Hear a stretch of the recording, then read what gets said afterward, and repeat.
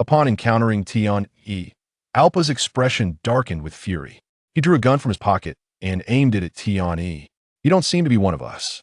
Tell me, who exactly are you? I am. With a thunderous bang, the conversation was abruptly interrupted. Clang, clang, clang. As Tian-E's words faded, he felt a slight sting on his forehead, akin to a mosquito bite, followed by the sound of a gunshot and a bullet clattering onto the deck. You, what on earth are you? Seeing that the bullet had failed to harm Tian-E, Alpa was taken aback, stumbling backwards, and fired another shot at him. However, this bullet struck Tian-E's body with the force of a cannonball, causing him to stagger back 2 steps. Crack, crack, crack. As Tian-E approached step by step, Alpa collapsed to the ground, letting out a piercing scream. Come here. I will spare your life. Otherwise, you know very well what awaits you. You wouldn't kill me, would you? Alpa stammered, trembling in fear. If I desire your death, there is no escape from my grasp. At this moment, the only thing Tian-E could do was feign the demeanor of a formidable master. Swallowing hard, Alpa, upon hearing Tian-E's words, slowly rose to his feet. With a wave of his hand, Tian-E gestured towards his ship. Board the vessel. Yais. Alpa complied, bowing as he stepped onto the ship, his face adorned with a sycophantic expression. What instructions do you have, my friend? Care for some barbecue? Previously enraged by the attack, Tian-E now found himself at a loss for how to proceed as he calmed down. Quaking, Alpa gazed at Tian-E, swallowing again and nodding no. Elite. Very well. How many would you like? Tian-E nodded, a hint of a smile gracing his face. As Tian-E smiled, Alpa suddenly realized, I want them all. Whatever you have, I will take. Is that so? Excellent. Tian-E raised an eyebrow, counting. Thank you. That will be 200,000 berries. 200,000. Alpa's expression faltered for a moment before he hurriedly replied, I don't have that much berries. Instantly appearing dejected, Tian-E inquired, How much do you have? This is everything I possess, all yours. Will you let me go? Alpa emptied his pockets, revealing all his berries, including gold coins. Upon counting, Tian-E found that Alpa had less than 30,000 berries, that he took the berries, prepared 30,000 worth of barbecue, and handed it to Alpa, saying, Make sure to finish every last bite. Elite. Without further ado, Alpa grabbed the skewers and began devouring them ravenously. Wow, this is delicious. Young man, your culinary skills are quite impressive. Alpa beamed at Tian-E, but upon noticing Tian-E's grim expression, he quickly lowered his head to eat. Burp. Alpa belched, feeling a wave of embarrassment wash over him as he glanced at Tian-E. Tell me, who sent you? Tian-E casually asked while tidying up the barbecue stall. I saw the emblem on your shop, which signifies information from the Backlua workshop. I came to inquire if you have encountered any pirates recently. Alpa quickly approached to help tidy up, a hint of apology evident in his smile. I haven't. Tian-E was about to say he had not encountered any, but then he noticed a symbol on the chest of the man across from Hema, mark indicating 5,000 berries. He had seen such an emblem before, used to denote its price. But what did it mean for such a symbol to appear on a person? Could he earn 5,000 berries? Or perhaps sell something for that amount? Or was it something else entirely? Alpa, noticing Tian-E's contemplative demeanor, instinctively recoiled, especially when Tian-E lifted his gaze to look at him, making Alpa feel as though he was a wild boar, awaiting slaughter. That night, aboard the ship, Tian-E encountered the leader of base, a fellow known as Yellow Hair Tucker. Though not a minor character, Tucker wielded considerable influence in the city of Canola, claiming connections even within the king's army. However, after Tian-E showcased his formidable prowess and the effects of his indomitable body, Tucker was immediately intimidated. Yet, Tucker expressed confusion as to why someone of Tian-E's caliber would choose to lurk here, masquerading as a mere barbecue vendor. With a slight smile, Tian-E explained that he had his reasons for remaining in this place and requested that Tucker promptly inform him of any news regarding pirates or the king's army. In exchange, if Tucker encountered any troubles he couldn't resolve, Tian-E would assist him as deemed appropriate. Knowing Crocodile's motives, Tian-E anticipated that intelligence regarding the king's army would be invaluable, allowing him to profit from the information gathered from the members of Backlua workshop. The thought of future profits soaring filled Tian-E with joy, a smile creeping onto his face. However, To Base and Tucker, this smile appeared oddly sinister. After concluding their negotiations, Base curiously asked his leader, Tucker, "Brother, is it wise for us to collaborate with this mysterious figure?" Hee hee. Indeed, it's a good thing to think critically. But what exactly did I promise him earlier? Tucker chuckled to his subordinate. I didn't agree to anything. We are merely in a cooperative relationship. Aside from sharing information, we are not responsible for anything else. Base paused, then suddenly realized, so we have committed nothing while securing him as our support. Precisely. Tomorrow, we shall discreetly investigate his background. We must ascertain his true identity. Tucker narrowed his eyes, recalling Tian-Yi's displayed strength. Despite allowing them to attack him without evasion, neither he nor Base could even graze his skin, leading Tucker to suspect that Tian-Yi might be a user of a devil fruit. While the Grand Line was known for its peculiarities, devil fruit users were not so commonplace, especially among their lower-tier ranks, that a capable fighter with such abilities could easily dispatch them. Clearly, Tian-Yi's abilities provided substantial combat advantages, rendering him virtually untouchable even as they struck at him. The following day, Tian-Yi resumed his barbecue sales, unaware that Tucker had dispatched individuals to thoroughly investigate his background. Chapter 5: The Beginning of Dreams. So, he suddenly appeared here more than half a month ago? Have we inquired with the merchant ships? Does anyone know where he came from? Tucker listened to Base's report, frowning as he spoke. No, we have inquired with all the merchant ships. And we have also asked at the port, even the king's army. My father personally inquired, yet there is no news of him. Base shook his head in response. This is indeed strange. Moreover, what he has shown so far is simply that of an ordinary person. And he was even beaten by the thugs at the restaurant. Did you verify this personally? Tucker asked, looking at the intelligence in his hand. A hint of surprise in his voice. Yes, as soon as I received the news, I went there immediately. Our people know those thugs, according to them. He is just a kid who sells barbecue at the port. Base nodded and replied. This is rather puzzling. Tucker rubbed his chin, contemplating deeply before continuing. So, it means that it is highly likely that after that day, he had an adventure, consumed a devil fruit, and thus became powerful. However, boss, this does not quite add up. If he is merely a fortunate individual, why would he seek information about pirates and the king's army from us? If I were in his position, the first thing I would do after gaining such power would be to seek revenge. Base shook his head, expressing his confusion. It is indeed quite strange. Regardless of his motives or who he was before, at least now he possesses strength. Collaborating with him may not be detrimental. After pondering for a long time, Tucker couldn't deduce a clear reason, so he gave up on thinking. Brother, should we send someone to stir things up at that restaurant? That fat owner, relying on his wealth, has hired thugs and completely disregards us. If we send someone to cause trouble, it would not only be a goodwill gesture towards Tian-Yi, but also serve as a deterrent for that owner, ensuring he pays protection fees in the future. After a moment of hesitation, Base proposed. Excellent, very well. Let us proceed as you suggested. You will handle this personally and find a way to relay the news to Tian-Yi, so we can also earn his favor. Should any conflict arise later, it would be good for him to back us up. After all, we are assisting him. Ha. Tucker patted Base on the shoulder, clearly pleased. Yes, rest assured, brother, I will handle it. Flawlessly. Base grinned, assuring him. Soon, by evening, Tian-Yi received the news. Because Base had someone disguised as a diner. He reported what had transpired at the first barbecue imitation restaurant today, making it difficult for Tian-Yi to remain unaware. Furthermore, the poor performance was genuinely embarrassing for him to witness. You lot. Once the diners had left, Tian-Yi called a few small-time thugs, who were pretending to be customers. Over. Come here. Tian-Yi stood on the ship, pointing to a nearby bench, gesturing for them to board and converse.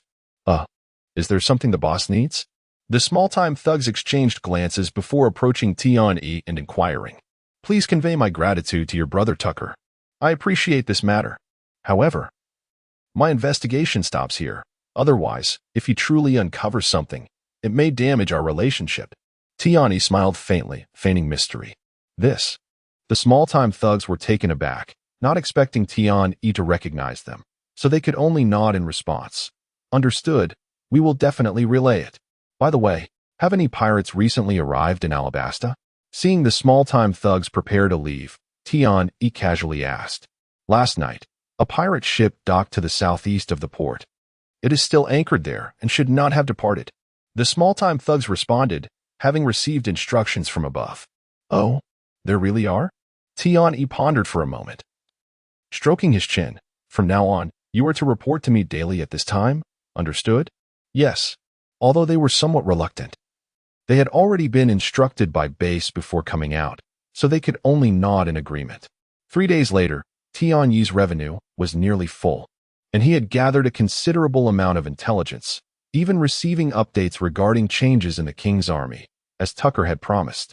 However, the people from the Bucklow workshop seemed to have vanished, as no one came to seek him out anymore. Detected conditions for upgrade met. Would you like to upgrade? On this day, Tian-E finally accumulated a total revenue of 1 million, prompting the system to inquire whether he wished to upgrade. Upgrade, suppressing his excitement. Tian-E chose to upgrade the small boat. Upgrade commencing, remaining time, 11:59:59. During the upgrade period, no one except the host may enter the domain, the boat. Once again, a thick fog enveloped the small boat, and for some reason, Tian-E felt a profound sense of security. The next morning, when the system's voice signaled the completion of the upgrade, Tian-E immediately sprang up from bed, sitting upright. The small boat, domain, upgrade complete. The small sailing boat, domain, permissions elevated, unlocking basic Lord permissions. Basic permissions. The Lord possesses the authority to seal the domain, after which no one may enter or exit. Listening to the system's prompt, Tian-E fell into contemplation. Given the current situation, it was clear the system aimed to cultivate him into a lord, and his territory was this very ship beneath his feet. By continuously accumulating revenue, he could expand his domain. Ah, splendid. I now possess the confidence to confront the powerful beings of this world. Taking a deep breath. With the ability to close the domain combined with his immortal physique, Tian-E felt a surge of anticipation for the future. Pushing open the cabin door, he discovered that the changes following the upgrade were even more significant than he had anticipated. Despite some mental preparation, he was still somewhat taken aback. The once small boat had now transformed into a genuine sailing vessel, and by his estimation, the overall length of the ship should not be less than 15 meters. Looking from the deck towards the port, he noticed that his position was considerably elevated above the port's ground, a stark contrast to the height of the previous small boat. The cabin he had just exited was located at the stern of the small sailing boat, with the captain's quarters above it, a modest space. In the center of the ship stood a thick mainsail, while the bow featured a standard bow without any special patterns or decorations. After strolling around the deck, he returned to the cabin and began to meticulously examine the interior. Besides his bed, there was also a barbecue stall and the leftover ingredients from before. Chapter 6. Constructing the seaside restaurant. Observing the interior of the cabin, he realized it was quite suitable for conversion into a kitchen. This transformation would finally provide a venue for his culinary expertise, while the deck could serve as a dining area for patrons. What is this? Venturing to the corner of the cabin, Tian-E discovered a square object resembling a lid on the floor, complete with a handle. Gently tugging at the handle, the lid swung open, revealing a hidden compartment beneath, leading down a staircase. The space below was surprisingly expansive. It appeared to be a bedroom. Descending the stairs, Tian-E quickly discerned that this was the internal space of the vessel. Upon exiting the cabin, he found himself in the bedroom area. In addition to the master bedroom, there were 2 smaller bedrooms leading towards the deck, culminating in a space akin to an office or conference room. Each of the 2 smaller bedrooms and the office boasted exits onto the deck, apart from the master bedroom's exit in the cabin. After thoroughly exploring his small sailboat, Tian-E felt that his previous ideas were now feasible, as the usable area of the sailboat exceeded his expectations, making it sufficient to realize his envisioned plans. Task 1. Go to the city to purchase necessary supplies. Completion reward, one of the Navy's 6 techniques. Task 2. Remain on the boat. Completion reward, random basic attribute point 1. Just as he prepared to disembark to procure some supplies, a task notification unexpectedly popped up. What does this mean? He had never encountered such an assignment that restricted his movements. Although perplexed by the system's task, Tian-E opted for task 2, choosing to stay on the boat instead. Having activated the system for over half a month, he had gradually accumulated around 10 basic attribute points. Aside from a slight increase in vitality, the rest had been allocated to strength and speed, though he felt the changes were not particularly significant. What is the system up to? Does it not want me to leave the boat? After waiting for a while without receiving a completion notification from the system, he hesitated to step off the vessel. What is that? While pondering what supplies to acquire to enhance his revenue, he suddenly noticed someone lurking around, seemingly searching for something. Hey, you there. Upon closer inspection, Tian-E recognized a member from the Barcrow workshop whom he had met previously. Oh, I thought you had left when I saw you change boats. Alpa exclaimed as he approached Tian-E, speaking in hushed tones. Come aboard. What brings you here? Tian-E smiled faintly and beckoned him. He had been anticipating Alpa's visit, and was pleasantly surprised that he had returned. Congratulations, host, on completing the task. Reward, basic attribute, strength 1. As Alpa boarded, the system's completion notification chimed, enlightening Tian-E that the task was essentially to await Alpa's arrival. Follow me.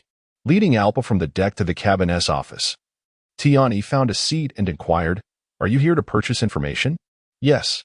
After our last meeting, I went to earn some money, and here I am now. Alpa replied eagerly. Speak. What do you wish to know? Tian-E stroked his chin, suddenly feeling something was amiss. Sitting on the benches, the atmosphere lacked a certain flair. At that moment, he envisioned himself elegantly seated in a plush chair behind a desk, enjoying a cigar and a glass of red wine, exuding an air of mystery. Regrettably, he had neither cigars nor wine, nor a proper table, just 2 benches. Have there been any pirates frequenting the area lately? Alpa hastily asked. 5,000 berries. Tian-E promptly quoted the price displayed above Alpa's head. Here are your 5,000 berries. Alpa handed over the prepared currency. Recently, 3 pirate crews have landed at Canola. The earliest crew arrived 3 days ago, while the other 2 arrived yesterday afternoon and last night. After collecting the berries, Tian-E relayed the intelligence he had received from Tuck and his crew to Alpa. 3 pirate crews? Alpa's face lit up with excitement. It seems fortune is smiling upon us. Do not celebrate too soon. The last crew that arrived last night is not to be trifled with. If you seek prey, I recommend targeting the first 2 crews instead. This is your first time purchasing information. Consider it a complimentary tip from me. Tian-E advised softly. Hee, no worries. This is our line of work.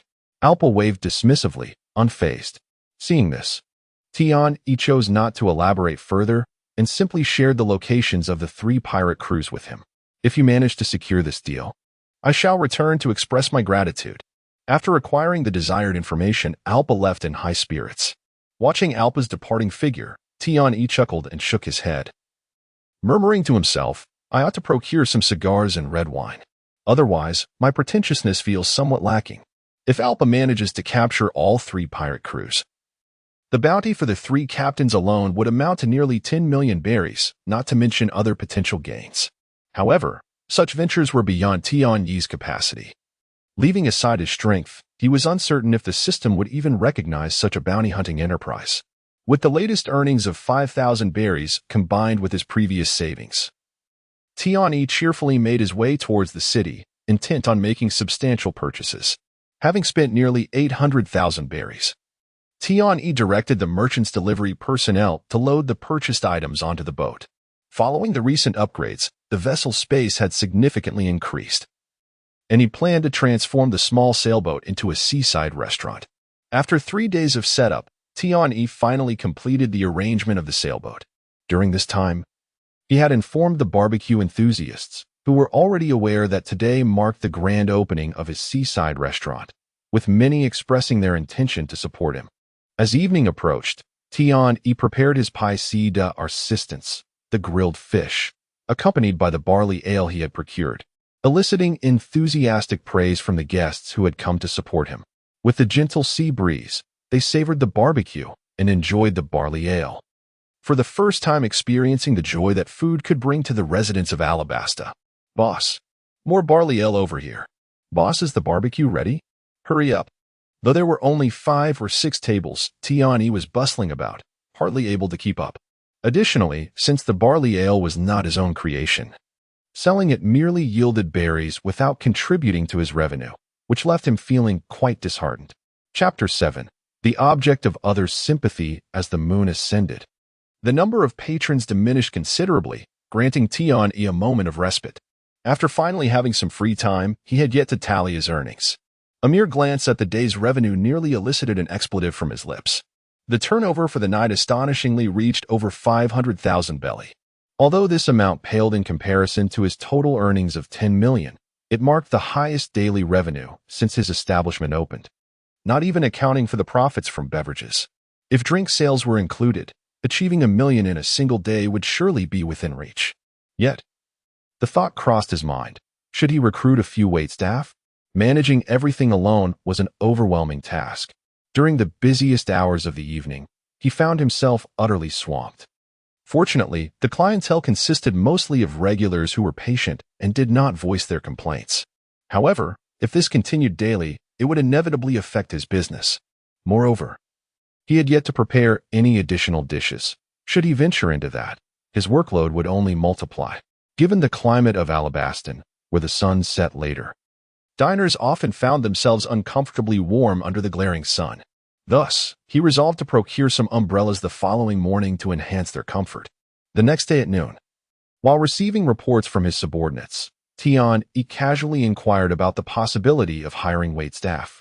"Boss, to be frank, if you have the means, purchasing slaves would be your best bet. Hiring waitstaff is certainly less cost-effective than acquiring slaves that cannot be struck or scolded. Buying a few slaves would be far more convenient and practical," one of the ruffians chuckled. "Do you have any connections?" Tian-E pondered and asked. "Of course. Whenever you're free, my brothers and I can take you there." The ruffian nodded assuredly. "Very well. I have no pressing matters at the moment, so let us go." Tian-E was not fundamentally opposed to the idea of purchasing slaves. It was not that he lacked empathy. Rather, he believed that before extending sympathy to others, one must ensure their own well-being, lest they become the object of someone else's pity. Furthermore, he reasoned that the life of a slave in his possession would undoubtedly be preferable to being sold to someone else. At least he would not subject them to violence. Under the guidance of 2 ruffians, Tian-E soon arrived at a subterranean establishment. The space was not overly crowded, yet it was relatively spacious. "Boss, the dealings here are rather unsavory, thus requiring a guide for entry. Since you are acquainted with Big Tuck, we are able to bring you in," one ruffian explained. In short order, guided by their lead, Tian-E encountered the so-called slaves, with men confined in one cage and women in another. "Choose whatever type you desire, boss. These are ordinary slaves. If you seek those with skills or combat abilities, they must be pre-ordered," a ruffian whispered to him. Tian-E chose to disregard the ruffian's commentary and turned his gaze towards the caged individuals. The environment was disconcerting, prompting him to consider purchasing a couple and leaving. Task 1. Defeat the guards here and liberate all the slaves. Completion reward: advanced swordsmanship. Task 2. Purchase all the slaves. Completion reward: 3-hour revenue acceleration card. Task 3. Depart immediately. Completion reward: random basic attribute 1. Upon seeing the tasks laid out by the system, Tian-E felt an expletive nearly escape his lips. Was this truly the work of humanity? The notion of liberating slaves was utterly impractical, and as for purchasing them all, he simply lacked the funds. His only assets were the earnings from the previous night, and he was uncertain if that would even suffice to buy 1 or 2, let alone the entirety. Thus, the only feasible task for him was the third one. However, if they wished for him to leave without buying slaves, they could have simply barred him from entry earlier. Now that he was here, to instruct him to leave felt like a mockery.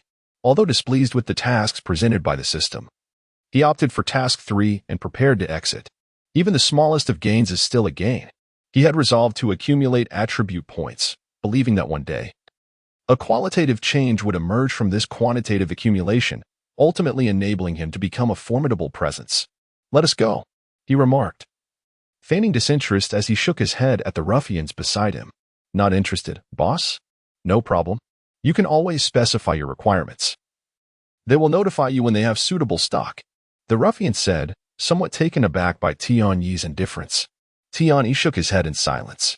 While he could tolerate the purchase of slaves, commissioning a slave was a step too far. Such an act implied that an ordinary person, meeting his criteria, would be forcibly taken to become a slave, which fundamentally differed from merely purchasing those who had already been enslaved. Noticing Tian Yi's departure, the ruffians hurriedly followed. Initially, they had brought him to procure slaves in hopes of earning a commission. However, with Tian Yi's imminent departure, their prospects dwindled. Just as he was about to exit the underground auction house, he observed a group escorting a fresh batch of slaves. "Ah, Lord Alpa, what brings you here? Please, come in," the slave trader enthusiastically called out, interrupting Tian Yi's exit. Upon hearing the name Alpa, Tian Yi turned in surprise. Indeed, it was the same Alpa who had visited him the previous day. However, he appeared markedly different now, his body enveloped in bandages, and the bounty hunters trailing him bore similar signs of injury. "Congratulations, host. Task completed. Reward. Basic attribute. Strength 1. The instant Tian Yi laid eyes on Alpa, the system notified him of the task completion, leaving him momentarily bewildered, as he had yet to exit the human trafficking basement. Logically, he should not have been credited with a completed task. Task: Recruit 5 waitstaff. Current progress 0.5. Completion reward: Unknown. Before Tian Yi could fully comprehend, the system's task notification chimed once more. He soon noticed that among the slaves Alpa's group was escorting, a female bore a conspicuous red exclamation mark above her head, drawing his attention immediately. Chapter 8. Underworld Forces. This task is rather peculiar. Typically, one is presented with 3 choices, yet this time there are none, and the reward remains an enigma. He is certain that prior to the emergence of this task, the red exclamation mark was absent. In other words, must I recruit this individual as a servant? Since it pertains to the task, Tian Yi has no intention of letting it slip away. He strides forward towards Alpa, determined to test the waters. Upon noticing Tian Yi approaching, Alpa, who had feigned ignorance despite having seen him earlier, is taken aback. "Are there slaves here as well?" Tian Yi bypasses pleasantries and directly inquires. "Hey, do you understand the rules? These are our goods. If you want them, you must purchase them inside." Before Alpa can respond, the slave trader interjects. "Not for sale?" Tian Yi furrows his brow, questioning Alpa upon receiving no reply. "Of course, for sale. Who would I not sell to? Which one catches your eye?" Observing Tian Yi's frown, Alpa immediately adopts a more subservient demeanor. The gangsters trailing Tian Yi and the slave trader are left agape. It is known that Alpa's band of bounty hunters, despite their recent arrival in Alabaston, boasts considerable numbers and strength, thus even local factions shy away from provoking them.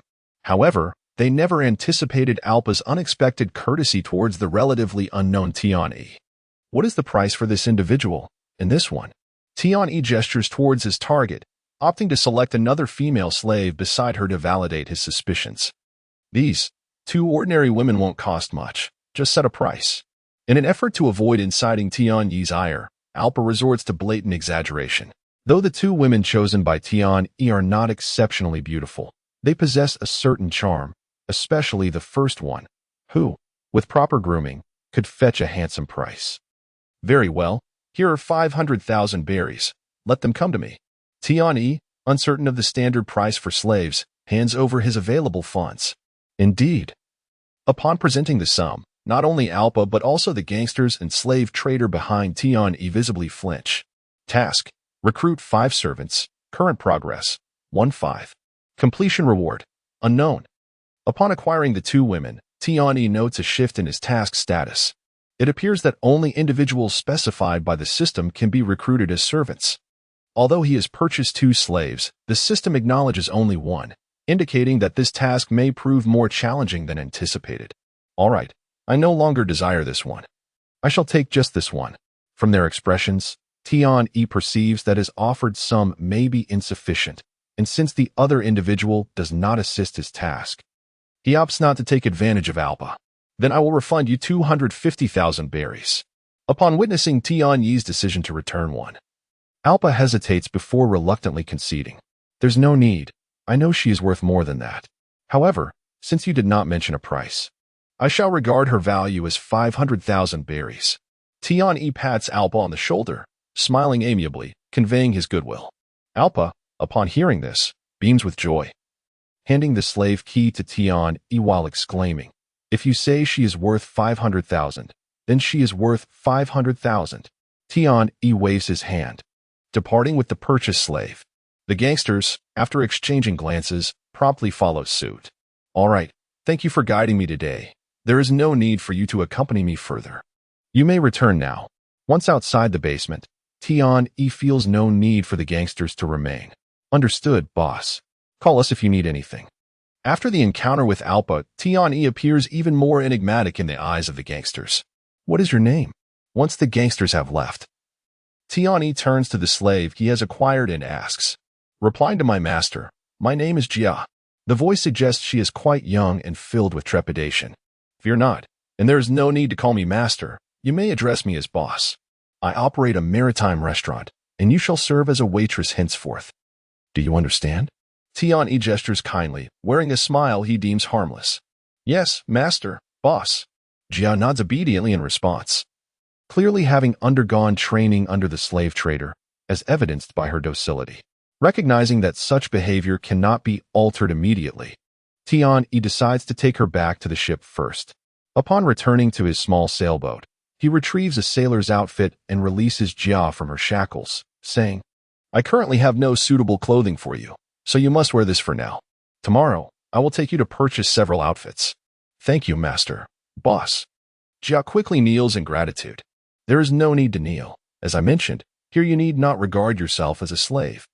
As long as you perform your duties as a waitress, I shall not impose upon you. Tian-E assists Jia to her feet, shaking his head. Now, go take a shower and change into your new attire. We must prepare for work shortly. Jia hesitates momentarily before taking the sailor outfit to her room to wash up. While she freshens up, Tian-E begins preparing the day's ingredients. Following the success of the grilled fish, which sparked a surge in business, he must prepare an abundance of grilled fish today. Before long, Jia emerges from her wash, clad in the sailor outfit. The guests have yet to arrive, you may. Before Tian-E can finish his sentence, he is rendered speechless upon seeing Jia after her bath. Mas. Master? Noticing Tian-Yi's stunned gaze, Jia instinctively takes a step back, timidly calling out, My apologies. I truly did not expect you to be such a beautiful young lady. Tian-E chuckles sheepishly. Indeed, the reason for Tian-Yi's astonishment lies in Jia's transformation. After washing, she appears as a stunning beauty, her golden hair tied into a simple ponytail. Her bright eyes and delicate features resembling that of an anime character.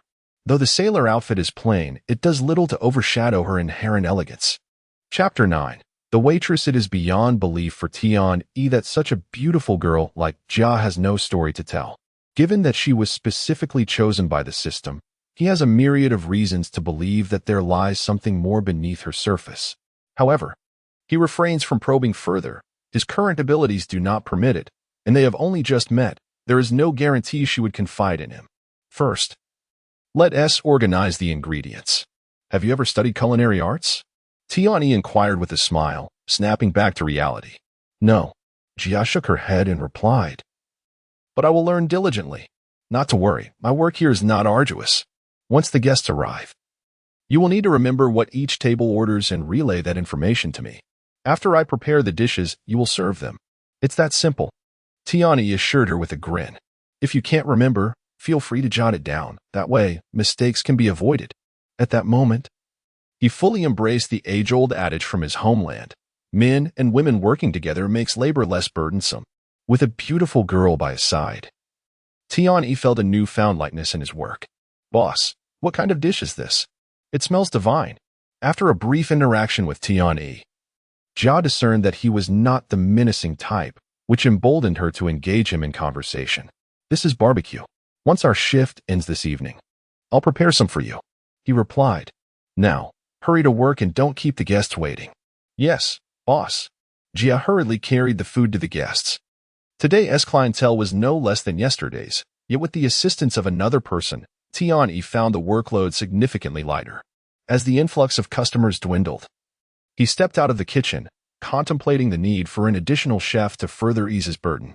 Boss, you've come out. Alpa, still bandaged from his injuries, greeted Tian-E with a bright smile. Drink less if you're still injured. Are these all your comrades? Tian-E pulled a stool over and sat down. Yes, these are all my brothers. Alpa, understanding the question, nodded slightly, a hint of embarrassment creeping into his demeanor. We came to express our gratitude for the information you provided. We managed to take down 2 out of 3 pirate crews. However, I didn't heed your advice regarding the last crew, which not only allowed them to escape but also cost us many brothers. Tiani was taken aback by Alpa's words. Based on his assumptions, he had expected Alpa's crew to struggle against the final pirate group, yet they had managed to drive them away at a cost. Haha. In light of your gesture, I shall bestow upon you another piece of information for free. Tiani gestured toward Jia, beckoning Alpa closer with a finger, speaking in hushed tones. Upon hearing this, Alpa quickly leaned in. In a few days, the King's army will be conducting a small-scale recruitment in the canola fields. Have a few of your trusted brothers participate. It will prove beneficial in the future. Tian-E believed that the Backrow Workshop had not yet begun to establish their influence over all of Alabasta, so he sought to prompt Alpa into action ahead of time. This would not only bolster their trust, but also facilitate future endeavors. Alpa looked at Tian-E, bewildered by his suggestion. Why should I do this? Do not question it. Trust me and follow my lead. Tian-E replied mysteriously. After a moment's hesitation, Alpa nodded. All right, I will have my second brother personally oversee this matter. He thought it odd for bounty hunters like them to interact with the King's army, yet Tian-E's enigmatic nature compelled him to give it a try. Feel free to send more of your men here to support the business, Tian-E said, patting Alpa's shoulder with a smile. Haha, rest assured. That's a must, Alpa replied with a grin. It's getting late, so I won't disturb your rest any longer. Brothers, let us go. As he watched Alpa depart, Tiani stroked his chin, deep in thought. At present, he had built some rapport with both the Backrow Workshop and the local underground forces in Canola. He needed to consider how to leverage these connections to amplify his influence. Moreover, he sensed that the system was subtly pushing him toward the Backrow Workshop, intertwining his fate with theirs. However, being aware of the narrative, Tiani was reluctant to become too entangled with them. As the primary antagonist in the world of One Piece, the Backrow Workshop did not meet a favorable end. Should he become too deeply involved with them, he risked attracting the attention of the protagonists, which would spell trouble. Jia, there's no need to rush. Take a moment to rest. We can tidy up together later, he said, momentarily interrupted from his thoughts by Jia's action of clearing the table. No need, boss. I'm not tired, Jia replied, shaking her head. All right then, you clean up while I prepare some barbecue for us to share, Tian-E said with a smile. Jia opened her mouth, about to speak, but Tian-E had already risen to leave, prompting her to quicken her pace in hopes of finishing the table before his return. Soon, as Tian-E emerged with the barbecue, he found that Jia had already completed the task. Sit down. Didn't I tell you? Here, just consider yourself a waitress, Tian-E said, munching on a skewer. After a moment's hesitation, Jia finally took a seat, though she refrained from reaching for the barbecue. Tian-E chuckled and shared some with her, speaking in a commanding tone. This is your assignment. You must finish it, understood? Yes, boss, Jia responded, promptly digging in. By the way, how did you end up captured by pirates and turned into a slave? Tian-E casually inquired as he continued to eat. Well, cough. Cough upon hearing Tian-Yi's question. Jia hastily swallowed her food, inadvertently choking on it, as the spices and peppers brought tears to her eyes. Chapter 10. Never disembark, do not rush. Let us treat this as mere casual conversation. Never mind. Please, indulge yourself. I shall refrain from further inquiries. Observing the apprehensive demeanor of his companion, Tian-E resolutely chose to abandon the matter. After finishing the skewers, the two tidied up the deck and the cabin before preparing to rest. Please avoid my room and study. You may wander freely elsewhere. This room is yours, and I will not intrude, so do maintain its cleanliness, he advised Jia with a playful grin. And do not disembark at night. Understood, boss, Jia replied earnestly, nodding her head. That night, after sealing his domain, Tian-E retired to sleep. In the dead of night, Jia stealthily emerged from her room, glancing around before cautiously making her way to the deck.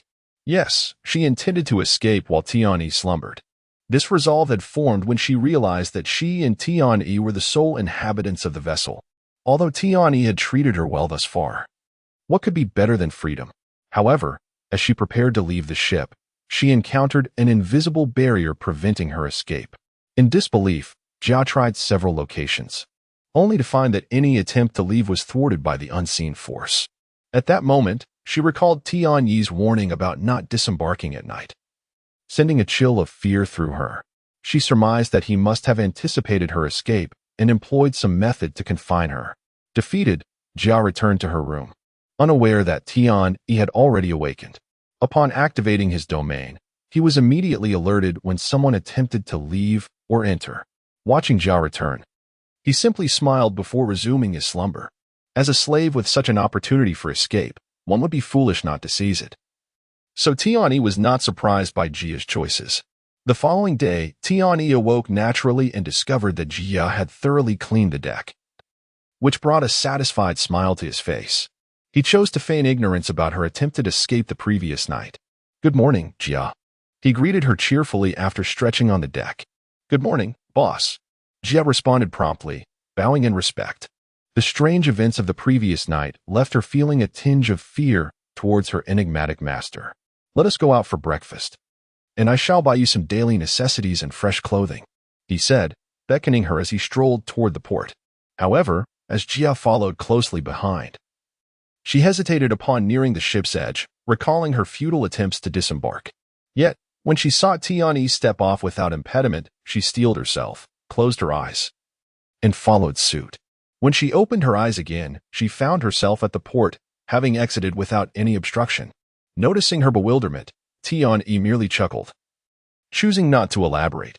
After awakening, he had unsealed the domain, allowing for free movement. Seeing Tianyi's smile, Jia realized that her every action had been under his scrutiny, which filled her with trepidation. For a slave daring to escape, the consequences could be severe, ranging from brutal beatings to even death from human traffickers or pirates. Yet, as she accompanied Tianyi into the city, she observed no ill intentions from him, as if he were completely unaware of the previous night's events. "What do you think of this outfit?" Tianyi inquired, holding up a maid's uniform. "Please do not regard me with such a gaze. I've merely noticed that the waitresses at other eateries wear similar attire." Before Jia could respond, she saw Tianyi flush with embarrassment. Unable to contain herself, Jia stifled a laugh, then quickly adopted a serious tone, saying, "You are the boss. I shall wear whatever you deem appropriate." Tianyi, feigning seriousness, nodded and instructed the attendant to wrap up the chosen maid's outfit, saying, "Ahem, you have a point. Let us choose this one. Future waitresses shall wear something like this." Seeing Tianyi's awkwardness, Jia felt a sense of comfort. At least her master, no, her boss, treated her well. She was indeed luckier than many other slaves. Upon their return to the port, they found BAS waiting by the ship with a group of individuals. "What brings you here today?" Tianyi asked, having opened the domain, thus preventing BAS and his associates from boarding, forcing them to wait. "I had been quite busy previously, but now that I have some free time, I thought it necessary to report to the boss." BAS replied with a grin. Tianyi recognized the insincerity in his words. He was merely a small-time thug, too busy for what? Strolling about? He understood that boss's presence was a result of Alpa's attitude towards him, which had garnered Tucker's interest, hence the change in his contacts to BAS. However, Tianyi was indifferent. He only sought information. "Please, have a seat." "Jia, prepare the ingredients," Tianyi instructed as he led BAS to the study in the lower cabin. BAS glanced at the few stools in the study, chuckling awkwardly before sitting down. "It appears the boss has yet to organize this place." "Indeed, I have been preoccupied lately. Just yesterday, I hired a new waitress." Tianyi replied with a smile, internally prioritizing the arrangement of the study. Besides reporting the information, "I have another matter where I hope the boss can assist," BAS said with a smile after sharing the port's recent happenings. "Oh, what matter is that? Pray, tell." Tianyi inquired with a smile. "Recently, a new group has arrived at the port, and Tucker wishes for your assistance in driving them away, as they have been hindering our information gathering," BAS explained, his face still adorned with a smile. "How intriguing. Another group has arrived? That is simply splendid. I wonder if Mr. BAS could facilitate an introduction? Once you settle your differences, I would be most pleased to collaborate with the victor," Tianyi replied, rising slowly with a light laugh. "Boss, you," BAS stammered, his expression shifting uneasily as he regarded Tianyi. Chapter 11. The troublemaker, do not mistake your identity. Do you understand? I am not beseeching you to do my bidding. Should you refuse, I would not hesitate to eradicate all of you, and subsequently cultivate a new group myself. However, such an endeavor is rather cumbersome. Hence, I have chosen you. Tian approached Bas and patted him on the shoulder, stating that after his encounter with Alpa yesterday, when the Bucklow workshop strategizes against Adamantine, Alpa would hold Tian in even greater esteem. Thus, he could effortlessly exploit the personnel of the Bucklow workshop to eliminate Tucker, thereby wholly appropriating his influence at the port, allowing for a gradual takeover of the city's underworld. Yet, for the moment, his collaboration with Tucker has been amicable, and he prefers not to expose himself, as departing from this vessel would place him in peril. However, should Tucker fail to recognize his position, he would not hesitate to seek a different representative. Bas, perceiving the veiled implications in Tian Yi's words, was visibly shaken. As Tucker's trusted aide, he was acutely aware of Tian Yi's formidable capabilities. Rest assured, boss, those rascals are oblivious to your strength. Henceforth, I shall relay all intelligence. Bas wiped the perspiration from his brow, awkwardly stating, so far, our collaboration has been quite pleasant. I hope we can continue in this manner. What do you say? Tian Yi inquired with a light chuckle. Of course. Absolutely. But nodded eagerly in response. Once he had reported the necessary information and taken his leave, Tian Yi smiled subtly. He recognized that from this day forth, his relationship with this band of ruffians had been irrevocably established. The notion of collaboration would cease to exist. He trusted that Tucker was astute enough to comprehend his options. Upon entering the kitchen, Tian Yi found Jia nearly finished preparing the ingredients, while patrons began to arrive, signaling the commencement of a bustling work period. What is happening? Why is it so noisy outside? As the moon began to rise, Tian Yi, engrossed in his kitchen duties, paused upon hearing the commotion on deck and ventured outside. Haha, I never anticipated that the server here would be such a beautiful young lady. Come here. Join me for a drink. As Tian Yi emerged from the kitchen, he witnessed several burly men harassing Jia, while surrounding diners kept their distance. Fearful of being caught in the fray, the large men, armed and clearly not to be trifled with, rendered any patrons unwilling to intervene. Trapped amidst the hulking figures, Jia was too frightened to resist or flee, trembling on the deck. Are you dissatisfied with the food served here? Tian Yi inquired with a smile as he approached. You are the owner of this establishment? A man seated at a table, munching on skewers, glanced up upon Tian Yi's arrival. Indeed, I am the proprietor. And you are the leader of this group? Tian Yi nodded and walked directly toward him. Ha, leader. You should be aware of who I am, right? The man partially revealed a tattoo on his chest, unmistakably bearing the emblem of the Bucklow workshop. With a swift motion, Tian Yi seized the man's hair and slammed his head onto the table, shattering it entirely. Brute, what are you doing? The man, momentarily stunned, exclaimed. You dare to lay a hand on me? You must be seeking your own demise. The surrounding thugs, caught off guard by Tian Chapter 12, the new waitstaff very well. Boss. Jia cast a glance at the fearful, hulking men who resembled slaves, pursed her lips, and departed from the study. Now, let us first address the matter of compensation. Are you aware of the extent of the losses I incurred today? Tian Yi inquired with barely contained anger as he settled into a chair. Normally, this would be the peak of business, but today, it was sabotaged before it even began. Gazing at the meager revenue of just over 100,000, Tian Yi felt a surge of frustration. Moreover, the chaos they caused today would undoubtedly affect tomorrow's business as well. Faced with the furious Tian Yi, the burly men from the Bucklow workshop dared not utter a word, fearing that a single misstep could lead to their undoing. Now tell me, what was your purpose in coming here today? After regaining his composure, Tian Yi pointed at the small leader he had previously struck. I am a millionaire from the Bucklow workshop. I heard from another millionaire, Alpa, that I could procure valuable intelligence here. So I came to see if I might obtain some useful information. The self-proclaimed millionaire from the Bucklow workshop hesitantly replied, glancing nervously at Tian Yi. You came here to buy information? You're nothing but a troublemaker. Tian Yi retorted, incensed to discover that the individual was indeed a millionaire. He kicked him down and declared, Humph. Observing the millionaire sprawled on the ground, too frightened to move. Tian-yi felt a twinge of helplessness. Even if he seized all the berry from the man, it would not remedy the situation. What he sought was revenue, not currency. Fine, speak. What sort of information do you desire? With a hint of hope to recoup some losses, Tian-yi asked.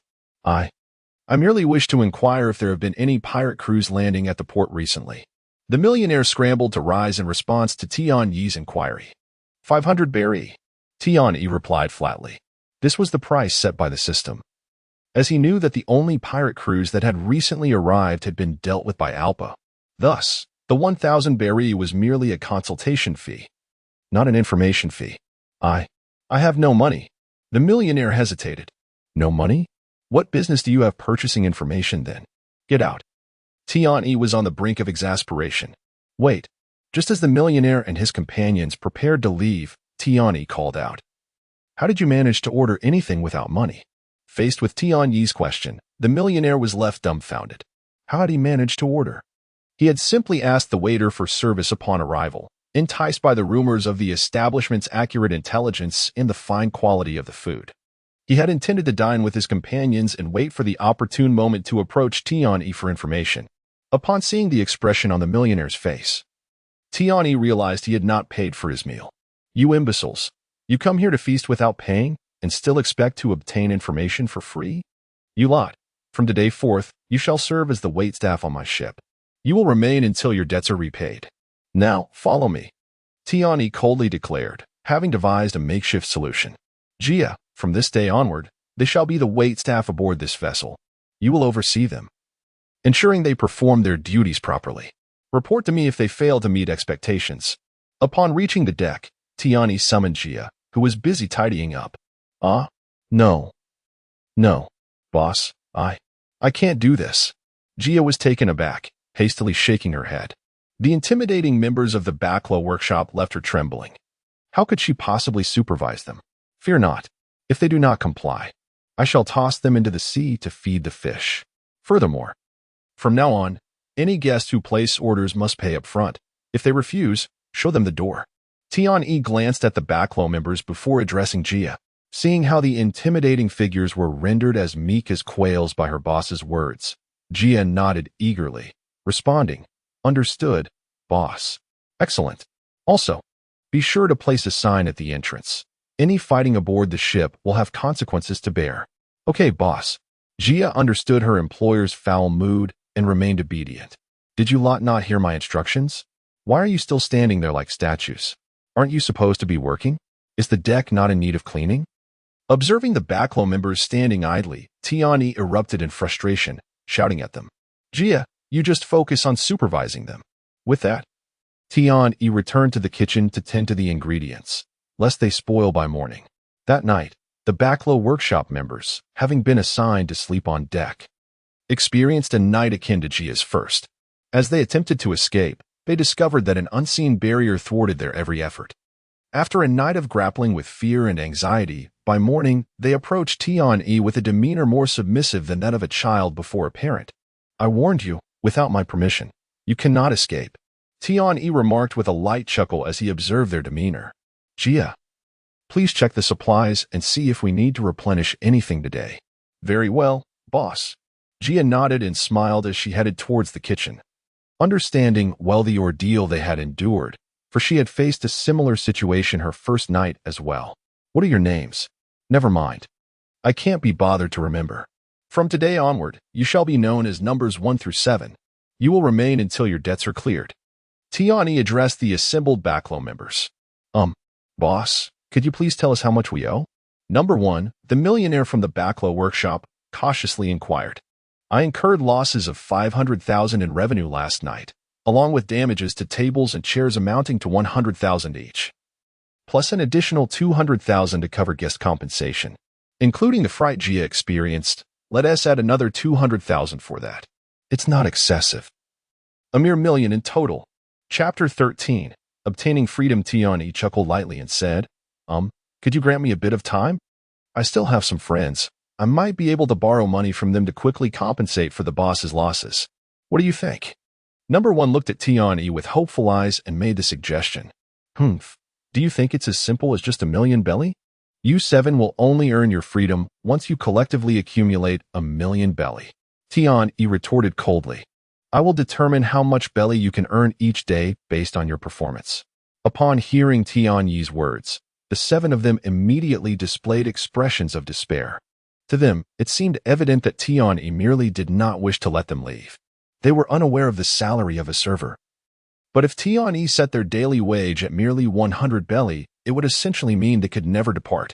Boss, I just finished counting the ingredients. We didn't consume much yesterday, and today, it should be fine. At that moment, Jia approached to report to Tian-E. All right, let us head to the city to purchase some supplies. Tian-E nodded in response. He decided to utilize the current manpower to buy everything needed for the study. Moreover, aside from barbecue, it was time to introduce more dishes. After all, possessing the skills of a gourmet chef without making use of them would be a tremendous waste. After a grand procurement, Tian-E found that his belly had diminished considerably. Upon returning to the ship, he immediately began organizing the study. Not bad. Now it's starting to take shape, he exclaimed as he plopped down into the revolving office chair, placing his feet on the mahogany desk before him. While number 1 to number 7 bowed and nodded in deference. Now, take a break. Prepare to welcome the guests later.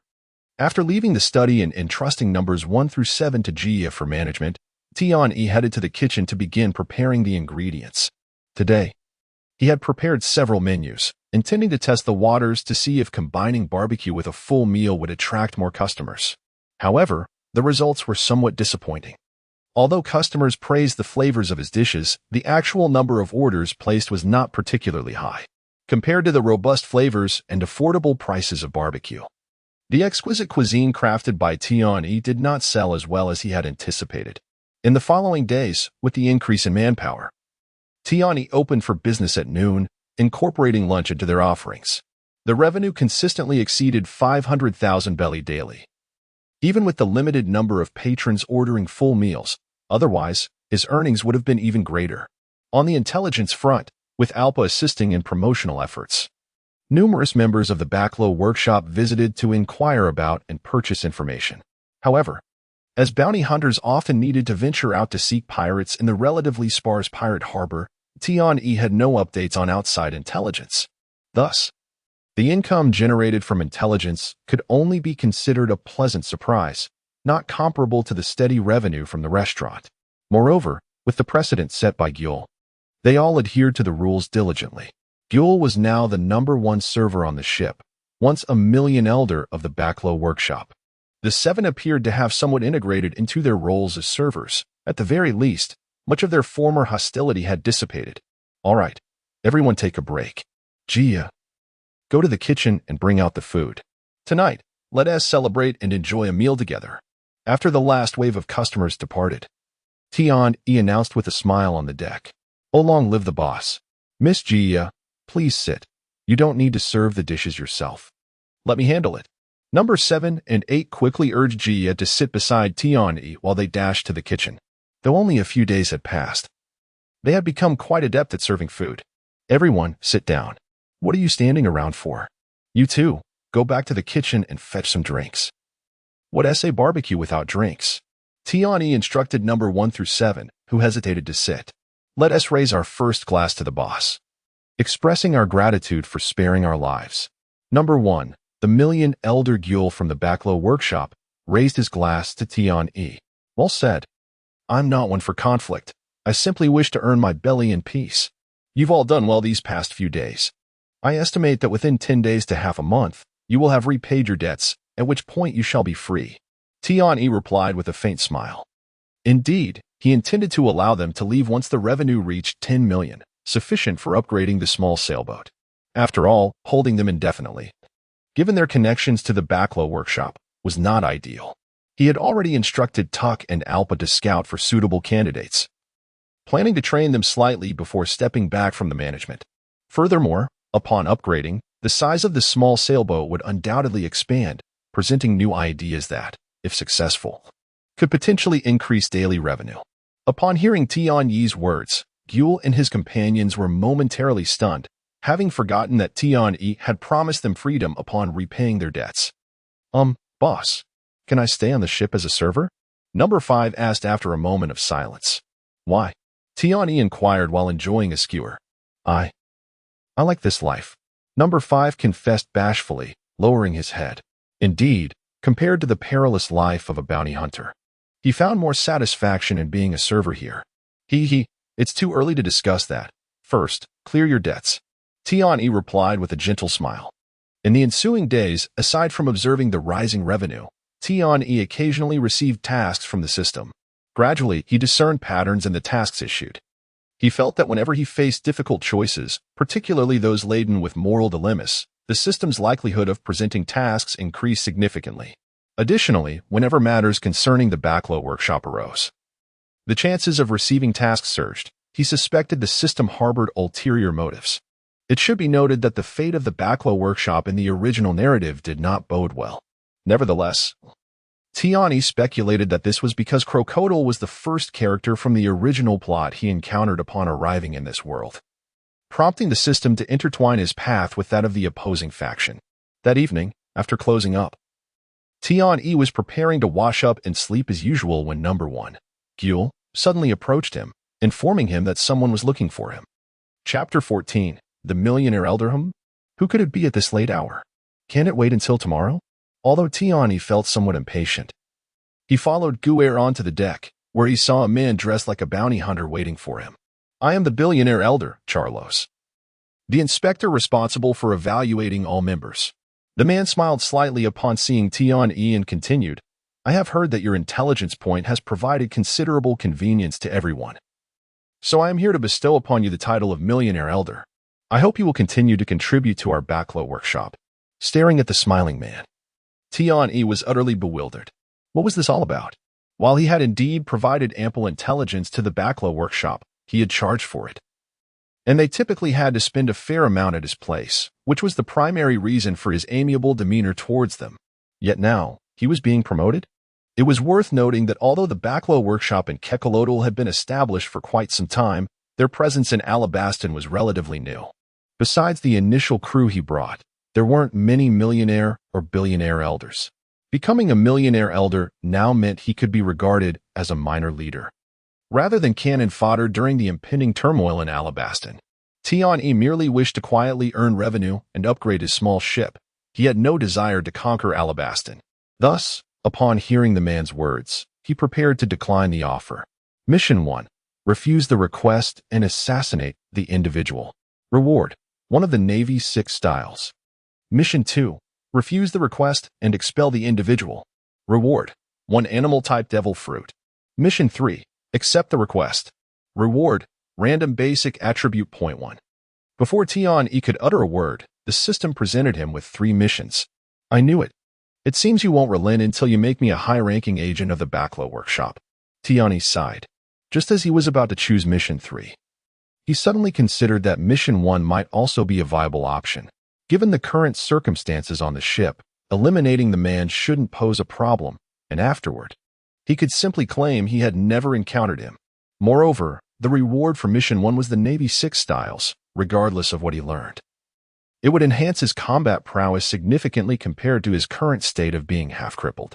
However, after careful contemplation, Tian-E ultimately opted for Mission 3, as he sensed that killing the man could be rather perilous. If the man possessed even a modicum of combat skill, and if Tian-Yi's initial ambush were to fail, it would be nearly impossible for him to eliminate his foe. Apart from his indestructible body's defense, he was entirely ignorant of combat techniques. If the man saw through his intentions, he wouldn't need to kill him. He could simply bind him and starve him instead. After reaching his decision, Tian-E accepted the identification badge of the millionaire elder that was offered to him. Congratulations, host, on completing the mission. Reward, basic attribute, strength 1. Will the organization send me assistance now? I suppose I am considered a minor leader at this point? Tian-E toyed with the badge in his hand, feeling a slight surge of strength, and asked with a smile, Hey, do you dare to request assistance? Charlos chuckled lightly as he looked at Tian-E. Hee. Tian-E smiled noncommittally, choosing not to elaborate further. Soon after Charlos departed, Guer hesitated before speaking to Tian-E. Boss. Just say it. No need to be so hesitant. Tian-E directed his gaze at him and spoke directly. Can my brothers stay by your side? Now that you're a millionaire elder, it would only be natural for them to remain close to you, Guer stated resolutely. Oh, they must be your trusted aides, right? If they all stay, even if I let you go, your strength among the millionaire elders will significantly diminish, won't it? What if you venture out to sea? Tian raised an eyebrow and inquired. Haha, boss, you underestimate me. In our line of work, nothing is ever foolproof, even with them alongside. If we encounter a tough adversary, we could all meet our end in the sea. Those guys being around you is a stroke of good fortune. Guer laughed. Then what about you? If you wish to stay, I can accommodate that. Boss, I am a millionaire elder. Before Tian could finish his sentence, Guer interrupted him, marking the first time he had spoken over Tian since boarding the ship. You may leave. Let our past dealings be forgotten. Should you come by to eat or sell intelligence in the future, remember to bring money. Tian waved his hand dismissively. Thank you, boss. Guer bowed deeply before resolutely departing. Once Guer had left, Tian shook his head with a bemused smile. Whether Guer had traded his remaining men for his own freedom or genuinely wished for his brothers to fare better, Tian chose to believe his words were sincere. The following morning, after rising, Tian informed members 2 through 7 that their leader, Guer, had departed, and they were now subordinates of this establishment. He also showed them his millionaire elder badge. The group exchanged glances before kneeling simultaneously and saying, Yes, my lord. Enough with the my lord nonsense. I am merely a millionaire elder. From now on, you shall still address me as boss, and your duties remain that of attendants. Are there any objections? Tian waved his hand, motioning for them to rise. Yes, boss. They nodded in agreement. Let us go first to the city to purchase some ingredients. Tian smiled slightly and called out to Jia, who had not yet approached. All right, boss. Upon hearing Tian's call, Jia beamed and quickly ran over. By the way, boss, why don't we collaborate directly with the traders selling ingredients, allowing them to deliver the supplies to the ship, instead of coming here ourselves every day? Jia asked curiously as they made their way to purchase ingredients. Staying on the ship all day can be quite dull. This is a perfect opportunity to explore. Though if you prefer, we can have the traders deliver starting tomorrow. Tian replied, somewhat insincerely, as a faint smile played on his lips.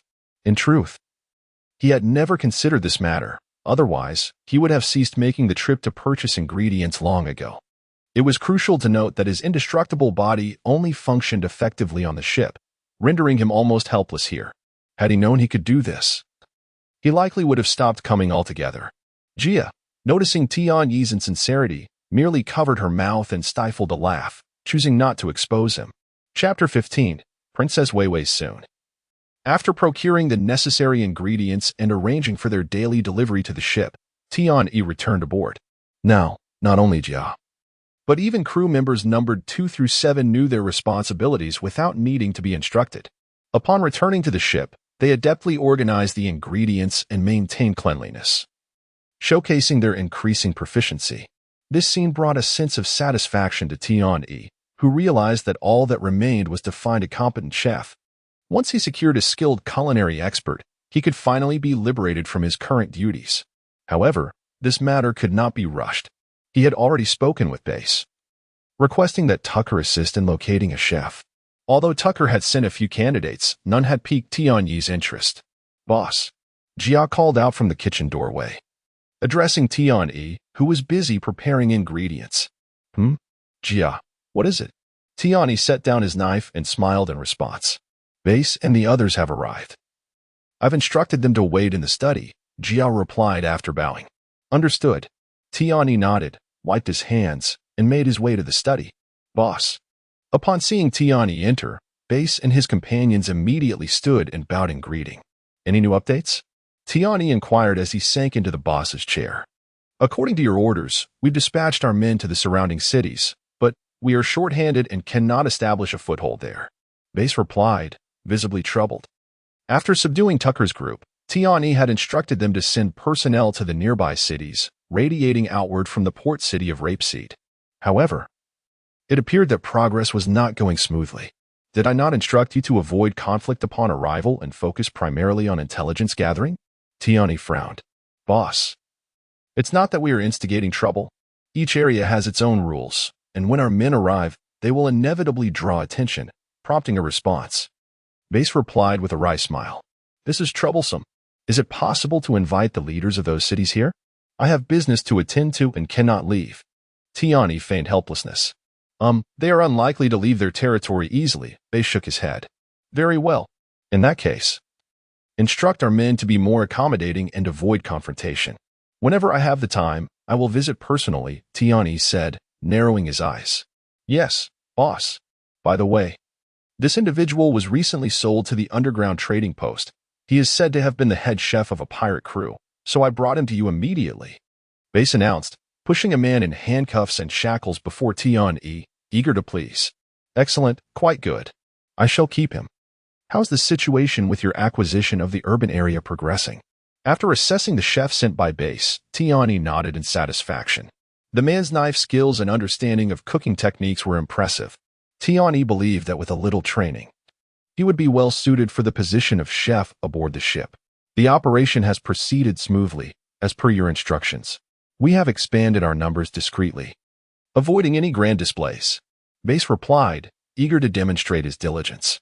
Tucker's original territory was limited to the port, with other underground factions controlling the urban area. However, now, the urban area also belonged to Tucker. Tiani had utilized the bounty hunters from the Bucklow workshop to eliminate a few small-time thugs with ease. Although they would prove ineffective against the main characters in a few years, they were adept at dealing with petty criminals who posed little threat to the populace. As for why the bounty hunters obeyed Tiani's commands, it was simple. He had utilized the Bucklow workshop's internal communication system to issue a task. Anyone who could deal with those small-time thugs would earn the privilege of purchasing intelligence from him first. Do not underestimate this privilege. In the port area of Alabasta, there are not many pirates. For the ever-growing Bucklow workshop, it was akin to a situation where the meat was scarce and the wolves were many, necessitating frequent excursions to seek targets. Compared to venturing out to sea, lying in wait at the port was far simpler. Hence, the intelligence priority essentially determined who would claim the prey. Be as inconspicuous as possible. The moment you can make your presence overlooked, you will ensure your survival. Do not think I am trying to intimidate you. If you lose your lives, do not blame me for not warning you. Tiani could see that. With Tucker having seized control of the entire underground force and rapeseed, Base had become somewhat giddy. Yes, although I may not fully grasp your words. I shall remain obedient, Base replied, still appearing subservient. Realizing that Base had not absorbed his warning, Tiani decided against further elaboration. Should their actions attract Crocodile's attention? Even if he wished to rescue them, it would likely be impossible. Given that Crocodile intended to conquer Alabasta, intelligence gathering would undoubtedly be of utmost importance. He would never allow such a critical location as the port city to harbor a force not under his control. After Base and his men departed, Tiani emerged from the study and instructed Number 2, go check if Alpa has returned. We have new intelligence that may pique his interest. Yes, boss. Number 2 nodded and promptly left. The last time they had dealt with the urban thugs was with the assistance of the elder, Alpa. Thus, Tiani had granted him priority access to intelligence as promised. Before long, while Tiani was teaching the newly awakened chef how to prepare barbecued dishes, Number 2 entered the kitchen, nodded at Tiani, and then got to work. It seemed another source of income was forthcoming. Number 2's nod indicated that Alpa had confirmed his intention to purchase the intelligence. All right, this is quite simple. Given your foundation, it should pose no challenge, correct? After completing the lesson, Tiani turned to the chef. The chef merely nodded, remaining silent. I understand that you may feel reluctant. Having been a pirate before and now finding yourself a slave, it must be quite an adjustment. However, fear not, for as long as you work diligently here, you shall not be treated differently than any other person. Furthermore, in the future, when I speak to you, it would be best to respond. Tiani said with a slight smile directed at the chef. The chef hesitated but eventually nodded, responding in a hoarse voice, Yes, master. His voice was gravelly, suggesting he had not spoken for quite some time. Chapter 16. Task abandoned. Do not address me as master. Just call me boss like the others. Tiani chuckled as he released the chef from his handcuffs and leg shackles, giving him a reassuring pat on the shoulder. The kitchen is in your capable hands today, but I will be watching closely. Feel free to consult me if any issues arise. At this moment, he had only just removed the restraints, confident in the chef's abilities. He had previously inquired about base and learned that, despite being a pirate, he was merely the ship's cook with limited combat prowess. Not all pirate cooks possess Sanji's remarkable skills. Are you not concerned that I might escape now that you've freed me? The chef hesitated, questioning Tian Yi's decision. My confidence in this choice suggests I have no fear of your escape. If you doubt it, feel free to test me. Tian Yi replied with a slight smile, settling into a nearby chair. The chef, after a moment's contemplation, turned and began to diligently prepare the ingredients. He had originally been a cook at a restaurant in a small town in the West Sea, only to be captured by pirates and forced into servitude aboard their ship. Ironically, he found himself once again in a restaurant, albeit now as a slave chef. After spending some time in the kitchen and observing that everything was running smoothly with the arrival of guests, Tian Yi finally felt at ease and stepped out onto the deck to greet the patrons. Many of the guests were familiar faces, having returned for more, and greeted Tian Yi warmly upon seeing him. While the chef's culinary skills were undoubtedly inferior to Tian Yi's high-class techniques, the subtleties of barbecue were often imperceptible to the average diner. Thus, aside from a few select gourmet dishes, Tian Yi decided to leave the kitchen entirely in the hands of the newly arrived chef. What is that delightful aroma? A melodious female voice suddenly interjected as Tian Yi chatted with some regular customers. Turning around, he was taken aback as he recognized the visitor. Ah, good day, miss. Are you here to dine with us? We are the only seaside restaurant in Cauliflower, where you can enjoy a meal while taking in the beautiful ocean view and the soothing sounds of the sea breeze. Before Tian Yi could fully process the situation, Jia had stepped forward, smiling as she introduced their establishment. A seaside restaurant? What a wonderful concept. And the food smells exquisite. Belle, we must try it. The newcomer, with her flowing aquamarine hair and radiant smile, was none other than Princess Nefertari Vivi of the Alabasta Kingdom. Miss, we have been out for quite some time, and it is already dark. If we do not return soon, we might get caught. A tall man with long brown hair, clad in a white robe adorned with black square patterns and wearing an Arabic-style headdress, responded with exasperation. Not to worry, since we are already here. Let us enjoy some barbecue before heading back. Princess Vivi had gleaned from Jia's introduction that the restaurant specialized in grilled dishes. Task 1. Approach and make the acquaintance of Princess Vivi, recognizing her. Completion reward. Observation hockey. Task 2. Approach and make the acquaintance of Princess Vivi, pretending not to recognize her. Completion reward. Random basic skill. Task 3. Turn and leave. Completion reward. Random basic attribute 1. Just as Tian Yi contemplated approaching, the system prompted him with the 3 tasks.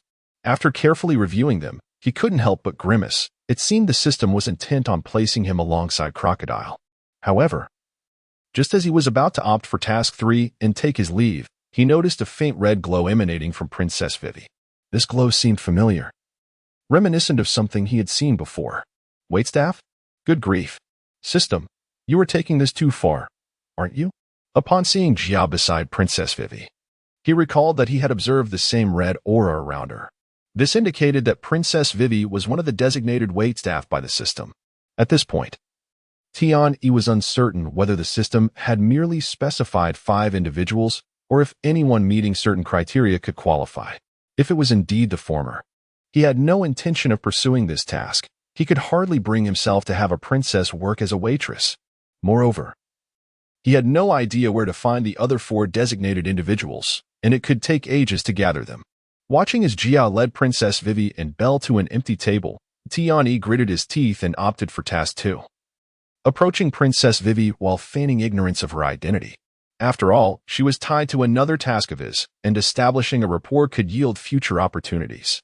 Besides, they were on his ship, his domain, so even if the task failed, he presumed there would be no mortal danger. Boss.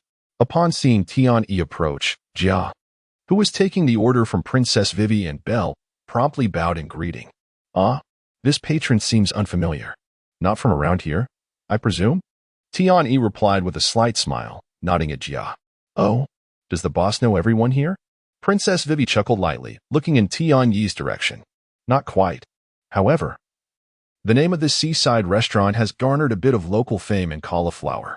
If you were a local, you likely wouldn't express such curiosity. Tiani responded with a friendly shake of his head. Indeed, we are not locals, but does that mean you won't serve us? Princess Vivi remarked.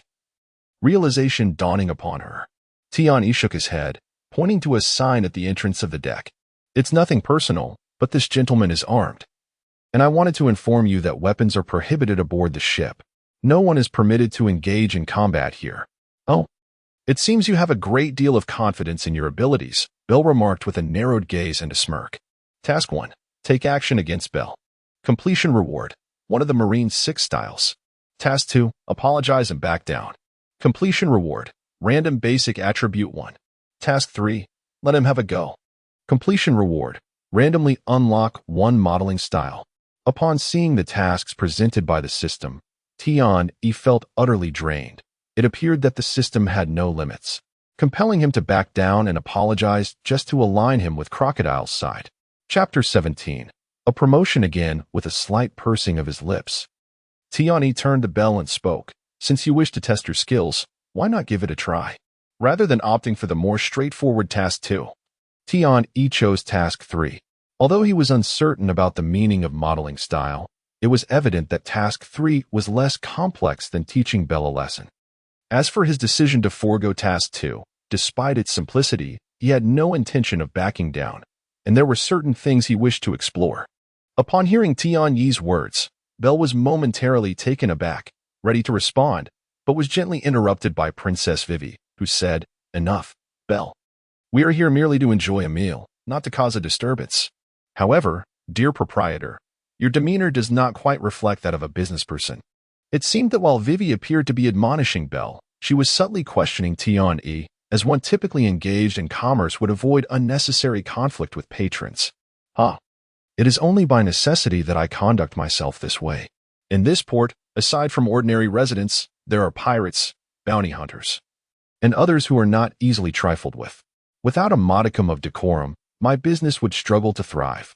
Tian-E responded with a smile. Princess Vivi nodded thoughtfully before declaring, Then, dear proprietor, let us sample your signature dishes. Gia, who had been standing nearby, promptly approached, presenting the menu to Vivi. Esteemed guests, our offerings are displayed here for your selection. However, if it is just the two of you, I recommend our signature grilled fish paired with some skewers of your choice, as ordering too much may lead to waste. My dear sister, do you not fear your employer's ire by suggesting a smaller order in his presence? Vivi inquired playfully while perusing the menu. Gia glanced at the smiling Tian-E and replied, Our boss is quite amiable. He would never resort to exploiting customers by wasting food for profit. After placing their order and settling the bill, Princess Vivi turned to Bell with a smile as they departed, saying, What an intriguing restaurant. Bell nodded in agreement, stating, Indeed, he is a person of principles. Yet, running a restaurant in a port without some measure of strength is unfeasible. However, I sense no aura of power emanating from that proprietor. Vivi, covering her mouth with laughter, replied, Bell, you are our guardian deity in Alabasta, while he is merely the owner of an establishment. Bell paused, chuckling softly, and acknowledged, Perhaps I was being overly serious. Congratulations, host, on completing the task. You are rewarded with the basic skill, painting. Basic skill in painting. You will acquire a rudimentary ability in the art of painting. Congratulations. Host, on completing the task. You are rewarded with the modeling style, merchant ship. Merchant ship modeling, when upgrading your domain. You may select the merchant ship mode in addition to the standard style. Upon returning to the kitchen, Tian-E received notifications of his task rewards. As he observed the rewards credited to him, a subtle smile crept across his lips. He had come to comprehend the intentions of this peculiar system, for reasons unknown. The system had initially inclined him to associate with Crocodile, thus presenting tasks linked to the Baroque works and continually steering him in that direction. However, it did not imply he was confined to that singular path. From the previous task, it became apparent that approaching the Alabasta royal family was also a viable option. For instance, the task presented by Princess Vivi appeared deceptively simple, while the safest choice might have been to ignore her. Opting to befriend her resulted in the meager reward of a basic painting skill. In Tian Yi's estimation, this reward paled in comparison to basic attribute points, as it bore no utility for him. Yet, it was important to note that the rewards were categorized as random basic skills. Notably, prior instances of basic swordsmanship and basic martial arts fell within the realm of basic skills, had either of those been the reward. He believed his efforts to befriend Princess Vivi would have escalated in difficulty, a potential pitfall that he had fortunately evaded. Belle's tasks were similarly structured. Both Task 2 and Task 3 seemed to pose comparable challenges. However, choosing Task 2 would likely have diminished Princess Vivi's impression of him compared to the current strong perception. Thus, as long as he abstained from Task 1, Tian Yi felt assured in his choices. As for the reward from Belle's task, Tian Yi rummaged through his bag but found nothing. Nevertheless, based on the system's explanation, it appeared to be an item usable during the upgrade of a small sailboat. He remained uncertain about how his domain would transform during each upgrade. However, possessing the merchant ship mode might afford him an additional choice during such upgrades. After spending a while in the kitchen attending to the upscale dishes ordered by several patrons, Tian Yi emerged, only to find that Princess Vivi and her guardian Belle had departed, leaving him somewhat disappointed. He had hoped to engage with them further, potentially uncovering more tasks. Thus far, he had encountered 4 characters from the original narrative, each granting him a task, a 100 probability that fostered a fondness for these original figures. That evening, after concluding his work and instructing Gia and the others to tidy up, Tian Yi intended to return to his cabin for a bath. However, just as he approached the cabin, he noticed someone boarding the ship. Upon seeing Crocodile before him, he found himself momentarily at a loss for words. I never anticipated that a small stall would flourish under your management. Quite impressive, Crocodile remarked, surveying the surroundings with a smile. To what do I owe the pleasure of your late-night visit? Is there something amiss? Tian Yi inquired, taking a deep breath. Gwahaha. Indeed. I have heard that you have provided considerable intelligence to the workshop. You are truly a member worthy of my recruitment. Was there a young lady accompanied by a guard who visited tonight? Crocodile asked with a light chuckle. Tian Yi paused, quickly realizing that Crocodile referred to Princess Vivi and her subordinate, Belle. There were indeed many guests today, but as for a young lady with a guard, such a pair certainly visited. He responded after a moment of hesitation. Given Crocodile's presence, it was evident that he had been monitoring Princess Vivi, and fabricating a lie would serve no purpose. Very well, should you encounter that young lady again, ensure you report to me at once. Crocodile commanded before tossing a token to Tian Yi and dissolving into a cloud of sand, vanishing from sight. Chapter 18. The best and the most challenging. What is this? Tian Yi stared blankly at the identity card of the billionaire elder in his hand. Did Lao Sha personally come to promote him? It seemed entirely unnecessary. Although he had been personally recruited by Lao Sha on a whim, there was no need for such a gesture. Moreover, why was he being promoted so suddenly? It appeared he had done nothing to warrant this. Tian Yi completely failed to comprehend what Kekalotl was attempting to achieve, and he had not been provided with a means to contact him after being instructed to notify him upon discovering Princess Wei Wei. The boss? Who was that person earlier? Why did he vanish so abruptly? After Kekalotl left, Jia curiously approached and inquired. Mission 1. Accept Kekalotl's appointment and keep his identity a secret. Completion reward. Random basic attribute 1. Mission 2. Decline Kekalotl's appointment, discard the identity card, and disclose Kekalotl's identity to Jia. Completion reward. Observation hockey. It's fine. It's best not to ask too many questions. Just pretend you don't know. Tian Yi shook his head and remarked. Faced with such a perilous dilemma, he unhesitatingly chose Mission 1. Understood, boss. Jia was taken aback but quickly nodded and turned to begin tidying up. While observing Jia depart, Tian Yi remained curious about why the system's rewards had yet to be received when he noticed a somewhat familiar figure approaching the ship. You are the individual beside the boss last time. Although Tian Yi recognized the person as Mr. 1, he feigned ignorance and said, I don't know you. Find a quiet place. Mr. 1 disregarded Tian Yi and spoke directly. Tian Yi nodded and led him to the study. I am a senior agent from the Barclow workshop. You may refer to me as Mr. 1.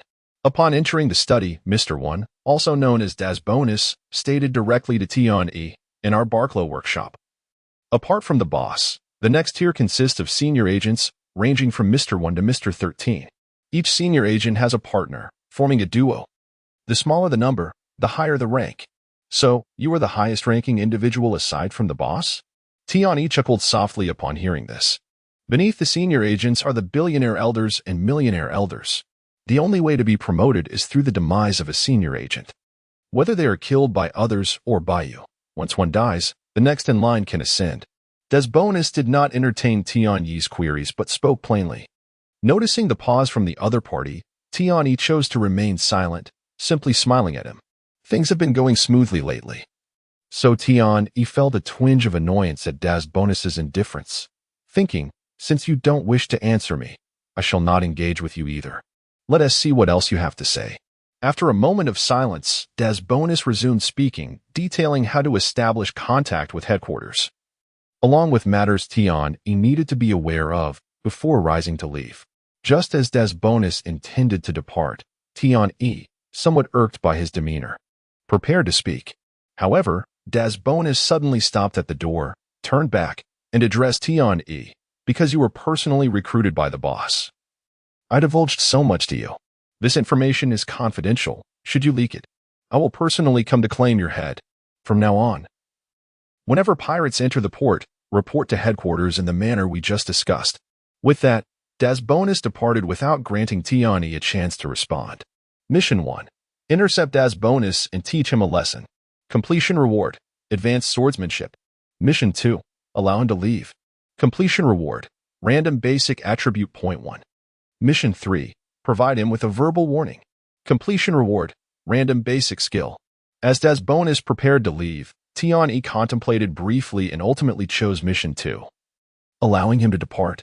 Based on the system's rewards, none of the options seemed overly extravagant, yet Mission 1 offered the best reward and posed the greatest challenge, making it exceedingly difficult to accomplish. Mission 3 carried certain risks due to the broad scope of the beginner's skill, making it hard to gauge the difficulty. Furthermore, he currently lacked offensive means. Aside from taking hits, he had little to offer. Otherwise, he would have undoubtedly selected Mission 3. Congratulations, host, on completing the task. Reward, basic attribute, speed 1. Once Desbonus departed, the system's reward arrived, yet Tian Yi felt no joy. With his immortal body, he no longer faced significant issues with self-preservation, but when it came to engaging in combat, even aboard the ship, within his own realm, he felt utterly unprepared. The reason was straightforward. He simply did not possess the skill. However, acquiring offensive capabilities through personal training appeared unreliable, thus he must rely on the system. Yet now, even if the system offered rewards for offensive skills, he was unable to obtain them. Without these rewards, he could not enhance his strength, leading to an inability to tackle high-difficulty tasks, creating a veritable deadlock. For now, he could only focus on accumulating attribute points, awaiting the moment when quantitative change would lead to qualitative transformation. The moment he would break free from his cocoon and emerge as a butterfly. Stepping out of the study, Tian Yi squinted at the sea and murmured, "Boss." Upon seeing Tian Yi on the deck, Jia approached, his expression filled with concern. Although he did not know who Kekalotl or Desbonus were, it was evident that Tian Yi's mood had soured after their encounters. "It's fine. Once you finish your tasks, go rest." Tian Yi smiled gently at Jia. "Yes, boss." After hesitating for a moment, Jia chose not to say more and returned to the cabin with the others to rest. Few only 4 million in revenue remaining. There is still a little over a week left. That should suffice. Observing the progress towards the required revenue for the ship's upgrade, Tian Yi exhaled deeply. After the next upgrade, the area of his small sailboat should expand, and there would likely be additional rewards, so upgrading swiftly would be of the utmost benefit to him. Meanwhile, after leaving Tian Yi, Desbonus arrived at a basement where Kekalotl had been waiting for him. "How did it go?" Kekalotl inquired softly, seated in the boss's chair. Desbonus nodded, indicating that the task had been completed. Seeing this, Kekalotl chuckled softly. In truth, he had already arrived in the city that afternoon, initially intending to eliminate Tian Yi, as Tian Yi was aware of his identity and had seen his face. Chapter 19. The Unfortunate Duo. Initially, the recruitment of Tian Yi was merely a whimsical notion of Kekalotl. However, As time passed, he began to harbor regrets, leading him to contemplate resolving the potential issue that Tian-E represented. Yet, upon encountering Tian-E, he unexpectedly met Princess Vivi, which altered his intentions. This seemingly insignificant pawn he had carelessly set aside might, in the future, yield unforeseen surprises. Consequently, Kecladair refrained from taking immediate action and instead sought information about Tian-E. After acquiring a modest understanding of the intelligence, he discovered that Tian-Yi's small eatery had, astonishingly, provided substantial information to the Backlow workshop, even elevating him to the status of a million elder. Thus, he decided to personally encourage Tian-E. Naturally, alongside encouragement, a word of caution was imperative, hence the appearance of Das Bonus. "Boss, why not simply eliminate him?" Das Bonus inquired, puzzled. "Haraha, there's no need for haste. Our plans have not yet fully unfolded, and indeed, the port requires an intelligence point. As it stands, he is performing adequately. In a few days, let the unfortunate duo assign him a task to eliminate MR-11. Should he succeed, we shall provide him with a partner to monitor him. If he fails, well, MR-11 will take care of him." Kecladair chuckled. Upon hearing this, Das Bonus ceased further inquiries. A few nights later, after all the patrons had departed, Gia and 6 other waitstaff were busy cleaning the deck. "Eh? What is that? A vulture and a sea otter?" Gia exclaimed, looking up to see a sunglass-clad vulture and a similarly adorned sea otter standing on the ship's railing, observing them. "Gia, don't approach them." Just as Gia was about to draw closer, Number 2 suddenly grabbed her and swallowed hard. "Why not?" Gia asked, perplexed. Number 2 shook his head, offering no explanation but signaling to a companion, "Go get the boss." He had recognized the vulture and the sea otter. They were the high-ranking operatives of the Backlow workshop, known as the Unfortunate Duo. It was said they were tasked with monitoring the performance of other Backlow workshop members, bringing misfortune to those who faltered, hence their ominous name. Tian-E, who was in the kitchen counting ingredients, frowned upon hearing the news and made his way to the deck. Indeed, the Unfortunate Duo. The moment he laid eyes on them, Tian-E recognized them. Mr. 1.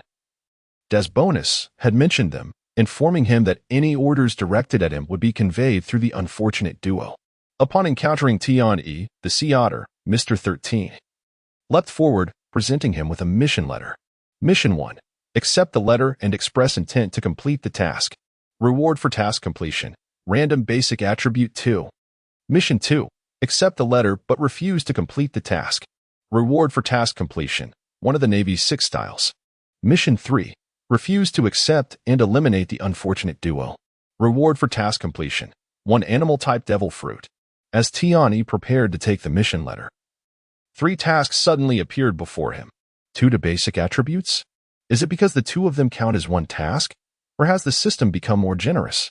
After a moment's hesitation, Tian-E chose Mission 1 based on the rewards offered, although he was unaware of the task Kecladair had assigned him. It seemed that Mission 1 was the simplest option.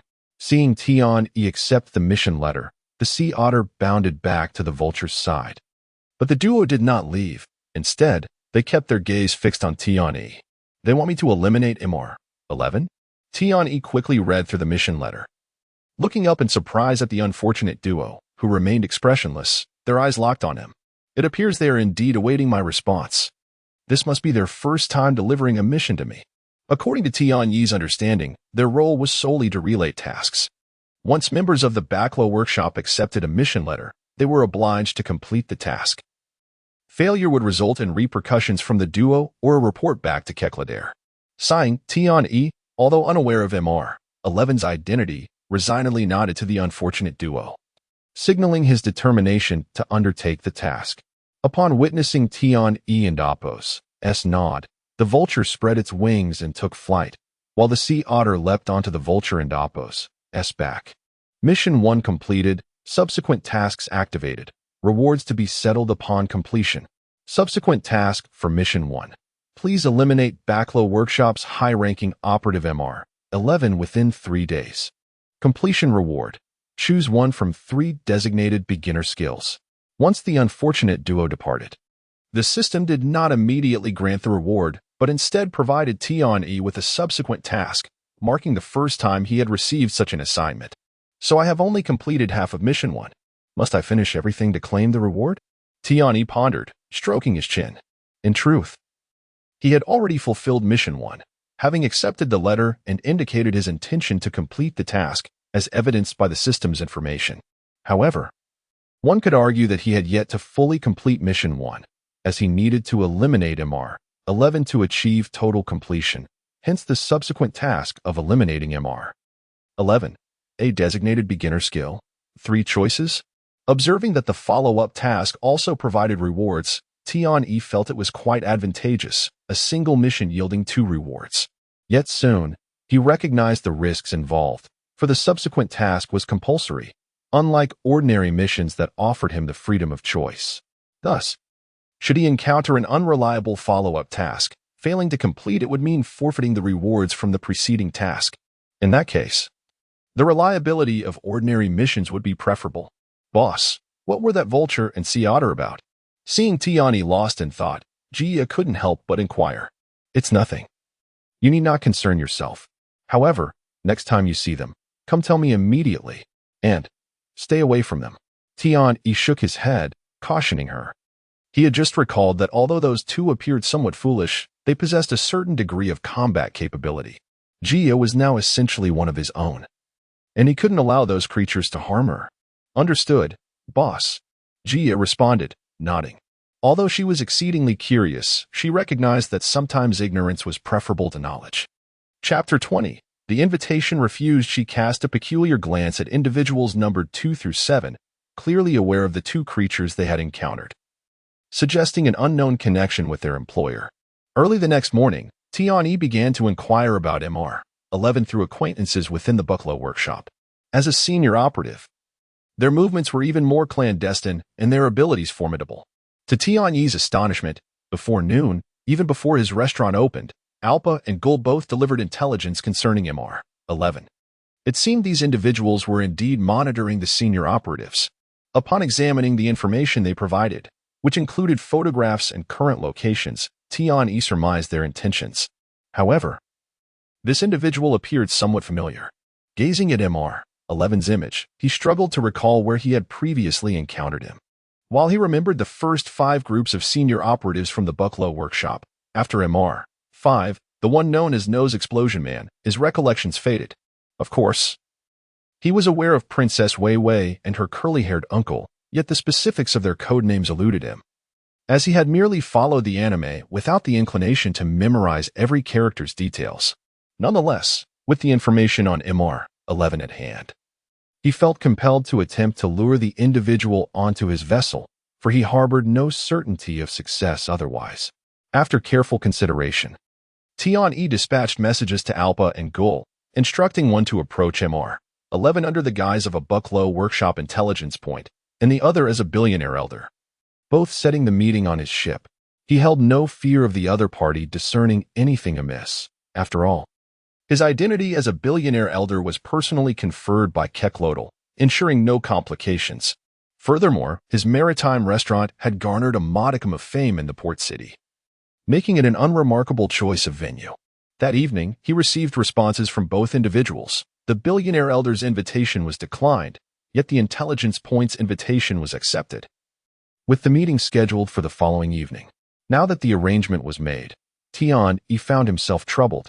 Lacking offensive capabilities, how would he subdue MR11? The latter had achieved the status of senior operative shortly after Keklodal arrived in Alabaston, indicating he must possess exceptional skills. He contemplated summoning Alpa and Gul's crew to lay in ambush, overwhelming MR11 with their combined might while he provided support. However, by the next day, he abandoned this notion, as his restaurant's revenue had already met its target by dusk. Yet, he could not opt for an upgrade at that moment, for once initiated, no one could enter or exit until completion, save for himself. Jia, take these 6 to a hotel in the city for the night. I will come to find you tomorrow. After pausing operations due to a shortage of ingredients, Tian beckoned Jia to his side. All right, boss, Jia replied, a hint of confusion in her voice, yet she complied, taking the coins Tian provided to escort the others to the nearest inn from the port. As for the pirate chef, Tian-Yi harbored reservations about him, thus instructing him to remain in the cabin. That night, the moon hung high in the sky. Due to the early closure of Tian-Yi's restaurant, the port was quieter than usual, enveloped in an unusual stillness. Arriving with a cadre of subordinates, Mr. 11 furrowed his brow at the eerie silence. "My lord, please board the ship. This area has been reserved for the night." Tian-Yi greeted him with a smile from the ship's bow. Upon hearing this, Mr. 11's expression brightened as the exclusivity matched his stature and persona. "Very well," he nodded, leading a few trusted aides aboard while leaving the rest at the port. "Please, take a seat. I am Tian-Yi, the owner of this vessel and the one who extended the invitation." Tian-Yi gestured toward a meticulously prepared dining table. "Now, what brings you here?" "I am quite busy. The food is quite good." Mr. 11 wasted no time, plopping down and indulging in the skewers before him. Tian-Yi, seated opposite, smiled and suggested, "Let us dine first. We can discuss intelligence matters afterward, shall we?" Mr. 11 discarded his bamboo skewer, reclining for comfort, and insisted, "Let us address business first." "Very well. Since my lord has spoken," Tian-Yi feigned hesitation, casting a glance at Mr. 11's companions. Observing this, Mr. 11 waved his aides back. "My lord, an opportunity for promotion and a raise is at hand. I wonder if you might be interested?" Tian-Yi slowly rose, surveying the surroundings before whispering to Mr. 11. "Oh?" Intrigued, Mr. 11 straightened in his seat, prompting, "Do elaborate." Just then, with a resounding bang, Tian-Yi drew a handgun from his coat and, to Mr. 11's astonishment, fired a shot at him. This abrupt turn of events left Mr. 11's companions in shock. Who are you?" Mr. 11 clutched his wound, staring incredulously at Tian-Yi.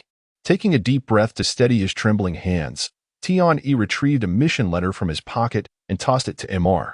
11, saying, "This is a task from the boss. Do not question me. Think about what you may have done to provoke him." His words were directed at Mr. 11's armed subordinates, a warning that this was a command from the Bucklow Workshop's boss. Do not believe him. Eliminate him. Mr. 11's face turned pale as he commanded his loyalists. Aware of the nature of mission letters, he did not doubt Tian-Yi, yet his loyal subordinates would not betray him. "Kill him." Bang, bang, bang. As expected, at Mr. 11's orders, several armed subordinates opened fire on Tian-Yi. "Huh, do you still wish to struggle?" Tian-Yi chuckled, brushing off the holes in his clothing. "My target is solely him. Do not compel me to act. You still have time to flee." Exchanging glances, Mr. 11's subordinates, without a word, hastily retreated. "Be boss." The pirate chef peeked out from the cabin, astonished at Tian-Yi's actions. You. Oh, you arrived just in time. Take care of this fellow." Tian-Yi tossed the handgun to him, speaking softly. Although the chef was bewildered by Tian-Yi's request, he dared not refuse the boss's command. Chapter 21. Unlocking the merchant ship as a pirate, taking a life was as trivial to him as eating or drinking. Bang, bang, bang. The boss had already dealt with the situation. The chef fired several shots, ensuring the target was thoroughly dead before approaching Tian-Yi, respectfully returning the handgun while reporting, having witnessed firsthand that bullets were utterly ineffective against his boss. "Congratulations, host, for completing the task. Reward, basic attribute, speed 2. Congratulations, host, for completing the subsequent task. Your reward has been issued to your inventory. Please check." As the chef came to report, the system's rewards confirmed that Mr. 11 was indeed lifeless. "What is your name?" After a moment of silence, Tian-Yi did not immediately check the rewards but instead inquired of the chef. Returning to the boss, "I am called Sanbu." The chef replied with a hint of reverence. "Sanbu, is it? Clean up the deck, then take a rest." Tian-Yi nodded and walked directly toward the cabin, eagerly anticipating the reward that awaited him. "Open inventory."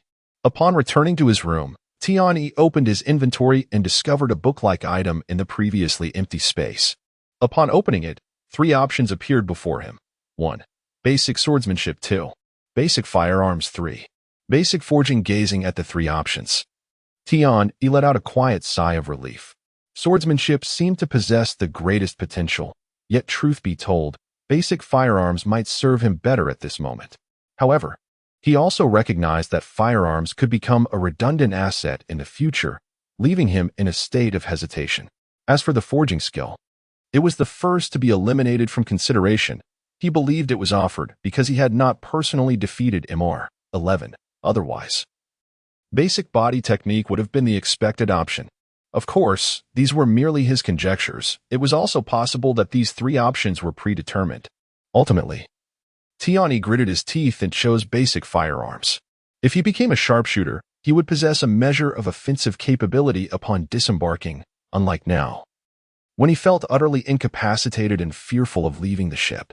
More importantly, firearms allowed for ranged attacks. He could utilize them from the ship's deck, while swordsmanship required close combat, which he deemed less suitable for his current circumstances.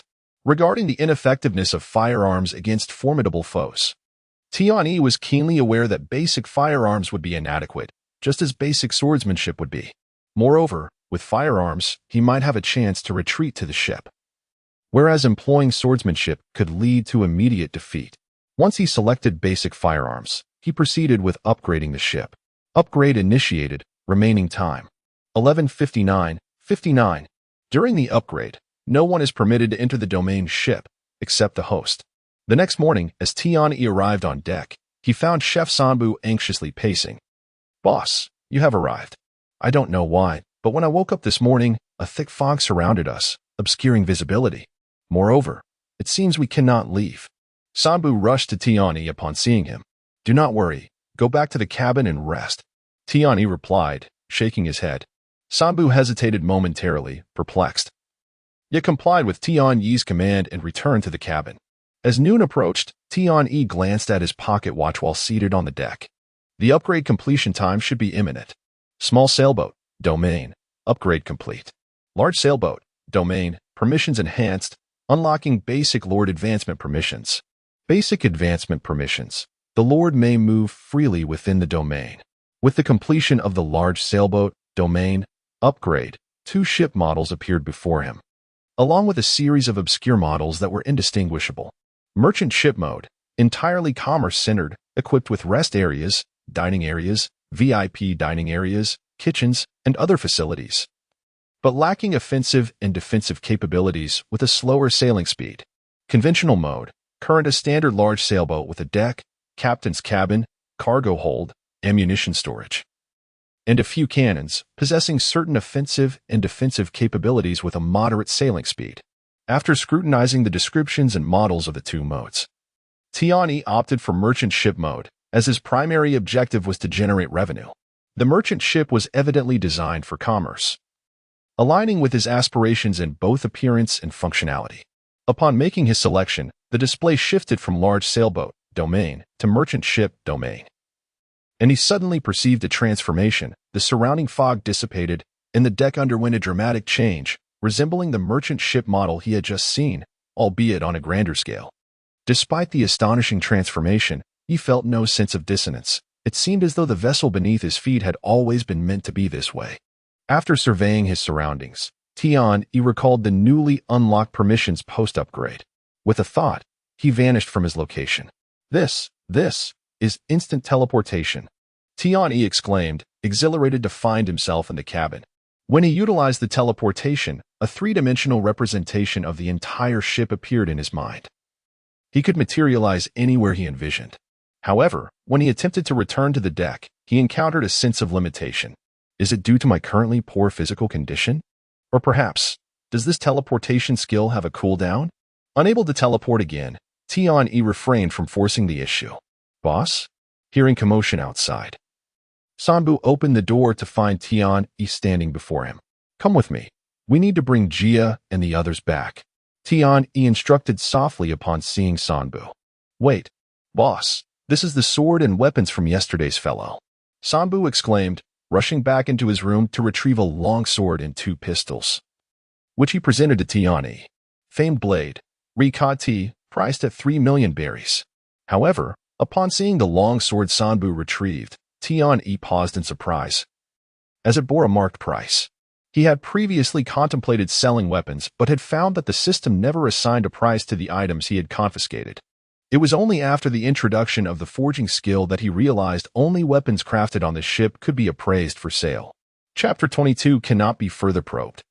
Much like the sale of food, only dishes prepared from ingredients aboard the ship are priced by the system. Even those crafted by Samba can yield revenue.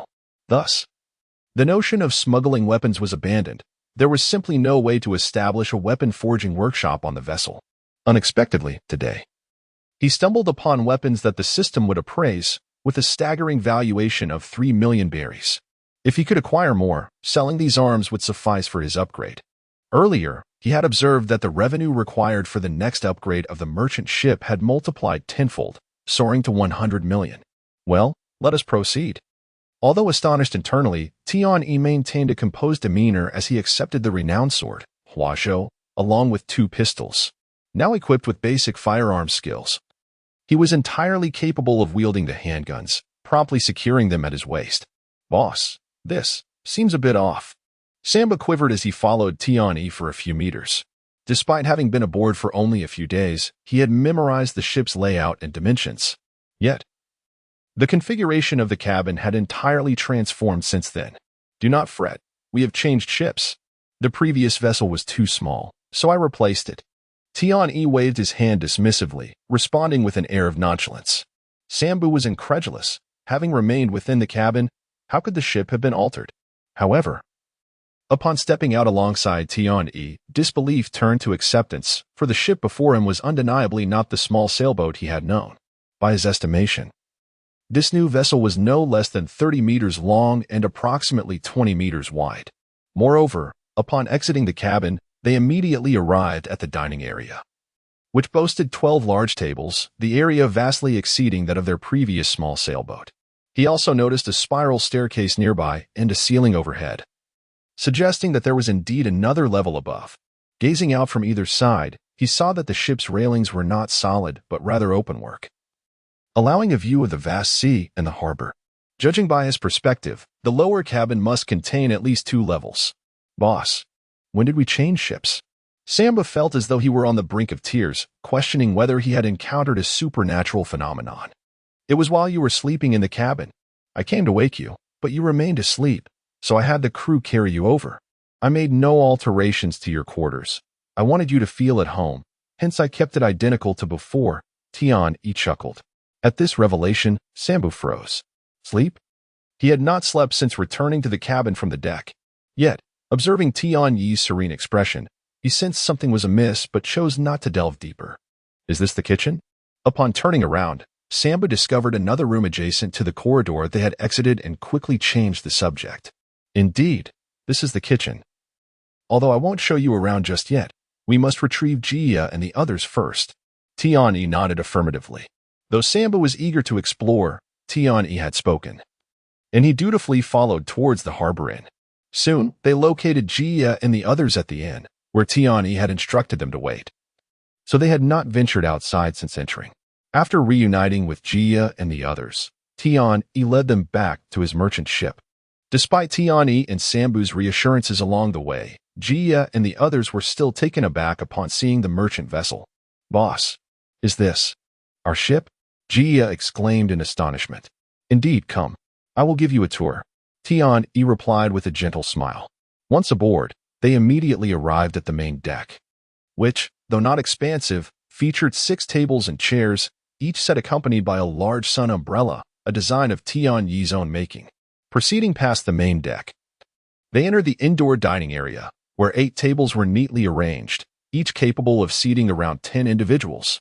Dining here would evidently be far more pleasant than on the deck, offering shelter from the sun while allowing the refreshing sea breeze to waft through.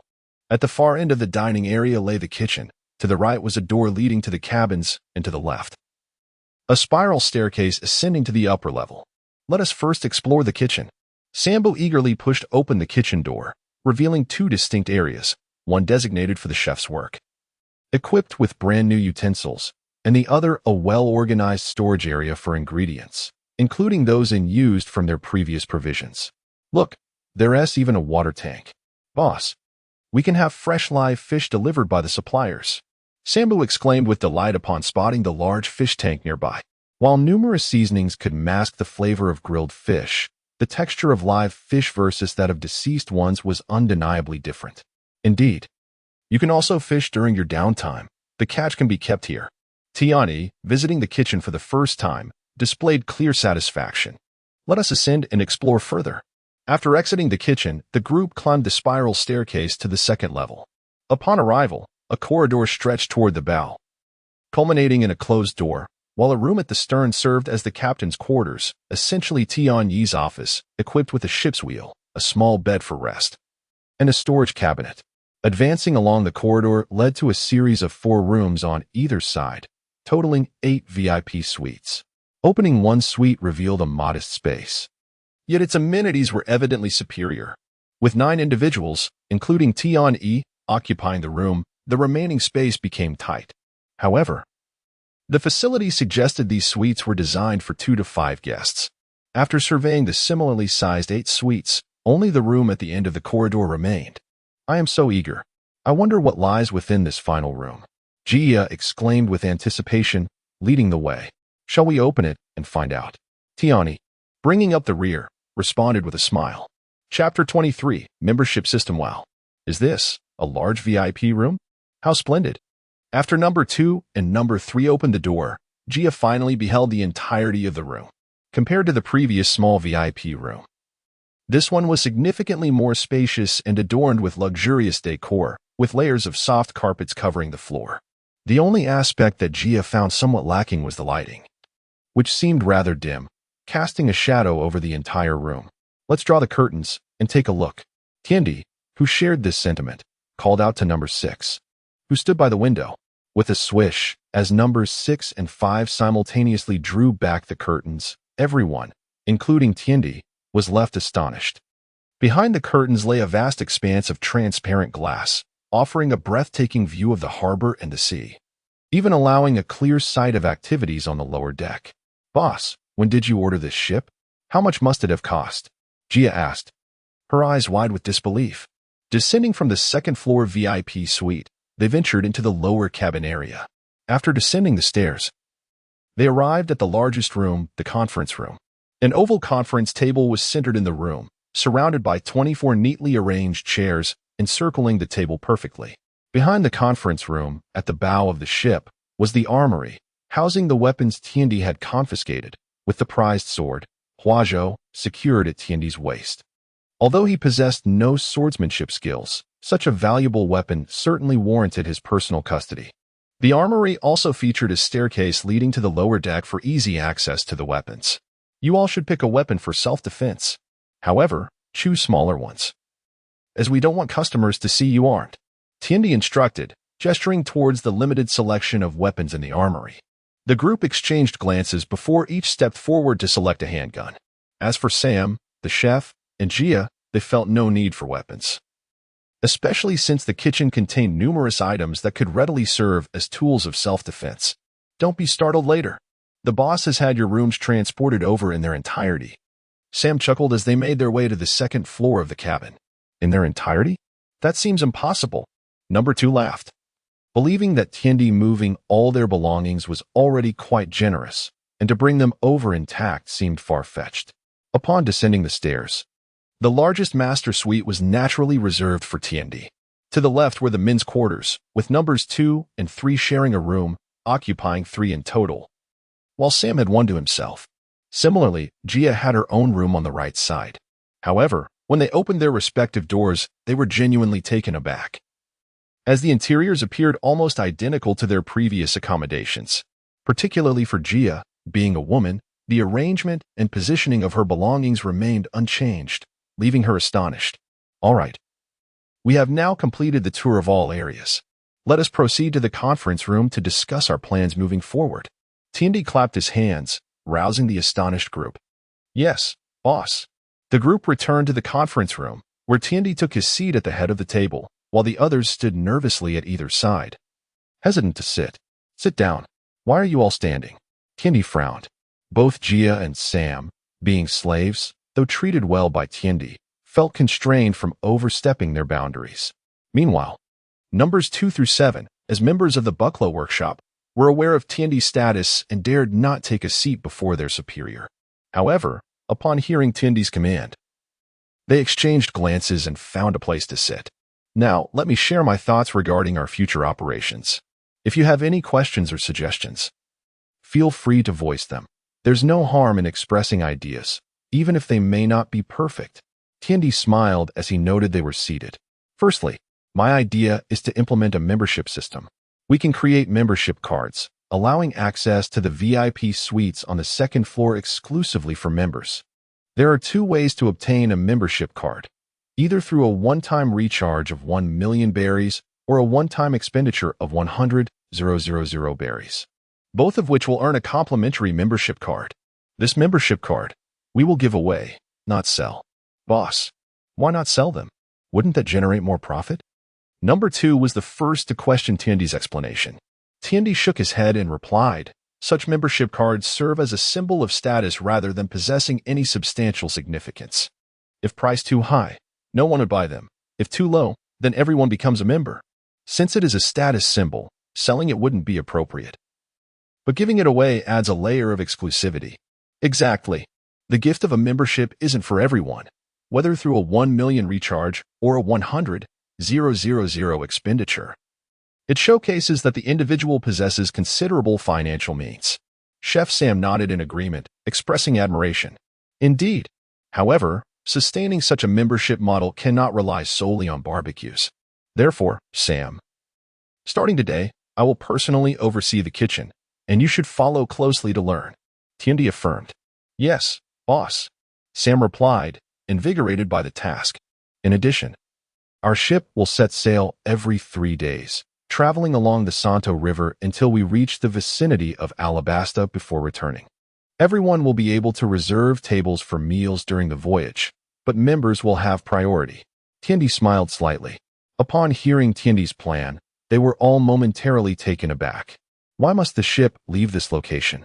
Wouldn't that mean many diners could not come to eat? After all, if the merchant ship remained docked, customers could continuously arrive, leading to greater profits. Do not think that the journey from here along the Santo River to Alabasta is particularly far. I estimate that if the ship travels swiftly, it could make the round trip in no more than 3 hours. Alternatively, to save time, we could return directly after reaching the Irmaru Oasis. Trust me, the day's dining fees will exceed your expectations. Tiandi chuckled softly. The reason he felt confident executing such a plan was twofold. He had discovered a small secret regarding system pricing, and he also needed to visit cities along the Santo River, as intelligence gathering in that region had been less than ideal. Chapter 24. The Secrets of Pricing. Thus, he sought to continue this model of riverboat excursions, aiming to conquer all the cities along the Santo River, particularly the Elmaru Oasis. By doing so, he would effectively gain control over all the port cities in Alabasta. Currently, he had yet to report the elimination of MR-11 to Crocodile. Once he did, he would ascend to the role of the new MR-11. At that point, he could bring the likes of the yellow-haired Tucker under his command, and his intelligence station would finally be deemed worthy of its name. As for the secret he had uncovered regarding the system of pricing, it was a serendipitous revelation. He discovered that if customers set their own prices, they could overturn the system's pricing and establish new rates. A simple analogy would be that of an auction. For instance, the famed sword, Huasho, had a system price of 3 million berries. When presented to the largest crowd of customers, he could proclaim it was a bidding war. Ultimately, if the sword fetched a staggering 5 million, the system would recognize this, augmenting his revenue by the same amount. Therefore, his strategy was to auction off dining reservations every 3 days, allowing the highest bidder to claim the table, thus generating a considerable sum in reservation fees. To encourage patrons to indulge in their spending, he planned to unleash a powerful tactic: discounts. For instance, members dining here would enjoy a 20% discount on beverages. On days when the merchant ship set sail, any bidding fees could be converted into berries and deposited into the members' and Appos cards. What does this imply? It means that if a customer spent 100,000 berries to secure a reservation, that amount would not simply vanish. Instead, it would be credited to their membership card, allowing them to continue using those berries for future purchases. Naturally, a 10% service fee would be deducted from the quoted price. In essence, the reservation would only cost them 10,000 berries, and they could still flaunt their bidding prowess. For example, during the auction, they could stand amidst the crowd and boldly declare, "I bid 1 million for tomorrow's reservation." Wouldn't such a spectacle be exhilarating? Indeed, that 1 million would still belong to them, available for consumption at our establishment, though we would still collect our 10% fee. In this manner, those bidding customers would not feel shortchanged, as Tian-E cheerfully explained. But what if someone doesn't have a membership card? Number 7 frowned and inquired. Fool, those without a card will surely apply for one upon learning the rules. Jia chuckled in response. Exactly, after the auction concludes. You can approach those customers who want tables without cards. They are all potential prospects. Tian-E nodded affirmatively. Boss, however, if members receive a 20% discount on beverages, our profits will diminish significantly. Jia voiced her concerns. Although this so-called membership system had numerous advantages, she believed that the profits from food and barbecue paled in comparison to those from beverages. In the desert kingdom of Alabasta, within the world of One Piece, there exists a fervent passion for alcohol, one that leaves no room for merriment without it. Previously, their daily profits were heavily reliant on drink sales, so Tian-Yi's proposal to discount beverages naturally raised her apprehensions. However, Tian-Yi's true objective was not merely to accumulate berries. He sought to increase turnover, as the beverages were directly purchased and thus did not contribute to the revenue figures. Hence, discounting beverages was a strategic choice. Otherwise, discounting food would lead to substantial losses. Fear not. Even with the 20% discount, we shall still profit, albeit modestly. Yet, this will enable us to rapidly enhance our reputation throughout Alabasta. We must adopt a broader perspective, focusing not solely on this port city, but on the entirety of Alabasta. Tian-E smiled slightly, a hint of persuasion in his tone. Yes, boss. Everyone responded in unison. Excellent. Let us proceed according to this strategy. Sanbu, you shall begin preparing the ingredients in the kitchen. Starting today, we will transform the public's perception of us. Aside from barbecues, we shall also excel in gourmet cuisine. Tian-E instructed Sanbu. Jia, take number 2 and assess what ingredients we are lacking. Contact the suppliers to deliver what we need. He directed Jia after speaking to Sanbu. Understood, boss. Everyone promptly replied, rising to their tasks. Is it the boss? This is the Portside Sea Restaurant Intelligence Outpost. Once everyone had departed, Tian-E retrieved a din-din mushy from his person and dialed it. Speak your mind. A cold voice emanated from the din-din mushy, causing Tian-E to momentarily pause before breaking into a smile. Ah, it is you, Lord Imar. 1. I am here to report to the boss on the task assigned to me. I have completed it. Completed? Understood. With that, the line abruptly disconnected. Staring at the now silent din-din mushy, Tian-E was left somewhat dumbfounded. What was this? Just a curt acknowledgement? He had anticipated ascending to the role of new MR, 11, and subsequently subduing the yellow-haired Tucker. Nonetheless, despite facing a setback with MR, 1, the upgraded merchant ship had still provided an excellent experience for the guests. Additionally, Tian-E instructed Jia to erect a sign at the entrance of the deck, clearly outlining the conditions for becoming a member and announcing the first trial cruise in 10 days. However, the first day of membership registrations did not go as hoped. As most patrons were drawn here solely for the barbecues, their spending habits reflecting those of the common populace. Thus, Tian-E realized that before their gourmet cuisine gained recognition, it would be challenging to attract many customers to join as members. It seemed they needed to generate some star power. Yet, in the kingdom of Alabasta, aside from the royal family, there were no notable figures for the public to idolize. Just as Tian-E pondered how to promote his seafaring restaurant, Jia approached him with a peculiar expression. Boss, the last visit from that vulture and otter has returned. Jia remarked with a hint of exasperation. I see. You carry on with your tasks. I shall investigate. Tian-E nodded and stepped out onto the deck. Indeed, upon reaching the deck, he found the ill-fated duo waiting for him. As soon as they spotted Tian-E, the otter tossed a small package to him before taking flight with the vulture. What is this about? Tian-E inquired, curiously accepting the small package. Upon opening it, he discovered a letter inside. Chapter 25, Partner Ah. This sand crocodile certainly has a clever plan. After reading the letter, Tian-E understood Crocodile's intentions. Firstly, he congratulated Tian-E on completing the mission, declaring him a senior agent of the Backlow workshop. Naturally, as a senior agent, he would be assigned a partner, reputedly highly skilled in intelligence gathering. However, Tian-E realized that Crocodile's true motive was to keep an eye on him. Yet, he harbored no fear. After all, he had done nothing against the Backlow workshop. His actions were merely aimed at generating revenue, leaving him untroubled by any scrutiny. The only slight vulnerability he faced lay with the blonde-haired Tucker. Once he successfully integrated them into the Backlow workshop, everything would be perfectly orchestrated. By utilizing the local ruffians to gather intelligence for the Backlow workshop. Even if Crocodile were to discover it, he would not react adversely, for Tian-E would be aiding the Backlow workshop, perhaps even protecting these ruffians. As for the matter of charging for intelligence, Tian-E remained undeterred. Was it not permissible to indulge in a little personal gain? He was simply avaricious. Fond of berries, what of it? In fact, for Crocodile, a subordinate with flaws could very well be the ideal subordinate.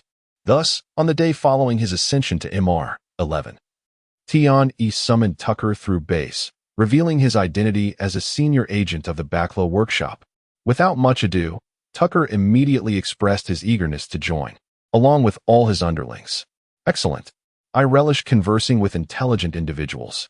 However, keep a tight rein on your subordinates. Do not let them carelessly disclose their identities, or they shall face the consequences. Additionally, I am your superior. In the future, come directly to me with any concerns. Understood? Tian-E nodded in satisfaction. Understood, boss. Tucker replied respectfully. No need to call me boss. Just refer to me as your employer. Tian-E waved dismissively, maintaining an air of nonchalance. Yes, employer. How many of us are at the port? Or how do we distinguish our own? Tucker hesitated to inquire. Do not ask questions that do not concern you. We are a secret organization. Tian-E glared, admonishing him. Yes. I won't ask. I will only communicate with the employer directly. Tucker hurriedly responded. Here is our workshop's emblem. Just take a look. If you fear being mistakenly harmed by your own, tattoo this design on your shoulder. Tian-E handed Tucker the emblem that Crocodile had provided him, speaking softly. Yes, thank you, employer.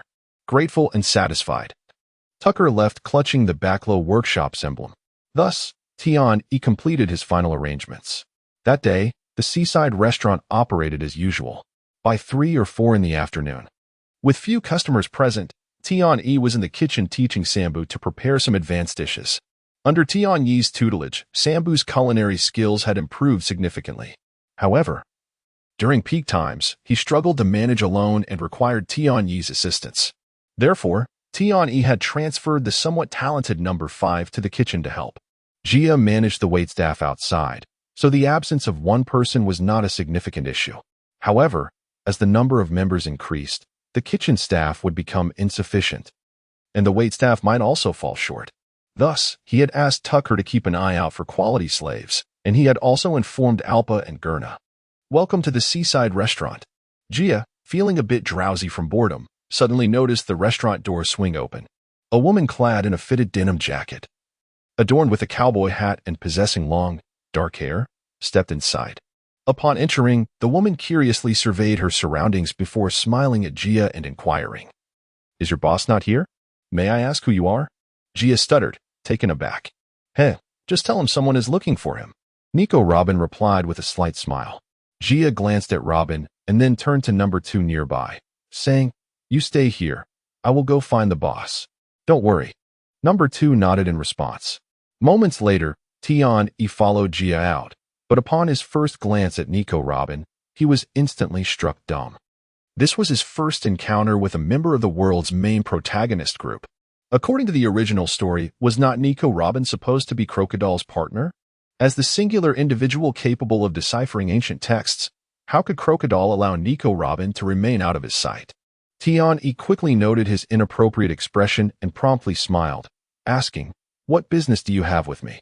However, Nico Robin did not respond, merely smiling as she regarded number 2 and Jia, realizing it was not yet the time for them to be informed.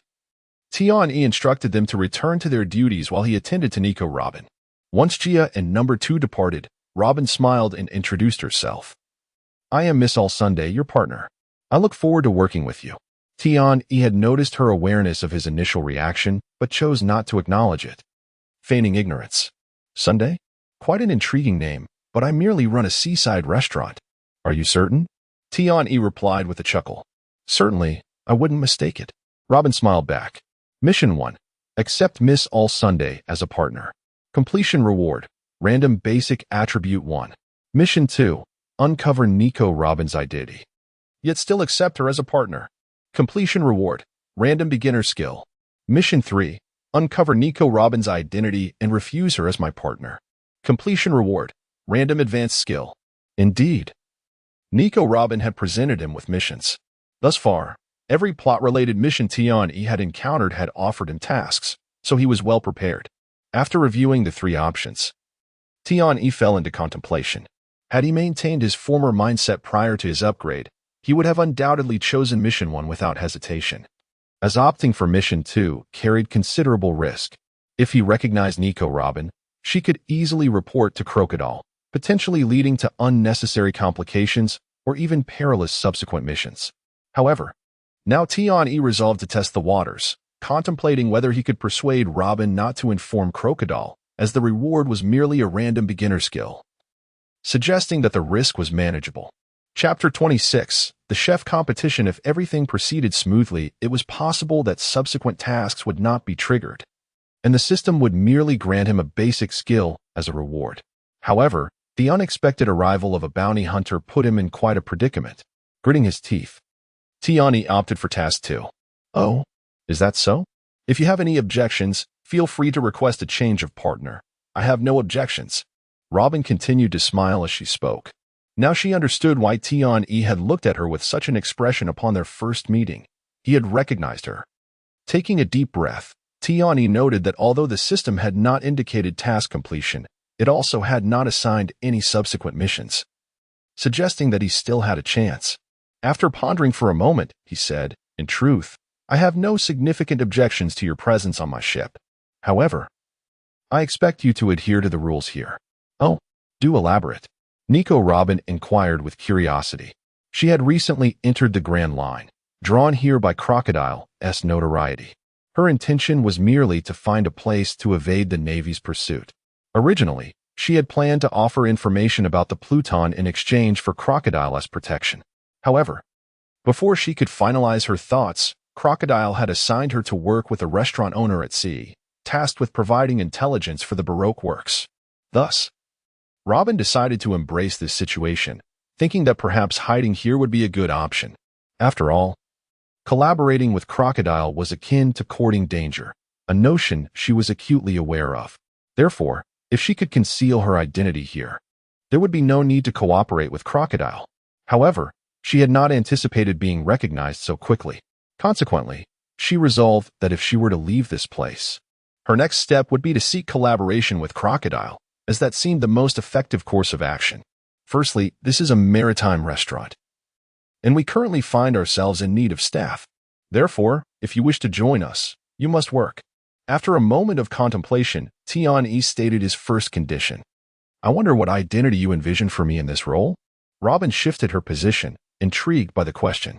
As a waitress, you could take on the role of the head server on the second floor, exclusively handling VIP services, along with the task of gathering information from them.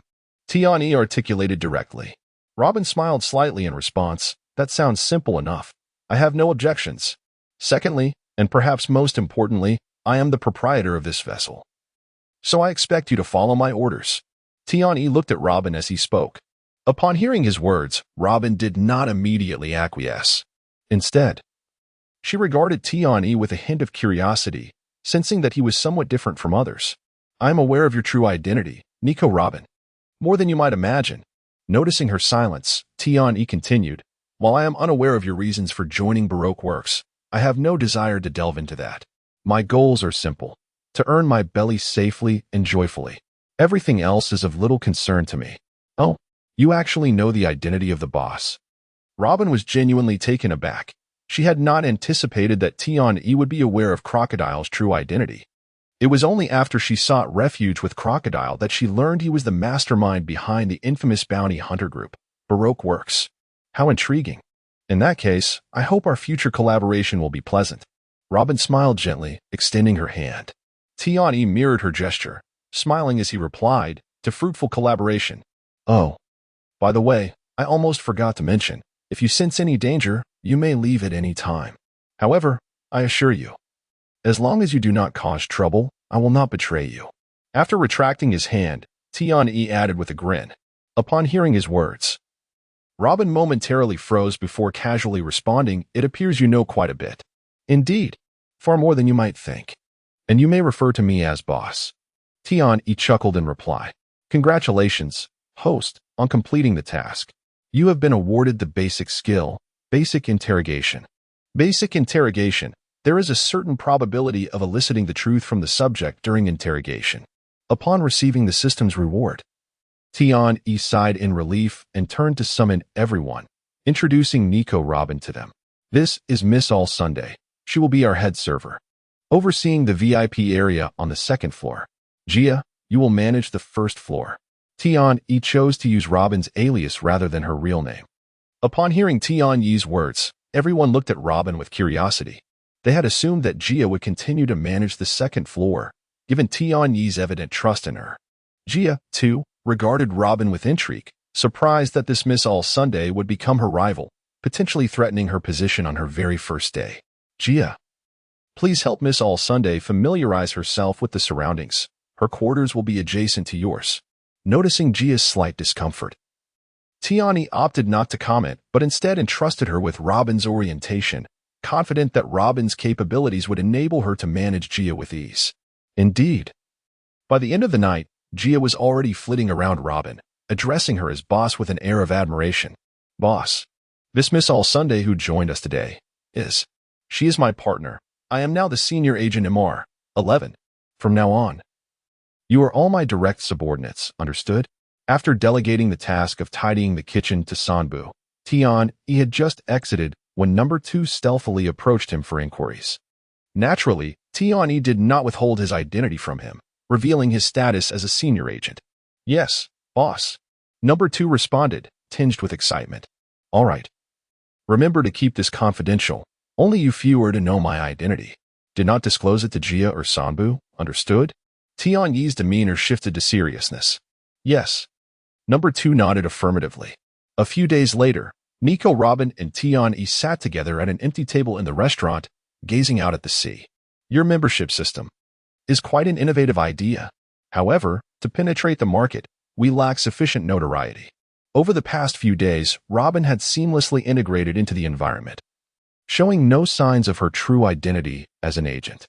"Indeed, I may have been somewhat presumptuous," Tian-Yi responded with a rueful smile. "To swiftly establish a reputation, we must capture the public's attention. Yet, this is evidently not a trivial endeavor." 3 days had elapsed without a single reservation for dining on the cruise, and membership numbers had yet to breach double digits. However, daily revenue had seen some increase. Otherwise, he would have been driven to madness. Chapter 27 will not disappoint you. "Hee, have you ever considered hosting a culinary competition?" Robin asked with a faint smile. Upon hearing Robin's suggestion, Tian-Yi was taken aback, then straightened his posture and replied with a grin. "Truly impressive. I never imagined you would unravel this so effortlessly. However, is success achievable? I do not have any connections among the upper echelons here. Hiki, the boss is underestimating himself. Even before my arrival, I had already heard of the esteemed name of the Roera Sea restaurant. With the support of the Bucklow Workshop, organizing a modest culinary competition should pose no problem," Nicole Robbins said with a smile. The Roera she mentioned is the official name of this port city, yet the locals affectionately refer to it as canola flour. "Very well. This task is entrusted to you. Is that agreeable?" Tian-Yi pondered for a moment before stating, "First, invite the chefs from the restaurants in the city to participate, and as for the judges, we can invite the esteemed nobles of the town to serve." "Oh, do we not require our own representatives among the judges?" "If that is the case, the outcome of the competition may be uncertain." Robin paused, chuckling. No need. This time, I intend to compete personally, Tian-Yi declared with confidence. Possessing advanced culinary skills, he felt it was time to showcase his talents. Once he secures the championship, the reputation of their sea restaurant will undoubtedly flourish. Hee, that is indeed something to anticipate, Robin exclaimed cheerfully, having tasted Tian-Yi's culinary creations. She found them significantly superior to Sanbu's, and she sensed that this was not even his utmost prowess, as evidenced during his guidance of Sanbu, showcasing Tian-Yi's remarkable culinary artistry. Rest assured, I shall not disappoint you. You can handle the invitations for the participants and judges. I will take care of the competition venue. As for the timing, shall we set it for 3 days hence? Tian-Yi beamed. No problem, but what does the boss intend to offer as a prize for the champion?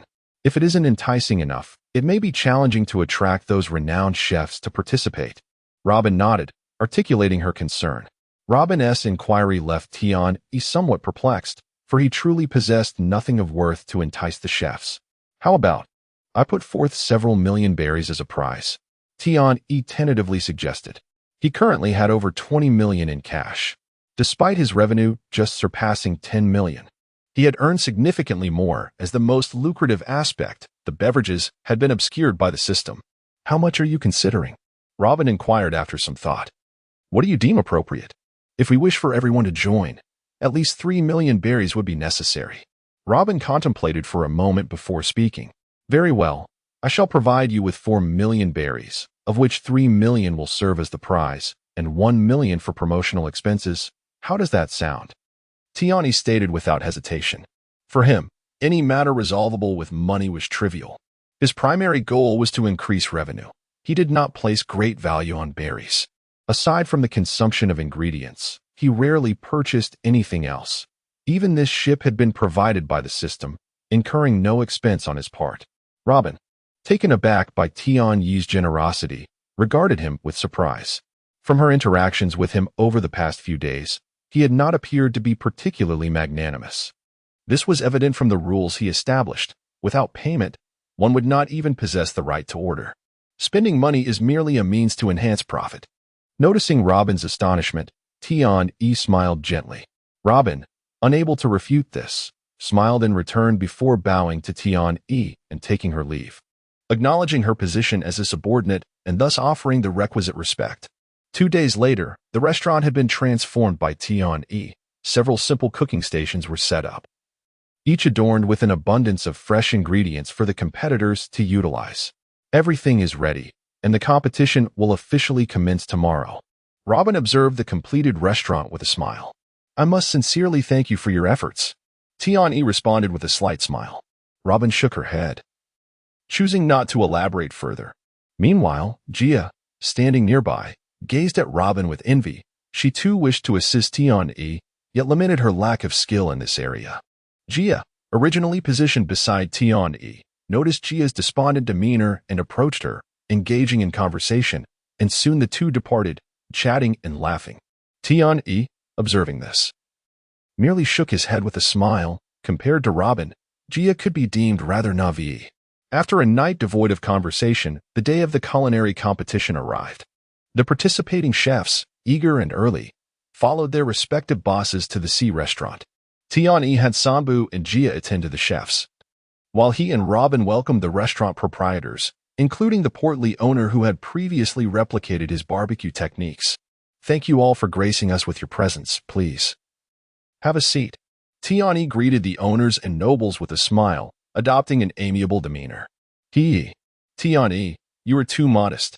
This culinary competition you are hosting serves as a form of promotion for us as well. Shall we formalize this arrangement to hold it annually, rotating the venue among our restaurants? The owner of Desert House, the largest restaurant in Canola Flour, jovially suggested to Tian-Yi. He had already recognized the immense commercial potential presented by the competition. Without delving further, the nobles already present could essentially dictate the fate of Canola Flour. I have no objections, however. I believe we should exclude those of questionable character among us. After all, if we proceed in such a manner, it would effectively constitute a coalition. One individual's wrongdoing could easily tarnish the reputation of all. Tian-Yi replied with a smile. In fact, Prior to this, through Robin's mediation, he had met with the owner of Desert House, and they had established a strategic partnership, which granted Tian-E the confidence to voice such sentiments at this moment.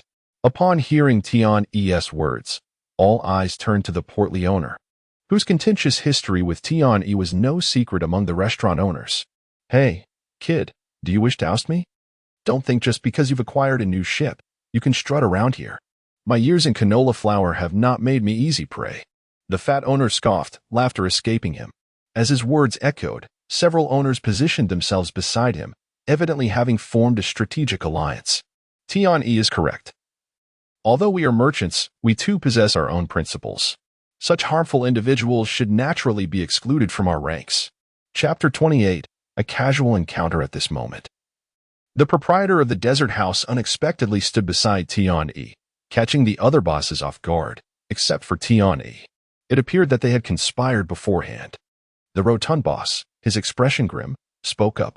So, you all have already made arrangements? If it were merely Tian-E, he would not have been concerned. However, the owner of the Desert House was different. He was the most prominent restaurant owner in the industry, and his words served as a compass for the rest. Arrangements? No. No. No. We have not conspired at all. This is merely a matter of personal ethics. Tian-E replied with a slight smile, his voice barely above a whisper. As the plump boss was about to retort, a newcomer approached him and whispered something in his ear. What? We're leaving.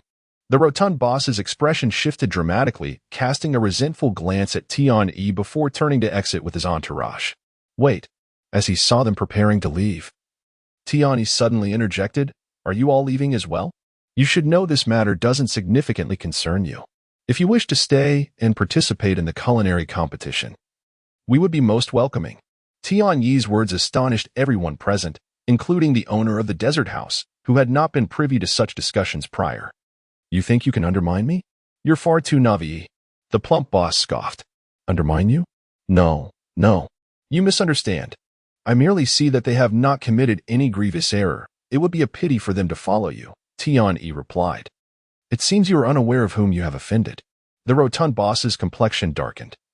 He had just received news that a group had gone to his restaurant to wreak havoc, which prompted his hasty return. Initially, he suspected it was Tian-Yi's doing, but now it appeared that matters were more complex than he had presumed. So, Tian-E seems to know something, the owner of the Desert House mused, a knowing smile playing upon his lips. He had long harbored suspicions, but he had only conjectured that Tian-E had some connection with the Bucklow workshop, not realizing that Tian-E was, in fact, a senior operative of the organization. Haha, I shall inquire about whom he has offended. Tian-E chuckled. You know, I am merely a humble restaurant owner, lacking the means to orchestrate such culinary affairs. The rotund boss squinted at Tian-E, neither departing nor speaking, while the other bosses began to waver in their resolve. If it were merely about dealing with Tian-E, they would have had no objections. However, it was evident that the rotund boss had angered another powerful faction, prompting them to reconsider their stance. Bang! At that moment, a group of burly men burst through the restaurant doors, weapons in hand. What is happening? What is going on? Tian-E, have you also offended someone? The other bosses retreated, distancing themselves from Tian-E. The plump boss joined in their retreat, a look of anticipation on his face as he observed Tian-E.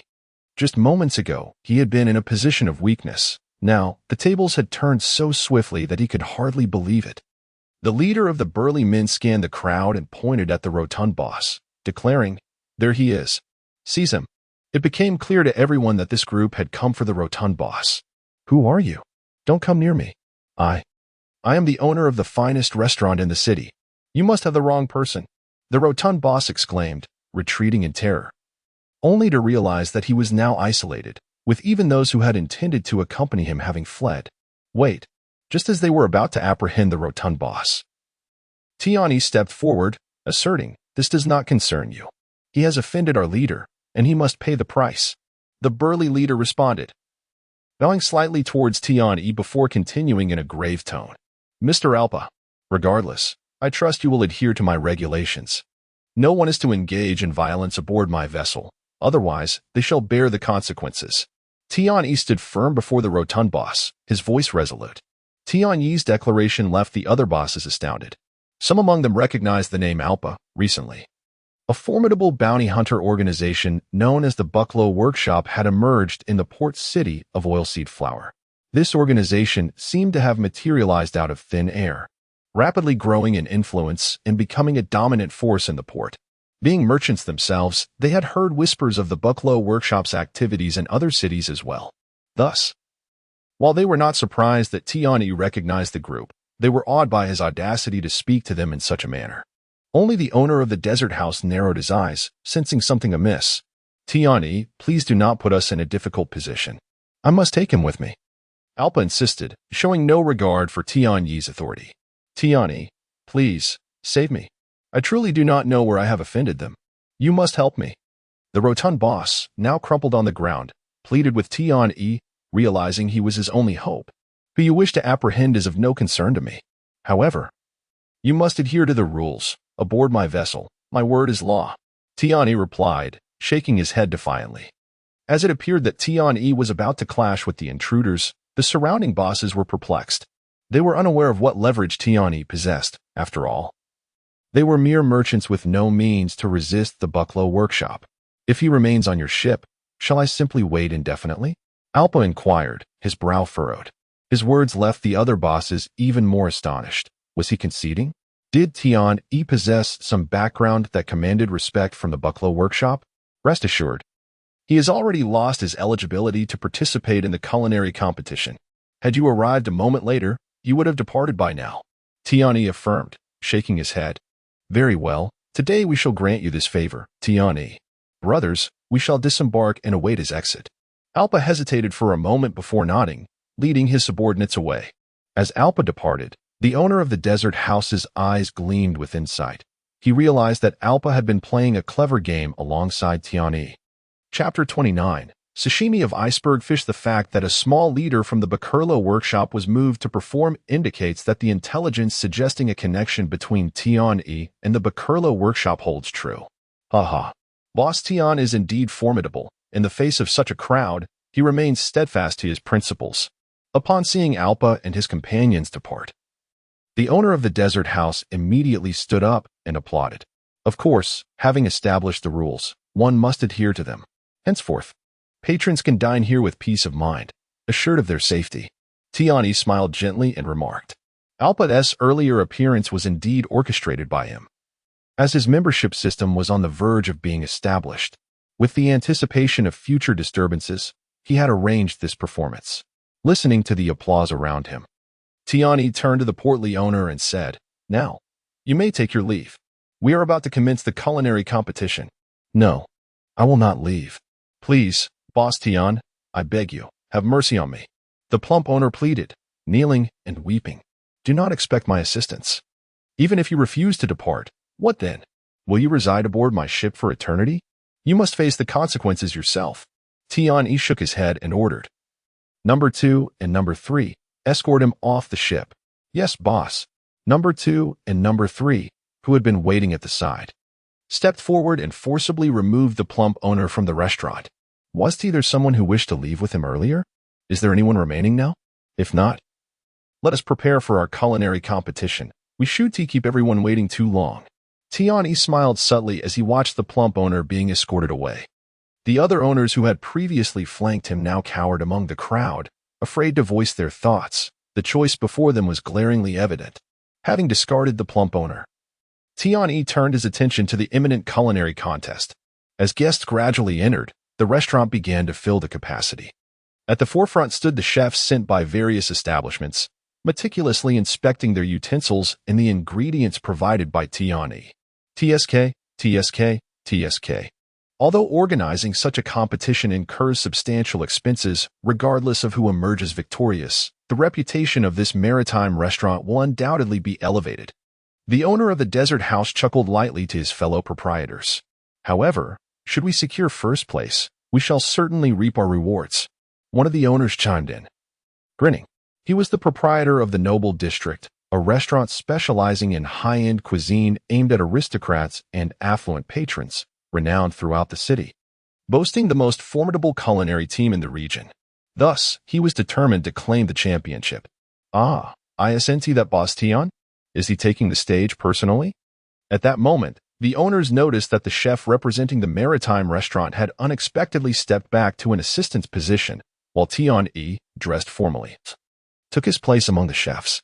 Hey, I've heard that boss Tion's culinary skills are impressive. He even invented the simple yet delectable method of barbecuing. It appears the rumors hold merit. Another owner chuckled. As restaurant owners, they were no strangers to culinary arts. Many had initially cooked themselves like Tion. But as their businesses flourished, they hired chefs and seldom cooked personally thereafter. It seems our boss Tion is no ordinary individual. Haha. If he lacked skill, he wouldn't dared to host a culinary competition. Furthermore, I've heard that boss Tion specifically requested that, to prevent cheating, the judges would remain unaware of which dish belonged to which contestant until the final reveal. Haha. Today promises to be entertaining. While the owners congregated to discuss, the architect of this competition, Nico Robin, sat at a table across from Crocodile. What is the purpose of this culinary competition you've concocted? Crocodile inquired, puffing on a cigar with a smirk. According to MR 11, it is to showcase him and his restaurant before the aristocracy and elite. Encouraging them to dine here, many prefer to conduct their discussions over a meal. Nico Robin responded with a cheerful smile. A sound strategy. It appears you two collaborate quite effectively. Crocodile remarked, casting a sidelong glance at Robin. Fairly well. I excel in intelligence work. Robin replied with a smile. Gwahaha. Crocodile chuckled lightly and chose not to pursue the conversation further. On stage, preparing for the competition, Tion noticed Robin and Crocodile but chose to feign ignorance. He was unaware of Crocodile's attendance, as Robin had not informed him. Yet, he preferred to believe it was simply Crocodile's whim rather than Robin's intentional omission. His focus was firmly on the forthcoming culinary contest. Ladies and gentlemen, you should be familiar with the competition rules by now. Let us commence your culinary creations. A temporary host announced as he took the microphone. With his words echoing, all contestants began selecting the designated ingredients. This competition was divided into 2 rounds, preliminary and final. During the preliminaries, the judges collectively decided on a specific dish for all chefs to prepare, ultimately selecting 3 of the best chefs to advance to the finals. Since the same dish was prepared, the judges remained unaware of which chef created what, ensuring fairness to the greatest extent. The finals were even simpler. Each of the 3 chefs would present a signature dish for the judges and audience to taste, with a scoring system of 5 points each for both judges and spectators, thus eliminating any perceptions of unfairness. Soon, the results of the first round were announced. It was Tion, the chef from the Desert House, and the chef from the Noble District. The culinary skills of these 3 outshone the rest, leading all judges to unanimously agree on their advancement to the finals. TSK, TSK, TSK. I never anticipated boss Tion's culinary prowess to be so exceptional. It seems the championship is truly up for grabs. Although the first round featured a specified dish, every individual present had years of experience in the culinary industry. Observing Tion's cooking technique alone revealed his remarkable skill. The finals commenced, with Tion immediately producing a significant amount of ice, forming a small mountain, and then proceeded to present his dish. Chapter 30. Concealing my identity. What does this mean? Boss Tion, are you really going to make us eat ice cubes? The judges exchanged puzzled glances, uncertain of Tion's intentions. Look closely. Tion replied with a slight smile. Wait, there seems to be something on this ice mountain. As the judges remained baffled, one of them approached the ice and exclaimed in astonishment. It's sashimi, and it's incredibly thin. The judges hurried forward, gazing intently at the ice mountain, only to realize the truth. Indeed, sashimi must be kept properly chilled until it is consumed. Furthermore, with my specially crafted dipping sauce, this dish is complete. Ice mountain sashimi. Tion proclaimed with a grin. I must try it. One eager judge quickly took a piece of sashimi from the ice mountain, dipped it in Tion's special sauce, and placed it in his mouth. This, it can't be, is there? A breeze? The judge, who had initially savored the sashimi, suddenly opened his eyes wide and exclaimed in disbelief. Breeze? What breeze? Where is there a breeze? The other judges were taken aback, unsure of what he was talking about. The first judge who tasted the sashimi exhaled a breath of cold air.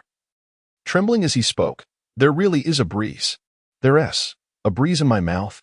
Wait, this is the taste of rejuvenation. Rejuvenation? What nonsense are you spouting? How can rejuvenation have a flavor? The surrounding judges were startled by his words, including the two other chefs who were cooking. All eyes turning to the judge who had tasted the sashimi. You'll find out if you try it.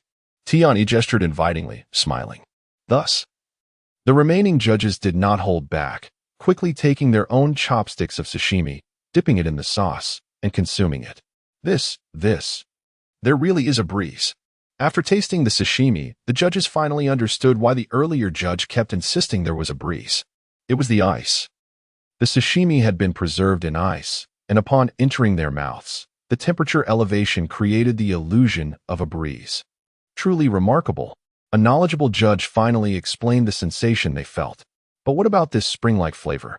At that moment, one judge opened his eyes wide, looking utterly shocked as he asked. The other judges shook their heads, glancing at Tian-yi, as they remained clueless about why the flavor in their mouths continued to change, and how such an indescribable taste could arise. Could it be the specially crafted dipping sauce? Did the fresh sashimi and the unique dipping sauce collide to produce this extraordinary flavor? Just as Tiani was about to explain, another judge hesitated and spoke up. Tiani nodded, saying, "Precisely. This is why sashimi must be kept chilled with ice. By cutting the sashimi with an ice knife and placing it directly on the ice mountain, we can ensure it remains in a chilled state." As he spoke, he revealed his kitchen knife, which astonishingly was entirely made of ice. Upon hearing Tian-yi's explanation, all present wore expressions of enlightenment, yet few truly grasped the intricacies involved. After the judges finished tasting, some immediately approached to remove the ice mountain, allowing all the guests to sample it, and everyone praised it enthusiastically. This was Tian-yi's aim, to elevate the reputation of his seaside restaurant, demonstrating his capability to create exquisite cuisine. By evening, the cooking competition concluded successfully and as anticipated. The champion was Tian-yi, which allowed him to save a significant sum. 3 million berries is no trifling amount. Moreover, following the competition, data from Gianna indicated that over 50 individuals had signed up for membership that day, and several nobles had already booked their first cruise for a few days hence. Boss. The boss is waiting for you in the study. Once everyone had departed, Nico Robin approached Tian-yi and whispered. Tian-yi nodded, calling over Jia to handle matters here, while he and Robin made their way to the study. Boss, what brings you here today? Upon entering, Tian-yi greeted Crocodile, who sat in the boss's chair with a cheerful smile. Crocodile, cigar in mouth, did not respond but stared intently at Tian-yi. Boss, what is this about? Tian-yi was taken aback, not understanding Crocodile's demeanor. He sensed a murderous intent in Crocodile's gaze. Why expose your connection with the Bucklow workshop? After a moment of silence, Crocodile inquired in a low tone. Expose? Tian-yi was momentarily confused, then smiled and replied, You mean my utilizing the millions from the Bucklow workshop to eliminate my competitors? This act does not reveal my identity. Rather, it further conceals it. Elaborate, Crocodile exhaled a puff of smoke, responding softly. Firstly, I have a good relationship with Alpha. Anyone with a discerning eye could uncover this with minimal inquiry. Alpha is the millionaire from today, and by publicly acknowledging our connection, outsiders would never suspect that I am also affiliated with the Bucklow workshop. They would simply believe I've latched on Alpha's coattails. Tian-yi explained with a smile. In this way, I can perfectly mask my identity, and should any complications arise, they would certainly not trace it back to me. Haha, clever, I must admit. No wonder your intelligence operations here are commendable. Crocodile laughed heartily at Tian-yi's explanation. However, Crocodile's expression suddenly darkened, and a cloud of sand began to materialize beside him. Seeing Crocodile's movements, Tian-yi instinctively took a step back. While your reasoning is quite sound, as a senior operative, I do not wish for you to act independently like this again. Crocodile waved his hand, and the swirling sand rushed toward Tian-yi, enveloping him entirely. Do you understand? MR 11? Yet, when the sand made contact with Tian-yi, an unexpected occurrence transpired.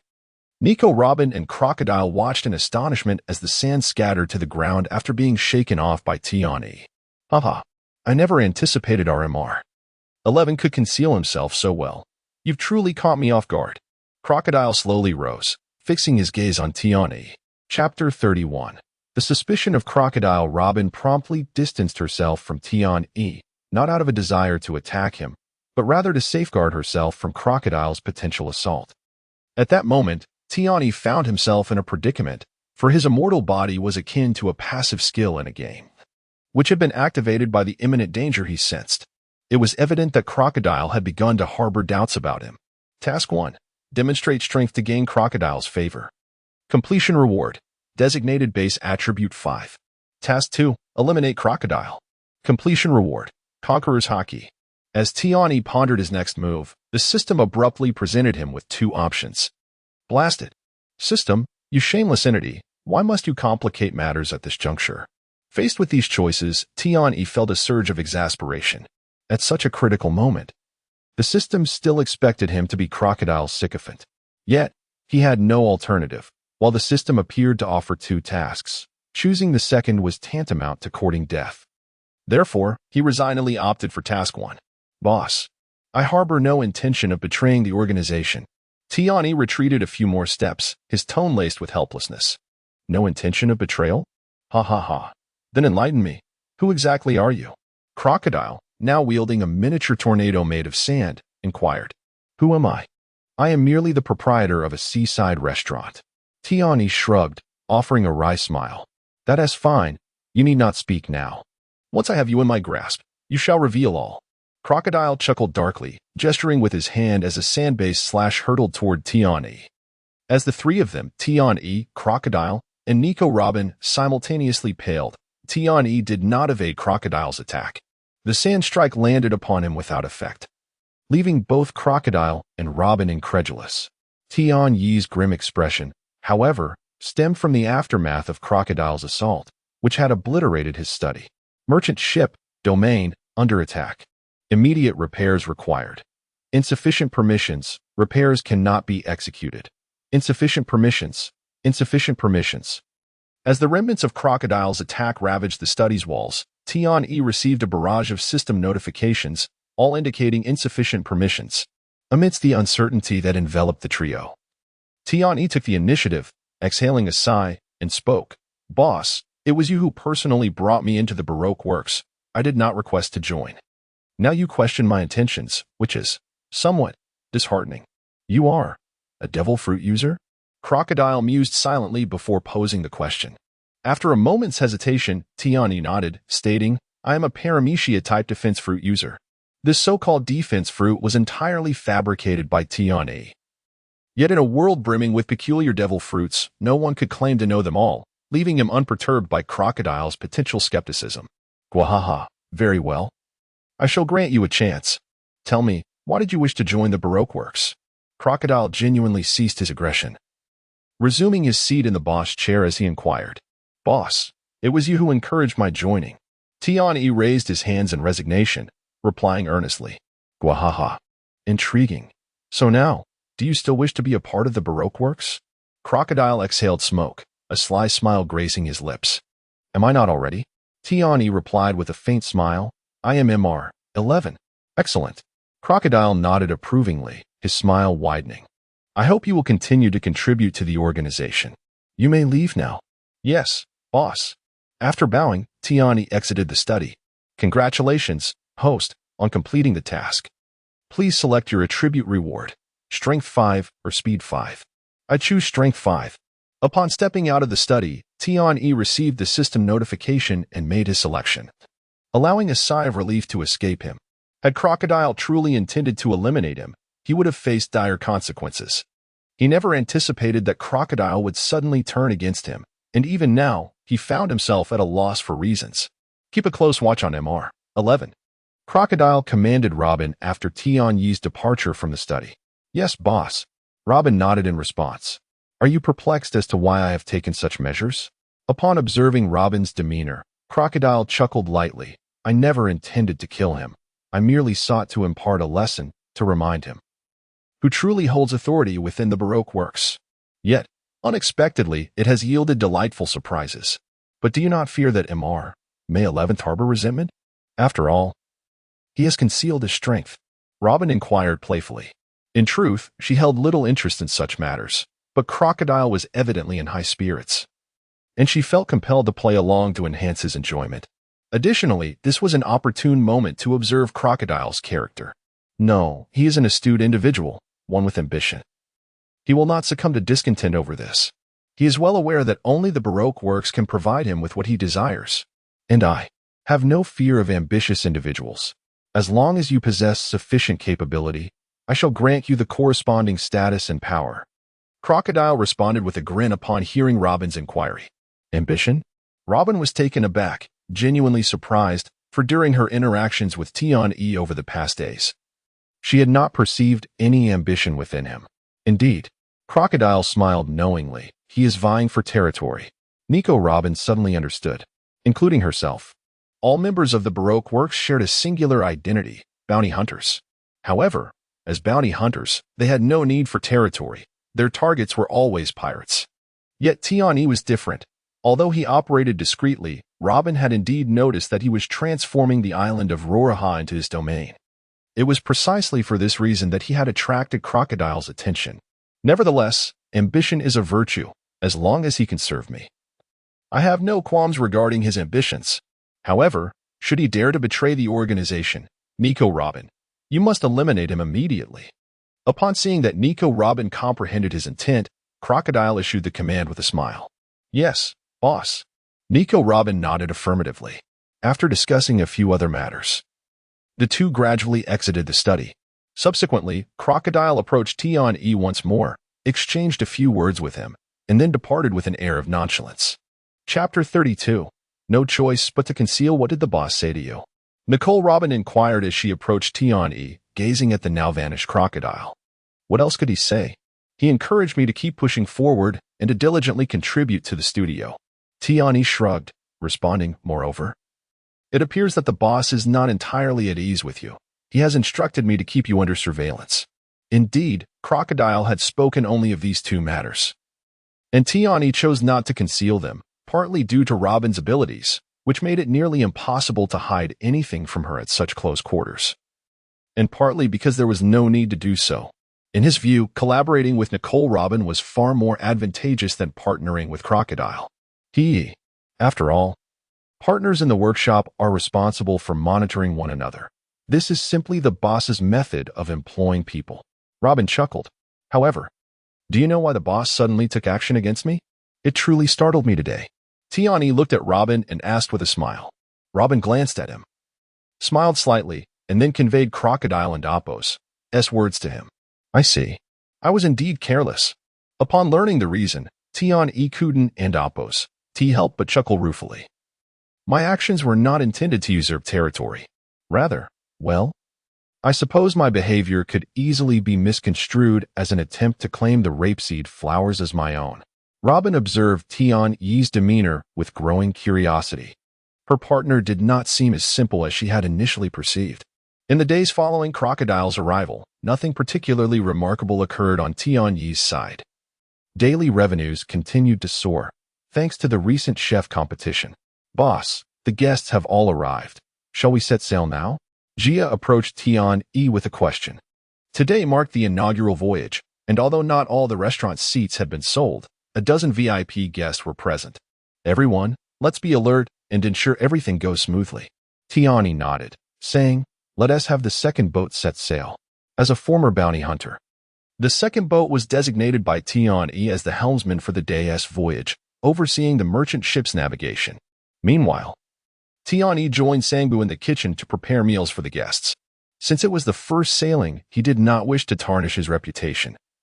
Thus he took it upon himself to be hands-on. The merchant ship's pace was leisurely, yet by the time they reached the Elmaru oasis, most guests had already finished their meals. Ladies and gentlemen, we will remain here for 2 hours. You may disembark and explore. We shall return to Narahara in 2 hours. Upon arrival at Elmaru Oasis, Jia addressed the guests. Haha, I didn't expect such an arrangement. Splendid. Hiki. It seems today will indeed be a delightful day.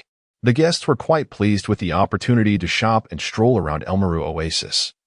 Although some preferred to remain aboard in the VIP lounge until returning to Narahara. However, Tian-E noted a deficiency, although the voyage was still short. There was little else on board aside from dining to occupy the guests' time. Once or twice might be acceptable, but over time, the guests might lose interest in returning. Regrettably, the merchant ship's space was limited, and even if he had ideas, they were not feasible. So even though we expanded significantly during the upgrade, why does it still feel cramped? Tian sighed, glancing at the empty progress bar for total revenue, which only deepened his worries. Despite daily earnings being substantial, they paled in comparison to the total goal of 100 million. Is the boss truly troubled about retaining guests? Nicole Robin, having approached Tian at some point, asked with a light laugh. Tian nodded in agreement, replying, "Indeed, if we cannot retain guests, we cannot generate revenue." Robin, observing Tian's furrowed brow, found it perplexing. Given his status and capabilities, there were evidently numerous ways for him to earn money. Yet, he clung to this merchant ship, refusing to venture elsewhere, which baffled Robin greatly. Regarding Crocodile's assessment of Tian as greedy, Robin sensed something amiss. Since that day when Tian had thwarted Crocodile's attack, both she and Crocodile had come to regard him with newfound respect. As a member of the Shichibukai, Crocodile's attacks were not something just anyone could withstand. Although Crocodile claimed he had not exerted his full strength, neither had Tian done anything extraordinary. Thus, Robin believed that as long as Tian was willing, he could pursue other ventures that would be more rewarding than merely running a seaside restaurant. Does the boss not consider engaging in other business ventures? Robin asked playfully. Other ventures? Tian was taken aback, looking at Robin with curiosity. What business do you have in mind? If we are discussing profit, both arms dealing and human trafficking are prime choices. Robin replied with a smile. However, Tian shook his head, asserting, "Those are morally bankrupt ways to make money. I would rather not indulge in such pursuits." Then, there is another way to earn money quickly. Oh, what method might that be? Tian questioned, intrigued by Robin's cheerful demeanor. Robin extended her hands, grinning as she said, "If you turn me into the Navy headquarters, you can immediately receive a bounty of 79 million. You mean to say I should capture a bounty criminal? Precisely. With the boss's strength, capturing a few bounty criminals would be worth more than months of earnings from this merchant ship." Tian sighed, shaking his head in silence.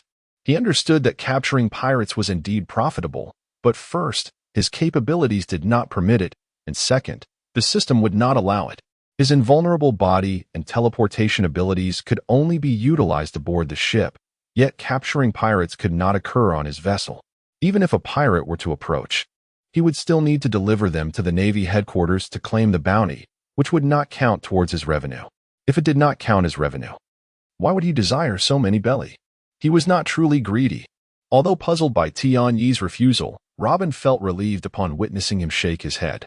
Since the destruction of her hometown, she had encountered too much darkness in human nature during her solitary escape at sea, all for the sake of profit. If Tian had agreed, she would have to be wary of him, for she too was a bounty criminal. Chapter 33. A bit of humility is best. The boss does not pursue bounty hunters, yet perhaps fears his own inadequacy. I possess a piece of information that could significantly enhance your strength. Robin contemplated for a moment before speaking candidly. Before Tian could respond, the system's tasks re-emerged. Task 1. Collaborate with Nico Robin to control the Baroque works. Completion reward. Choose one from the 3 types of hockey. Task 2. Collaborate with Nico Robin to locate the king of the underworld. Completion reward. Listen to the voice of all things. Task 3. Reject Nico Robin. Completion reward. Random basic attribute 1. Task 4. Subdue Nico Robin. Completion reward. Random natural type devil fruit. Upon reviewing the 4 tasks presented by the system, Tian immediately grasped Robin's intentions. She sought to forge an alliance with him through the king of the underworld, although in the original narrative, she was supposed to collaborate with Crocodile. However, since she was present when Crocodile attacked, it seemed she had misjudged Tian and Apos' capabilities. Otherwise, she would not have considered partnering with him. Prior to this moment, Tian had been contemplating how to keep Nico Robin aboard a ship, setting aside her abilities. He felt an undeniable admiration for her as a person. Despite her tragic childhood, she had not succumbed to darkness, maintaining her moral compass, which Tian deeply respected. However, after viewing Task 4, he realized that he was currently incapable of protecting her. Should Nico Robin truly join him, He would then have to confront the threats from the world government, an endeavor far beyond his present capabilities, especially after witnessing Crocodile's devastating attack that shattered his study. He understood that while this ship was his domain, it was no different from an ordinary vessel. If it were to sink, it would indeed be catastrophic. Nevertheless, from the system's hints, he gleaned some information suggesting that once he upgraded his merchant ship, he might unlock abilities to safeguard it. For now, however, it was prudent to remain inconspicuous. You wish to discuss the king of the underworld? After selecting task 3, Tian-E turned to Robin and inquired. Although he intended to decline her collaboration, he did not wish to position himself as her adversary, thus articulating his thoughts. You know? Robin appeared momentarily taken aback, her expression one of surprise. I know far more than you can imagine. As a survivor from O'Hara, your aspirations must extend beyond mere survival, correct? Tian-E remarked with a gentle smile. Robin took a few steps back, scrutinizing Tian-E before asking, Who exactly are you? Tian-E shook his head, replying, I am merely the owner of a seaside restaurant. And did I not mention that I bear you no ill will? Robin fell silent, her thoughts unspoken. Tian-E chuckled softly.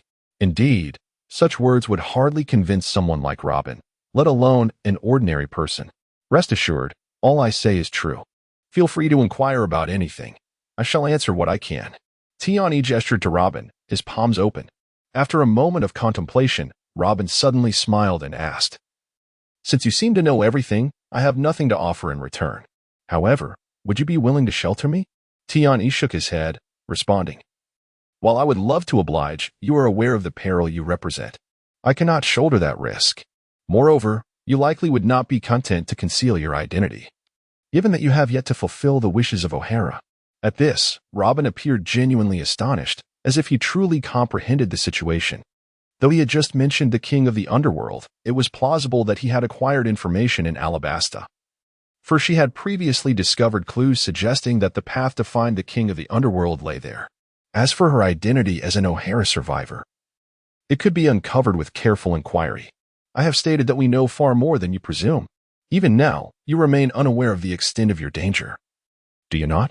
Tian-E said lightly. Me? Huh. What danger could I possibly face? The Navy has captured me for so long without success. Robin replied with a light laugh. It seems you truly do not comprehend what O'Hara signifies. Tian-E remarked, gazing at Robin. What exactly do you know? O'Hara.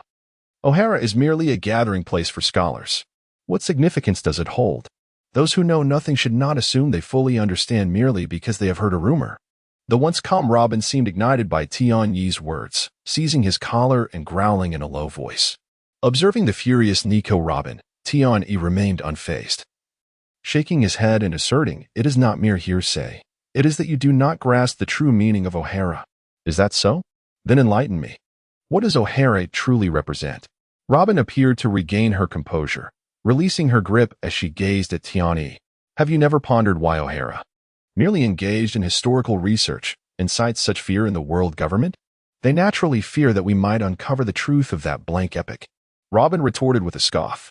Tian-Yi shook his head, speaking softly, It is not entirely so. If that were the case, I would not dare to protect you. However, have you heard of anyone proficient in ancient scripts? Ancient scripts? Robin paused, not a novice to the sea. Yet it seemed she had never encountered anyone skilled in such writings throughout her years at sea. Do you understand? A master of ancient scripts such as yourself is akin to possessing a key that could unlock the mysteries of this world. Currently, you have yet to touch the deepest secrets of this realm, which is why the world government has not relentlessly pursued you. One day, when you reach that height, you will discover that apart from the world government, the world will be your enemy. Tian-Yi sighed softly. Huh. Robin chuckled lightly, turning to leave, observing the departing Nico Robin. Tian-Yi hesitated for a moment before speaking. If you're willing, you may stay aboard my ship, but you must act discreetly, ensuring you are not discovered by the world government or the Navy. Though he had just accepted the task of rejecting collaboration with Robin, having read the original story, he found it difficult to turn her away, prompting his last-minute invitation. You would keep me, without fear of the consequences? Robin inquired, pausing in her tracks. If there were to be dire consequences, then it would simply be fate. Should the need arise, we will escape together. If we cannot flee, Then there is nothing we can do. Tiani shrugged in response. Chapter 34. Have him come find me. Robin glanced at Tiani with a light chuckle, saying nothing as she departed.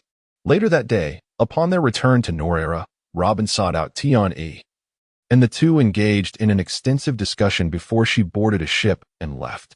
Soon after, the Bakuro workshop welcomed a new vice president, Miss All Sunday, who was entrusted with the daily operations of the workshop. Meanwhile, Tian-E, known as Mr. 11, acquired a new partner. Giggling. Nice to meet you. I am your new partner, Mississippi. Children's Day.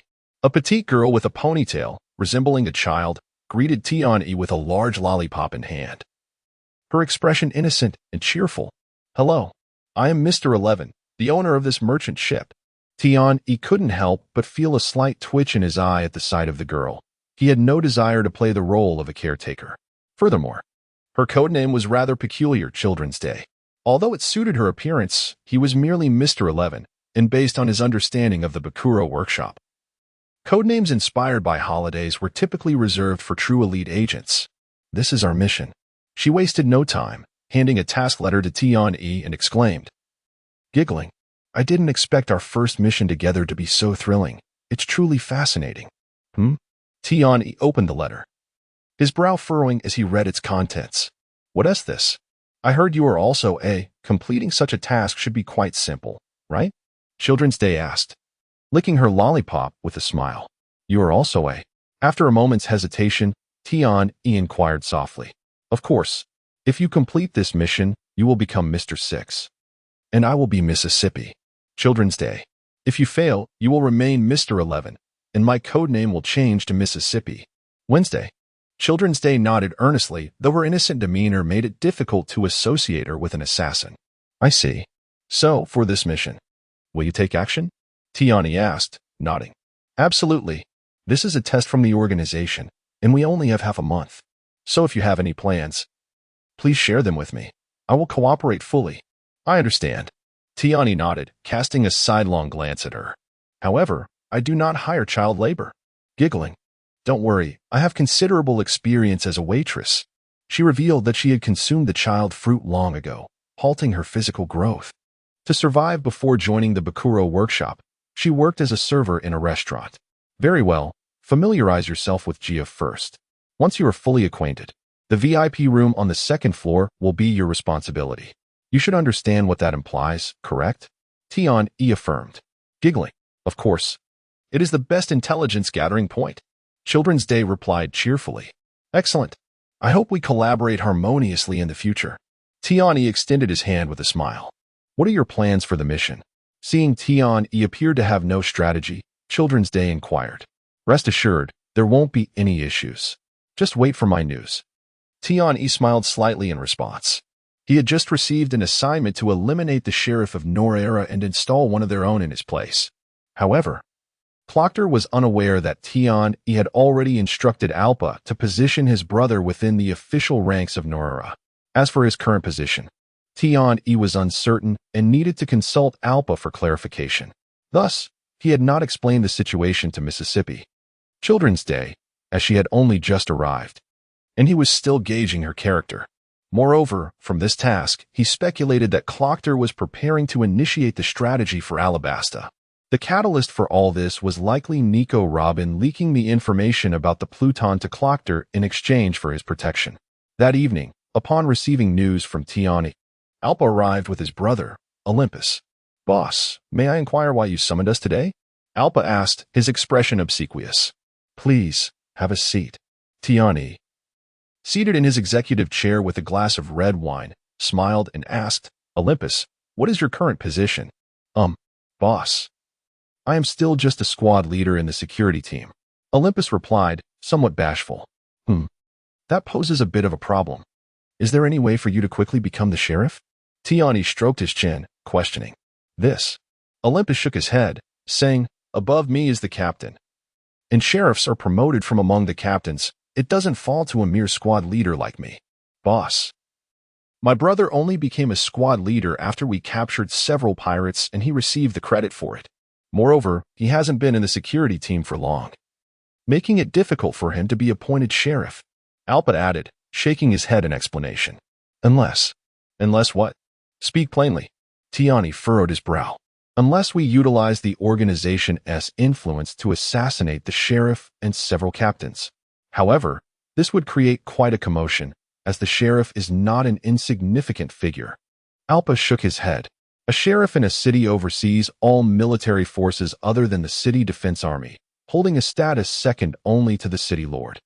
The city defense army, on the other hand, is directly commanded by the Alabaster royal family and is part of the king's army, generally not involved in city matters. How about this?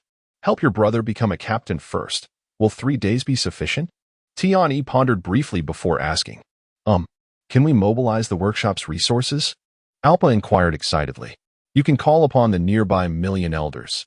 Anyone who refuses can come to see me. Tiani nodded affirmatively. Understood. I will ensure the task is completed. Alpa responded immediately. Olympus, once you become captain, arrange for all your squad leaders to be our people. Do you understand? Tiani turned to Olympus and instructed. Understood, boss. Olympus was also exceptionally thrilled. With Tiani's approval, they could mobilize the Bakuro Workshop's forces, making their task considerably simpler. And merely becoming a captain was not a daunting challenge. From Tiani's words, he could surmise that ultimately, the position of sheriff would undoubtedly be his as well. Additionally, besides the security team, make arrangements to place some of our people within the city defense army. Tiani continued after a moment's thought. Chapter 35, Promotion Task City Defense Army? Boss, that force is directly under the king's command. It may not be so easily arranged. Olympus expressed his concerns. You need not control the city defense army. Simply arrange for someone to infiltrate it. Tiani waved his hand with a smile. In that case, it is not difficult. But, will this really be effective? Olympus asked, puzzled. Just do as I instruct. Additionally, Alpa, should this task be accomplished well, you could become immensely wealthy. Tiani said with a grin directed at Alpa. Alpa and his brother Olympus were considered Tiani's men within the Bakuro workshop, so it was not an issue to grant them some authority due to their positions. Yes, thank you, boss. Alpa replied gratefully. Becoming immensely wealthy is the highest position I can help you achieve. However, if you wish to become a senior agent, you must enhance your capabilities. Otherwise, even with my assistance, it would ultimately harm you. Without sufficient strength, being a senior agent merely turns you into a living target. Tiani narrowed his eyes and addressed Alpa. Thank you for the reminder, boss. Alpa nodded in response. Alpa was well aware of the promotion rules within the Bakuro workshop. He understood that without Tiani's support, he could never aspire to become immensely wealthy, let alone as senior agent, which he dared not even dream of. Good to know. Also, keep an eye on the other members of the Bakuro workshop. Try to win over those you can. Even if you cannot become a senior agent, you can still become a leader among the immensely wealthy. Tiani provided another perspective for Alpa. Indeed, upon hearing Tiani's words, Alpa's eyes lit up, and he immediately nodded, saying, I understand, boss. After arranging matters for the Alpa brothers, Tiani returned to the deck to hear Gia report on the day's earnings. Although he could directly observe the revenue progress through the system, it had become a habit for Gia to provide daily updates. Boss, has Sister Robin left? Gia hesitated before asking after the report. Tiani nodded and replied, she has her own pursuits. Here, she cannot fulfill her dreams. Gia seemed somewhat perplexed. But seeing that Tiani did not wish to elaborate, she changed the subject, asking, is that little girl really coming here to work? Do not underestimate her. She may appear youthful, but her age may not be much younger than yours. Tiani chuckled as he glanced at the child playing by the ship's railing. Gia looked over in surprise, just in time to catch the child glancing back at them. What are you talking about?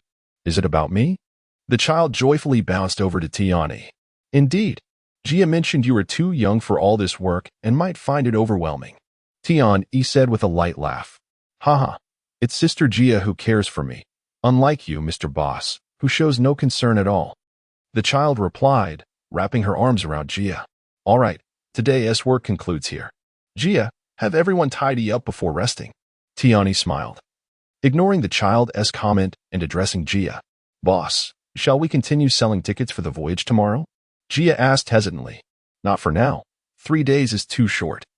Let us make it once a month instead. Tian Yi sighed. In truth, after the first voyage, Tian Yi realized that his plan had failed. Although it was not entirely devoid of customers, it could not compare to the fixed business established here. Nonetheless, the concept remained quite promising. So he opted to change the frequency from 3 days to once a month. This adjustment would not only maintain the model, but also minimize losses. Once the merchant ship undergoes another upgrade, he firmly believed that this voyage scheme would yield even greater revenue. Since the culinary competition, the reputation of the maritime restaurant had soared. Not only in the port city of Roera but also in other regions of Alabasta, it had gained considerable renown. He was confident that with the passage of time, the restaurant's fame would only continue to grow. 3 days later, when the Alpa brothers returned to Tian Yi, Olympus had already been promoted to the captain of the security team. Excellent. Well done. Now let us consider how to make you a security officer. Tian Yi clapped Olympus on the shoulder with a smile. It's all thanks to the boss, but becoming a security officer might be a bit challenging. Olympus shook his head, stating, the captain of the first team has the favor of the security officer and is practically designated as the next security officer. I have just been promoted to captain, and even if something were to happen to the security officer, it would not be my turn to step in. That indeed posed a challenge. Alpa, how are things with the Lord? Will he be able to support Olympus? Tian Yi pondered and inquired. Boss, that's not feasible. He knows I am with the Bacula workshop. Usually, we only deal with him regarding pirates. If he discovers my connection with Olympus, that would be disastrous. Alpa shook his head. Tian Yi nodded, acknowledging, I was somewhat hasty. Sir, perhaps we should deliberate further? Olympus has only just become captain, aside from his team. The other teams are unlikely to support him. Once I gradually help him earn some achievements and establish his reputation, it will become much simpler. Alpa suggested quietly after considering Tian Yi's words. I know this is the most prudent approach.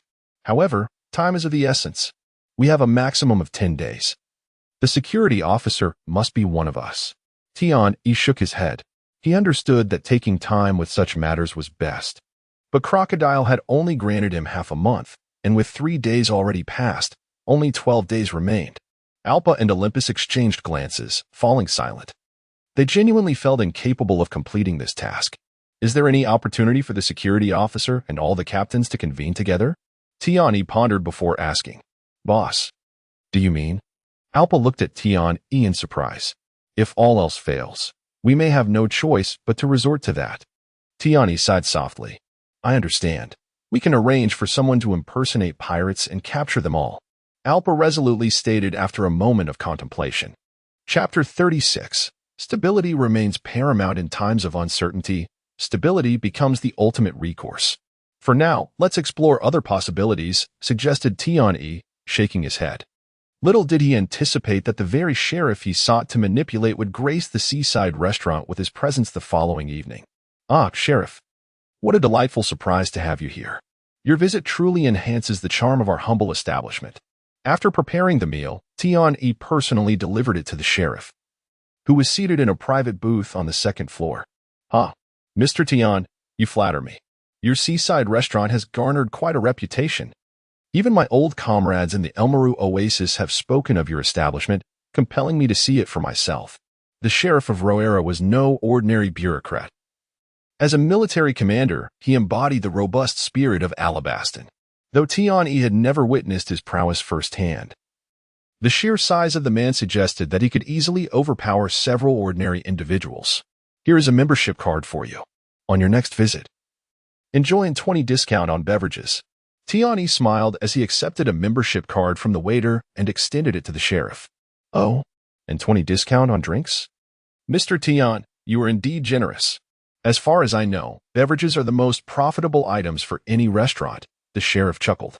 Tian Yi nodded, replying, a modest sacrifice for the sake of friendship. After all, should any trouble arise here, the law enforcement will surely lend a hand. Won't they? Certainly. Even without the membership card, we would fulfill our duties, the sheriff affirmed earnestly. Yet, Tian Yi noticed the swift way the sheriff tucked the card away, revealing a hint of his dubious nature. Perhaps this could present an opportunity later. Is he our target? Why not eliminate him directly? queried the seemingly naive Children's Day as they exited the booth. The boss's directive is to secure the sheriff's position, not to eliminate him. Tian shook his head. Really? I thought the plan was to kidnap the sheriff. Children's Day replied innocently.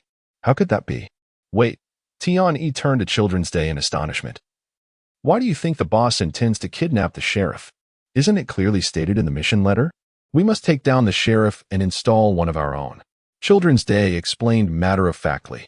If we kidnap the sheriff and then rescue him with our person, we can infiltrate the law enforcement. Is that so? Tian Yi's lips twitched at her interpretation of the task. The ambiguity of the mission letter certainly led to misunderstandings. Miss Children's Day, please clarify the main objective of the mission. If it is solely to infiltrate our personnel into the law enforcement, we can act immediately. Tian took a deep breath. What's there to ask? It must be as I said. All right, I'll inquire right away. Initially dismissive. Children's Day relented upon meeting Tian Yi's gaze and agreed. Soon, she returned with specific mission details.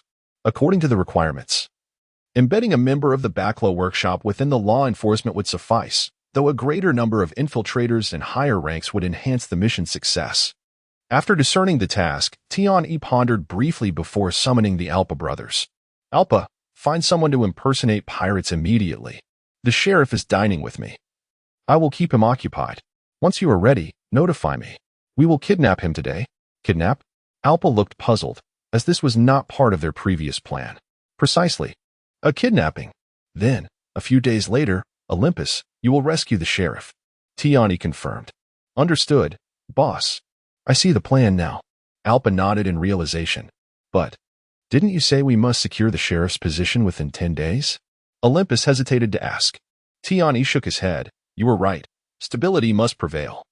We cannot rush this. Olympus, be particularly cautious not to expose your Backlow workshop identity, understood? Rest assured, the sheriff's position will surely be yours in due time. Yes. Thank you, boss. Olympus expressed his gratitude. As the Alpa brothers departed, Tian glanced back at Jia, who was attending to the guests. It seemed prudent to inform her about the Backlow workshop's matters, as he considered her a trusted confidant. Recalling how timid Jia had been when she first boarded the ship, Tian smiled at her current confidence as she engaged with the guests. Little D. Tian called out to Children's Day, who was trailing behind Jia. Though her codename was Children's Day, her actual name was Litica, hence Tian Yi's nickname for her. What is it, boss? I'm learning from Sister Jia. Litica pouted, seeming displeased. For reasons unknown, she appeared quite fond of Jia, following her closely every day. Go to the second floor and wait for the sheriff. Inform me when he exits. I've arranged everything else. Tian gestured for her to comply. Litica raised an eyebrow, softly inquiring, Are you sure you don't need my assistance? Certainly not. This is not the time for us to reveal ourselves. Tian smiled reassuringly. All right. Litica nodded in agreement. At that moment, she transformed from the innocent and adorable Litica into the lethal assassin of the Backlow workshop, Miss Children's Day. Shortly thereafter, the sheriff departed with a few subordinates. After exchanging a glance with Tian, Litica stealthily followed suit. Her youthful appearance made her presence inconspicuous. Where did little D go? Jia began to search for Litica moments later. Unbeknownst to her, Litica had been assigned to oversee the VIP booth on the second floor but had just departed, prompting the staff to seek Jia's assistance. I sent little D on an errand. Jia, please help out. Tian instructed directly. Of course, boss. Jia nodded, taking one of the staff with her to the second floor, while the others remained to manage the downstairs area. Chapter 37. Prescience, boss. I'm back. Approximately an hour later, Litica swaggered back into the restaurant. Upon seeing Tian, she immediately approached him and declared, I've taken care of everything. Everything went smoothly, I trust? Tian inquired. Nodding, Litica shook her head and replied, I witnessed their success with my own eyes. That is splendid. Jia is on the second floor. Please assist her. We can discuss any matters later tonight, Tian responded with a slight smile. Upon hearing this, Litica skipped merrily up to the second floor. Later that evening, after the guests had departed, Tian beckoned Jia over, saying, Jia, come here for a moment. What is it, boss? Jia asked, wiping the sweat from her brow as she approached him. Let them handle things here. Come with me. Tian nodded, leading Jia towards the study. Once inside the study, Tian-E revealed to Jia, "I am now a senior agent of the Bucklow Workshop, codename MR-11, and literacy is also part of it, with the codename Mississippi. Children and Oppos, Este. Numbers 2 through 7 were originally part of it as well, but they have since departed from the Bucklow Workshop and become my aides." Bucklow Workshop? Upon hearing Tian-Yi's claim of being a senior agent, Jia appeared bewildered. She had heard of the name, which seemed to wield considerable influence, but she lacked a deeper understanding. Tian-Yi chose not to elaborate excessively, merely indicating that she should grasp the general concept to avoid feeling alienated during future tasks. Indeed, this establishment serves not only as a maritime restaurant, but also as an intelligence hub for the Bucklow Workshop. Tian-Yi smiled at Jia and explained, "Now you understand why I didn't assign you the VIP room on the second floor, right? Does that mean Sister Robin is also a member of the Bucklow Workshop?" Jia exclaimed, realization dawning on her with some surprise. "Precisely. However, she has ascended to the position of vice president." Tian-Yi nodded in affirmation. Vice president? How impressive. Who is our president then?" Jia inquired curiously, sticking out her tongue. "Do not ask. Knowing would not benefit you." Tian-Yi shook his head, refraining from disclosing Crocodile's identity to Jia. The information regarding Crocodile as the shadowy boss of the Bucklow Workshop was known only to Robin and MR-1, Das Boynes, who had always been beside him. With Crocodile entrusting Robin with the daily operations, the risk of exposure diminished significantly. "So, boss, what will my responsibilities entail moving forward?" Jia asked excitedly, feeling an inexplicable sense of mission now that her employer had revealed his identity to her. "Well, Xiao Di is a new partner sent from the workshop, so you'll need to lend your support in our tasks. Additionally, you will assist me in gathering intelligence." Tian-Yi replied with a smile and a nod. "Understood, boss." Jia responded earnestly. "Very well. Now off you go." Tian-Yi waved his hand, signaling for Jia to return to her duties. Not long after, Alpa arrived in the study, escorted by literacy. "Boss, everything has been taken care of," Alpa said with a smile upon seeing Tian-Yi. "Nothing was amiss, I hope?" Tian-Yi nodded in response. "Rest assured, boss. But when shall we release him?" "Not yet. 3 days from now, let Olympus rescue him. Until then, ensure he remains alive.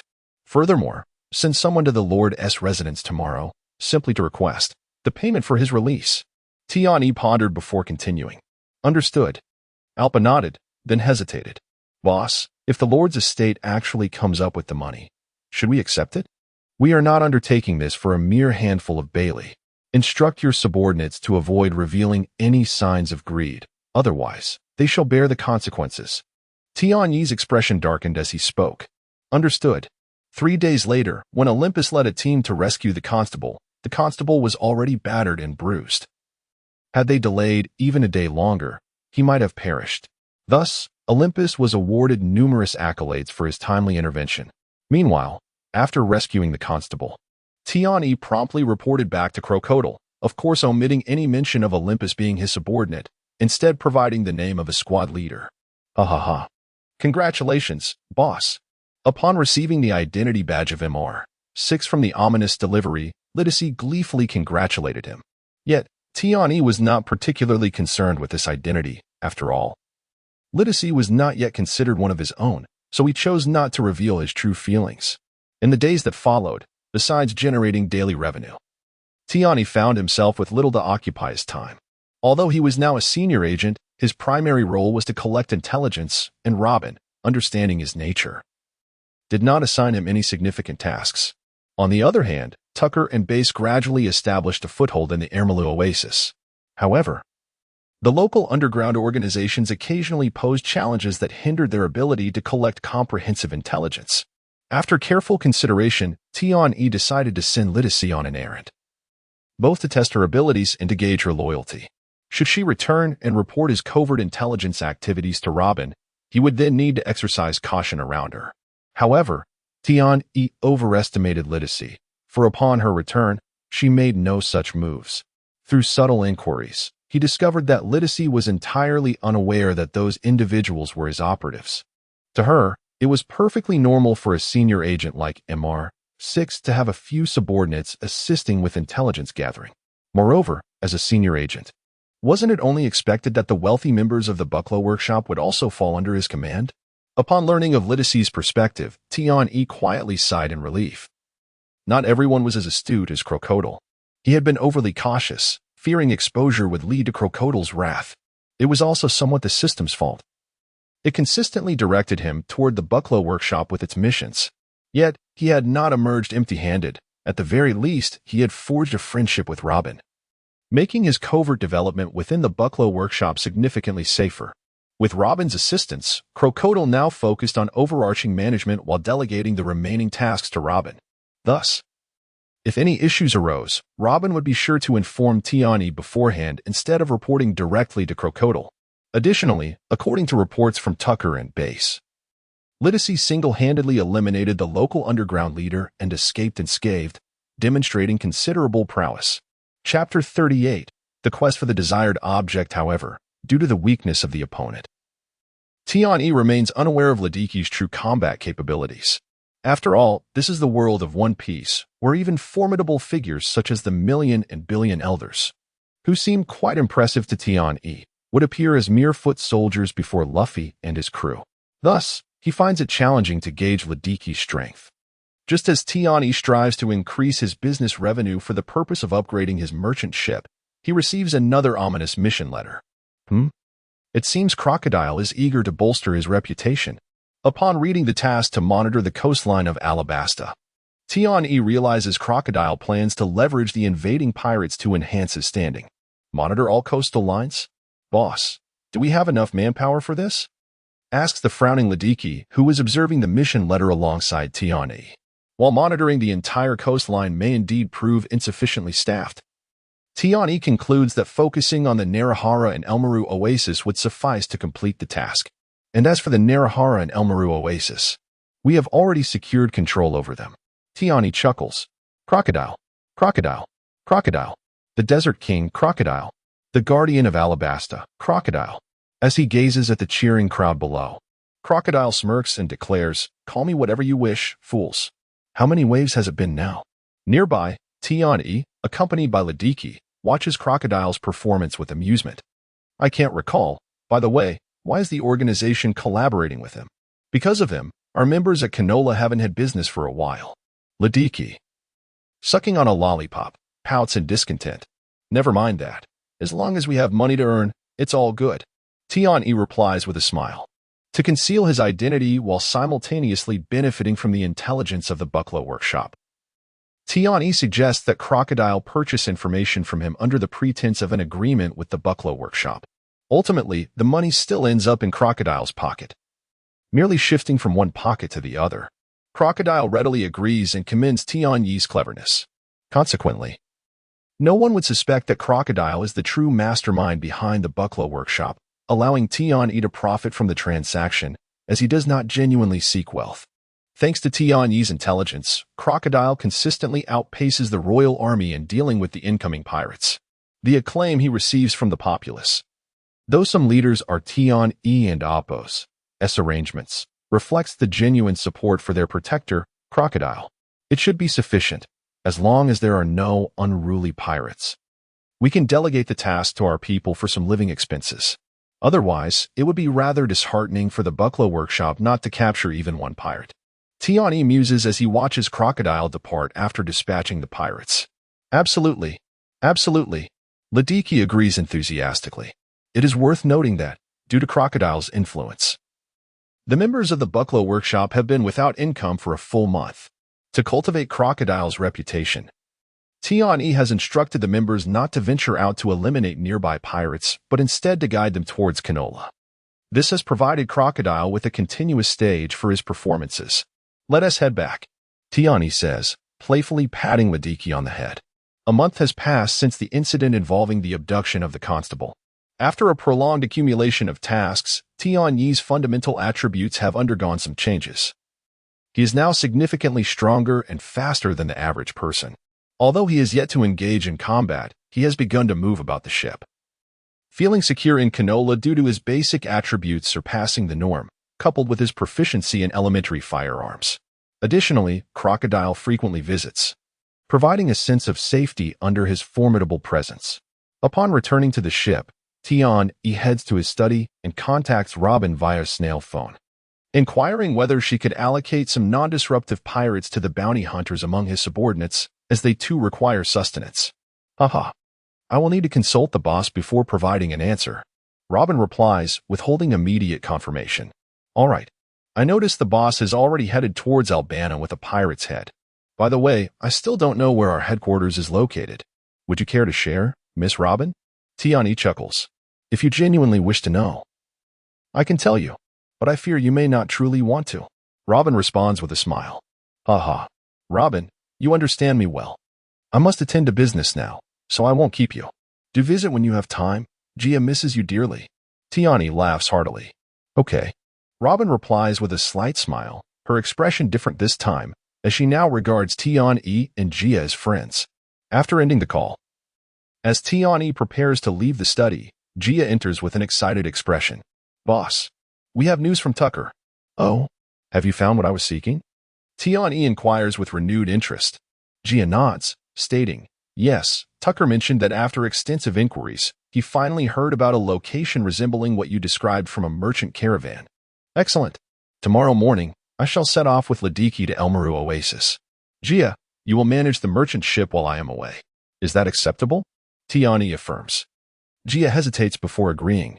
But how long do you expect to be gone, boss? Rest assured, if all goes well, I should return by tomorrow night. Tian-E assures her. Gia breathes a sigh of relief, but, noticing Tian-Yi's smile directed at her, shyly adds, everything else is fine. But I'm worried that Sam will struggle in the kitchen alone without you. All right. Tomorrow, have numbers 6 and 7 assist in the kitchen. And let Ladiki stay with you as well. Upon my return, we will indeed need to increase our staff, especially in the kitchen. Tian-E nods in agreement. Perhaps it would be best for Little D to accompany you, boss. There should be no issues here. Gia shakes her head. Chapter 39. The Inn of Arrival, rest assured. There is no danger here. Leaving Xiaodi behind brings me some comfort. However, she is someone sent by the organization and cannot be counted as my own for now. So do remain vigilant. After pondering for a moment, Tian-E voiced his thoughts. Understood, boss. I am aware. Upon hearing Tian-Yi's words, Gia felt a surge of delight in her heart, for she was indeed Tian-Yi's confidant, and Li Di could hardly compete. Early the next morning, Tian-E boarded a small vessel heading towards the Elmalu Oasis. When he arrived, he found Tucker waiting for him for quite some time. Where's BAS? That fellow didn't even come to greet me? Upon seeing Tucker, Tian-E inquired with a smile. Please don't misunderstand, boss. BAS has already gone to Yuba. We are planning to expand our influence there, so he went ahead to scout the area. Tucker quickly explained. Be cautious, maintain a low profile. Your only task is to gather intelligence. Avoid significant conflicts with other factions. The rapeseed flowers and the Elmalu Oasis must be fully under our control. But it is unnecessary to engage with the inland cities. Establish good relations with the local powers to ensure they do not hinder our intelligence gathering. Tian-E nodded and spoke. Rest assured, boss, we are quite discreet. Even in Elmalu Oasis, there are not many who are aware of us. Tucker replied with a smile and a nod. Indeed. Remember to remain inconspicuous, though I have cloaked you under the guise of the Bucklow Workshop. The waters of the Adamantine Kingdom run deep. Do not be careless. Now, where is the caravan you mentioned? Tian-E inquired. Boss. The caravan is currently resting at the inn, but they have no immediate plans to head to Yuba. I did not expect you to arrive today. Tucker said with a hint of embarrassment. No matter, let us go find them and confirm the coordinates. Tian-E hesitated for a moment before speaking. Though we lack a familiar guide, once we have the coordinates, we can find a few local individuals acquainted with the desert, and it will be no problem. After all, this is the Adamantine Kingdom, a nation of deserts. The locals here seldom lose their way in the sands. They are well aware of the dangers within the desert. And as long as we do not suffer exceptionally bad luck, we should be fine. Soon, under Tucker's guidance, Tian-E and his companions arrived at the inn where the caravan was stationed. This is the boss I entrusted with inquiries. You may relay your information directly to him. Tucker approached the caravan leader and gestured towards Tian-E. Oh, May I ask why this gentleman is seeking that location? The leader inquired with curiosity. I once traveled from Yuba but encountered a sandstorm, leading me to lose my way in the desert. I had thought I would perish there, but unexpectedly found a place to rest, and it was there that I avoided the scorching heat, which saved my life. After being rescued, I have longed to return to that place but could never locate it, hence my request for assistance. Tian-E recounted the reason he had meticulously crafted. The leader nodded and said, I see, it seems you are a man of gratitude. Allow me to share what I know. Our caravan also inadvertently took a wrong turn, and upon seeing a large stone resembling a mushroom, we realized our error. After quickly adjusting our direction, we managed to return to the correct path. So that place is indeed one that has saved us. Moreover, since we adjusted our bearings there, I recorded its precise coordinates. As he spoke, the leader unfurled a map, pointing to a location between Elmalu Oasis and Yuba. Continuing, there is a ruin area along the main road, and this spot lies not far to the southeast of that ruin. As long as you do not stray from the path, it should be easy to find. Thank you immensely. Tian-E smiled and bowed in gratitude. The leader waved his hand and replied, no need for such courtesy. Upon exiting the inn, Tian-E instructed Tucker to lead a team and set out to find the mushroom-shaped stone. Boss, please wait. Traversing the desert is not that simple. We must first make adequate preparations. Tucker shook his head. Very well, you go prepare. I shall wait here. Tian-E found a CAF to sit down, addressing Tucker. Do not worry, I have already arranged everything. I will stay here with you. Tucker replied with a smile. Before long, 4 or 5 of Tucker and Appo's subordinates arrived, leading several camels towards Tian-E. Boss, we are ready. We can depart at any moment. Tucker quietly informed Tian-E. Just a moment. Someone is not. Here they come. Tian-E smiled slightly, observing a figure approaching in the distance. Seeing Nico Robin approach, Tian-E waved his hand as a greeting. Apologies for the wait. Shall we set off now? Robin inquired directly upon reaching Tian-E. Let us go. Tian-E nodded and stood up. However, Robin did not move but instead looked at Tucker and the others. Crossing the desert is no simple task. We require some guides. Meng Yi naturally understood Robin's intention and began to explain. No need, just the 2 of us will suffice. Robin shook her head. Who are you? Venturing into the desert without proper preparations can be lethal. Tucker frowned immediately at Robin's words. All right, Tucker, thank you for your concern. You may rest. She and I can manage. Without waiting for Robin to respond, Tian-E waved his hand, saying, just prepare some water for us. This, boss. Very well. Tucker hesitated briefly before signaling his subordinates to hand 2 large water bags to Tian-E. Let us depart. Tian-E smiled slightly, taking the water bags. Robin remained silent, following closely behind Tian-E. Once they exited the city, Robin smiled and asked, do you trust me so much? What if we get lost in the desert? It could turn out very badly. Tian-E rolled his eyes and replied, did you not just come from Albana? This distance is nothing for you. He. Robin chuckled softly, covering her mouth, then pointed to a large turtle not far away, saying, we shall ride it. There will be no problem, just lead the way. As she called out to the turtle holding a pipe in its mouth, Little Fatty. Little Fatty? Tian-Yi's eyes widened in disbelief, utterly astounded that such a name could be associated with the turtle before him. Perhaps flustered by Tian-Yi's incredulous expression, Robin's cheeks flushed for a moment. Chapter 40. Robin's speculation. After all, it seems somewhat inappropriate for such an ancient turtle to bear such an endearing name. Although Tian-E was already aware of Robin's unique preferences, he found it difficult to accept when confronted with the reality. Come on, this is a dual-purpose turtle, Robin said nonchalantly as she climbed onto the back of the stout turtle, addressing Tian-E. Oh, all right. Tian-E, somewhat bewildered, was coaxed by Robin onto the turtle's back. It was not until they had ventured into the desert that Tian-E began to consult the map, directing the turtle, whom he had affectionately named Chubby. It should be just ahead. Let me clarify, this information was acquired by chance, so I cannot guarantee its authenticity. If we don't find it, please do not be disappointed. Tian-E preemptively cautioned Robin. Indeed, their destination was the ruins where Luffy, Zoro, and Chopper had plummeted in the anime. However, since this particular segment was an addition by the anime team and not part of the original manga. Tian-E was uncertain whether there existed any historical text in this area. Nevertheless, given that there was a massive mushroom-shaped stone, it was reasonable to assume that the ruins below would also exist. Upon receiving news the previous day, Tian-E immediately contacted Robin, informing her that he seemed to have discovered clues regarding historical texts and inquired if she wished to accompany him to investigate. In truth, the moment Robin received the message, she thought Tian-E had found clues about the One Piece, prompting her invitation to decipher ancient writings. Thus, she decided not to let Taku and the others accompany them, as the matter concerning the One Piece was far too significant to disclose to anyone. It was only because she trusted Tian-E's lack of ambition that she agreed to come along. This must be it. Upon arriving beneath the mushroom-shaped stone, Tian-E circled around and declared, "How do we get down?" After a brief moment, noticing Tian-E making no move, Robin could not help but ask. Tian-E was somewhat taken aback. He had not considered the question at all. How had Luffy and the others fallen in the original story? After pondering, he identified the stone that had caused Zoro to tumble. However, gazing at the stone before him, Tian-E hesitated. Zoro had fallen directly, given his current physical condition. Falling from here, he feared he would sustain injuries. Yet, he was at a loss for a better means of descent.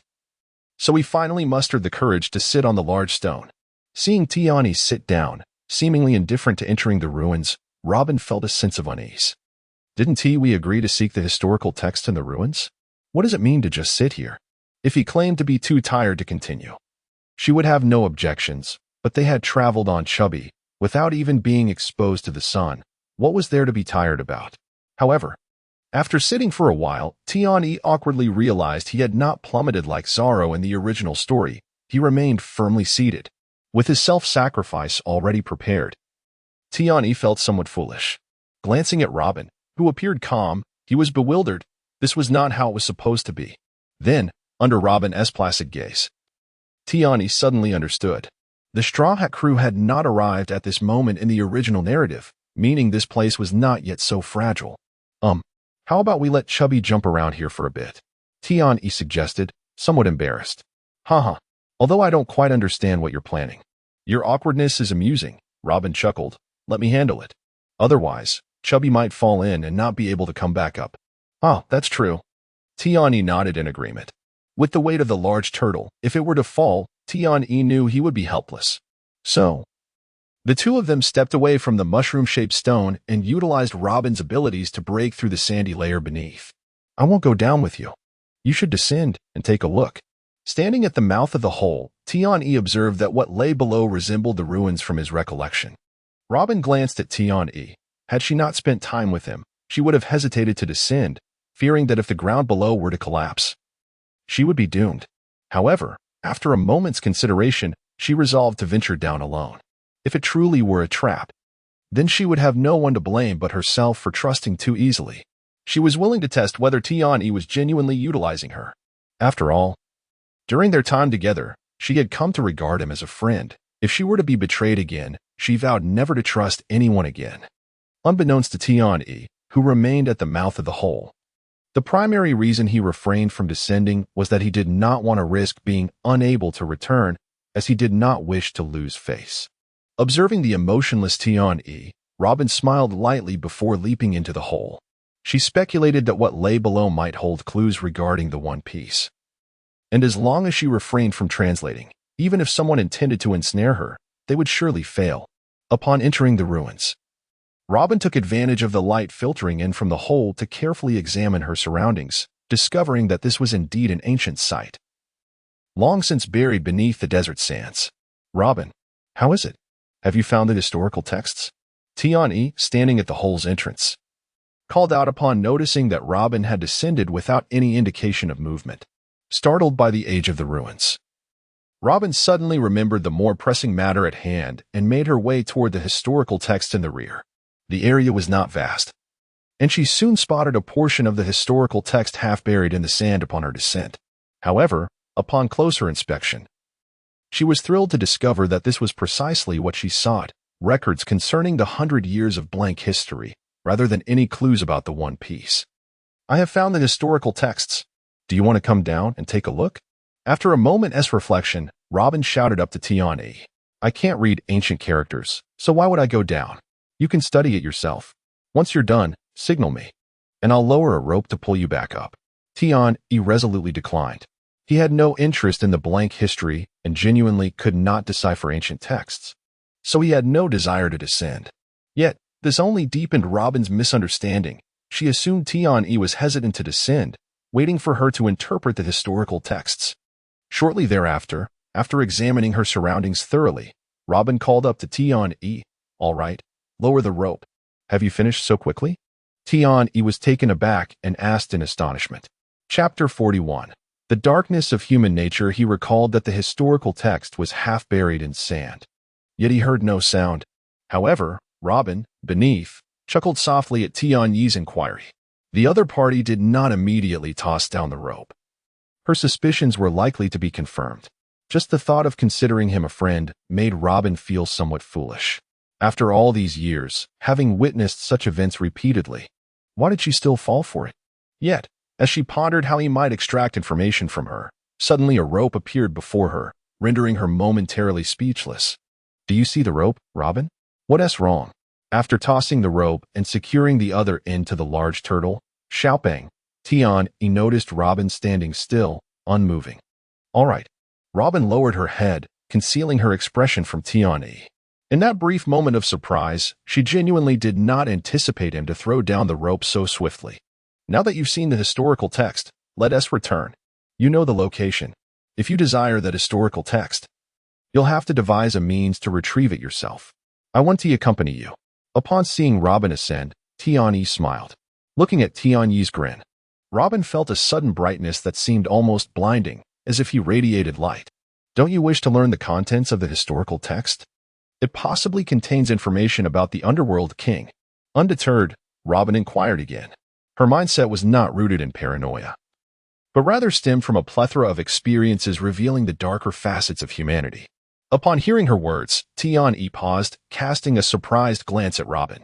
Having read the original work, he was fully aware of the location of the underworld king's clues. And the historical text here was merely an addition by the animation team. Its contents could not hold significant importance, otherwise, it would have appeared in the original narrative. Hiki. Tian chuckled, patting Robin on the shoulder without elaborating further, before climbing onto Xiaopeng's back. In truth, he felt no anger towards Robin's skepticism and distrust. Rather, he was somewhat touched. Given her upbringing, it was entirely natural for her to be wary.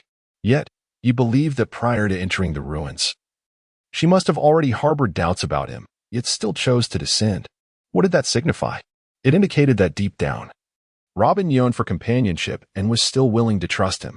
In a past life, Tian had heard a saying, never test human nature. He wholeheartedly agreed with this sentiment. However, now that Robin had tested him, it proved one thing. She valued their bond immensely.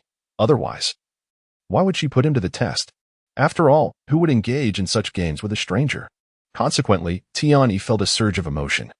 Though this sentiment was selective, had it been anyone else, the reaction might have differed. Hearing Tian's laughter, Robin felt a mix of embarrassment and anger. Without fully understanding her own thoughts, she plopped down beside him, letting out a huff, then turned her head away, feigning annoyance. Seeing Robin's demeanor, Tian couldn't help but laugh. Oh, has she turned Sundara? However, he understood that she likely felt she had misunderstood him but was too shy to apologize. Hence her behavior. Ahem. Well, I suppose I've delivered a grand gift to you. Might you consider forgiving me this once? Tian turned his head, hesitating for a moment before speaking softly. Huh. Unable to contain herself, Robin burst into laughter at Tian's expression. Then she turned to him, seriously saying, I apologize. I misjudged you earlier. As an intelligent beauty, that display had been Robin's limit. She would not punish others for her own errors. It was merely that she had not genuinely connected with anyone for years, leaving her unsure how to apologize. Tian shook his head, smiling gently. Do not dwell on it. We are friends, are we not? Indeed, Robin sighed. Friends it is. If you are willing, we could also become partners. Tian smiled, extending the invitation once more. However, Robin promptly declined. Previously, She might have hesitated, but now she was resolute. She understood that becoming Tian Yi's partner would bring him significant danger. All right, you can come here whenever you wish. Tian Yi shrugged, not pressing the matter further. He recognized that he must first ensure his own safety, and it truly wasn't suitable for Robin to join him. Although, according to the original narrative, Robin would likely remain safe in Alabasta for some time. What if unforeseen events occurred? After all, with him as an unpredictable factor, the future was uncertain. Thus, after Robin's refusal, Tian Yi did not broach the subject again. Instead, he and Robin engaged in light-hearted conversation as they made their way toward the El Maru oasis. By the way, the boss has instructed that any pirates approaching Alabasta can be dealt with by you. However, should they land and cause trouble for the city, you must refrain from intervening and must inform him immediately. As they neared El Maru oasis, Robin suddenly addressed Tian Yi. Understood. Tian Yi nodded, smiling. At worst, we can let those fellows operate in the coastal areas. Do you know why the boss wants this? Robin pondered for a moment before asking. You disclosed the information about the Underworld King to him, didn't you? Tian Yi looked at Robin and remarked, ever since you left to become vice president, I sensed a significant shift in the direction of the Bucklow studio. Yet, I still haven't deduced what our boss intends to do. Indeed. I informed Crocodile about the Underworld King's clues in Alabasta. Robin nodded in response. Moreover, according to my sources, the boss likely intends to conquer Alabasta. What? Tian Yi feigned surprise, asking, conquer Alabasta? What on earth does he intend to achieve? If it's merely to seek clues about the Underworld King, there should be no need to take over the country, right? In truth, Tian Yi was fully aware of Crocodile's ambitions regarding his Utopia plan. This opportunistic boss sought not only the Underworld King, but aspired to transform the entirety of Alabasta into a military kingdom to realize his dream of dominating the seas and becoming the Pirate King. In any case, be cautious. He may appear to be cultivating prestige, but secretly he is already plotting to undermine Alabasta. Robin whispered. Oh, I see. No wonder my previous task involved placing our people in the Public Security Bureau. It seems this mission was not assigned solely to me. Tian Yi nodded in agreement. Chapter 42. The target of recruitment indeed. Apart from Albana, we have successfully embedded our operatives in every city throughout Alabasta. Robin nodded, affirming Tian Yi's statement. I understand. Tian Yi replied softly. You are now Amar 6, the highest-ranking agent responsible for all intelligence, which means even the boss would think twice before making a move against you. However, you must still exercise caution. Crocodile is known as the sand alligator. Do not let him catch wind of your little maneuvers. Robin glanced at Tian Yi and remarked, what little maneuvers could I possibly have? I am merely trying to earn a bit of berries, which does not conflict with his objectives. Tian Yi smiled subtly, winking at Robin as he responded, as for my intelligence personnel, they are all from our Bakura workshop. Hiki. Robin chuckled softly, choosing not to elaborate further. Boss. Upon entering the city, Tucker was already waiting for him. All right, I have no further business here. I shall return to the ship. We can converse later. Tian Yi waved at Robin with a smile before departing with Tucker and the others. Watching Tian Yi's retreating figure, Luoyin sighed softly before turning to leave. After parting ways with Robin, Tian Yi had just returned to Canola Flowerport when he received some news. The captain of the security team was assassinated at home. Summon Alpa for me. Upon returning to the ship, before greeting Jia and the others, Tian Yi arranged for someone to find Alpa. You have heard the news as well?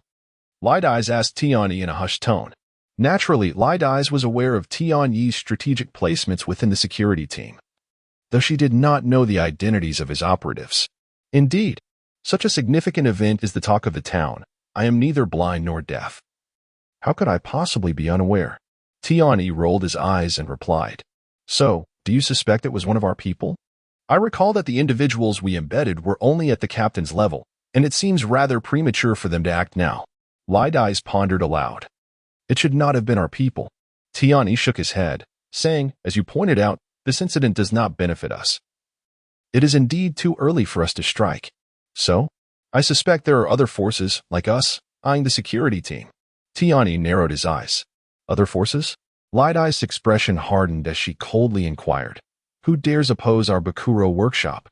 That is why I instructed someone to investigate if there have been any unfamiliar faces at Canola Flower recently. I see. Just then, the study door suddenly swung open, and Gia entered alongside Alpa. Boss. Mississippi. Children's Day. Upon seeing Tian-E and Lidis, Alpa hurriedly greeted them. Ah, little D, you and Gia. Go outside and tend to the business. Tian-E did not directly inquire, but first sent Lidis and Gia away. It was not that he distrusted Gia, but dismissing only Lidis would appear peculiar. Once the two left, Alpa stepped forward and stated, Boss, this was not our doing. I know. Even if it were to be done, you would not choose this moment. Have there been any unfamiliar individuals in Canola Flower lately? Tian-E nodded and asked softly.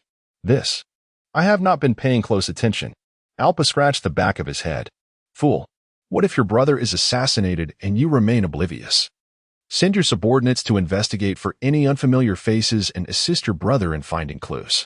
Be discreet. Do not let anyone notice. While this incident has slightly disrupted our plans, it is not a problem. As long as Olympus can resolve it, he can still garner favor in front of the officers. Yes, I will do it right away.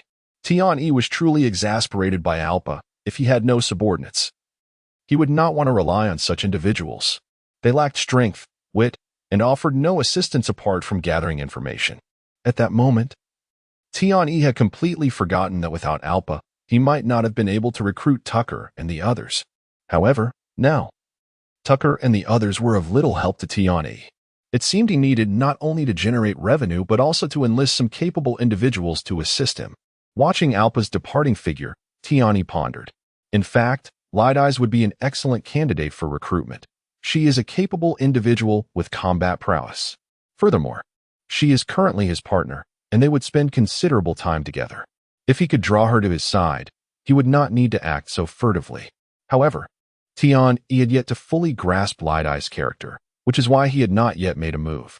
Days later, when Alpa returned to Tian-Yi's study, he had already uncovered some leads. Pirates? Why would pirates target the captain of the security team? Tian-E frowned as he examined the photograph in his hand. Uncertain. This information came from Olympus. We did not gather any useful intel. Alpa spoke softly, his head lowered. Sighing. Tian-E realized that locating this individual must become a priority. Previously, he had found Alpa and Tucker quite useful, but their capabilities were now increasingly inadequate. No matter. Seek out this pirate's whereabouts. Additionally, have Olympus send over intelligence to ascertain the pirate's background and the motive behind the assassination of the security team captain. Tian-E waved his hand. Understood. Aware of his ineptitude, Alpa did not dare say more and left with his head bowed. After Alpa departed, Tian-E picked up the photograph on his desk again. It was of the pirate, who bore a sword at his waist, indicating he was a swordsman. Little did Tian-E anticipate that on that very night, he would encounter the swordsman from the photograph. Moreover, in such a manner. Who are you? The fallen Ek gazed in astonishment at Tian-E, who had suddenly appeared before him. Initially, he had been discovered by the security team and was fleeing when he stumbled upon a seaside restaurant. To evade the security team, Ek had dashed into the restaurant. Of course, he was promptly noticed by Gia and others who were cleaning up. As a pirate, Ek's instinctual response was to overpower these individuals to avoid revelation. And he acted accordingly. Yet, before his sword could reach the nearest Gia, a figure suddenly appeared, knocking him down while pressing a pistol against his forehead. Who am I? You suddenly intrude upon my ship and attempt to assault me, yet you inquire about my identity here? Chapter 43. Escort Mission with a Pistol in Hand. Tian-E chuckled softly. He had already recognized the individual before him, the very person captured in the photograph earlier that day. I mean no harm. I just wanted to hide here. Yak immediately raised his hands, genuinely expressing his innocence. He was indeed somewhat bewildered, as the other party had appeared out of nowhere. Boss. At this moment, Gia and the others finally reacted, rushing to Tian-Yi's side. They too were perplexed. Just moments ago, Tian-E had been in the kitchen. And now he stood beside Gia. Had it not been for Tian-Yi's sudden appearance, Gia would undoubtedly have been harmed. Ladizisai regarded Tian-E with a skeptical expression.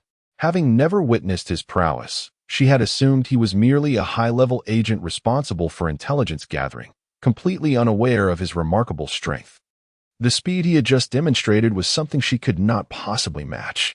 Bind him up and inform Alpa that we have captured the target. Let him come to collect him, Tiani said quietly, glancing at Yak. Huh? Is he the pirate who attempted to assassinate the captain of the security team? Ledizasai inquired with surprise, having not seen the photograph but being aware of the incident. However, just as the group prepared to apprehend Yak, he suddenly rolled away, seizing a nearby longsword and charging directly at Tiani. Yak was remarkably swift, leaving the others no time to react, but as the sword neared Tiani, he instinctively raised his hand to shield his chest. Clang! How could this be? Yak stared in disbelief at Tiani's unscathed hand. Seeking death? Tiani slowly lifted his gaze, looking at the stunned Yak, a hint of anger in his voice. Had Yak not acted quickly, he might have been struck directly in the heart. While the consequences of a heart wound and the current situation were not vastly different, it still made Tiani feel a mix of humiliation and fury. Bang! On a fit of anger, Tiani raised his hand and fired at Yak.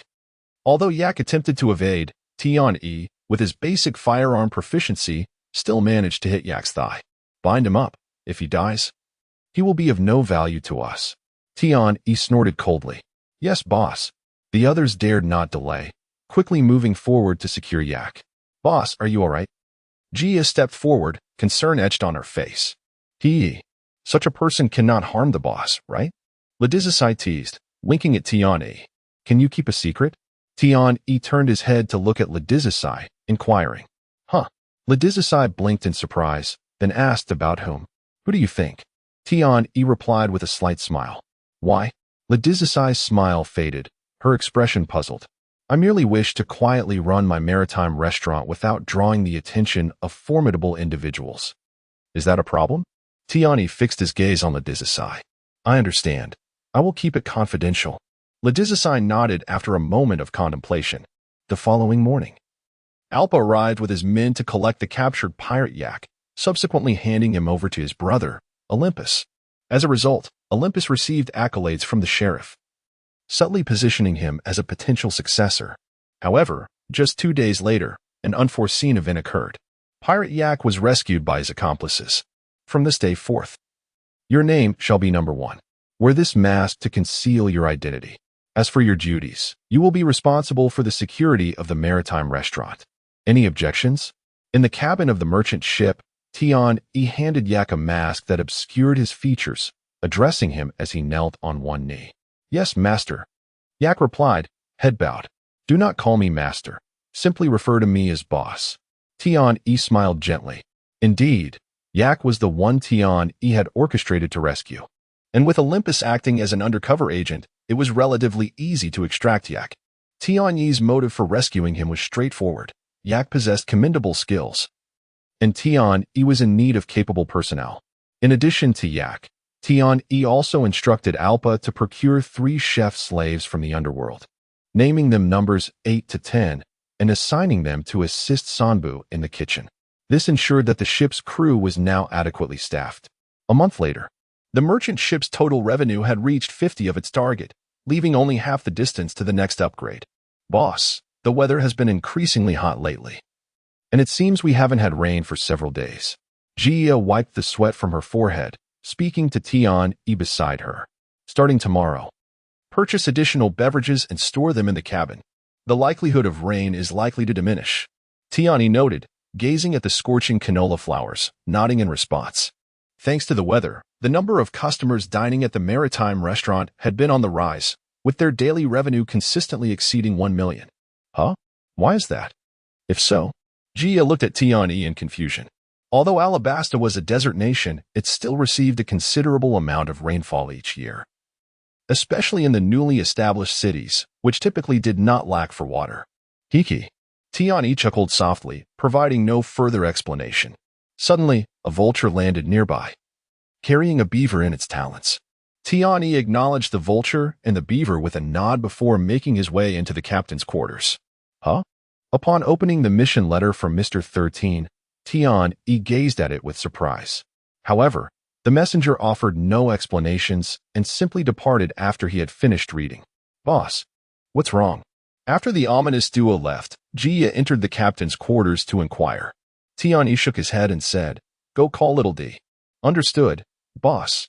Jia, seeing Tian Yi's lack of response, did not press further and headed towards the VIP lounge on the second floor, where Ladizasai was present. "What is going on? Has the headquarters sent another mission?" Ladizasai asked, her face showing impatience as she entered the captain and Appo's quarters. "Take a look for yourself," Tiani replied, handing her the mission letter. "Huh? This kind of mission? Why would it be assigned to us?" Ladizasai asked in astonishment after reading the letter. "How would I know? However, since the mission has arrived, we cannot ignore it. Call number 1, and you two can go on this trip." Tiani shrugged. All right, every time there's a mission like this, it's always number 1 and me going. One might think he is MR6. Ladizasai shook her head, chuckling slightly. Tian smiled faintly, choosing not to elaborate further. Chapter 44. Sand Bandits. This mission was, in essence, rather straightforward. At the end of the month, a vessel would arrive at the port of Canola, and it was their responsibility to escort the cargo on board to the capital, Albana. Despite being elite agents, their primary duty was intelligence gathering. Escort or combat missions were typically not assigned to them. However, for reasons unknown, this escort task had fallen to them. After Light Eyes left, Tiani promptly contacted Robin via the telephone book. Currently, all elite agents of the Bakla workshop were in touch with Robin, and they could also reach her, which is why Tiani opted for this transparent means of communication. "Ah, are you inquiring about the mission?" Robin greeted him with a smile as soon as the connection was established, before Tian could utter a word. "It seems this assignment was indeed designated for you. However, I am solely responsible for intelligence gathering. Is it truly wise to entrust such a significant task to me?" Tiani chuckled lightly. "You are mistaken this time. It was the boss who specifically instructed that you personally handle the escort. Given your capabilities, it should pose no issue." Robin replied, her smile unwavering. "Ah, so it was personally assigned by the boss? I was initially planning to have Mississippi Children's Day take a few millionaires along," Tiani remarked, a hint of exasperation evident in his tone. "Mr. 6, this task is of utmost importance, which is why I sent an ominous individual to deliver the mission letter to you. This cargo must not encounter any mishaps. Do you understand?"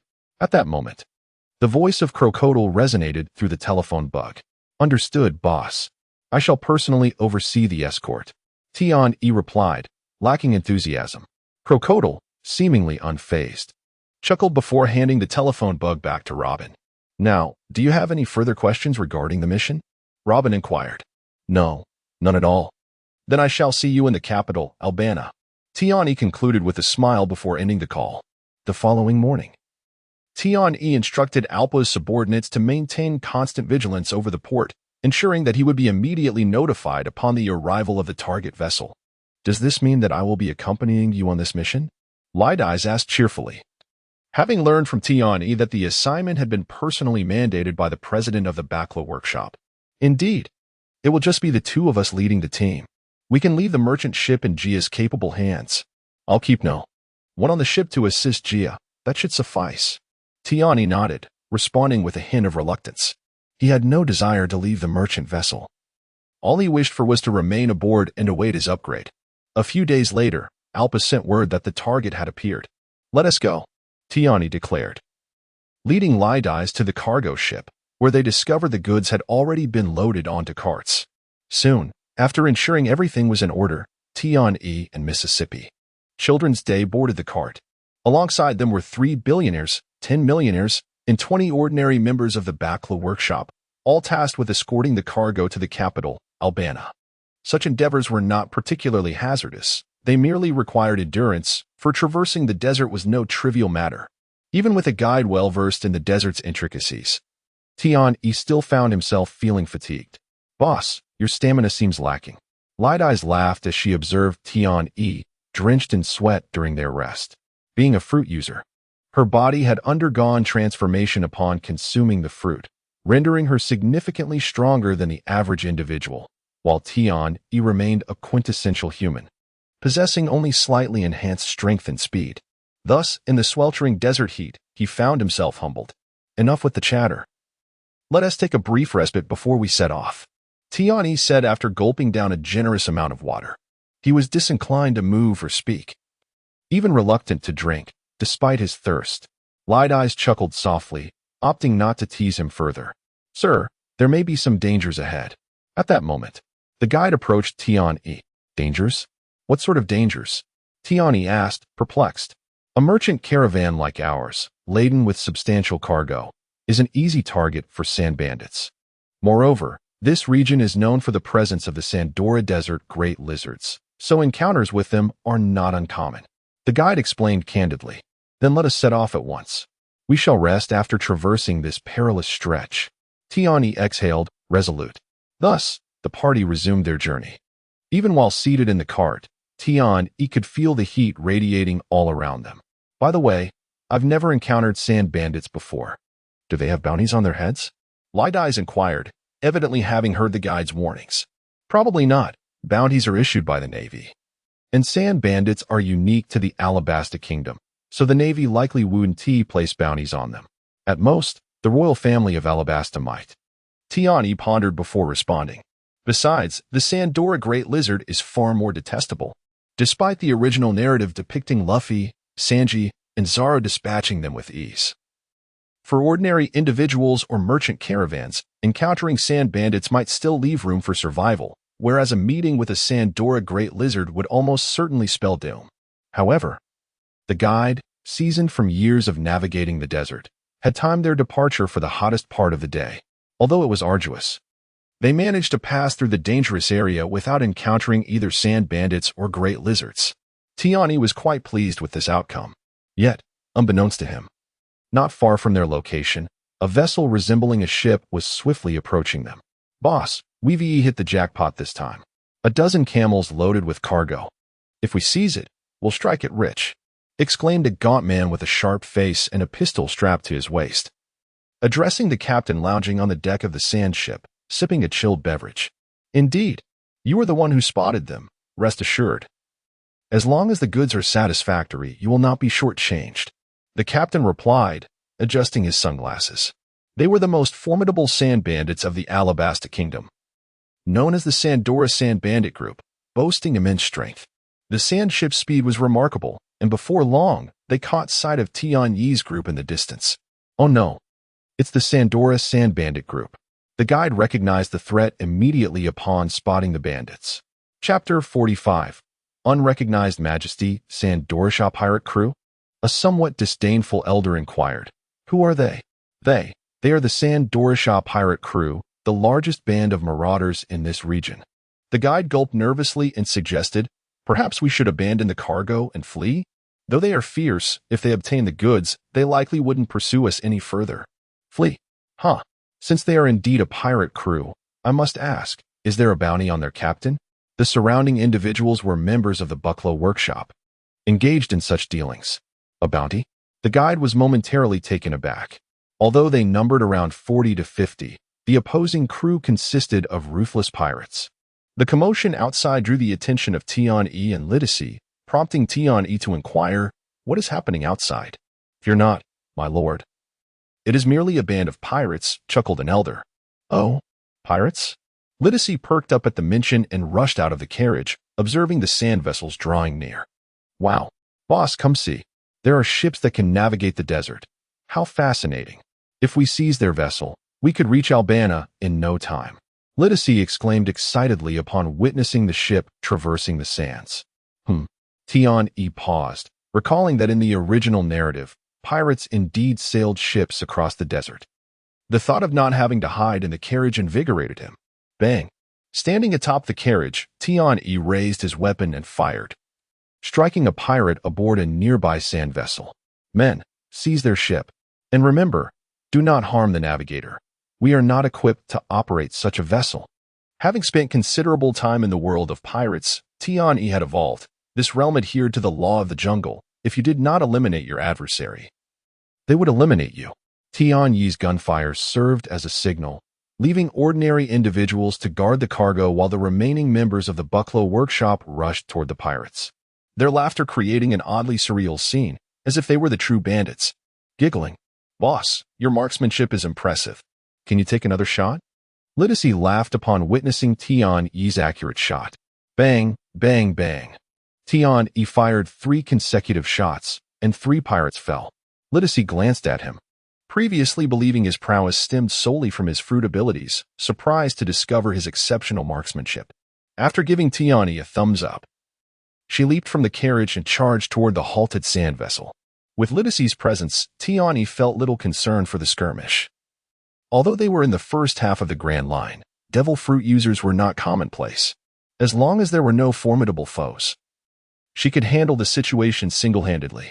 Indeed, by the time Tian-Yi arrived, the battle was nearing its conclusion, although they had suffered some losses. Witnessing the opposing crew's complete submission brought a smile to Tian-Yi's face. Search their cabin for treasure. Whatever we find, we shall divide among ourselves, Tian-Yi declared cheerfully. Thank you, my lord. The crowd beamed at the prospect. Typically, in scenarios involving high-ranking agents, the distribution would favor them, leaving the rest with mere scraps. However, Tian-Yi's proposal allowed them to claim their own share, sparking their joy. Of course, they were not fools. They would not claim everything for themselves. They would certainly reserve a portion for Tian-Yi and Lydicy. Please spare me, my lord. I fail to recognize your greatness and have offended you. I humbly beg for your forgiveness. At that moment, a bare-chested boy clad in long trousers approached Tian-Yi, pleading earnestly. The captain? Tian-Yi turned to Lydicy, who was smiling mischievously. This is Lydicy's ability. Anyone she touches reverts to childhood, a rather unreasonable power. Isn't this according to your wishes? Look, I have not killed them.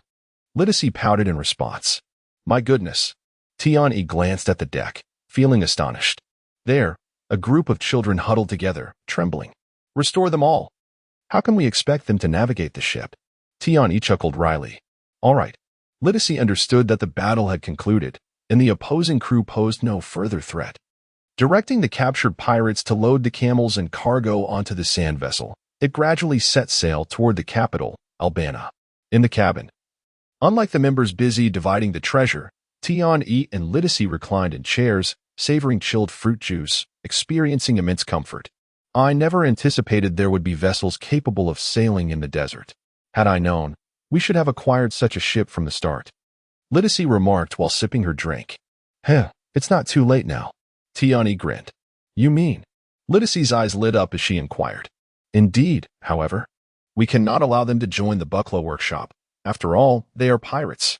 Tian-Yi nodded, adding, but if you were to take them under your wing as subordinates, our travels through the desert would become considerably more pleasant. Giggling. Quite right. Watch me, Lydicy exclaimed, launching herself toward the deck. Not far from the capital of the Alabasta Kingdom, Albana, a sand vessel lay anchored in the desert. Boss, just ahead is the territory of Albana. Proceeding further would be perilous. Domerk, the captain of the Sand Durashop pirate crew, said deferentially to Lydicy.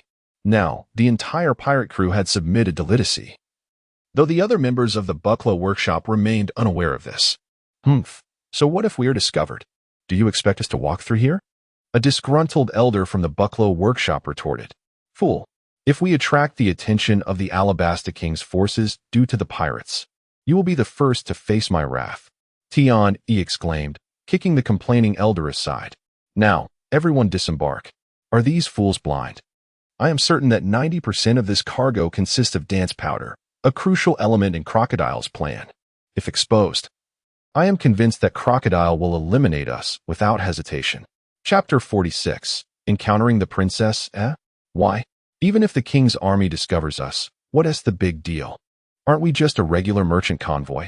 Lydicy inquired, a look of surprise on his face. Tian-Yi, feeling a bit of a headache, rubbed his temples. Already weary of explaining. I'm sorry. Lord Mr. 6. The elder, overwhelmed, immediately got to his feet to apologize. Soon, with the help of the sand bandits, the goods and camels were swiftly delivered. Fortunately, they were quite close to Albana, and it was long before they arrived at the southern gate. As they gazed upon the long staircase, Robin's cheerful demeanor caught Tian-Yi's attention, prompting him to step forward to greet her. All right. You don't need to handle the remaining matters. Leave it to them, Robin said with a slight smile. As members of the Bucklow workshop stepped forward to take charge of the goods, finally, they had arrived. By the way, why did the boss assign me to escort duty? Tiani stretched lazily, smirking. Is this your partner? Robin did not directly respond to Tiani, but instead turned her gaze towards Lydicis. Ah, my new partner. Miss Children's Day. Tiani nodded, then introduced Lydicis. This is our vice president, Miss All Sunday. You were the boss's former partner, right? Lydicis remarked after a brief glance at Robin. Nicole, Robin. My sister Gia often speaks of you. Hee, is that so? Robin chuckled lightly, choosing not to elaborate further, as she sensed hostility emanating from Lydicis. Robin, we'll find a place to rest first. Once you're finished, we can chat. Tiani shrugged and smiled, having also sensed the tension between Robin and Lydicis, though he remained oblivious to its origin. All right, Robin replied, directing her subordinates to transport the goods to their designated location. Inside the Albana Inn, Tian-E and Lydicis sat in the lobby, enjoying food and drink. Do you not like Robin? Tian-E feigned nonchalance in his inquiry. She merely knows the boss first. I can do better than her. Lydicis replied with narrowed eyes. You're not inferior to her. She hasn't been with me for long. Tian-E responded, a hint of helplessness in his tone. He picked up on something in Lydicis and Apos' demeanor, prompting him to offer an explanation. Upon hearing Tian-E's words, Lydicis smiled slightly, appearing pleased. Let us go. It's my first time in Albana. Let us take a stroll. After finishing their meal, Tian-E pulled Lydicis to explore. Oh, aren't you supposed to wait for Nicole Robin here? If you leave now, she might come looking for you and miss you. Lydicis teased. Why should I wait for her here? I'd rather not. The two bickered playfully as they exited. Hey, aren't you the owner of that seafront restaurant, Narahara? A familiar voice called out as they wandered through the market. Tian-E turned in surprise to see Princess Vivi gazing at him, accompanied by a tall man with curly yellow hair, whom Tian-E recognized as Akaram, the captain of the Alabaster Royal Guard. Are you a customer from my restaurant? Tian-E feigned ignorance. Yes, I went there with Belle last time. Princess Vivi replied cheerfully. Oh, now I remember. Tian-E pretended to have a sudden revelation. I never expected to meet you here. Are you from Albana? Yes. I never imagined running into you here. Has your seafront restaurant closed? What a pity. I was hoping to visit again. Princess Vivi continued with a smile. No, the seafront restaurant is still in operation. I'm merely here in Albana on business.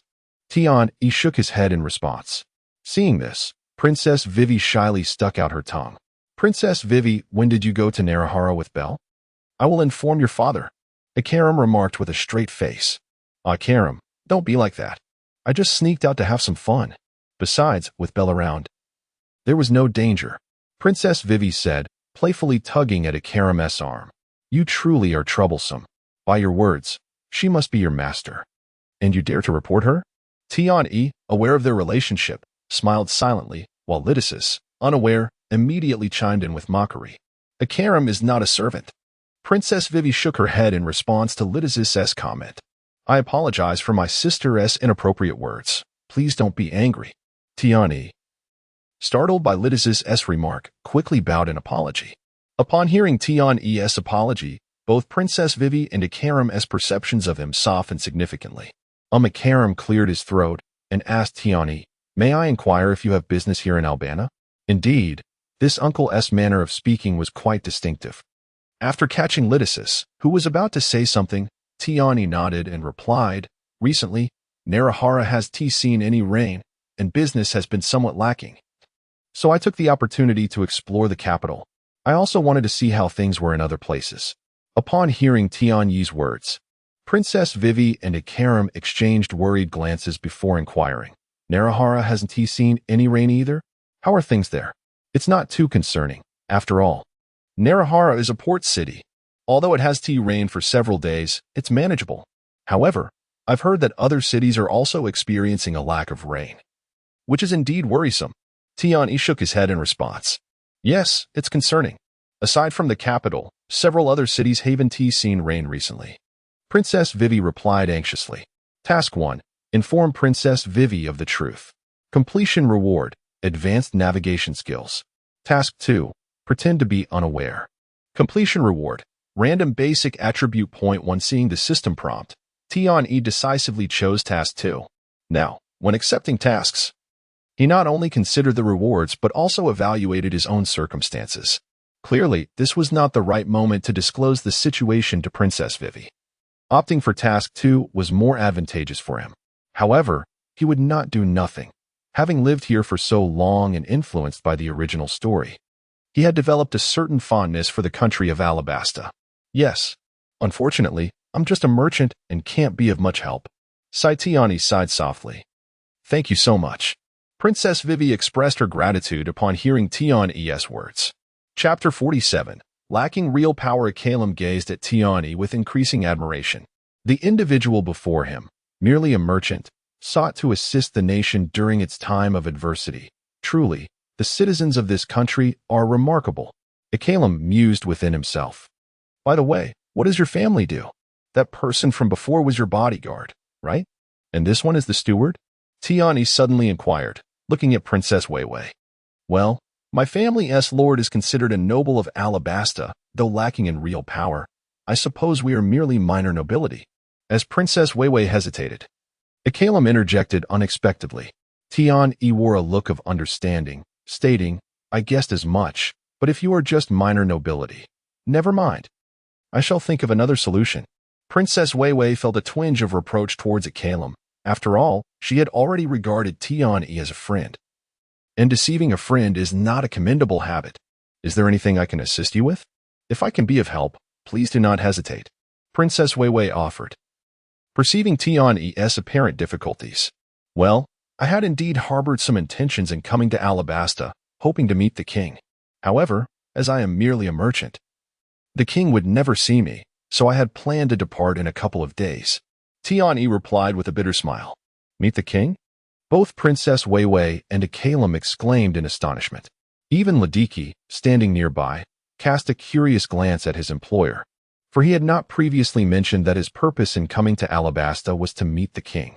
Indeed, I possess a method to extract fresh water from seawater, albeit with very low efficiency. However, several regions have not received rain, so I wish to present this method to the king in hopes of alleviating the water scarcity. Tiani nodded as he spoke. What? Extracting fresh water from seawater? Princess Weiwei and Calum were genuinely startled. Fresh water is of paramount importance to humanity, especially in the world of the Pirate King, where oceans abound. Many perish at sea due to a lack of fresh water. Tian-E waved his hand, smiling as he explained, do not think of it as a remarkable method. It serves adequately in emergencies. But relying on it to supply the kingdom with water is simply unfeasible. Perhaps I am worrying needlessly. It may rain in a few days. Could you share how you extract fresh water from seawater? After a moment's hesitation, Princess Weiwei asked, rest assured, if it truly works, I will certainly report it to the king and will not keep it to myself. Knowing Princess Weiwei's identity, Tian-E felt he could trust her. However, just as he was about to divulge the information, he suddenly realized he had yet to receive his task reward, indicating that the system had not recognized the completion of his task. Apologies, but this matter is of considerable significance. Aside from meeting the king, I cannot disclose it to anyone. Tian-E shook his head, declining Princess Weiwei's offer. Although you seem trustworthy, my impression of nobility is not particularly favorable. Should you acquire such technology and monopolize the water source, it could lead to greater troubles for this nation. Initially, Calum felt a surge of anger at Tian-Yi's refusal. Yet after hearing his explanation, he instinctively nodded, agreeing with Tian-Yi's perspective. Ahem. Well, your concerns are quite reasonable. How about this? Where are you currently residing? I shall return and inform my lord, allowing him to seek an audience with His Majesty the King on your behalf. What do you think? Tiani nodded in agreement with Calum and Apos' suggestion. Indeed, it was the best and safest course of action. After providing them with the name of his inn, Tian-E and Ladiki returned to their lodgings. Boss, do you truly have a method to convert seawater into fresh water? Ladiki inquired curiously on their way back. Indeed. Such a method exists, though its efficacy is rather limited. Tian-E shook his head. Ah, limited efficacy? Then why? Ladiki appeared somewhat taken aback. Congratulations, host, on completing the task. Reward, basic attribute, speed 1. Before Tian-E could respond, he received the system's reward, confirming the previous events had concluded. You do not recognize that girl from earlier, do you? Tiani chuckled lightly. Why would I need to recognize her? Is her family particularly influential? Ladiki asked, puzzled. Haha. As the princess of the Alabasta Kingdom, would you not consider her family to be significant? Tiani replied with a grin. PR. Princess? Ladiki was momentarily speechless. Upon their return to the inn, Tiani dismissed Ladiki, who was brimming with questions, and retreated to his room alone. Seems like the boss is in a good mood today. Upon entering, Tiani heard Robin's voice. Not bad. Have you finished your tasks? Tiani inquired, seemingly unfazed as he seated himself and poured a glass of water. Do you know what this shipment contains? Robin wasted no time, directly asking. Dance powder? Indeed. It seems the boss is well informed. Robin smiled slightly. However, this is not the first batch of dance powder. I am aware. It has been reported that various regions have begun to experience drought. Tiani nodded in confirmation. Thus, this batch cannot possibly be the first. Do you know why the boss specifically designated you to escort this shipment? Why? Tiani glanced at Robin, frowning. To be honest, I've been quite low-key lately. Precisely. It is precisely because the boss has been too low-key. Moreover, you have not made any errors in your tasks, including providing numerous reports on the internal affairs of the Alabasta King's army to headquarters. Although the information was purchased by headquarters, it nonetheless attests to your extensive reach, which has raised suspicions with Sand Crocodile. Robin continued, I see. It appears I am still too young, in comparison to the boss. I am lacking in many aspects. Tiani realized. However, Robin, you should have managed everything for me, right? Of course, although I have assisted. He still harbors some doubts about you, which is why he asked you to personally escort the shipment of dance powder to ensure you are aware of his plans. Robin affirmed. Why would he want me to know? Tiani furrowed his brow, perplexed. After a while, I anticipate someone will come seeking information about the Bucklow workshop. After all, your information point has become quite renowned in the underground world. If you were to leak the boss's information. Chapter 48. Mutual assistance, so that's how it is. Rest assured, I am not that foolish. Tiani chuckled lightly. Be cautious. Those who sought information in the past may not be simple. Robin shook her head and remarked, high-ranking agents have received missions personally assigned by the boss. And I suspect it pertains to you. Tiani nodded, acknowledging her words. Their current relationship bore some resemblance. Both leveraging the reputation of the Bucklow workshop to conceal their identities, yet neither wished to fall under the control of Keklodal. Moreover, since they had gotten along well, they found themselves assisting one another. Have you managed to retrieve the historical text from before? Once the serious matters were concluded, both felt considerably more at ease. No. I only needed to glance at it. As for the historical text itself, it is best kept in its rightful place. Robin replied, shaking her head. In truth, I know where the clues to the underworld king lie. Do you want me to share this with you? Tiani hesitated momentarily before speaking. Robin was taken aback, then smiled and said, Do you believe me when I say I am not interested in the underworld king?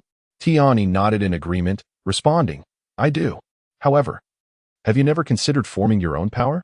With the underworld king at your command, even the world government and the navy would hesitate to act against you. I am a historian. Robin's smile faded as she spoke earnestly. The aim of O'Hara has never been to awaken ancient weapons. We merely wish to study history. I understand.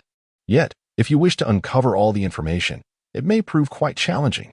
Tiani nodded and said, To my knowledge, part of the historical text has already been directed to the final island. If you wish to know, you must reach the final island. The final island? Raftel? Robin inquired, astonished. Precisely. Therefore, you must board the Pirate King's ship. The future Pirate King, mind you. Tiani said with a mischievous grin. Higi, who can say such things? Perhaps I may never fulfill O'Hara's mission. Robin chuckled lightly, a touch of melancholy in her tone. Would you like to join me on my ship? Tiani extended the invitation once more. Will you become the Pirate King? Robin asked earnestly. No. Tiani shook his head and replied, I shall become a lord. Merchant ships are my domain, though the likelihood of achieving my dream is slim. I still wish to give it a try. Robin whispered, No worries. You are always welcome here. Tiani responded with a smile. He understood that Robin was declining his offer. The following morning, a man resembling a wolf, armed with a long sword, arrived at the inn accompanied by a squad of royal guards. "Is this the Sea Restaurant's owner, Tian-E?" The man scanned the surroundings before striding directly to Tian-E, who was having breakfast, and inquired, "Is there something you need?" Tian-E nodded in reply. "I am Gaka, the deputy of the Alabasta Kingdom's guard. The king has commanded me to bring you to him." The man, identifying himself as Gaka, stated plainly.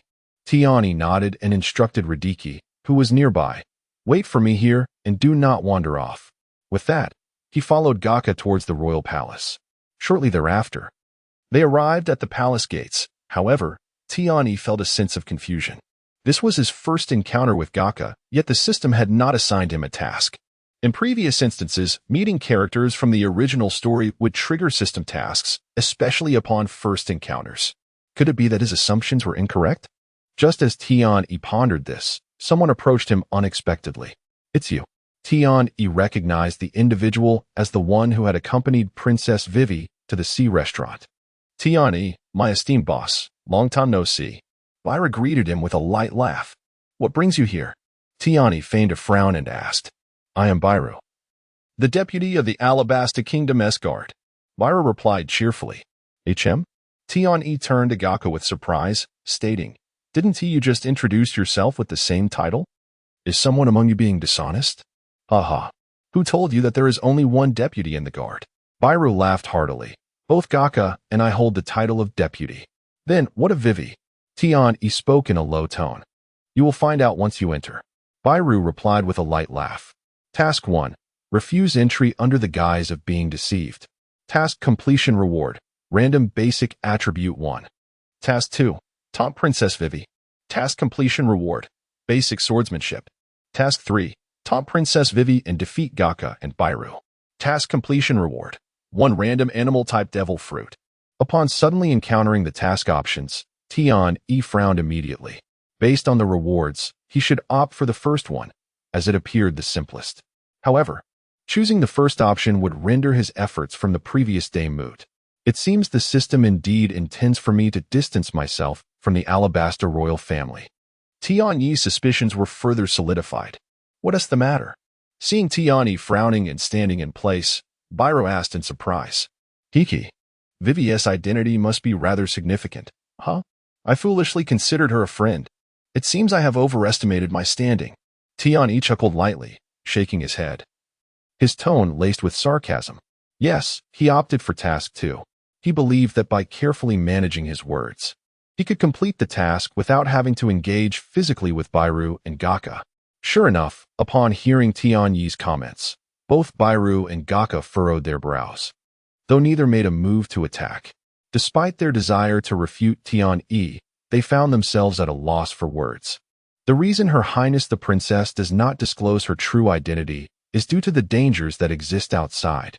After glancing at Tian-E, Byru offered a reluctant explanation. Tian-E merely chuckled lightly, choosing not to elaborate further.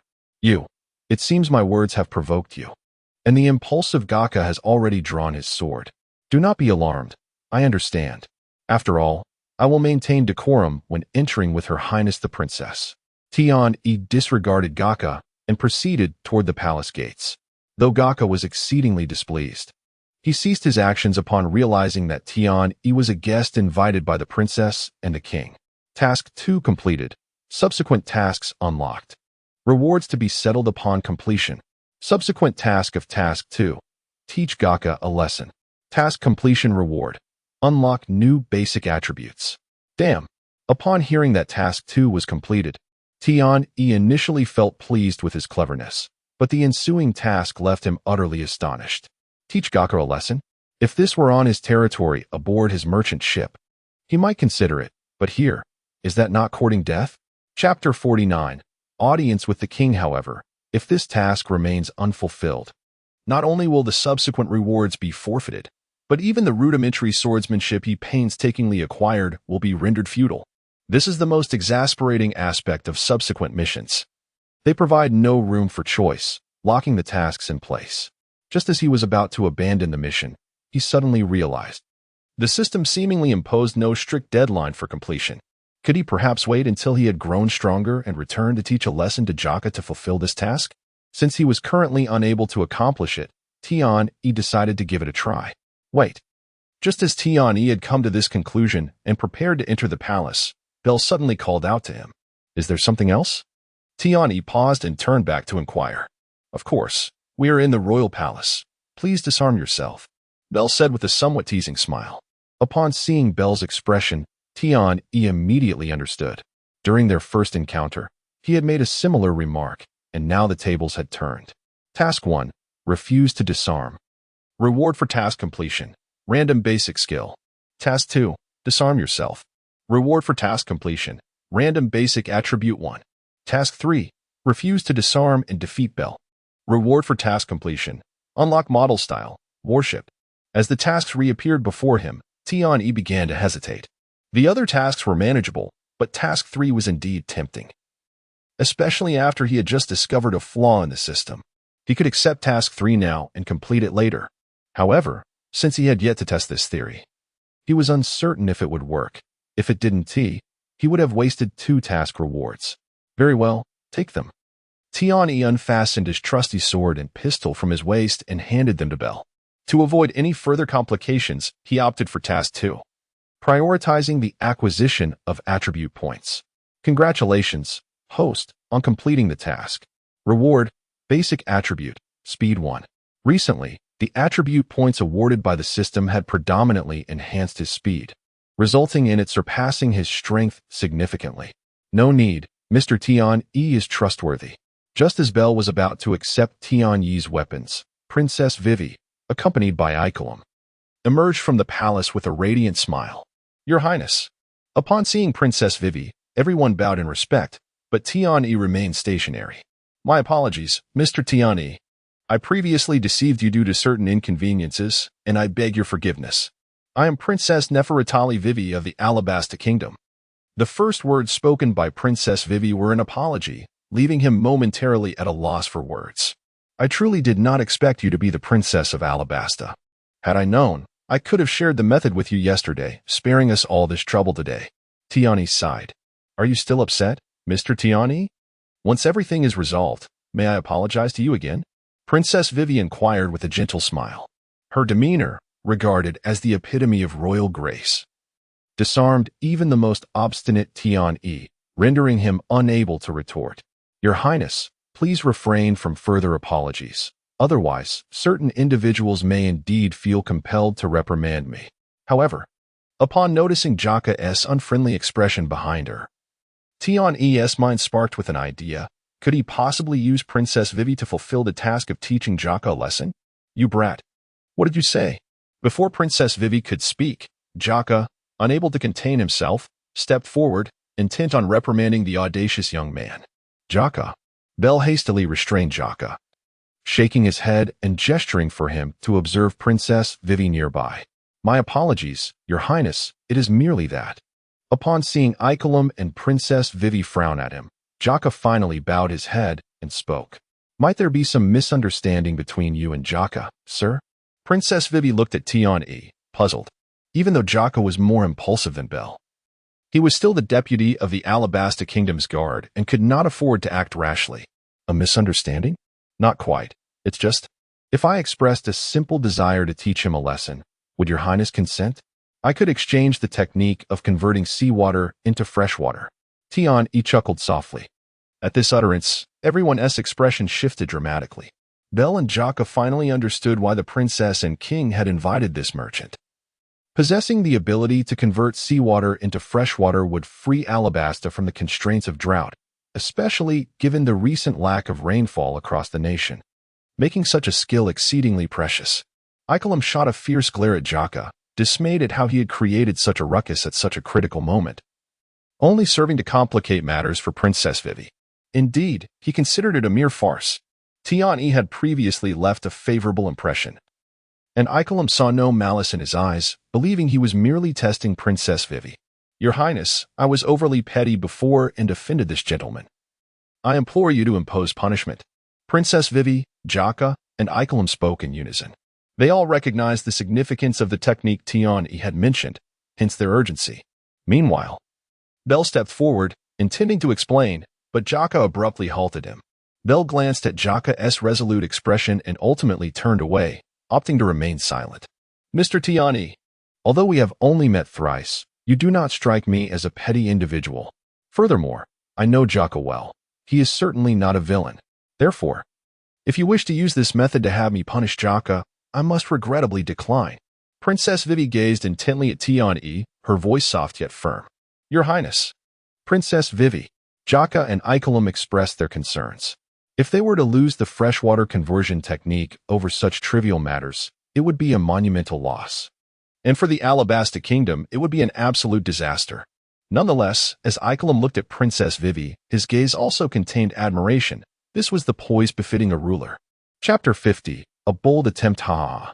Tian-E raised his thumb towards Princess Weiwei, laughing heartily. No wonder you are His Highness the Princess. I am truly impressed. However, I am a man of my word.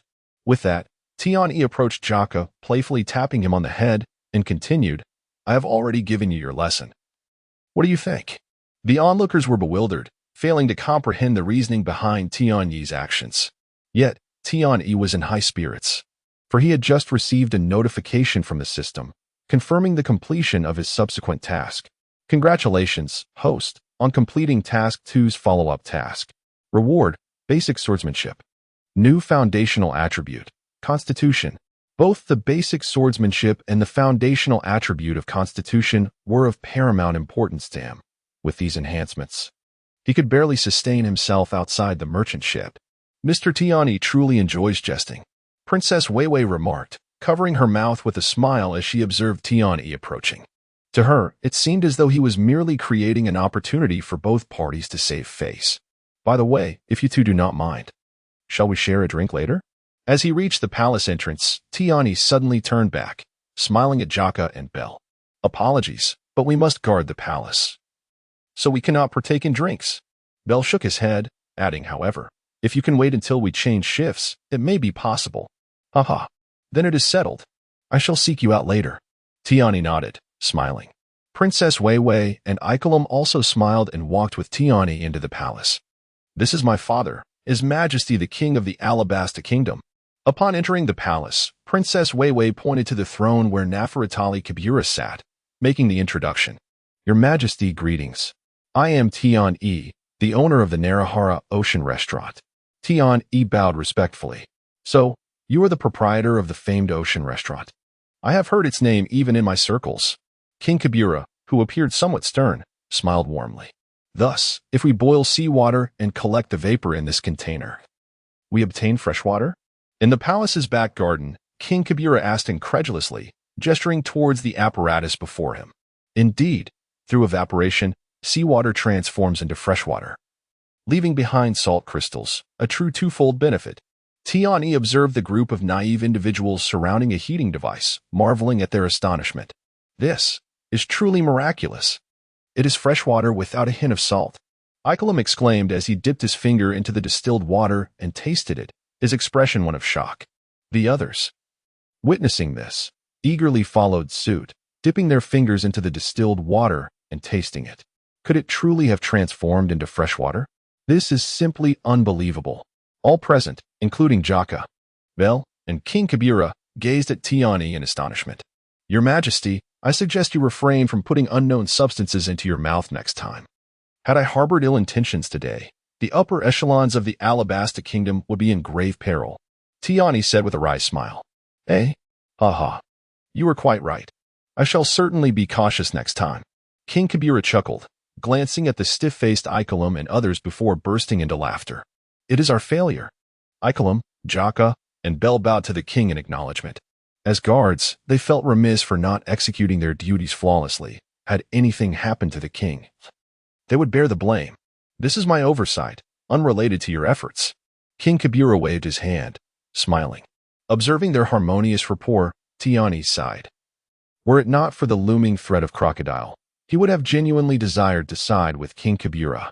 Despite the original narrative depicting Luffy's victory over Crocodile, Tian-E Having witnessed Crocodile's prowess, understood that as one of the 7 warlords of the sea, he was not easily vanquished. Natural Logia-type users were indeed formidable entities in the first half of the Grand Line. Though Crocodile possessed a weakness to water, one must not forget that he had once challenged Whitebeard, a formidable figure in his prime, who was nearly invincible at sea, aside from a select few. Crocodile's capability to challenge such strength could not be underestimated. Otherwise, he would not have been recruited by the world government as one of the warlords. As for Tian Yi's current strength, best not to dwell on it, for the more one speaks, the more tears one may shed. After imparting the principles and methods of distilling seawater into fresh water to King Kibura, Tian Yi intended to take his leave. Task 1. Alert King Kibura that there are individuals within the kingdom stirring with ill intent. Reward for completion: Desert Eagle handgun. Task 2. Inform King Kibura of everything concerning Crocodile. Reward for completion: random hockey selection. Task 3. Depart directly. Reward for completion: random foundational attribute 1. Indeed. Before Tian Yi could exit, the system prompted another task. He had grown somewhat numb to the influx of tasks, which were rare occurrences. But today they had appeared multiple times. He understood this was due to his interactions with characters from the original narrative.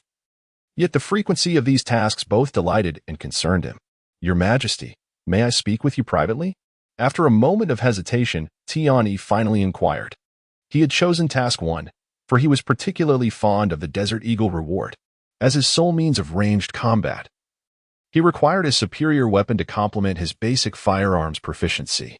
Kibura observed Tian Yi's hesitance and nodded, smiling. Come, let us retire to my study. Soon, the two arrived at the study, and Tian Yi wasted no time, directly posing the question, Your Majesty, what are your thoughts on the recent lack of rain across the kingdom? That pertains to natural weather, does it not? While it is indeed concerning, I am confident that rain will soon grace us once more, restoring Alabasta to its former glory. King Kibura responded with unwavering confidence. Have you considered that this may be a man-made phenomenon? Tian Yi remarked, somewhat exasperated by Kibura's naivety. Yet, it was understandable. The absence of rain had only recently begun, and perhaps it was merely a coincidental weather pattern. Thus, aside from Crocodile, Robin, and himself, no one else in Alabasta seemed to share concerns over the drought. What do you mean by that? Kibura's smile faded as he inquired with a hint of seriousness. Chapter 51. Following your instructions, Tian Yi shook his head and remarked, Perhaps your Majesty is unaware that I also conduct intelligence operations at the seaside restaurant in Roera. Recently, I received news that someone seems to be plotting against you. That is precisely why I decided to visit Albana during this time. I see. May I inquire if you have any more specific information, Mr. Tian Yi? King Kibura pondered for a moment before asking. Tian Yi shook his head. The adversary is exceptionally discreet. I currently possess little information. Regardless, I must thank you for this. I will have someone investigate the matter. King Kibura nodded. It would be prudent not to act hastily. If we disturb the grass, it could lead to dire consequences. It is best to observe the situation quietly. Simply being aware of this matter suffices. Sending someone to investigate could backfire, Tian Yi cautioned, taken aback. I hope you can promise me that you will not disclose to anyone that this information was communicated by me, he added. King Kibura fixed his gaze on Tian Yi for a moment before smiling. Rest assured, I will not mention it to anyone at this time. Thank you, Your Majesty. I shall take my leave now, Tian Yi said, exiting the study. As he departed, King Kibura fell into contemplation. Meanwhile, Tian Yi, who had intended to greet Princess Wei Wei and the others before leaving, found himself halted once more by a notification from the system. Task 1 completed. Subsequent task unlocked. Rewards will be settled upon completion. Subsequent task. Draw King Kibura's attention to the Backlow workshop. Completion reward: Desert Eagle with infinite ammunition. Upon viewing the system's subsequent task, Tian Yi began to regret his earlier decision, even though the reward for completing the task was exceedingly tempting. A single misstep could lead him to bid farewell to this cherished world. First, if he drew King Kibura's attention to the Backlow workshop, the king would undoubtedly seek information about it, which would, without fail, attract the notice of Keklodel. Even with Robin providing cover, that might not suffice. Keklodel already harbored some distrust towards him. Should he become entangled in this affair, his fate would be sealed. Today, he had not concealed his visit to the palace. Thus, if Keclodal wished to know, it would be all too simple. The implications of such a connection, well, his life would be in jeopardy. As for the notion that Keclodal lacked evidence, regrettably, even Tian-E understood that Keclodal's methods did not require proof. Mere suspicion was the best evidence. Mr. Tian-E, what troubles you? Why do you stand here lost in thought? A voice suddenly jolted him from his reverie. Ah, Your Highness, Tian-E exclaimed. I apologize. I was deep in thought. What could possibly occupy Mr. Tian-Yi's mind so intently? Princess Weiwei inquired with a cheerful smile.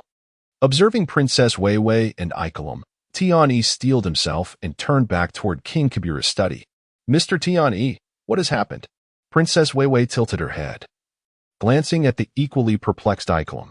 Perhaps he remembered something important he forgot to discuss with His Majesty. Ikelim speculated, albeit uncertainly. Seeing Tian-E return, King Kabira was taken aback by his sudden reappearance. However, Tian-E disregarded his surprise, approaching him and whispering intently. Had it not been for my belief in your capabilities as a good king and Princess Weiwei's commendable qualities, I would truly prefer not to engage in further discourse. This matter is known only to the heavens and the earth, you and I. It must not reach a third party, otherwise, not only you but I too would be in grave danger, Tian-E stated earnestly.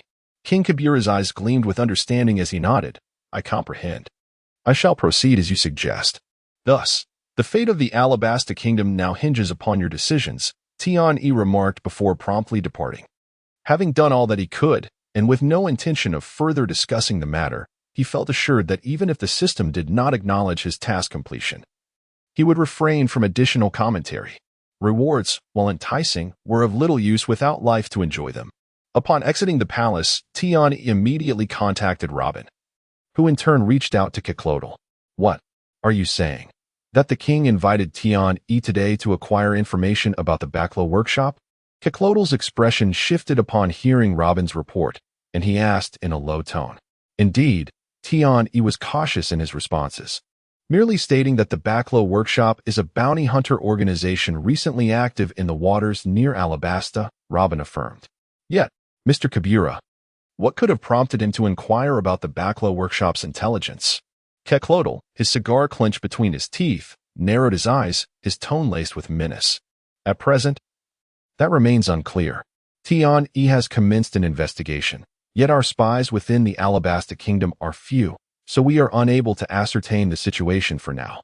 He contacted me immediately after leaving the palace, Robin replied. So, Mr. Kabira sought you out to purchase intelligence about Alabasta? In a dimly lit basement in Albana. Keclodal sat in a boss's chair, cigar in hand, questioning Tian-E. After receiving news from Robin, he had summoned Tian-E to hear his account firsthand. Yes, I was indeed taken aback at the time, though I concealed my surprise. Moreover, I was astonished that he was aware of my intelligence dealings, Tian-E nodded, continuing. Most of my information is provided to the members of the workshop. Only the less significant intelligence is shared with the underground organizations of the Alabasta Kingdom. Are you implying that we have spies within? Keclodal inquired, his gaze sharp. Tian-E shook his head. I cannot be certain. It is merely a conjecture. Otherwise, how could the king have known of my existence? Furthermore, why would he seek information about the Baklo workshop unless someone had divulged it to him? No, quite the opposite. Keclodal exhaled a puff of smoke, asserting, if there were spies within the workshop, your return would be impossible. Should our Mr. Kabira eliminate you? It would equate to severing our eyes in Alabasta. If spies truly existed, they would surely know you are one of us. Tian-E paused, processing Keclodal's analysis before nodding. Your assessment is correct, boss. I was indeed being overly presumptuous. Chapter 52. Mission accomplished all right. You may return now. After a moment of silence, Crocodile gestured dismissively. From now on, be more cautious. Additionally, delegate the intelligence operations in Alabasta to Miss All Sunday. I will provide her with the complete list of our intelligence personnel so that she can contact them at any time. This way, if issues arise on my end, we want to be caught off guard altogether. Tian-E proactively suggested, understood. Excellent. Crocodile replied with satisfaction. Initially, He had merely intended for Tian-E to relinquish the Alabasta intelligence. But he was pleasantly surprised by Tian-E's initiative to disclose the entire roster of intelligence agents to Robin. This effectively meant that even in Tian-E's absence, the intelligence department could continue to function seamlessly. After handing the list to Miss All Sunday, the intelligence department will still be under your purview. But you must ensure that no errors occur, Crocodile added after a moment of contemplation. Since Tian-E had willingly transferred authority, it was only right for him to acknowledge this gesture. He understood that Tian-E's motive for holding on to the intelligence department was to earn a profit from the intelligence fees, so by allowing him to continue managing it, he aimed to convey that as long as Tian-E diligently followed his lead, he would be adequately rewarded. Thank you, boss. Tian-E feigned joy as he departed. This entire arrangement was part of a plan he had discussed with Robin. Now, with King Cobra revealing the existence of the Baroque works, he had drawn attention to this enigmatic organization, prompting Cobra to report back to Crocodile. Tian-E had cleverly exploited the blind spots of human nature to ensure that Crocodile overlooked the possibility of him being a spy. Unexpectedly, the outcome was remarkably favorable. Crocodile, in his cleverness, had miscalculated and deduced that Cobra had not obtained his information from spies, but rather had noticed something about the Baroque works. Furthermore, his request for Robin and Tian-E to investigate was aligned with this line of inquiry, indicating that Tian-E might indeed slip past suspicion this time. However, upon exiting Crocodile's presence, he still had not received any notification from the system confirming the task and Appo's completion, leaving him uneasy about potential complications. Did King Cobra harbor doubts about his loyalty? After reassessing the entire situation, Tian-E began to explore the possibilities of where things might have gone awry. Regardless of whether this mission would reach completion, he was resolute in avoiding any reckless behavior. Upon returning to the inn, he promptly set off with Liddy to Narahara. He had decided to retreat and lay low, vowing to avoid unnecessary wanderings. This excursion to Albana had been perilous. Despite the substantial gains derived from the mission, the risks were immense. One misstep could lead to disaster. Remaining aboard the merchant ship suited his character far better. Moreover, given the abundance of original characters in this locale, the system's inclination to issue tasks was significantly heightened. Thus, returning to Narahara seemed the wisest choice. The two fellows we drank with at the inn yesterday, their identities are rather significant, Liddy remarked as they made their way back. They are the aides of the Alabasta Kingdom's guard, Jaka and Bell. Both are Zoan-type devil fruit users. Tian-E nodded in response. Liddy looked at Tian-E in astonishment, surprised that he had so quickly grasped their identities. She had known that Jaka had sought Tian-E out, but all she knew was that Tian-E had advised the king on how to convert seawater into fresh water, unaware of the other details. Were you intentionally befriending them? Liddy inquired after a moment of thought. Indeed, Tian-E affirmed. After all, we still need to make a living in Alabasta. Cultivating a relationship with them will be beneficial for our future business endeavors. Moreover, King Cobra has already taken notice of our Baroque works. Thus, we must proceed with greater caution from now on. Tian-E nodded in agreement. We are merely a bounty hunter organization, and our ties to the Alabasta Kingdom are quite tenuous. Our presence here only serves to ensure their security. Liddy, unaware of Crocodile's plans, remained indifferent to the king's scrutiny. Her words caused Tian-E to pause. Indeed, he had let his guard down. He was ostensibly one of those who were unaware of Crocodile's schemes, and thus he should not have felt so anxious about King Cobra's investigation into the Baroque works. However, Crocodile had likely overlooked this detail, allowing Tian-E to deftly navigate through. Yet, should Crocodile ever recall this matter, Tian-E would become a prime suspect. He needed to devise a remedy. Tian-E promptly retrieved a phone bug to contact Robin. Liddy, bewildered, wondered why her boss suddenly appeared so anxious. It was indeed our oversight. But it's not a concern. I have yet to disclose Sand Crocodile's plan to anyone, and our speculations remain just that. After Tian-E relayed the situation to Robin, she responded with a smile. What are you planning to do? If it gets too dangerous, you should distance yourself from Sand Crocodile immediately. He is not easily deceived. Yet, Tian-E shook his head resolutely. Rest assured, we oversee the intelligence operations, and thus we are aware that we have begun infiltrating the Alabasta Kingdom. It is only natural for us to feel anxious now that the king has suddenly inquired about the Baroque works. Robin smiled. And until we locate the underworld king, he will not harm me. Robin could sense Tian-E's concern, but she remained composed, far more so than he. Very well. Do take care. Tian-E concluded, hanging up the phone book. Boss, it seems you have many secrets. Liddy approached Tian-E after he ended the call, her expression unchanging. During this time, Liddy had sensed that Tian-E was engaged in certain activities without involving her. Yes, this matter is rather perilous. Hence, I refrained from informing you to avoid entangling you in it. Tian-E hesitated before replying. However, if you were to betray the organization as a partner, do you think I would be spared? Liddy smiled slightly, posing the question. Tian-E's expression shifted, and he forced a smile as he asked, Betrayal? It's not quite that. But when did you become aware? Ha ha ha, I didn't actually discover anything. Liddy shrugged, laughing. It's merely my speculation. What could possibly be beyond my knowledge? We are partners after all. So I contemplated that if you were to betray the organization, you would certainly keep it from me. Well, I didn't expect you to catch on. Tian-E chuckled ruefully. It's not exactly betrayal. I merely learned of the boss's intentions and wished to secure an exit for myself. Chapter 53. The Spade Pirates. Subsequently, Tian-E conveyed to Ladiki that the workshop's intention was likely to conquer the Alabasta Kingdom. Such endeavors would inevitably culminate in war, a prospect Tian-E wished to avoid. However, now that he was aboard the workshop's vessel, disembarking was far from a simple task. So, who are those collaborating with the boss? Ladiki inquired, recovering from her astonishment after hearing Tian-Yi's explanation.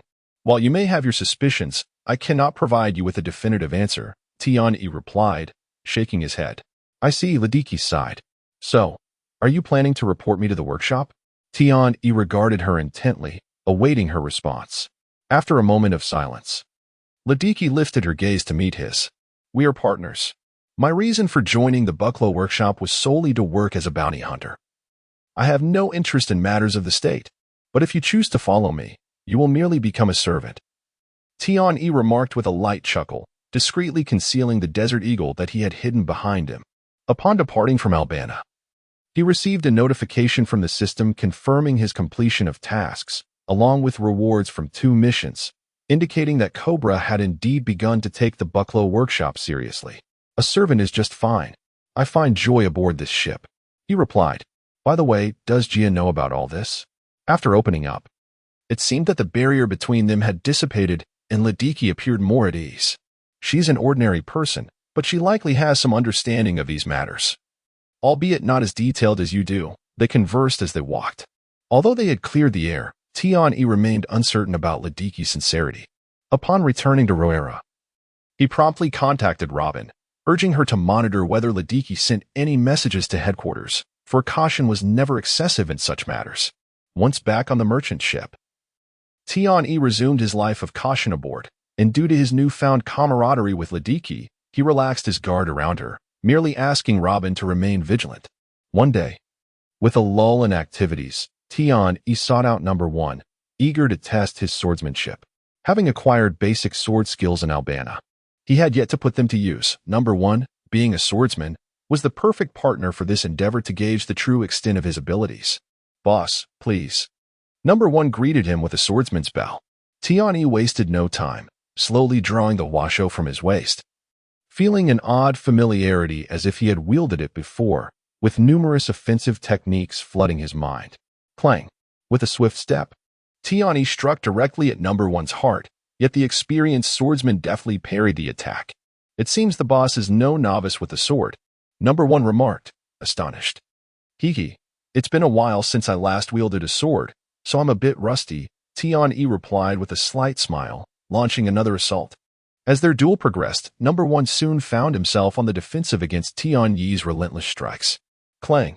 Tian-Yi's huasho sent Number 1's sword flying. I can't believe the boss is such a formidable swordsman, Number 1 exclaimed, unable to fathom his defeat. He had always held great confidence in his sword skills, evident from his audacious infiltration of the security team to assassinate its captain. What level do you estimate your swordsmanship to be? Tian-E sheathed his sword and inquired. I'm not far from becoming a sword master. Number 1 replied, a hint of bashfulness in his tone. And do you think my swordsmanship qualifies me as a swordmaster? Tiani asked curiously. Can the boss execute a flying slash? A swordmaster is defined by their ability to perform such a technique. Number 1 looked at him with eager anticipation, convinced that his boss must be a swordmaster. Otherwise, how could he have so easily bested him? A flying slash? Tian-E was well aware that his basic sword skills did not encompass such techniques. However, he was certain that Rorino Azaro from the Straw Hat crew had been a swordmaster since his introduction, capable of executing flying slashes. Especially after the Alabasta arc when he gained the ability to slice through steel. Let us practice swordplay together every night. Tiani felt that he could still improve. Although he had acquired basic swordsmanship, it seemed his body and mind had yet to fully integrate the knowledge, much like his prior experience with basic firearms. In contrast, his advanced culinary skills had long since been internalized due to extensive practice, which is why he requested Number 1 to train alongside him. Meanwhile, as Tiani busied himself with both bolstering his strength and generating revenue, a young lad in the East Blue set sail. Just wait. I shall make my name known throughout the world, exclaimed the boy, adorned in an orange cowboy hat with a radiant smile. True to his words, he soon gathered a crew in the East Blue and, after causing a ruckus in Logue Town, acquired a devil fruit, fueled by curiosity. Captain Ace and First Mate Dias both bit into the fruit, eager to see if they could both gain abilities. Ultimately, Ace, who swallowed it first, obtained the power of the Marimara no Mi, thereby entering the sights of the Navy and the world as Fire Fist Ace. Before long, the Spade Pirates entered the waters near Alabasta. Tian Yi's expression shifted to one of surprise as he perused the intelligence presented by his subordinates. Boss, Ladiki inquired, observing his reaction. This pirate crew's flag. It looks strangely familiar. Tian-E remarked, handing Ladiki a photo of the pirate flag from the intelligence report. The Spade Pirates? I haven't heard of them. Let me see if there are any bounties on them, Ladiki said, flipping through the nearby wanted posters. As Tiani furrowed his brow in contemplation, the flag struck a chord within him. I found it. I remember now. Both Tiani and Ladiki exclaimed in unison. What did you find? Tiani asked, directing his gaze toward Ladiki. The Spade Pirates, led by Portgas D. Ace, with a bounty of 50 million berries. For a crew just entering the Grand Line, this is an astronomical bounty. Ladiki handed Tiani a wanted poster of Ace. Indeed, it is him.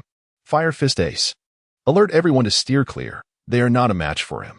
Tiani took a deep breath, issuing the command. Chapter 54. Leaving him to guard the ship although he had perused the original work, he was only aware that Ace would ultimately become the captain of Whitebeard's 2nd Division. And it was he who initiated the monumental Marineford War.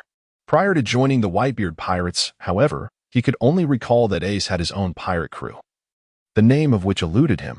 The familiarity of the opposing crew's Jolly Roger stemmed from its resemblance to the image of Ace's hat perched atop a skull.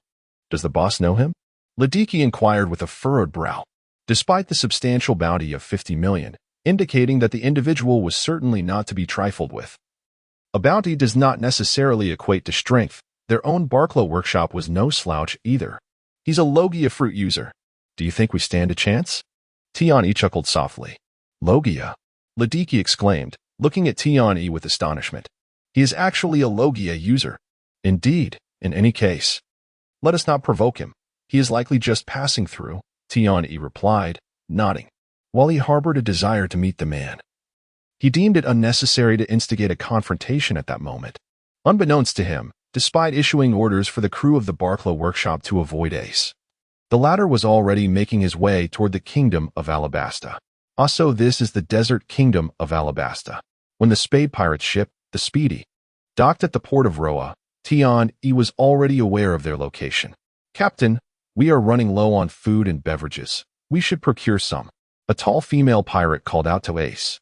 She was Banshee, the ship's cook, a boisterous woman who had been tasked with the role temporarily due to the crew and Apos' lack of a permanent chef. However, her culinary skills were rather lacking, often resulting in undercooked meals with seasoning limited to salt. Banshee, handle it as you see fit.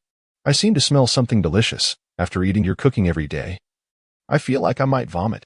Ace remarked as if he had caught a whiff of something enticing. The first mate, Dias, immediately changed his expression and distanced himself from Ace, for Banshee did not believe her cooking was poor. Bang! Before Ace could even disembark, he received a good scolding from Banshee. Hi. I admit my fault. With a head full of lumps, Ace promptly apologized. Leave the food procurement to me, Dias said, somewhat exasperated. Neither the captain nor the cook seemed particularly reliable, and he had an inkling he might have boarded the wrong ship. He and Ace had met on a deserted island, and the name was one Ace had randomly chosen. Originally from a wealthy family, with both parents as doctors, he was a medical student who dreamed of penning extraordinary maritime adventure novels. Thus he did not wish to use his real name as a pirate. After encountering Ace, he joined his crew. Indeed, he was Ace's first companion and served as the first mate. Furthermore, Ace's Mara Nomi had actually been acquired in his hometown, but at that time, Ace was relatively unknown, so no one was aware. It was only after their escapades in Logue Town that they gradually gained notoriety, leading everyone to believe Ace had obtained his fruit there. All right, you and Banshee go procure supplies. I'm off to find something delicious, Ace declared, leaping from the ship and following the alluring aroma in a specific direction. Scarl, accompany Captain Ace, and remember not to cause trouble, Dias urgently instructed another crew member. Scarl was the ship's information officer. He was not originally a pirate, but a collector of pirate memorabilia, passionately obsessed with pirates. His fervor led him to infiltrate various pirate ships, often relegated to menial tasks until the vessels reached port. Having traversed numerous ports worldwide, Ace valued his experience and knowledge, believing he possessed the potential to become an information broker. Deeply moved by Ace's belief in him, Scarl vowed to become the world's foremost information dealer and subsequently joined the Spade Pirates. He was known for his steadiness and reliability, which is why Dias entrusted him to accompany Ace.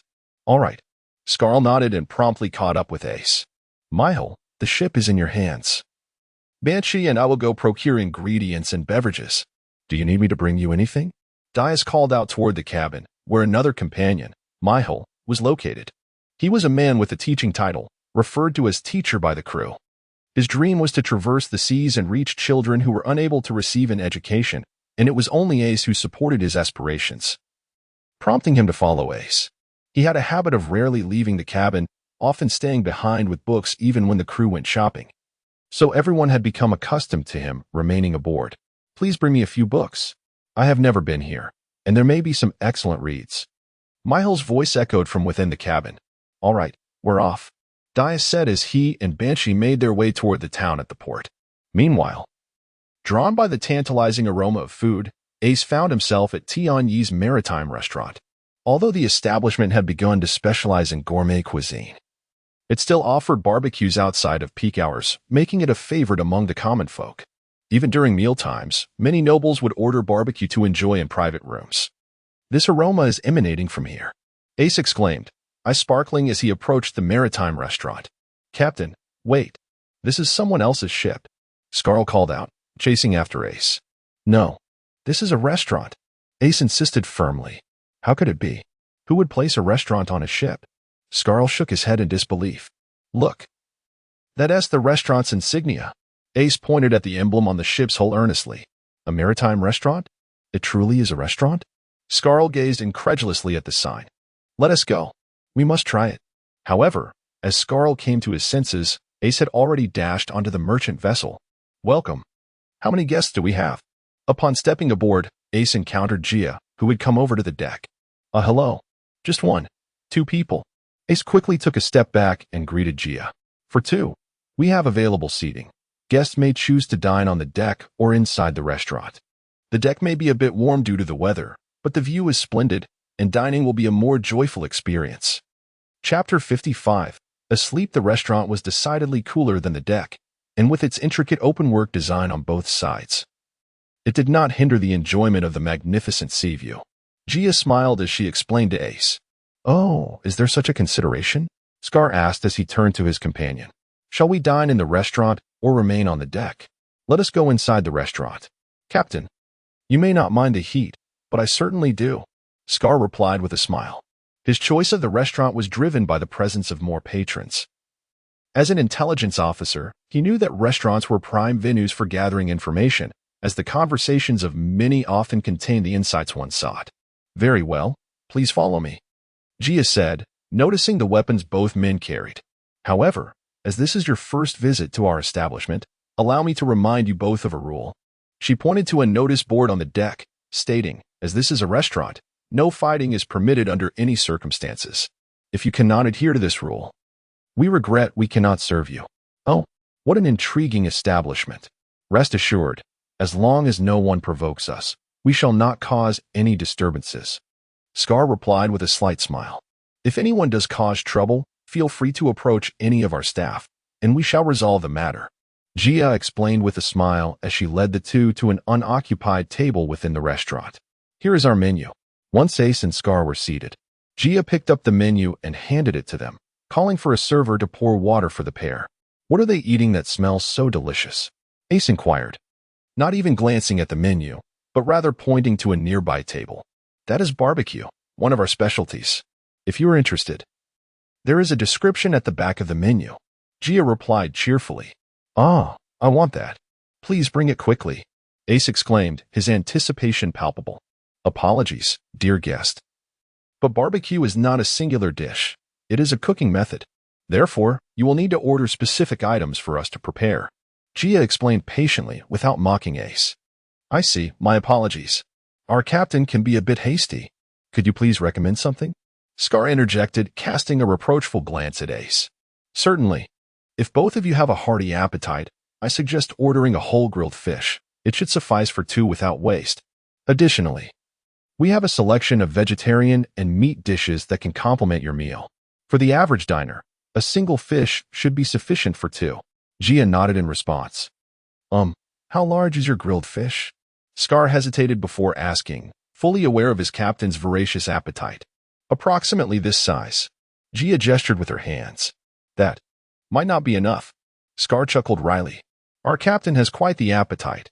Indeed, I could consume an entire sea beast. Ace grinned widely. Ah?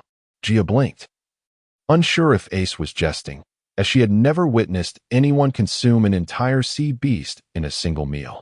Well, given such an appetite, you may order everything from our barbecue menu, but I recommend starting with two of each kind so you can sample the various flavors without waste. Gia suggested after a moment of thought. All right, let us proceed with your recommendations. Ace nodded eagerly, not waiting for Scar to respond. Excellent.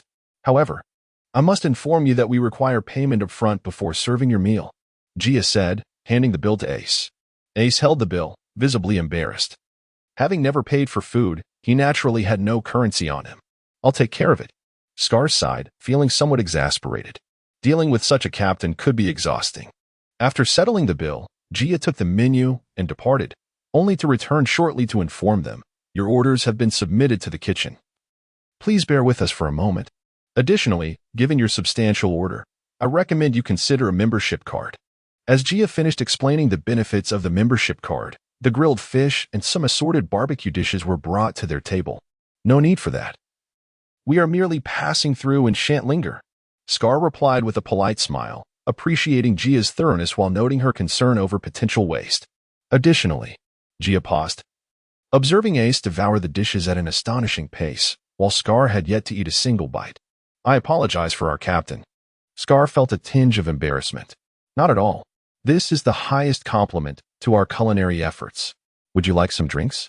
We offer rum, red wine, juice, and water, and I believe you may indeed require more dishes, Gia remarked, somewhat alarmed by Ace's fervent consumption. Based on the previous menu, let us add another serving. Also a barrel of rum, please, Scar said, pulling out money with a bemused expression. Very well, I shall expedite your order. Gia nodded vigorously. Wow, this is absolutely delectable. How can such exquisite dishes exist? Ah, this is so delicious. Ah, and this too, Ace exclaimed in utter bliss. I must have the chef come aboard our ship. Meanwhile, Scar felt the urge to escape the growing attention from surrounding diners who were now watching Ace with wide eyes. Boss, we have an extraordinarily peculiar guest at the restaurant. He eats like a beast. Gia notified the kitchen staff as she practiced to report to Tawny in the back. Tawny, in the captain's quarters on the second floor, descended slowly after receiving Gia's report. Upon reaching the dining area, his gaze immediately fell upon Ace, who was voraciously consuming his meal. Has he settled the bill? Tani's first question upon seeing Ace was directed at Gia.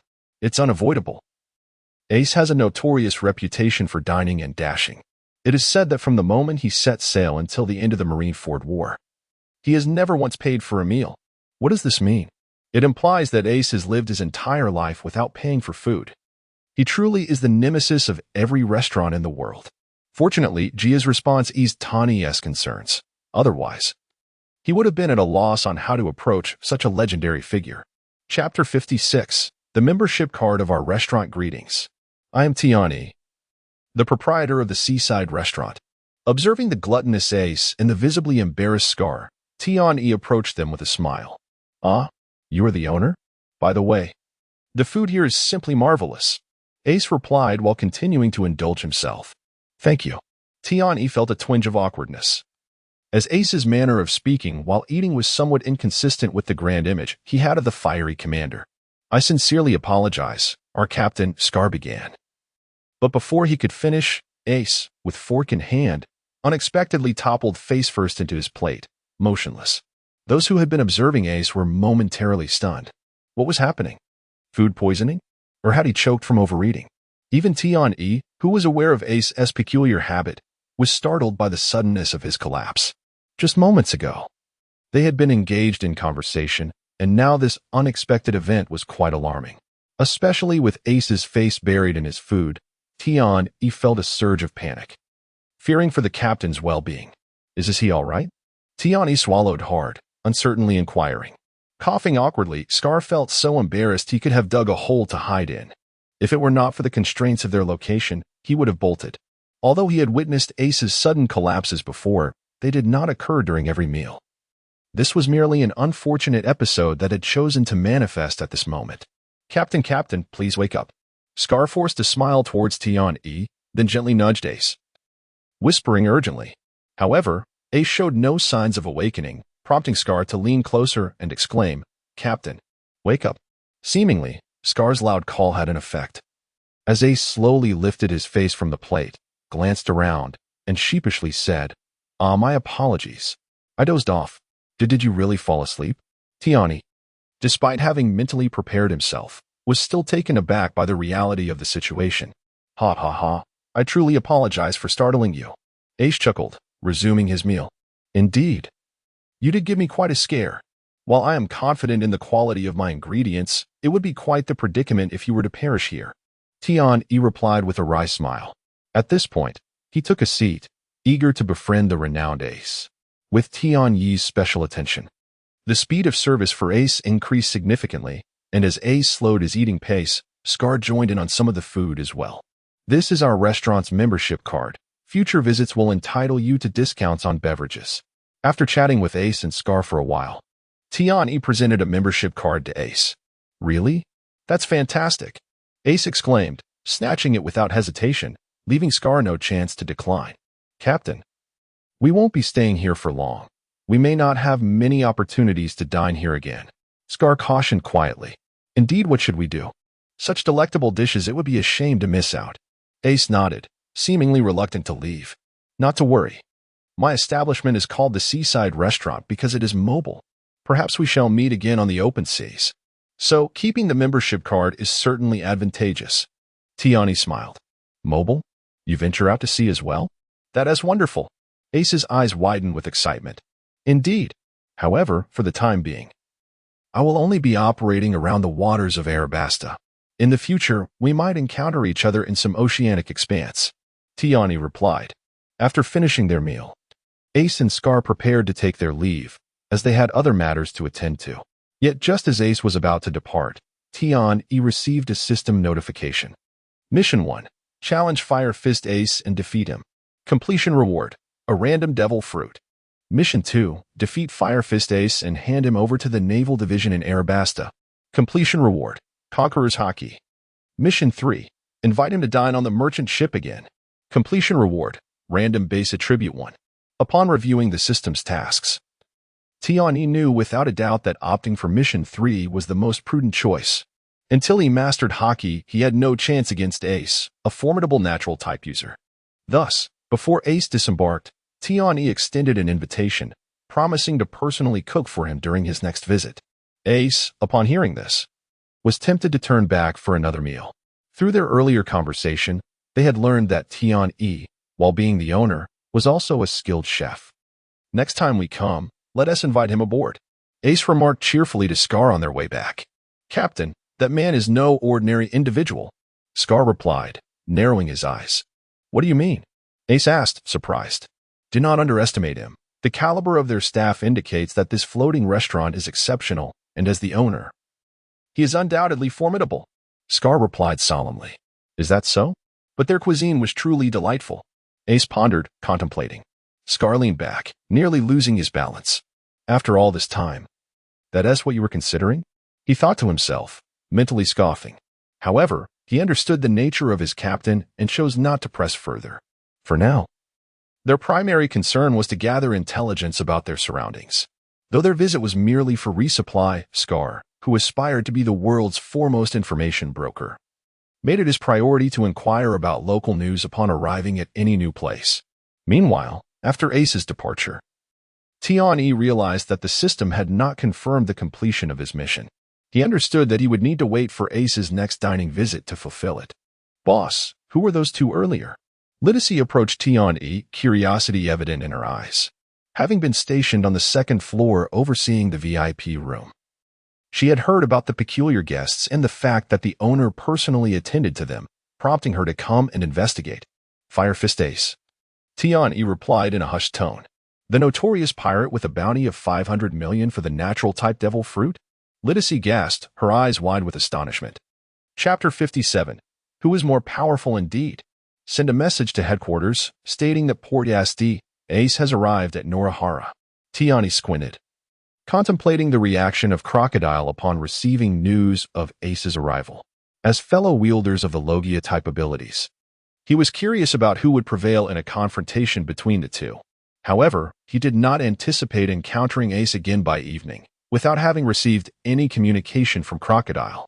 My apologies. I was discovered by the Navy, hence I sought refuge here. Ace, appearing somewhat disheveled alongside his three companions, surprised Tian-E. Was there truly a Navy presence in Norahara that posed a threat to Ace? He had not heard of such a thing. Mission 1. Protect Ace and prevent the Navy from capturing him. Reward for completion. Random Basic Attribute 1. Mission 2. Assist the Navy in capturing Ace. Reward for completion. One of the three types of hockey randomly.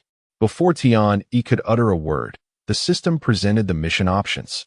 This marked the first time he had received two missions concerning the same individual within the same day, and particularly when the first mission remained unaccomplished. Follow me. You all can sit in the restaurant. Just disguise yourselves as ordinary patrons. It should pose no problem. The Navy typically does not search my establishment.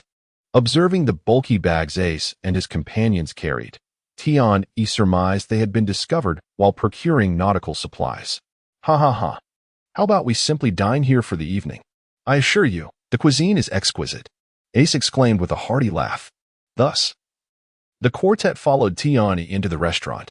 As per tradition, we order first and pay later. I shall personally prepare the dishes, and there will be no additional charges, Tian-E cheerfully announced as he guided Ace and his companions to an empty table. Ha ha ha. Splendid. I want everything I had previously. And weren't there many signature dishes you mentioned? Bring them all to me. Ace responded with delight upon hearing that Tian-E would be cooking. Tian-E nodded and called out to Jia, you shall be in charge of this table. I will head to the kitchen. Remember, collect payment first. Tian-Yi's remark caused a blush to spread across the faces of Ace's companions, who felt their captain's notorious habit of dining and dashing had been exposed. Fear not. My companions have money, Ace replied nonchalantly. Upon learning that there was money available, Tian-E made his way to the kitchen, committed to his promise of cooking. Yet, shortly after he began preparing the meals, a commotion erupted in the restaurant, accompanied by the hurried approach of his second-in-command.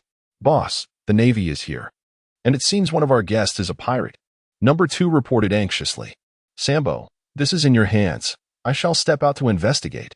With that, Tian instructed Chef Sambo to continue cooking and proceeded toward the restaurant with number 2. Upon entering, he witnessed several Navy officers confronting Ace and his companions. Though neither side had yet engaged in combat, Port St. Ace, by the authority of the Navy headquarters, I hereby announce your arrest once more.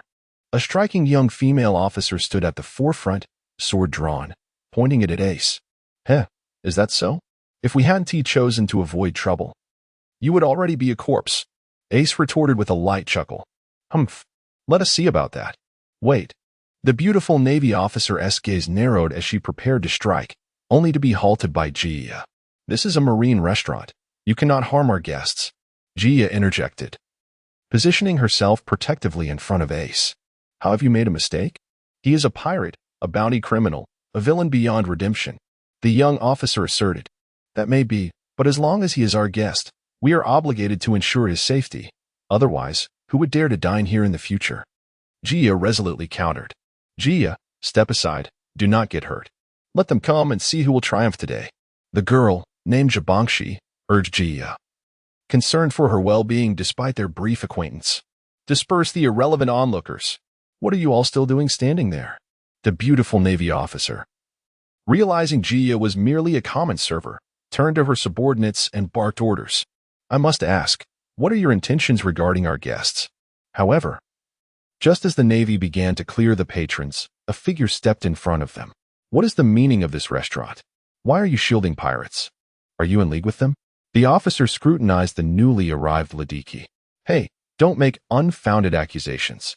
We are not pirates. As for why, it's simple. The customer is king, and our restaurant's mission is to serve our guests well. Ladiki replied with a cheerful grin. Humph. If you insist on protecting pirates, I shall have no choice but to arrest you all as well. Charge. The beautiful officer declared sternly. Hey, your target is us. Do not harm innocent bystanders. Just as the Navy prepared to act, Ace and his companions decided to fight back, unwilling to let the restaurant staff face the Navy on their behalf. Humph. Poor Gasti. Ace, defeating you will surely compel them to retreat, the young officer exclaimed, stepping forward, her sword aimed directly at Ace. Ladies and gentlemen, is it not a tad disrespectful to engage in combat within my restaurant?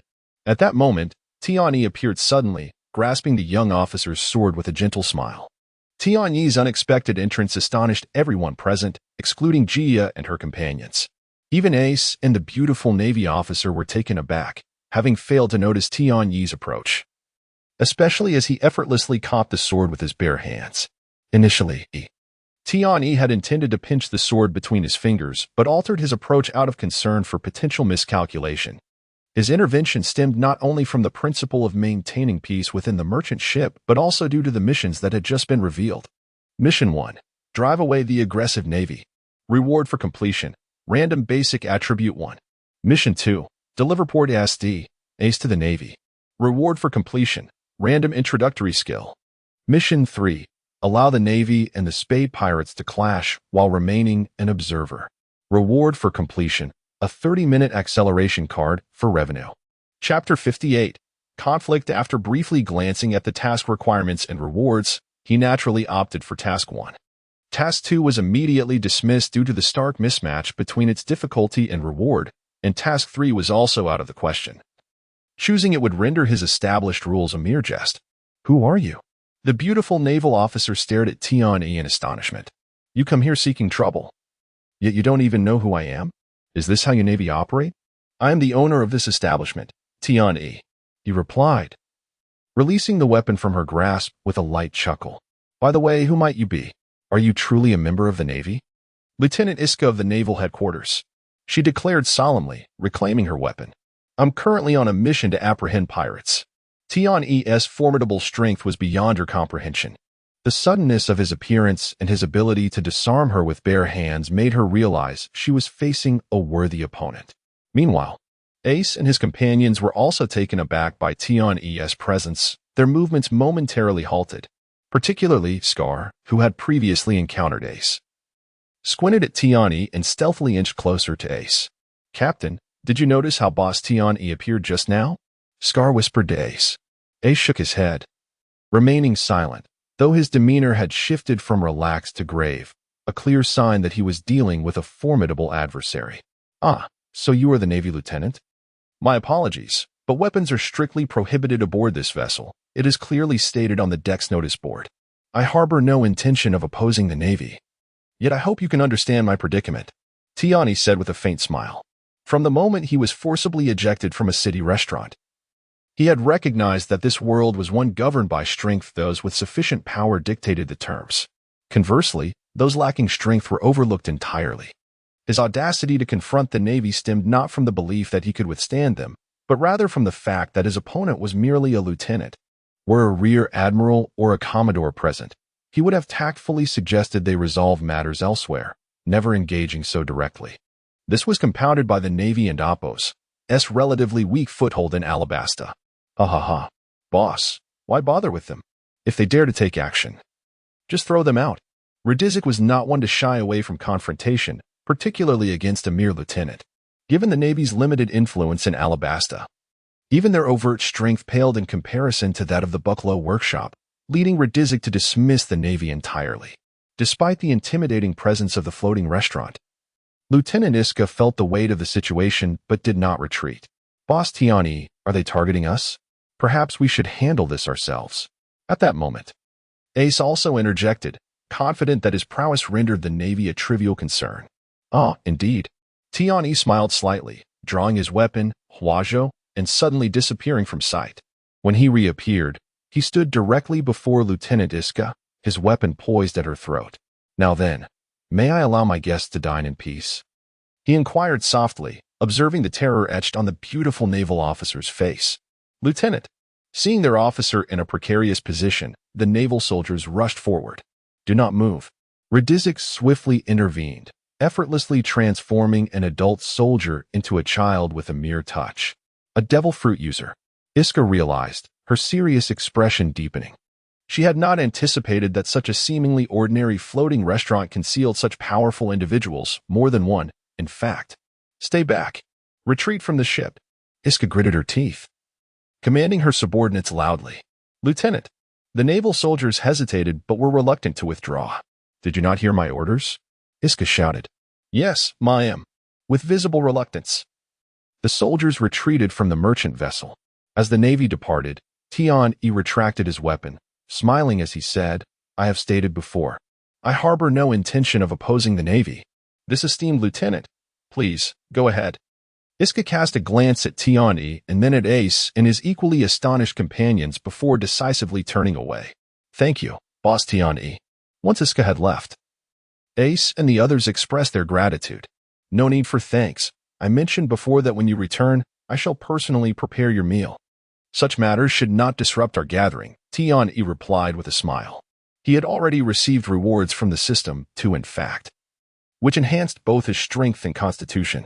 His foundational attributes now comprised strength, speed, and the newly acquired constitution. He was confident that by solely undertaking such attribute tasks, once his foundational attributes reached a certain threshold, his prowess would be formidable. The importance of constitution was self-evident. Following the incident, Ace and the others found their appetites considerably diminished, yet they polished off their ordered dishes before taking their leave. As he watched Ace depart, Tian-E received an invitation to have Ace return for another meal, this time rewarding him not with the coveted constitution but with an additional boost to his strength. "Boss, is there something special about this fire fist, Ace?" Radizik inquired, puzzled by Ace's departure. She was well aware that her boss rarely showcased his strength. Yet today he had done so publicly for this pirate. He is no ordinary pirate, and today's display was not solely for him. Tian-E replied, shaking his head.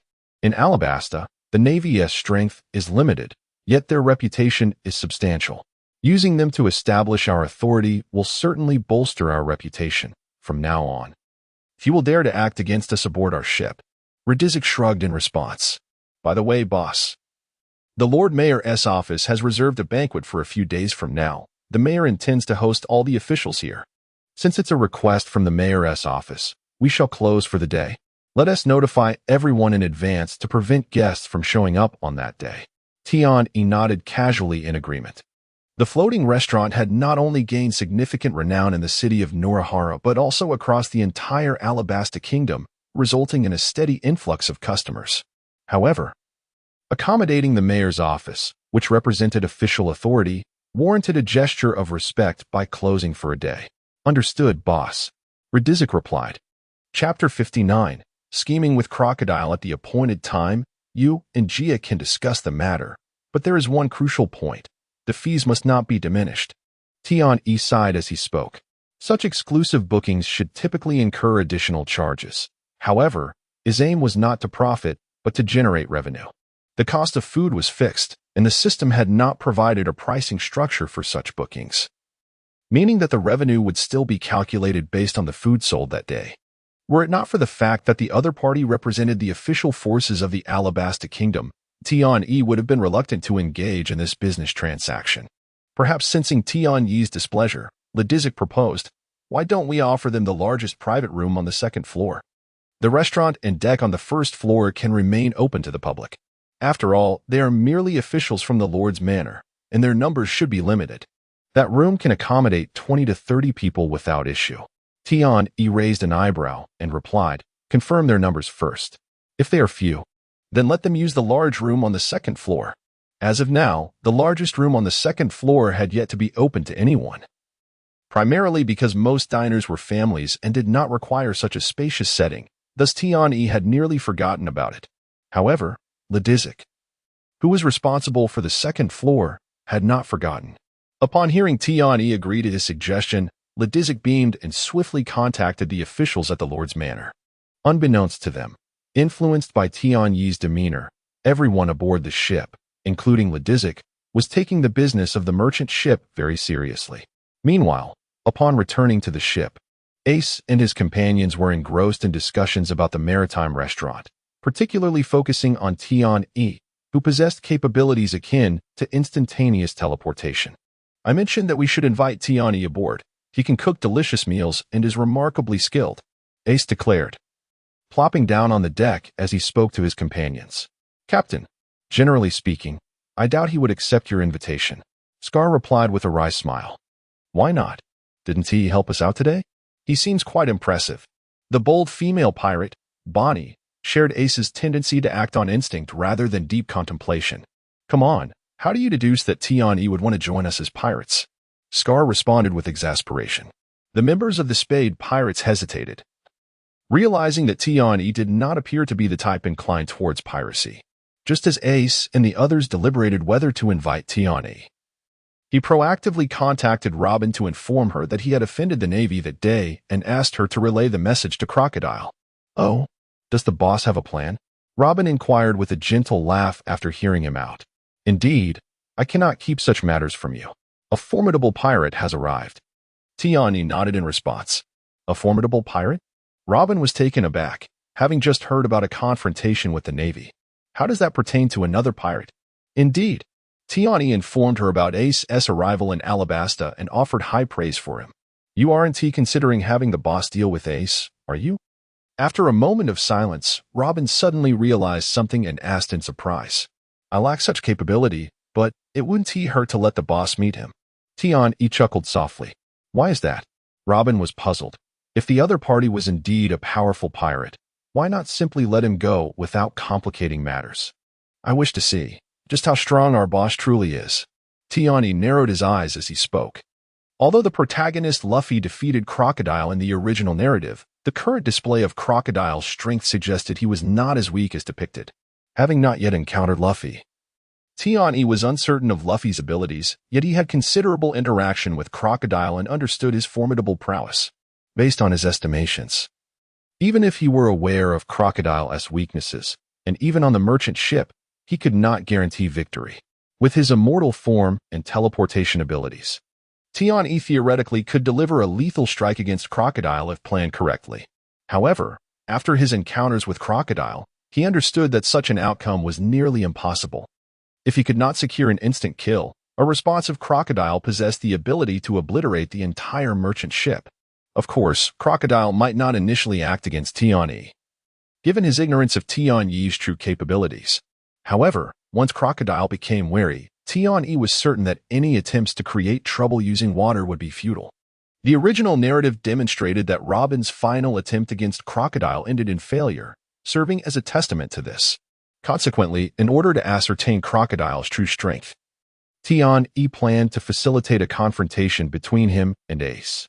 As fellow Logia users, their battle could potentially reveal all of Crocodile's hidden cards, which might ultimately benefit both him and Robin in the future.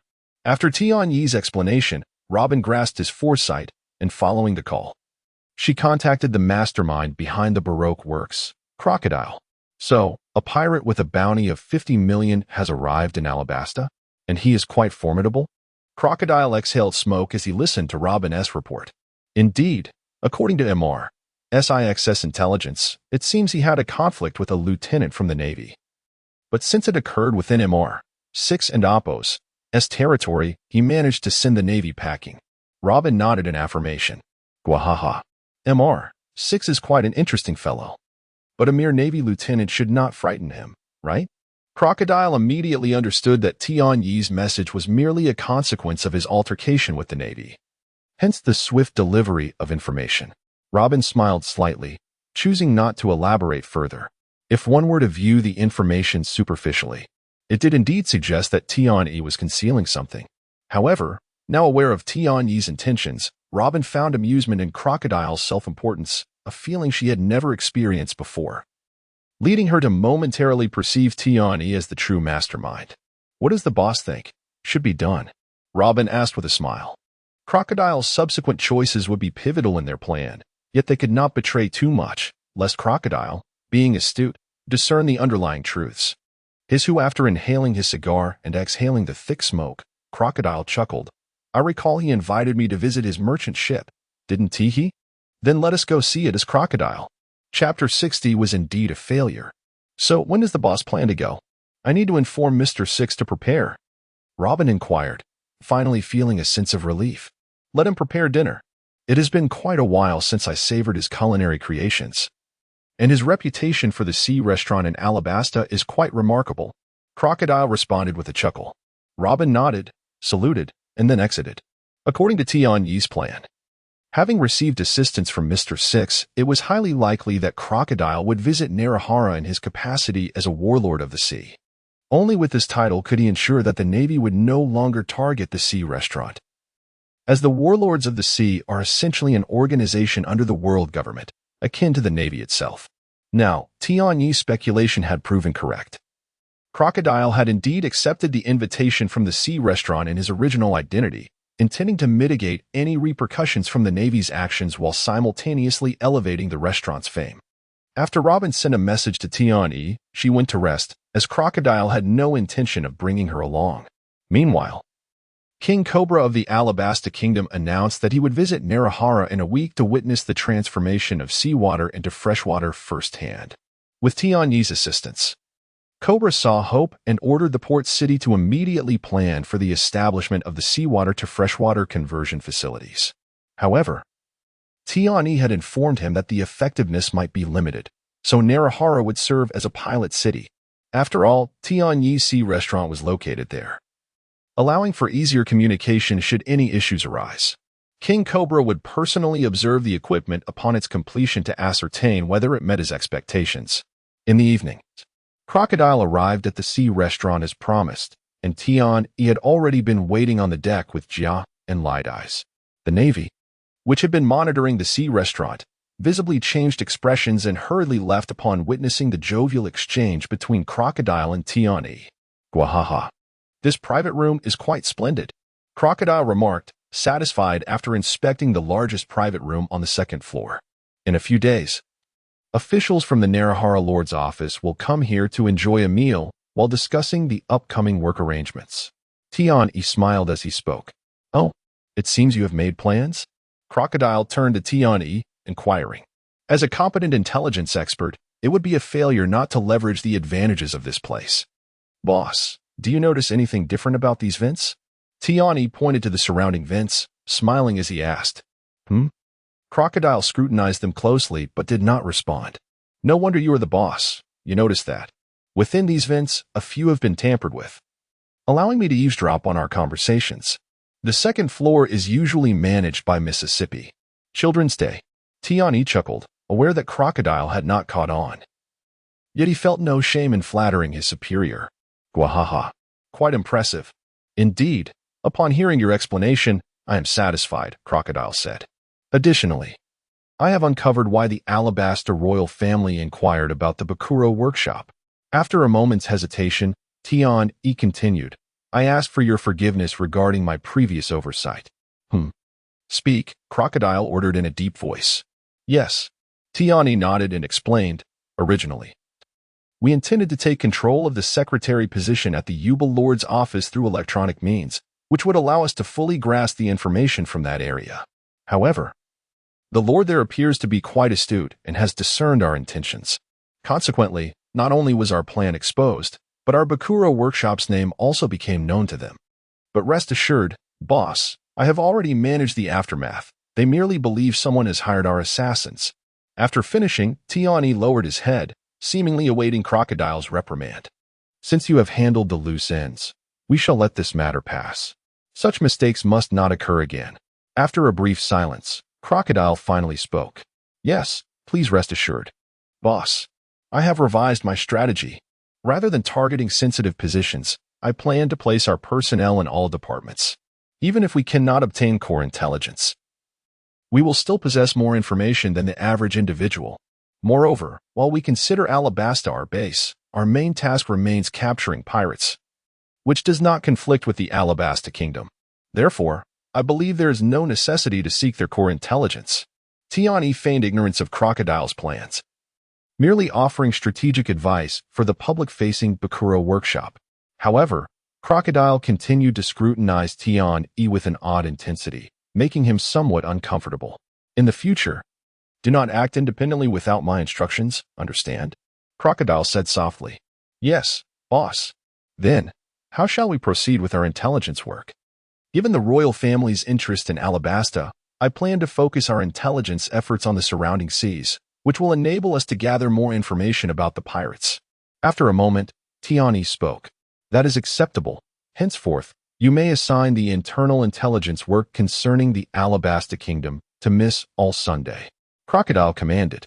Understood, boss.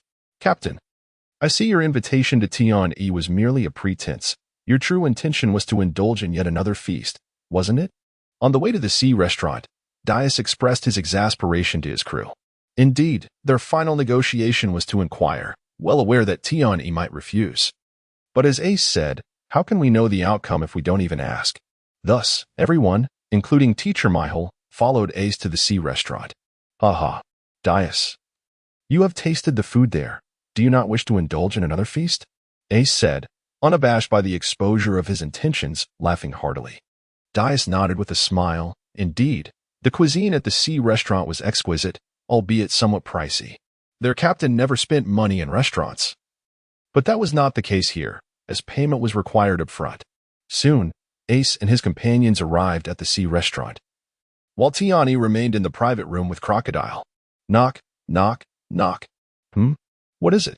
Upon hearing the knocking, Tiani furrowed his brow and inquired toward the door. Boss, Fire Fist Ace is here again, came Lidai's voice from outside. Tiani initially frowned, then turned to Crocodile and quietly asked, Boss, should I go and greet him? Chapter 61. Ace's invitation, was it because of him that you had a conflict with the Navy? Crocodile inquired, casting a glance at Tiani. Indeed. Tiani nodded, responding. His bounty is 50 million. If our Baroque works could capture him, it would significantly enhance our reputation. However, later I realized we lacked the strength to apprehend him, so we abandoned the idea. 50 million, indeed a considerable sum. You should attend to him. Crocodile replied with a nod. Should I bring Mississippi? Children's Day? She is unaware of the boss's identity. Tiani hesitated. No need. Just conduct your business as usual. Crocodile declined Tiani's suggestion. Understood, boss. Tiani saluted and exited the private room. Boss, Fire Fist Ace has arrived. It seems he wishes to speak with you. As the door opened, Ladiki glanced at Crocodile seated within and whispered to Tiani. She recognized Crocodile, but was unaware that he was the mastermind behind Baroque Works. Looking for me. What could he want? Tian asked in surprise. It appears They intend to invite you to join their pirate crew. Ladiki stifled a laugh, covering her mouth. What? This is rather unexpected, Tiani exclaimed, taken aback by the prospect of Ace wishing to invite him aboard. However, as Tiani left with Ladiki, Crocodile's brows furrowed slowly, and he retrieved a transponder snail from his pocket. Miss All Sunday, inform Mr. One and Miss Doublefinger to come to Narahara and bring me the head of the pirate Fire Fist Ace. Crocodile said expressionlessly. Understood, boss. Robin, upon receiving Crocodile's message, felt a hint of surprise but did not inquire further, opting instead to execute the order. She found it peculiar, according to Tianyi's plan. Crocodile should have been the one to probe Ace himself after provoking his curiosity. Why was it now a matter of sending Mr. One and Miss Doublefinger to eliminate him? Unbeknownst to her, Tianyi's plan had yet to unfold when Ace appeared at their doorstep, seeking to extend an invitation to Tianyi, which made Crocodile feel as though his territory was being encroached upon. What is this? Attempting to undermine me in front of my own eyes? Thus, he decided to send Mr. One and Miss Doublefinger to eliminate Ace directly, as acquiring the 50 million bounty would also bolster his plans. Moreover, Tianyi's earlier assertion held merit. Vanquishing Fire Fist Ace would elevate Baroque Works' reputation in these waters. As for Tianyi, who descended from the second floor, he could never have imagined that his conversation with Ladiki had instigated Crocodile's murderous intent towards Ace. Little did he know that he merely intended to leverage Ace to extract some of Crocodile's hidden cards, never contemplating a life-and-death struggle. Tianyi, over here. Upon spotting Tianyi descending, Ace waved enthusiastically. Ah, Ace, have you come to check on my business again? Alas, I cannot cook today, as you can see. Business is thriving, and I have no time. Tianyi smiled, approaching Ace with a light chuckle. No worries, I've already ordered dishes. Come and join us. Dias hesitated, gesturing to an empty seat beside him. This is my first mate, Masked Dias. Ace grinned, introducing Tianyi. Inviting me to dine at my own restaurant? I must admit, I'm somewhat suspicious, Ace. You aren't planning to dine in Dash, are you? Haha. It seems the tale of our captain's penchant for feasting without payment is spread here. Ace's crew erupted in laughter at Tianyi's jest. Impossible. I've already settled the bill. Ace chuckled, scratching the back of his head. Soon, the dishes they ordered were served, personally delivered by Jia. Bring me a barrel of rum. It's on me. Just as Jia was about to leave, Tianyi called her over. Very well, boss. Jia nodded and departed. Ah, you truly are generous, Dias remarked with a grin. Well, this is my restaurant. Treating you to drinks incurs no cost. Tianyi replied with a smile. At the table, the group enjoyed their meal and engaged in light-hearted conversation. Tianyi, you should be aware, I am a pirate. After sipping some rum, Ace hesitated before speaking directly. Yes, I know, Fire Fist Ace. Bounty of 50 million berries, captain of the Spade Pirates. Tianyi nodded. Since you know, I wish to invite you to join my pirate crew as our cook. Ace stated earnestly. Mission 1. Accept Fire Fist Ace's invitation. Completion reward. New mode. Warship. Mission 2. Decline Fire Fist Ace's invitation. Completion reward. Random attribute 1. As Ace finished speaking, the system prompted Tianyi with the mission options. Regardless of his choice, the task seemed relatively simple. Yet the ramifications of his decision would be significant. I apologize. I never contemplated becoming a pirate. Tianyi hesitated, then shook his head, declining Ace's invitation. He opted for Mission 2. At present, his merchant ship and revenue were his greatest assets and aspirations. The only capital he possessed to contend with these formidable beings from another dimension, hence he could not relinquish this establishment. While Tianyi speculated that becoming a pirate might allow him to transform his territory into a warship in a post-apocalyptic scenario and continue his growth, it still felt overly risky. Congratulations, host, for completing the mission. Reward, base attribute, speed 1. After Tianyi declined Ace, the system delivered the reward. Albeit not the attribute he desired most, but speed instead. Ha ha ha, you were indeed turned down. Ace laughed heartily. I told you. Who in their right mind would join you on the high seas as a pirate? Dias chimed in, also laughing. They had long anticipated Tianyi's refusal. Even before Ace's arrival, they had mentioned it, merely hoping to give it a try. Even if they couldn't become comrades, They could at least forge a friendship, right? Although I do not intend to become a pirate, I sincerely thank Captain Ace for the invitation. Should our paths cross on the ocean, let us share a drink together. Tian-E raised his rum, earnestly addressing Ace. Cheers. Ace and his crew exchanged glances before raising their glasses in unison. Though Ace and Apos' objective remained unfulfilled, the meal was enjoyable. And as they departed, Tian-E personally escorted them to the ship. Chapter 62. The suppression of one's own attack, however. Just as they disembarked, Tian-E turned around and spotted Crocodile standing by the window of the second-floor box, intently observing Ace and his companions. Huh? Has Crocodile taken an interest in Ace? Unbeknownst to Tian-E, who was unaware of Crocodile's intentions, he assumed that his boss had merely developed a curiosity about Ace. Boom. Just as Tian-E was about to ascend to the second floor, an explosion erupted not far from the port. It was. He quickly turned to glance in the direction of the blast, where Ace and his group were facing off against two individuals, Mr. One and his partner, Mississippi. Double Finger? Upon recognizing the duo, Tian-E was astonished. Realizing they were allies, he looked up at Crocodile and indeed saw his boss smiling. However, Tian-E harbored doubts about Mr. One and Miss Double Finger. Although they were also Logia users, they lacked Haki, rendering them incapable of harming Ace, who possessed the Maramara no Mi. As anticipated, when Ace displayed the powers of the Maramara no Mi, Crocodile's expression turned grave. Meanwhile, Mr. One and Miss Double Finger were utterly overwhelmed by Ace's sheer strength, just as it seemed they would soon succumb to defeat. Tian-E noticed a swirl of sand approaching the battlefield. Boom! Ace's flames were extinguished by the sand, granting Mr. One and Miss Double Finger a moment to regroup. Exchanging a glance, they turned and fled. The warlord of the sea. Sand Crocodile?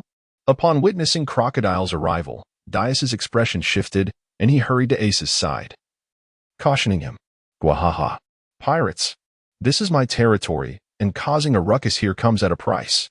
Crocodile proclaimed from atop a nearby structure, laughing heartily. Crocodile. The Desert King Crocodile. Lord Crocodile. He was, after all, the guardian of this city. Although the skirmish had been brief, it had caused some destruction at the port, prompting the residents to take cover. Yet, upon Crocodile's emergence, they joyfully emerged to cheer, viewing him as the invincible Desert King. Any pirate daring to stir trouble here was courting death. Captain. Dias glanced at Ace with concern, noting Crocodile's overwhelming popularity. The claim was undoubtedly true. This was indeed his domain, as evidenced by the residents and Apos' reverence. It is worth noting that while the warlords of the sea held great renown, their reputations were often tarnished. Initially, pirates who had accepted the world government's amnesty were viewed unfavorably by pirates, the navy, and the populace alike. Do not worry, you all return to the ship, Ace said softly, casting a glance at Dias. How could we abandon our captain and flee? None of his companions moved to leave. Instead, they chose to stand resolutely by his side. Gwahaha. You are fire, and I am sand. In many respects, I have the advantage over you. Crocodile refrained from immediately attacking, opting instead to engage in psychological warfare, aware that his opponent was also a Logia user, making him a formidable adversary. Hey, advantage? We shall see, Ace retorted, preferring action over idle chatter. Crocodile's irritation flared at Ace's insolence as the surrounding winds and sand surged towards Ace's flames. While sand could indeed extinguish fire, this was not an ordinary fire and sand. The outcome would ultimately depend on the mastery and development of their respective abilities. Ace had gained his powers relatively recently, and although powerful, he could not match Crocodile's experience or the stamina of his sand, and soon found himself suppressed. However, it was merely suppression. Defeating Ace would not be an easy task for Crocodile.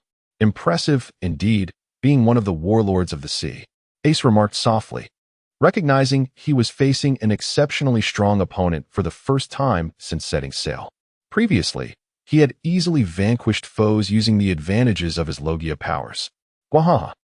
You little brat, you and I are not of the same caliber. Do not presume that possessing a Logia ability grants you free reign. This world is far larger than you can imagine. Crocodile cackled. Despite Crocodile's taunts, he secretly hoped Ace would retreat. Without Haki, neither could inflict damage upon the other. and the battle would lead nowhere unless one party exhausted their stamina and could no longer utilize their elemental powers. Yet, Ace was not one to back down. The more Crocodile pressed, the more determined he became to test his limits. Without hesitation, he launched another attack, this time switching from his fruit abilities to physical combat. On a nearby merchant vessel, Tian-E observed the fierce clash between his boss and Ace, a peculiar smile forming on his lips. Although he was oblivious to Crocodile's sudden aggression towards Ace, it did not hinder his appreciation for the duel between two Logia users. Truly, they were seasoned warriors. Tian-E marveled at the back-and-forth exchanges. Crocodile's fruit ability surpassed Ace's, allowing him to maintain an upper hand in their elemental contest. However, Ace's formidable physical prowess, combined with his own abilities, posed considerable challenges for Crocodile. Yet, overall, Crocodile maintained the advantage. As the saying goes, one must not grow overly complacent, for such arrogance may incite discontent among others. Thus, before Tian-E could bask in his delight for long, he received a notification from the system. Task 1. Assist Crocodile in defeating Fire Fist Ace. Reward: Advanced Swordsmanship. Task 2. Aid Fire Fist Ace in overcoming Crocodile. Reward: Armament Hockey. Task 3. Persuade both parties to cease hostilities. Reward: 1 to designated basic attributes. Task 4. Remain a bystander. Reward: Observation Hockey. Had he not seen the rewards, Tian-E would have undoubtedly opted to remain a bystander. However, upon glimpsing the potential rewards, he gasped in astonishment. The reward for merely observing was Observation Hockey, a prize that could be as perilous as courting death. Thus, after a moment's hesitation, he settled on Task 3, believing it to be the least daunting option. But in the current situation, how could he persuade both combatants to halt their conflict? Chapter 63. Incapable of inflicting harm at this moment. Ace's condition was unclear to Tian-E, as he had never truly comprehended Ace's strength. However, it was evident that Crocodile was unleashing his full power. Without a compelling justification, Tian-E feared that any attempt to intervene would lead to his demise. Boss, what is happening here? If this continues, the port will be obliterated. Lydia, who had mysteriously appeared by Tian-Yi's side, inquired in astonishment as she observed the fierce battle between Crocodile and Ace. Yet, a spark of inspiration illuminated Tian-Yi's face, and he instructed her, fetch a water hose. What? Lydia responded, bewildered by his request, completely failing to grasp his intention. Just do as I say. Tian-E waved his hand dismissively, his brow furrowed. He had now fully grasped the magnitude of Crocodile's fruit abilities, and any further delay could usher in an unknown peril for him, while a failed mission could be mitigated. He was not willing to shoulder the dangers that idleness could provoke. Boom. Crocodile's sand once again engulfed Ace. Yet he recognized that this level of assault could not inflict harm upon his opponent. Bang. Indeed, a burst of flame surged toward him once more. However, as Crocodile shielded himself from the flames, Ace, having reverted from fire to his corporeal form, delivered a decisive kick that shattered Crocodile's head. With his head severed, Crocodile transformed into a mound of sand, only for his true form to reappear a short distance away. Natural-type users are truly troublesome, Ace remarked with visible irritation. This peculiar mode of combat, where one could not hurt the other, left Ace feeling quite disoriented, as he was accustomed to being the one imposing such conditions upon his foes. At that moment, as the two resumed their clash, a sudden jet of water surged forth, extinguishing Ace's flames and transforming Crocodile's sand into mud that cascaded downwards. Crocodile sand. Captain Ace, if you continue, that Lo-Ra will be doomed. Tian-E exclaimed helplessly from a distance, flanked by the staff of the floating restaurant, who were wielding a hefty water hose, the creators of the earlier water jet. Neither Crocodile nor Ace exhibited any awareness of the need to preserve their surroundings amidst their brawl. Yet, upon hearing Tian-E's words, they instinctively glanced around. What was once a bustling harbor now lay desolate, devoid of any human presence. Surrounding structures bore the scars of destruction, with flames still licking at various plants, and thick layers of sand blanketing the rooftops of nearby buildings. Crocodile, who had initially intended to chastise Tian-E, was suddenly gripped by an ominous premonition. Recognizing the plea in Tian-Yi's gaze, at that moment, He was not merely the president of the Bakura workshop, but rather the hero of Lohra, the Desert King Crocodile. Failing to eliminate the pirate while allowing Lohra to sustain such damage would severely tarnish his reputation.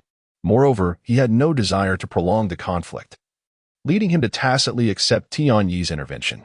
As for Ace, he regarded Tian Yi as a friend, making it difficult for him to refuse Tian Yi's request. Moreover, he was not inherently malicious. Witnessing the once beautiful and thriving port in ruins stirred feelings of guilt within him. Did you not see that Crocodile has ceased his attacks? Thus, even though Ace still harbored the urge to determine a victor against Crocodile, he felt compelled to grant Tian Yi a measure of respect. As for Tian Yi, having interrupted their duel, he braced himself for Crocodile's reprimand. However, to his surprise, neither party spoke, standing there in an almost surreal silence, as if both were genuinely inclined to halt hostilities. This left Tian Yi in a state of perplexity. When had he garnered such influence? After all, he was not a user of the face fruit. Realizing the necessity of breaking the silence, he finally spoke, Crocodile-san. Captain Ace did not intend to cause any destruction upon arriving in Lohra. The battle here was precipitated by an ambush. Perhaps you could consider letting them go? Tian Yi inquired with a hint of deference. Given that Crocodile was his superior, it was imperative to afford the sand crocodile due respect. Otherwise, he was certain Crocodile would not simply allow Ace and his crew to leave unscathed. However, Crocodile did not acquiesce, merely reigniting his cigar and remaining stoically silent. Yet, Tian Yi understood that this was Crocodile's subtle signal of willingness to cease hostilities, albeit without verbal acknowledgement. Captain Ace, I implore you to show consideration. After all, I conduct business in Lohra, and your battle here is proving too much for the town. Even if you can contend with Crocodile, your crew may not fare as well, and any resultant damage would be regrettable. Would it not be wise to end this here? There was no need for Tian Yi to tread lightly when addressing Ace. It was not that Ace lacked strength, but he was not the type to resort to violence at the slightest provocation. Captain, Tian Yi is correct. We need not engage in a futile struggle against one of the 7 warlords of the sea. Dias, standing beside Ace, quickly interjected. Tian, my friend, we shall meet again upon the high seas. After a moment of contemplation, Ace offered a fist bump to Tian Yi, then coldly huffed at Crocodile before departing with his companions. Once Ace had departed, Tian Yi exhaled in relief. At least this episode was behind him. Boss, the previous actions were taken on my own accord. I primarily considered your reputation. Even if you were to subdue Fire Fist Ace, Lohra would undoubtedly suffer catastrophic damage, which would be counterproductive for you. Upon returning to the restaurant's second-floor private room, Tian Yi explained to Crocodile. Crocodile exhaled a plume of smoke and nodded slightly, acknowledging Tian Yi's explanation. Yet, before he could fully relax, Crocodile pressed on. Why did you choose to employ water to halt our battle? Well, aren't devil fruit users typically averse to seawater? Moreover, given that Ace's power is fire-based, using seawater should effectively counter him. Tian Yi stammered, feigning ignorance. Internally alarmed at the prospect of revealing his awareness of Crocodile's aversion to water, fearing he might face dire consequences. Hiss. Crocodile nodded in approval, stating, Indeed. You handled that quite well. Henceforth, expand your intelligence operations to encompass the surrounding seas. Yes, boss. Tian Yi replied, elated. Chapter 64. No room for choice. His elation stemmed not solely from having successfully navigated the situation with Crocodile, but also from the receipt of rewards for the system's task. However, he chose to allocate the designated attribute points to his constitution only after Crocodile had taken his leave. Although a single point in constitution yielded no noticeable effect, he firmly believed that as his attributes accumulated, a transformative change would inevitably occur, much like his enhanced speed and strength, which were now significantly superior to that of an ordinary individual. Even off the merchant ship, he possessed a degree of combat capability, with basic swordsmanship combined with rudimentary firearms.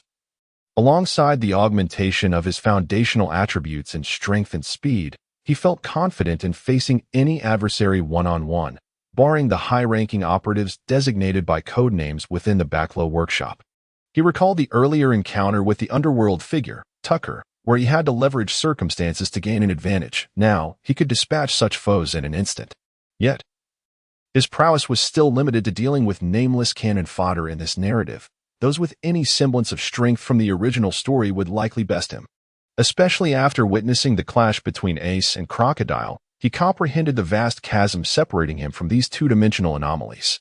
After intervening to halt the confrontation between Ace and Crocodile, he grasped why merely observing would grant him the formidable ability of Kenbunchika Haki. The evidence of their battle indicated they were drawing perilously close to the merchant vessel. Had he remained passive, the ship would surely have been caught in the crossfire, making any subsequent intervention far more challenging.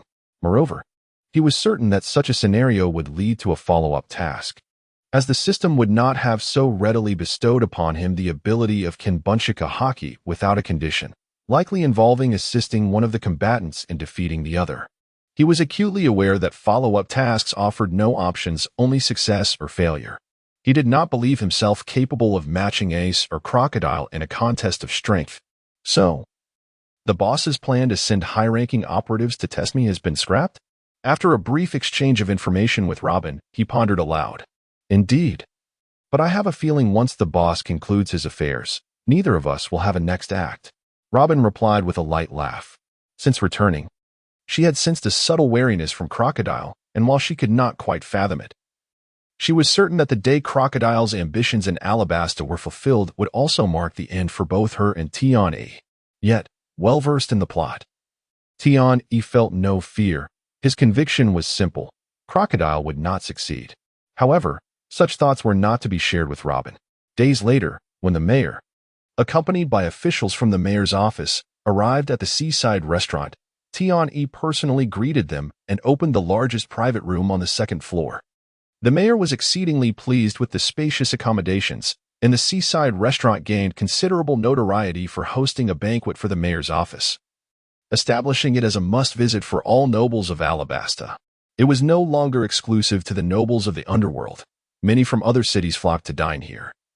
Recognizing the seaside restaurant as the official port city of Alabasta, where most goods were transported to other cities throughout the kingdom. Thus, a wave of hospitality began to unfold.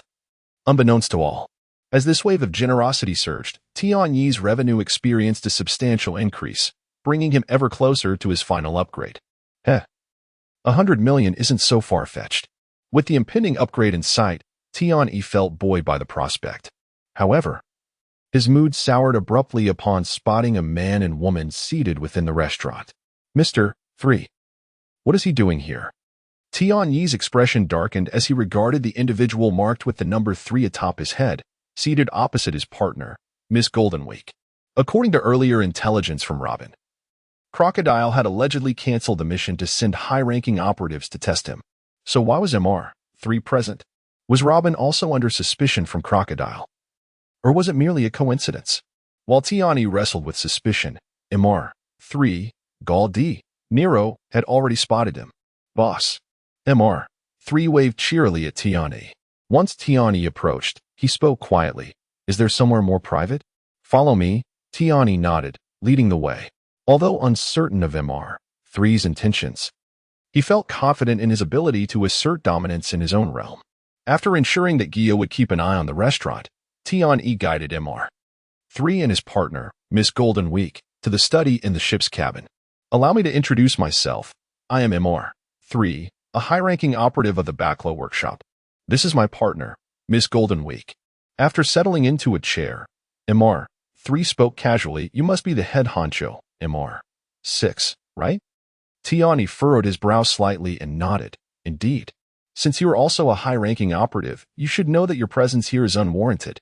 The Backlow Workshop had strict regulations forbidding high-ranking operatives from inquiring or interacting with others of their rank without a mission.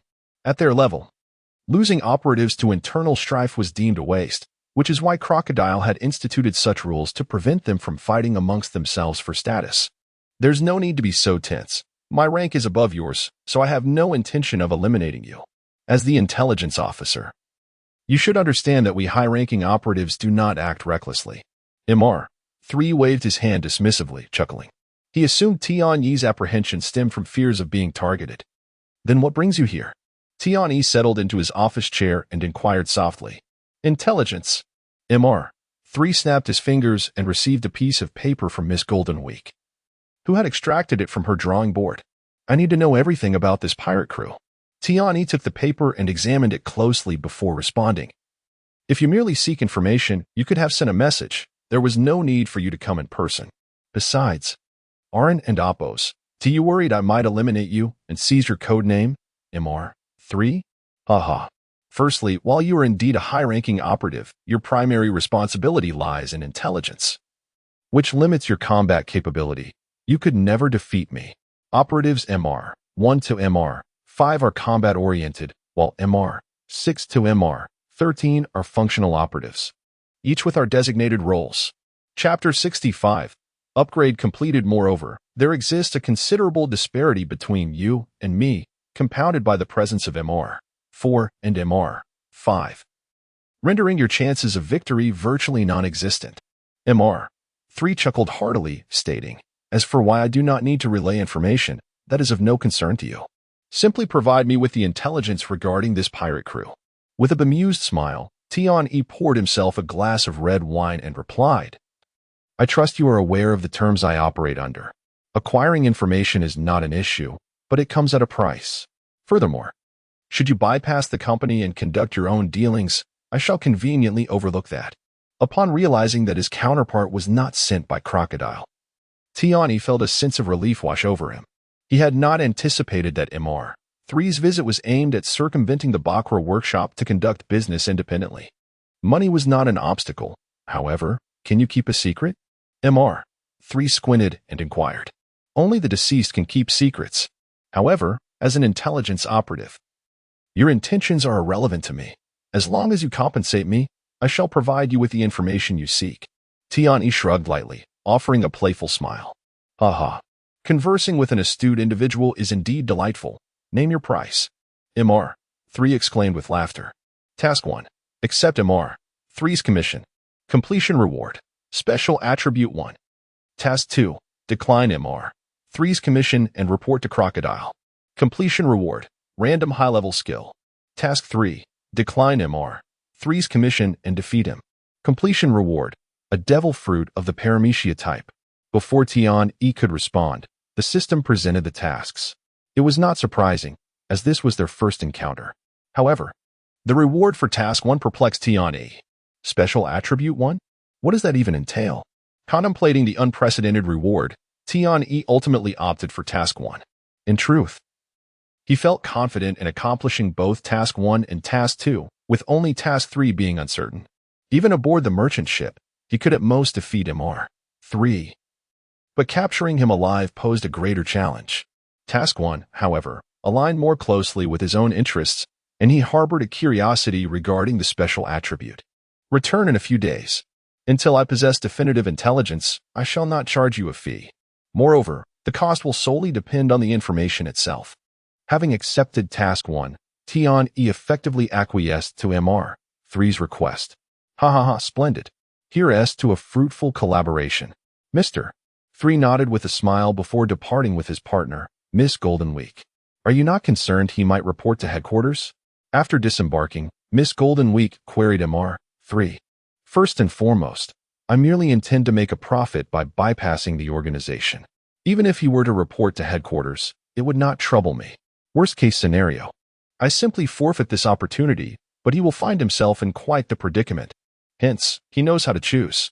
MR3 responded confidently. Miss Goldenweek appeared indifferent. Her thoughts focused on finding a suitable location to sketch and enjoy tea.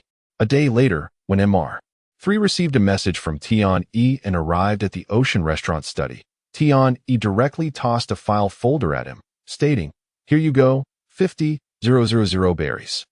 Oh, such a modest sum? MR3 was taken aback, having anticipated a more extravagant demand for the intelligence. He had prepared himself for a high fee, including a hush money component, yet was surprised by the bargain presented. Tiani felt a sense of resignation. The price was dictated by the system and could not be altered. Asking for more would not count as revenue, and it was better to extend a favor to MR3. After paying the berries, MR3 opened the folder and began reviewing the information within. Excellent. A delightful partnership. I look forward to future collaborations. After perusing the contents, MR3 nodded in satisfaction. Wait, just as MR3 was about to leave, Tiani interjected. What? Is there something amiss? MR3's expression sharpened. He exchanged a glance with his partner before addressing Tiani. Is your target that group of pirates or the slaves? Tiani inquired nonchalantly. Mr. 3 was momentarily taken aback, having not anticipated such a question from Tiani. If convenient, please keep an eye out for me. I require some chefs and waitstaff. Naturally, all transactions will be at market price. Tiani smiled. With the merchant ship on the verge of an upgrade, its territory would expand significantly. Thus, he needed to bolster his workforce, and slaves represented the optimal choice. This presented a perfect opportunity to acquire personnel. Ha ha ha. No problem. Given the intelligence you've provided, I shall offer you a discount. MR3 replied, his surprise quickly transforming into laughter. His true objective was, of course, both the pirates and the slaves. Otherwise, he would not have bypassed the organization for just a mere pirate crew. However, the slaves were a different matter. Following the organizational route would mean a significant portion going to Bakra workshop, leaving him with little. Thus, he intentionally sought to circumvent the organization. Then, I shall await your favorable news. A slight smile graced Tiani's lips.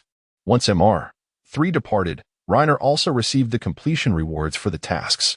Congratulations, host. Task completed. Reward. Special attribute. Fire resistance 1. Fire resistance? Tiani paused upon reading the system's reward. Although it appeared to enhance his resistance to flames, it did not currently augment his capabilities. It seemed he would gain a considerable advantage when facing fire element users in future battles. Tiani chuckled softly, shaking his head as he dismissed the matter from his mind. For attributes that required accumulation, he had little interest. They would gradually increase over time, and such matters were not immediately evident. 2 days later, with no updates from MR3, the merchant ship's total revenue had reached its maximum. Without a moment's hesitation, Tiani announced that he would no longer attend to guests, instructing Liddacy to escort everyone except Gia to the inn. He then took Gia to navigate the merchant ship towards the open sea. Boss, has something happened? Gia inquired upon entering the captain's quarters. Do not ask too many questions. We merely need to find a secluded spot. Tiani replied, shaking his head. Though the merchant ship moved at a sluggish pace, its simplicity of operation meant that with Gia's assistance, there would be no issues. Had he not been unable to pilot the ship alone, he would have preferred to keep the secret to himself, as the merchant ship was fundamental to him. Once they located an uninhabited stretch of sea, Tiani proceeded with the upgrade. Upgrade commencing. Remaining time. 11:59. During the upgrade, no one may enter the domain ship, except the host. Chapter 66. Not fully staffed. After upgrading the merchant ship, Tiani and Gia began to tidy up the restaurant. Previously, in the haste of their departure, the restaurant had been left in disarray after the guests left, prompting Tiani to instruct Lidi to take the others away. Boss. However, shortly thereafter, Gia noticed a thick fog enveloping the merchant ship, rendering the outside world completely invisible. The fog seemed to encroach upon the ship itself. Do not be alarmed. Once you've finished tidying up, return to your cabin. Come out only when I call for you. Tiani reassured her with a wave of his hand. After a moment's hesitation, Gia complied and retreated to her room. Although Tiani had asked everyone else to disembark and chosen only to bring her along, which filled her with joy and made her feel like a trusted confidant. His lack of complete trust during such a critical moment left her feeling somewhat disheartened. As she pondered these thoughts, Gia gradually drifted into a light slumber, only to awaken the following day. Prepared to venture outside, she hesitated, recalling Tiani's earlier admonition to remain inside until summoned. As midday approached, Tiani, resting in his room, finally heard the long-awaited system notification. Merchant ship, domain, upgrade complete. Boarding, domain, permissions enhanced, Lord permissions level 1, activated. Permission, 1 domain shield activated, with a maximum capacity equating to the total current revenue. The Lord may use revenue to repair the shield. Merchant ship, domain, upgrade complete. Please select an upgrade mode. Upon hearing the system's prompt, Tian-E was presented with two choices, a standard mode and a merchant ship mode. He did not hastily select the merchant ship mode, but instead scrutinized both options carefully. His future plans involved relocating the floating restaurant, which would likely decrease business and pose potential pirate threats, necessitating some capacity for retaliation. Yet, the existence of Lord Permissions had alleviated his concerns regarding defense. After weighing the two modes, he ultimately opted for the merchant ship mode. According to the modeling provided by the system, the entire ship had significantly enlarged, resembling the cruise ships of his previous life. The merchant ship Type A upgrade is complete. Eagerly, Tian-E finalized the upgrade options and stepped out of the cabin. As he observed the dissipating fog surrounding them, he took a deep breath and approached Jia's door. Knock, knock, knock. Upon entering Jia's room, she seemed to finally grasp the situation. Boss? Jia's eyes widened at the sight of Tian-E. Do you not notice something different? Tian-E smiled gently. Like a chick pecking at grain, Jia nodded enthusiastically. Though her mind brimmed with questions, she was unsure where to begin. We have changed ships, Tian-E declared with a grin. Come, let us explore our new vessel together. Changed ships? But Jia's words trailed off as she recalled the last time they had switched ships. When Chef Sambo had remarked that he felt no change at all, they had simply found themselves aboard another vessel, with their rooms remaining untouched. Initially, she thought it was a deliberate attempt by the boss to help them acclimate, but now she sensed something was amiss. This is a secret. You must keep it to yourself. Tian-E winked at Jia, chuckling softly. Understood. Jia nodded vigorously, her heart swelling with sweetness at being the only one privy to the boss's secret. Let us first establish a course, and then we shall continue our tour of the new ship. Leading Jia to the upper deck, Tian-E set the course towards Narahara before they began to wander. Unlike the previous two decks, the upgraded merchant ship boasted 4 levels. The top deck, aside from the captain's quarters, featured a vast lounge, which Tian-E envisioned utilizing as an internal meeting space in the future. The third level was entirely composed of rooms. After a brief count, they discovered a total of 20 rooms, with the smaller ones being mere singles, while the larger ones rivaled standard hotel accommodations. Continuing downward to the second level, they found the space even larger, albeit quite empty, indicating that the system had left it for Tian-E to arrange to his liking. After a cursory glance, he had no immediate ideas, so they proceeded to the first level, the grandest of all. This level retained a layout similar to the previous one, with the kitchen at the back and the restaurant at the front. However, the kitchen was now considerably larger, capable of accommodating at least 5 chefs working simultaneously. Regrettably, they were still short-staffed, with only Samba leading a small team of cooks. The restaurant had transformed into a more opulent space. As they walked through the kitchen, they passed by 2 rows of private booths, approximately 30 in total. Beyond the booths lay an open dining area, which could easily seat 50 tables. A significant increase from the previous configuration, which barely filled a small fraction of the space. Exiting the open dining area, they arrived at the deck, which remained bare, devoid of any furnishings. Boss, our new ship is enormous, Jia exclaimed, her face alight with astonishment after their tour. Indeed, it is quite large. Tian-E nodded, a wry smile forming on his lips. Yet, we lack the manpower to manage it. Currently, with Tian-E and Lidi included, there were only 13 crew members aboard this vast ship, making it nearly impossible for them to oversee everything. After exploring the upper sections of the new vessel, both Tian-E and Jia found little interest in inspecting the cabins, not due to disinterest, but rather a lack of understanding of how to utilize such a vast space. After a brief rest, they decided to wait for Lidi and the others to arrive before exploring the cabin areas together. Before long, they spotted Narahara in the distance. However, as they approached the port, they quickly drew the curiosity of many onlookers. Is that Tian-E, the owner of the floating restaurant? He has upgraded to such a large ship. It must have cost a fortune. It seems the floating restaurant is destined for even greater heights. Ignoring the chatter around them, Tian-E led Jia to find Lidi, eager for their team to see the new ship first. Chapter 67, Supplementing Personnel Boss. Have we acquired a new ship? Upon arriving at the port and witnessing the new merchant vessel, Lidiset expressed his astonishment to Tian-E. Indeed. Let us go aboard and explore. Tian-E replied with a smile, nodding his head. Is it truly necessary to leave us here just for a ship exchange? Lidisette muttered under his breath as he was tugged along by Jia towards the new merchant ship. Boss, this new vessel must be nearly 100 meters in length. Ike, designated as number 1, marveled at the ship's grandeur. Yes, approximately so. Its height is estimated to be around 20 meters. Tian-E responded, nodding in agreement. Although the system had not provided detailed specifications, the size of the merchant ship had increased significantly with each upgrade, closely correlating with the total revenue generated. The group eagerly boarded the new ship, thoroughly exploring it from top to bottom. Within the cabin, the first level housed at least 40 to 50 vacant rooms. Aside from their own living quarters, these were intended for the ship's crew, but clearly there were not enough personnel at present to occupy them. In addition to the rooms, there were also a study, a conference room, and various other facilities.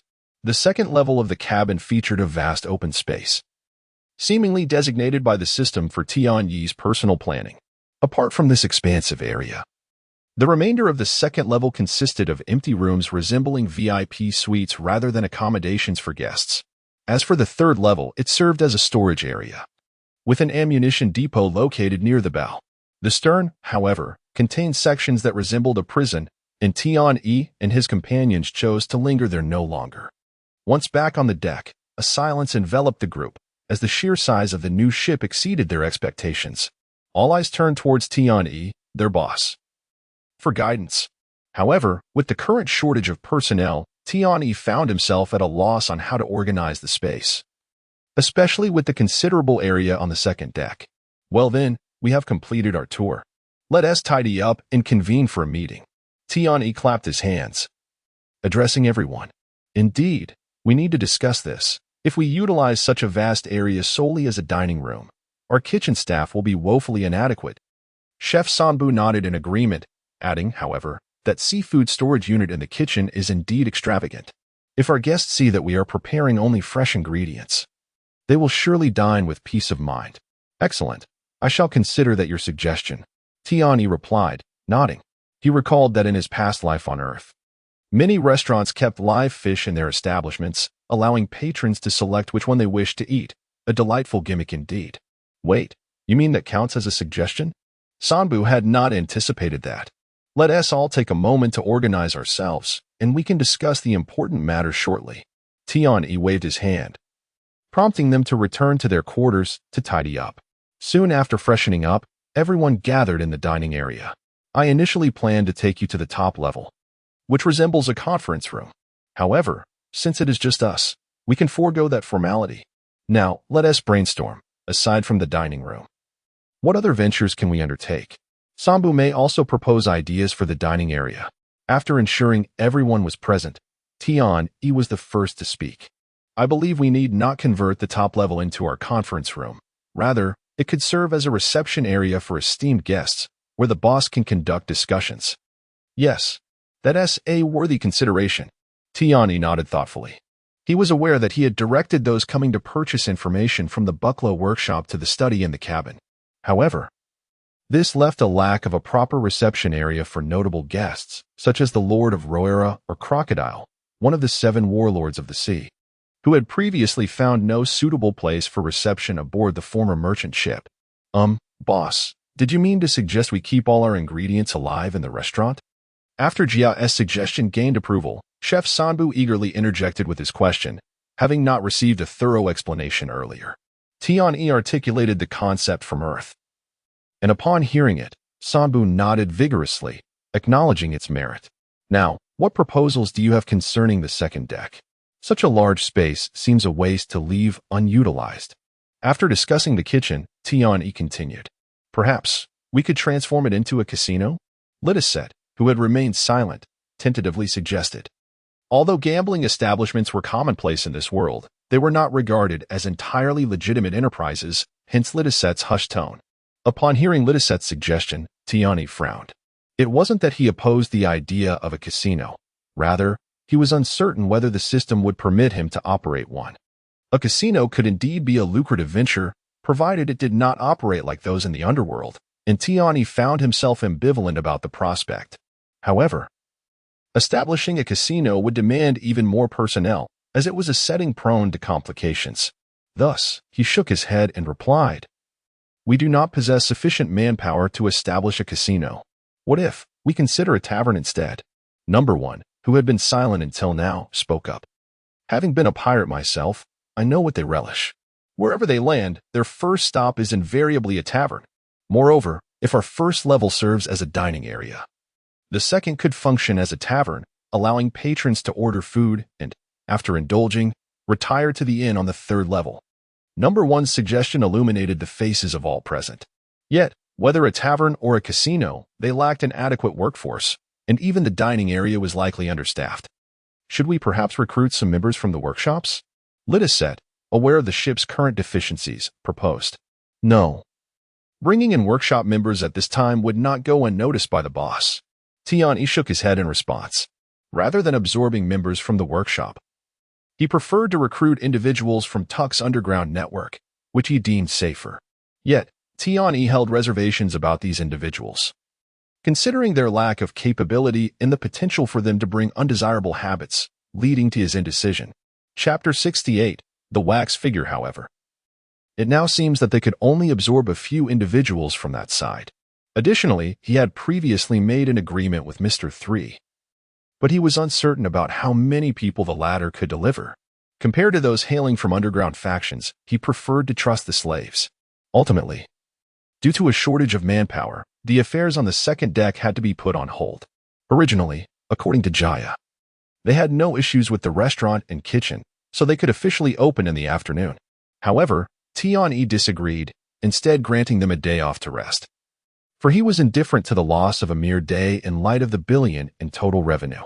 The following morning, upon waking, Tian received news from his subordinates that Mr. 3 had returned, accompanied by another pirate ship. The distinctive candle ship made it easy to ascertain their return with just a little attention. By noon, as the sea restaurant began its normal operations, Mr. 3 and his partner, Miss Golden Week, arrived as promised. "Wow, Mr. 6, I can't believe you've acquired such a large new ship in just a few days." Mr. 3 teased upon seeing Tian in his study. "Huh, it cost me every last penny to exchange for this vessel." Tian replied lightly. "But Mr. 3, your dealings are all profitless ventures. So, how did the acquisition go this time? Didn't Ti promise you? The people are on my ship." "You can choose as you wish," Mr. 3 responded, his smile fading as they turned to business. "Shall we go now?" Tian inquired, rising from his seat. Mr. 3's lips twitched involuntarily. He had intentionally chosen this moment to come over, hoping to enjoy a lunch at Tian's. Yet, Tian had not mentioned it at all. Accompanied by Ladies, Tian and Mr. 3 made their way onto the pirate ship that Mr. 3 had captured. The deck is filled with pirates. The cabin contains slaves. Choose for yourself. Mr. 3 chuckled as they boarded. Surveying the pirates on deck, Tian observed their despondent expressions, though their injuries were minimal. He understood that they bore the marks of Mr. 3 and Apos as abilities. As a senior agent of the Bucklow Workshop and a devil fruit user of the wax fruit, Mr. 3 relished in transforming his enemies into wax figures. However, this time it seemed he aimed to sell this group of pirates, sparing their lives for that purpose. Although the pirates appeared docile, Tian had neither the time nor inclination to win them over gradually. Thus, he proceeded directly to the cabin, while Ladies lingered on deck. Intrigued. Upon entering the cabin, Tian's attention was immediately drawn to a red exclamation mark. Instantly, he recalled the singular task he had yet to complete. Task: recruit 5 waitstaff. Current progress 1-5. Completion reward: unknown. This task had been triggered when he encountered Jaya. Until now, aside from Jaya, he had only seen this indicator atop Princess Weiwei's head. Now he had finally come across a third. "You, come here." Tian softly beckoned the girl beneath the red exclamation mark. To his surprise, another girl stepped in front of her, seemingly protective. However, before Tian could speak, the first girl shook her head at her protector and slowly stepped forward. Indeed, she was just a girl, likely of a similar age to Tian. "What is your name?" Tian inquired gently. "Patricia," the girl replied in a soft voice. Her voice was melodious, and although Tian had not yet scrutinized her features, he could tell she was likely quite attractive. "I am the owner of a sea restaurant. Due to business needs, I am here to purchase a few waitstaff. Will you come with me? Tiani asked, nodding. Regardless of her appearance, the exclamation mark above her head compelled Tiani to take her aboard. I have a companion. Can they come too? Patricia hesitated to ask, although uncertain of Tiani's sincerity. She figured it couldn't be worse than remaining here as a slave. Absolutely, I have a significant demand on my end, Tiani affirmed. Upon hearing this, the female slaves in the cabin raised their heads to look at Tiani. Like Patricia, they were inclined to take a chance rather than remain here. If merely serving as waitstaff, it would indeed be a stroke of divine fortune. As for the male slaves, they appeared no better than beggars, lacking any robust physiques. Do any of you possess culinary skills? Tiani asked, maintaining a hopeful demeanor. The male slaves exchanged glances but remained silent, evidently lacking any chefs among them. Sighing, Tiani prepared to depart with the female slaves. Just then, a small, slender boy called out to him. I can mix drinks. I was an apprentice bartender at a tavern. Oh? Tiani's interest piqued. He knew that the primary revenue from merchant ships stemmed from alcohol sales. However, he bought the beverages outright, so they did not count towards the operational revenue. Yet, if a bartender could mix drinks anew, perhaps the system would consider that part of his earnings. He knew he could not overlook such an opportunity. Excellent, you count as well. Is there anyone else among you with skills or talents? Speak now, and I will consider taking you with me. Tiani smiled at the remaining slaves. However, disappointment was inevitable. Those captured as slaves were primarily war orphans or vagrants, and anyone with even a modicum of skill or talent would not have been taken as slaves. Ultimately, Tiani emerged from the cabin with 7 women, including Patricia, and the boy who claimed to be a bartender. Hey, boss, have you selected your crew so quickly? Ladies grinned mischievously upon seeing Tiani. What are you up to? Tiani inquired, sensing trouble from Ladies' demeanor. Haha. Miss Children's Day has taken a liking to these pirates and wants to take them back for some fun. Don't worry, they are all familiar faces. And I will give you a discount, Mr. 3 cheerfully remarked. However, their captain has already been dealt with by me. After all, he was a bounty criminal. And I can receive a reward from the Navy. Chapter 69. Liddy's proposal. Despite Tiani's inclination to decline, he ultimately acquiesced to purchasing the pirates, primarily out of respect for Liddy. However, he stipulated that she would bear full responsibility for them. Should any issues arise, he would hold her accountable. The pirates were entirely acquired by Liddy, while Tiani procured all the female slaves. Essentially, all potential profit was captured in this transaction, which delighted Mr. 3. If Tiani could also acquire the dilapidated pirate ship, it would be the pinnacle of success. After expending a considerable sum, Tiani returned to the floating restaurant with a grand entourage. This was an unusual spree for him, as he typically refrained from excessive spending otherwise. Acquiring such a multitude of slaves would have proven challenging, particularly given the steep prices of the combat-capable pirates, which starkly contrasted with ordinary slaves. Gia. These individuals are now under your supervision. As for numbers 2 through 7, once you have managed your side, allow them to seek out Xiaodi. Upon reaching the ship, Tiani entrusted the 7 female slaves to Gia, who was also a former slave and thus was expected to manage them with understanding. Understood, boss. Gia, aware of Tiani's endeavors that day, nodded after a brief assessment of the 7 women. Once Gia's instructions were complete, Tiani proceeded to the second deck, where Liddy was addressing her newly recruited subordinates. Xiaodi. He beckoned Liddy over and stated, "They are pirates. Failing to tame them would result in complications. Rest assured, boss, they will be compliant." Liddy replied with a mischievous grin. "For those who resist discipline, there is only one fate." "Very well, I leave this to you. The second deck is now your domain. As it remains unestablished, seize this opportunity to train them well. Additionally, Gia will send numbers 2 to 7 over later. And I will assign number 1 to you as well. With their assistance, your task will be considerably easier," Tiani remarked thoughtfully. Upon hearing Tiani's arrangements, Liddy accepted with enthusiasm, eager to embrace her responsibilities. "By the way, boss, that fellow is the pirate crew and Appo's cook. Once I have trained him, shall I send him to Sanbu?" As Tiani prepared to depart, Liddy suddenly pointed to a portly pirate among the group. "Agreed. The kitchen is indeed short-staffed. Once you are finished here, if manpower permits, send several over to assist in the kitchen. Tian-E welcomed this suggestion. By the end of the day, the personnel on both the first and second decks were nearly complete. However, in the kitchen, Tian-E had only supplemented Sanbu with a young boy who claimed to be adept at mixology. Earlier, while in the kitchen, he had tested the boy's skills. Indeed, he could mix drinks, albeit with a lack of finesse, resulting in mediocre flavors that were currently of little use. Thus, Tian-E instructed the boy to assist Sanbu while honing his craft, and once Sanbu deemed him proficient, a new assignment would be arranged for him. As the day drew to a close, Lydicy approached Tian-E to discuss her plans for the second deck. I intend to divide the second deck in two. The area near the bow will serve as a tavern, while the section near the stairs will be designated for a casino. However, we currently lack sufficient personnel for the casino. So I plan to bring in some machines without engaging in real gambling, merely to provide entertainment for the guests. Lydicy animatedly explained her vision. Tian-E pondered Lydicy and Appo's proposal, contemplating whether such an endeavor would garner the system's approval. With a bartender in place, the tavern could flourish, and even if it did not, it could still offer food, particularly grilled items. Regarding the casino comprised of slot machines, he doubted he could secure any revenue, as he lacked the expertise to create such devices.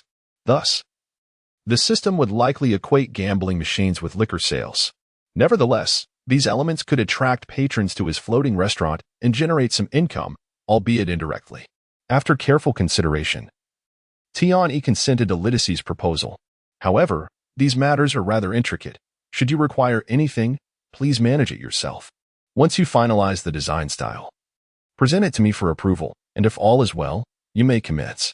As for the necessary funds, you may come to me for that later.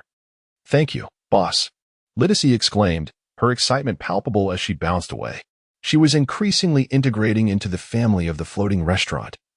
And Tian-E believed that once the Bucklow workshop fell, he could retain Lydicy aboard. After addressing matters with Lydicy, Tian-E ventured to the first deck, where Gia was overseeing the cleaning of the restaurant and private rooms alongside the newly recruited waitstaff. Boss. Upon seeing Tian-E, Gia hurried over to greet him. How was the turnout today? Those personally selected by me are certainly reliable. Tian-E replied with a gentle smile. We strive to train them promptly, indeed. Attractive waitstaff are preferable. Many guests have remarked that if all the servers were as charming as Gia, they would dine here daily. Tian-E observed the female servers now adorned in their uniforms, chuckling. Rest assured, after a couple more days of training, they will be ready. By the way, has a decision been made regarding Shouty's arrangements? Gia inquired with curiosity.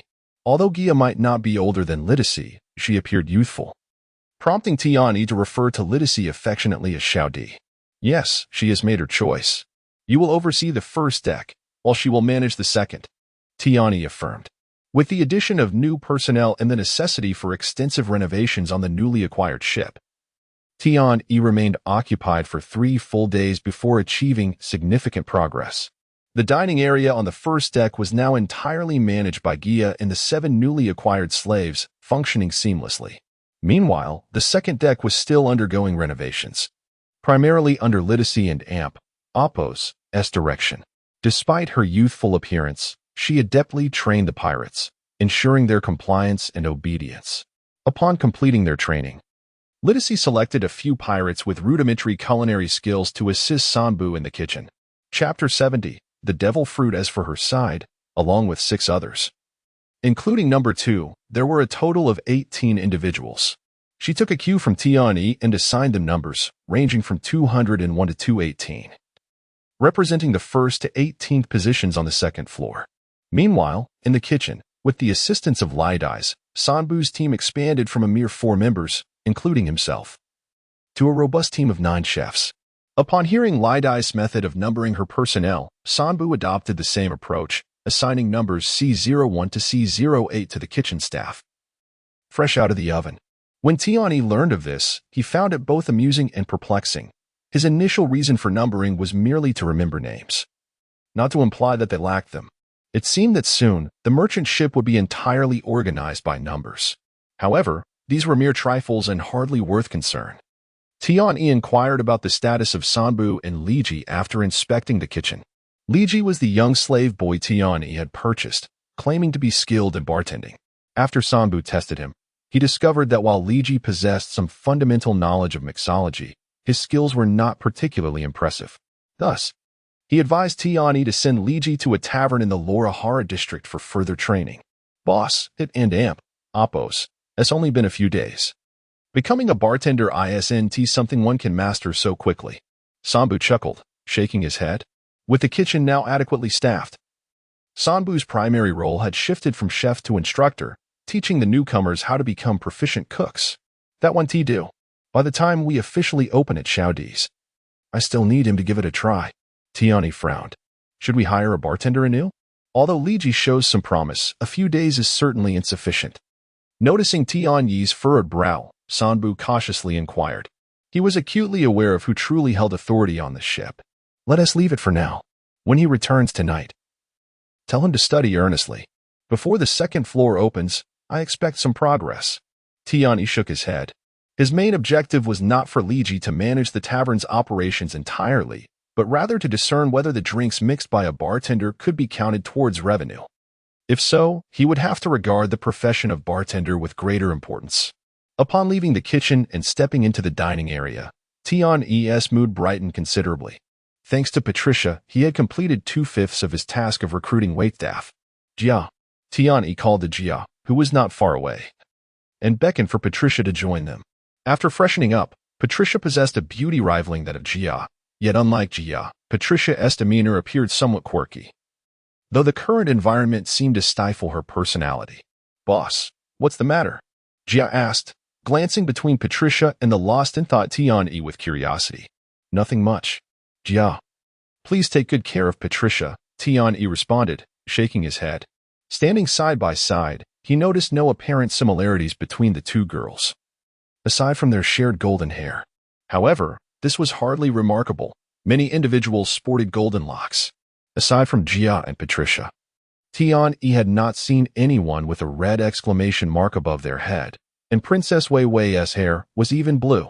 Jia, sensing a peculiar interest from Tian-yi towards Patricia, pondered whether it was due to her beauty.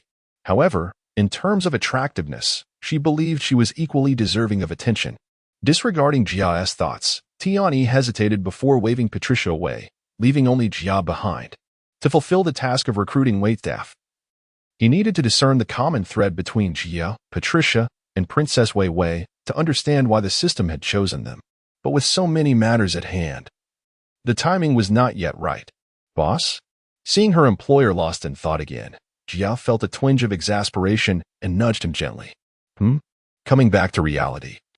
Tian-yi noticed Jia's resigned expression and chuckled. Pay more attention to Patricia. I sense she isn't as simple as she seems. Along with that little girl with her. Understood, boss. Jia's eyes brightened immediately as she nodded vigorously. It appeared that her boss was not merely infatuated with Patricia, but rather intrigued by the potential complexities surrounding her. With everything falling into place, Tian-yi suddenly realized he had little else to occupy his time. Feeling somewhat bored, he decided to disembark from the ship and explore the town. However, upon stepping off the vessel, he noticed a crowd gathered at the nearby port, seemingly engrossed in discussion. Curiosity piqued, he approached to investigate. Could it be a shipwreck? How tragic. He overheard one voice lament. Or perhaps pirates, defeated by the Navy. Regardless, lingering here is hardly advisable. What about the security team? Aren't they going to salvage anything? Before Tian-yi could draw closer, he heard the townsfolk discussing the scene on the water. Excuse me, what is going on?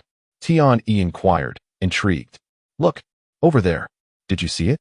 A middle-aged man pointed towards the sea. Since this morning, wreckage has been drifting in, and just now, even bodies have begun to surface. It's truly horrific. Upon hearing this, Tian-yi directed his gaze toward the water and indeed observed numerous remnants of ships. Yet, as he scrutinized more closely, he noticed what seemed to be a body moving slightly among the debris. Interesting. Tian-yi hesitated. Thanks to his physical condition and basic firearms training, his vision was sharper than that of the average person, but he was still uncertain. Mission 1. Rescue the shipwrecked survivors. Completion reward, random basic skill. Mission 2. Turn a blind eye. Completion reward. Random basic attribute 1. Just as he was wavering, the system presented him with a mission, making it difficult for Tian-E to feign ignorance. After all, lives were at stake, and he was willing to lend a hand as long as it did not jeopardize his own interests. Thus, the subsequent actions unfolded rather smoothly. After accepting Mission 1, Tian-E began organizing the nearby townsfolk to assist in the rescue, for they were at the port, and boats were plentiful. Chapter 71. The Origin of Jia. Moreover, Tian-Ye's identity as the owner of the seaside restaurant served as a noteworthy title, compelling the surrounding populace to heed his directives. Over there. Regardless of whether they were alive or deceased, let us first haul them ashore. On a small boat, Tian-E, utilizing his extraordinary vision, directed the group in their rescue efforts. Boss Tian, look, it seems someone just went under over there. At that moment, a robust man responsible for rowing suddenly shouted towards Tian-E, pointing to a spot not far off. Tian-E quickly turned his head to see indeed a figure slowly sinking. Without a moment's hesitation, he leapt into the sea, swimming towards the submerged individual. As Tian-E drew near, he realized that the person was sinking because they were clinging desperately to a treasure chest, although he was unaware of the chest's contents. The act of holding on to it, even in the face of death, evoked a sense of disdain in him. However, upon pulling the individual to the surface, he discovered that the person had already lost their breath. Boss, are you all right? As Tian-E emerged from the water, the small boat had arrived beside him. I and Appos am fine, but unfortunately, Tian-E shook his head, tossing the lifeless body onto the boat. Yet, due to his earlier actions, the treasure chest slipped from the deceased's grasp and fell directly into the ocean. Observing the chest sliding away, Tian-E instinctively reached out to catch it. However, as he grasped the chest, its lid sprang open, revealing the contents within. After carefully closing the lid again, Tian-E cradled the chest, finally comprehending why the individual had clung to it until their last moments.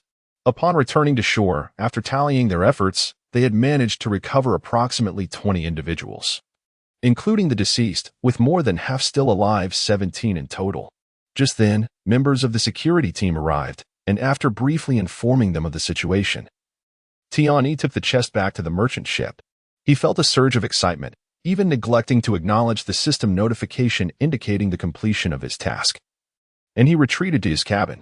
After taking a deep breath, Tian-E reopened the chest's lid, revealing a peculiar fruit. A devil fruit. Upon seeing the odd fruit in his hand, Tian-Ye's immediate reaction was to identify it as a devil fruit. Although he had never encountered one before, he instinctively knew it was indeed a devil fruit, though he remained uncertain as to its specific type. Boss, did you call for me? Jia entered the study to find Tian-E seated in his chair, awaiting her arrival. Yes, Tian-E nodded, smiling as he spoke. You've been aboard my ship for quite some time now. Indeed, if it weren't for your rescue, I shudder to think where I might be now. Jia responded, nodding in agreement. Although Tian-E had purchased her from human traffickers rather than rescuing her, she perceived it as a liberation from her suffering. From your demeanor, it is evident that you are not an ordinary person. Yet, I have never inquired about your origins. Would you be willing to share your story with me? Tian-E gently asked. Jia hesitated for a moment before responding with a bittersweet smile. In truth, I have no significant background. If you were to dismiss me, I would have nowhere to go. Rest assured, if you do not wish to leave, you may remain aboard my ship for a lifetime. Tian-E replied with a smile. Thank you, boss. Jia expressed her gratitude. I was born in a small nation, the kingdom of Beisha. It is approximately half a day's journey by sea from Alabasta. However, my mother held no status, and after dying in childbirth, I was never favored by my family. One day, my father arranged a marriage for my elder sister, but she was dissatisfied and sought to have me take her place. Naturally, I refused, prompting her to strike me unconscious and sell me to traffickers. Although Jia recounted her tale with simplicity and calmness, Tian-E could sense the underlying fear in her trembling arms. Such despicable individuals exist? Do you know the way to the kingdom of Beisha? I shall assist you in seeking justice. Tian-E rose, walking to Jia's side, gently patting her shoulder in comfort. No need. Since my mother passed and I was sold, I have been without family. Now, boss, Xiaodi, you are my family. Jia shook her head, replying. Task 1. Assist Jia in seeking justice. Completion reward. 12-hour revenue acceleration card. Task 2. Just listen. Completion reward. Random basic attribute 1. Before Tian could respond, the system presented 2 tasks. Based on the rewards, it seemed the system favored his non-involvement. Yet Tian believed Jia held significant potential for development. Since you consider me family, I cannot stand idly by. After contemplation, he chose task 1. But, upon hearing Tian Yi's words, Jia not only appeared ungrateful, but seemed somewhat unwilling. Boss, my full name is Jia Beisha. After a moment of silence, and with determination, Jia spoke. Beisha? Are you a member of the Beisha royal family? Tian inquired, surprised by Jia's implication. Yes. However, I am not the offspring of a queen. My mother was merely a servant. Even after being with the king, I had no legitimate standing. After giving birth to me, she died during childbirth. Due to pressure from the royal elders, the king intended to declare me a princess upon reaching adulthood. However, before I could come of age, I was sold. Jia lowered her head, biting her lip as she spoke. So, your reluctance to seek retribution stems from the fact that your adversary belongs to royalty. Fearing I might suffer loss? Tian asked with a light chuckle. Yes. Jia continued to keep her gaze lowered. Ha ha ha, foolish girl. Do you not realize my capabilities? The kingdom of Beisha is merely a small realm, is it not? How many soldiers does it possess? Who is the strongest within the kingdom? Do you know any of this? Tian suddenly burst into laughter. Well, I know you are quite formidable. Yet, if something were to happen to you, I would feel it unjust. Therefore, I hope you will understand. Jia raised her head to look at Tian, stating. At that moment, Jia was already in tears, her lips having been bitten until they bled. Ask around. If Shaodi were to find out, would she not consider a trip to the kingdom of Beisha? You regard us as family, and we naturally do not wish for you to endure any grievances. Tian gently ruffled Jia's hair, speaking calmly. Chapter 72. A choice made after contemplation. Upon hearing Tian Yi's words, Jia could no longer contain herself and burst into tears. Overwhelmed by emotion. Throughout her life, she had never experienced such warmth. No one had ever spoken to her in such a manner. Nor had anyone ever cared about her feelings. This was the first time she felt the comforting embrace of another and Appo's, as kindness. After crying for a while, Jia gradually calmed down and began to feel embarrassed. Haha, there is no need to feel embarrassed. I have a gift for you. Open it and see if you like it, Tian said, handing her a treasure chest containing a devil fruit. This decision was born from careful consideration.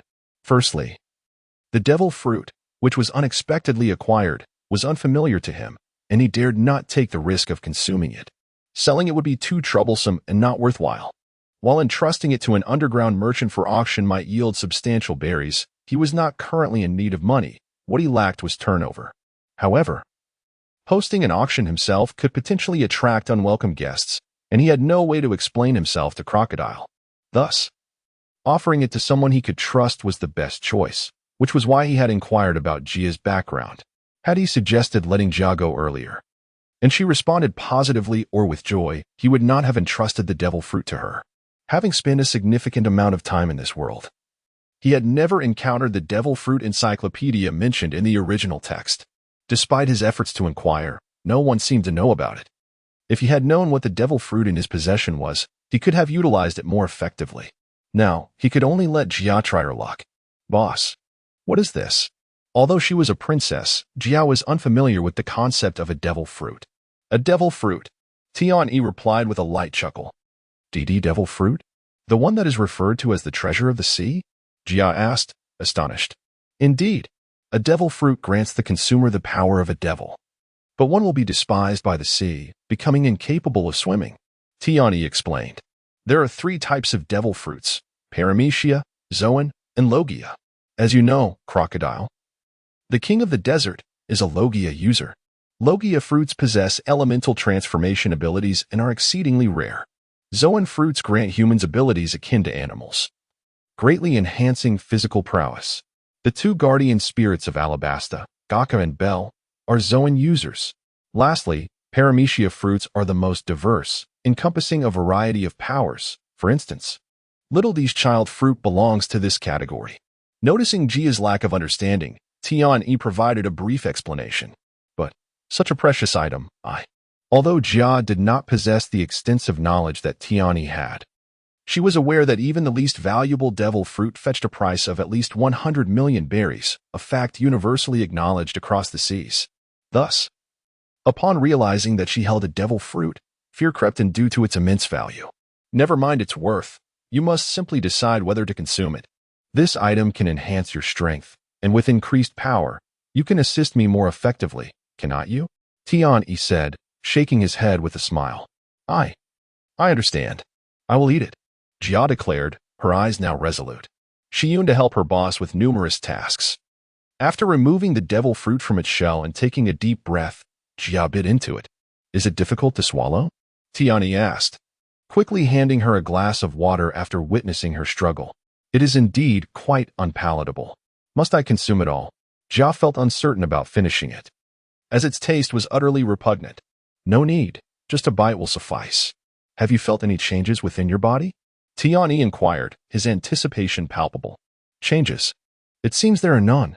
I can feel it. This. Just as Jia had claimed to feel nothing. An energy surged within her, accompanied by unfamiliar memories that guided her on how to harness this newfound power. Boom, boom, boom. Before Tian-Yi's eyes, Jia began her transformation. Initially, her figure did not change drastically, but golden fur sprouted across her body. Her eyes turned a vibrant green. Whiskers appeared at the corners of her mouth, and a pair of ears emerged atop her head, along with a long tail sprouting from behind. Is this a Zoan fruit? A cat girl? Tian-Yi marveled at Jia's transformation, utterly astonished. Once the metamorphosis was complete, Jia herself was equally astonished. She gazed at her body and tail, exclaiming, Boss, I think I have consumed the cat fruit, golden cat form. Golden cat? Is it a common type or an ancient type? Tian-Yi inquired, intrigued. This transformation surely was not a mythical beast type, but the name golden cat was unfamiliar to him, leaving him uncertain of its classification. What does that mean? Jia blinked, confused. Zoan fruits are categorized into 3 types: common, ancient, and mythical beast. Among these, mythical beasts are rarer than Logia fruits and are exceedingly powerful. Ancient fruits are somewhat weaker, yet still superior to common fruits. Tian-Yi explained. I do not know. Jia shook her head, stating, I only know that mine should be called the cat fruit, golden cat form. Can you transform into your animal form now? Tian-Yi asked, stroking his chin. After a moment's hesitation, Jia shook her head, saying, No, I just tried. Then attempt to revert to your human form, Tian-Yi suggested. Thus, Jia endeavored to retract her abilities and revert from her hybrid form. After a brief struggle, she sighed in relief upon transforming back into her human form. Grateful that she had managed to return. During your leisure time, make sure to train your abilities. If you have any uncertainties, seek out Little D for guidance. I will also gather some training methods for Zoan users. Tian-Yi remarked, satisfied now that Jia had returned to her human shape. It was fortunate that this turned out to be a Zoan fruit. Otherwise, he would have regretted consuming it himself. When Jia transformed earlier, she resembled a cat girl from the internet of his past life, and Tian-Yi could not fathom what he might have become had he ingested it. All right, boss. Recently endowed with new power, Jia found herself momentarily disoriented. As she departed, Tian-Yi began to tidy up, preparing to leave, when suddenly he glanced sharply in the direction Jia had taken. Chapter 73. The king arrives, the princess of the Beixia kingdom. Could it be mere coincidence? He suddenly recalled the unfinished task of recruiting waitstaff. So far, he had encountered 3 individuals marked by exclamation points above their heads, besides Jia and the newly arrived Patricia. There was also Princess Vivi of the Alabasta Kingdom. Until now, he had been oblivious to the connections among these 3. However, if Jia were indeed a princess, it was highly probable that the awakened Patricia was one as well. Thus, he understood that the waitstaff he sought must be princesses. Yet, this was merely conjecture. Whether Patricia truly was a princess remained uncertain, and he had no intention of inquiring just yet. He decided to observe her character before reaching any conclusions. Meanwhile, Jia, having exited Tian-Yi's study, promptly sought out Literacy, who was supervising on the second deck.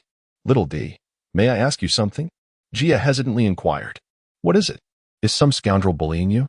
Lydicy responded, casting a wary glance at the group of pirates, causing them to shudder in fright as they assisted with the renovations on the second deck. No. It's just that the boss mentioned you possess the powers of a devil fruit? Gia quickly waved her hands and whispered, Indeed, I am the legendary devil fruit user. Let me tell you, the devil fruit is a treasure of the sea, exceedingly rare. You must not have seen one before, but fear not, in time we will surely have the chance to witness it, Lydicy said, her pride evident. No. Follow me, it's not convenient to discuss here. Let's go to the top deck.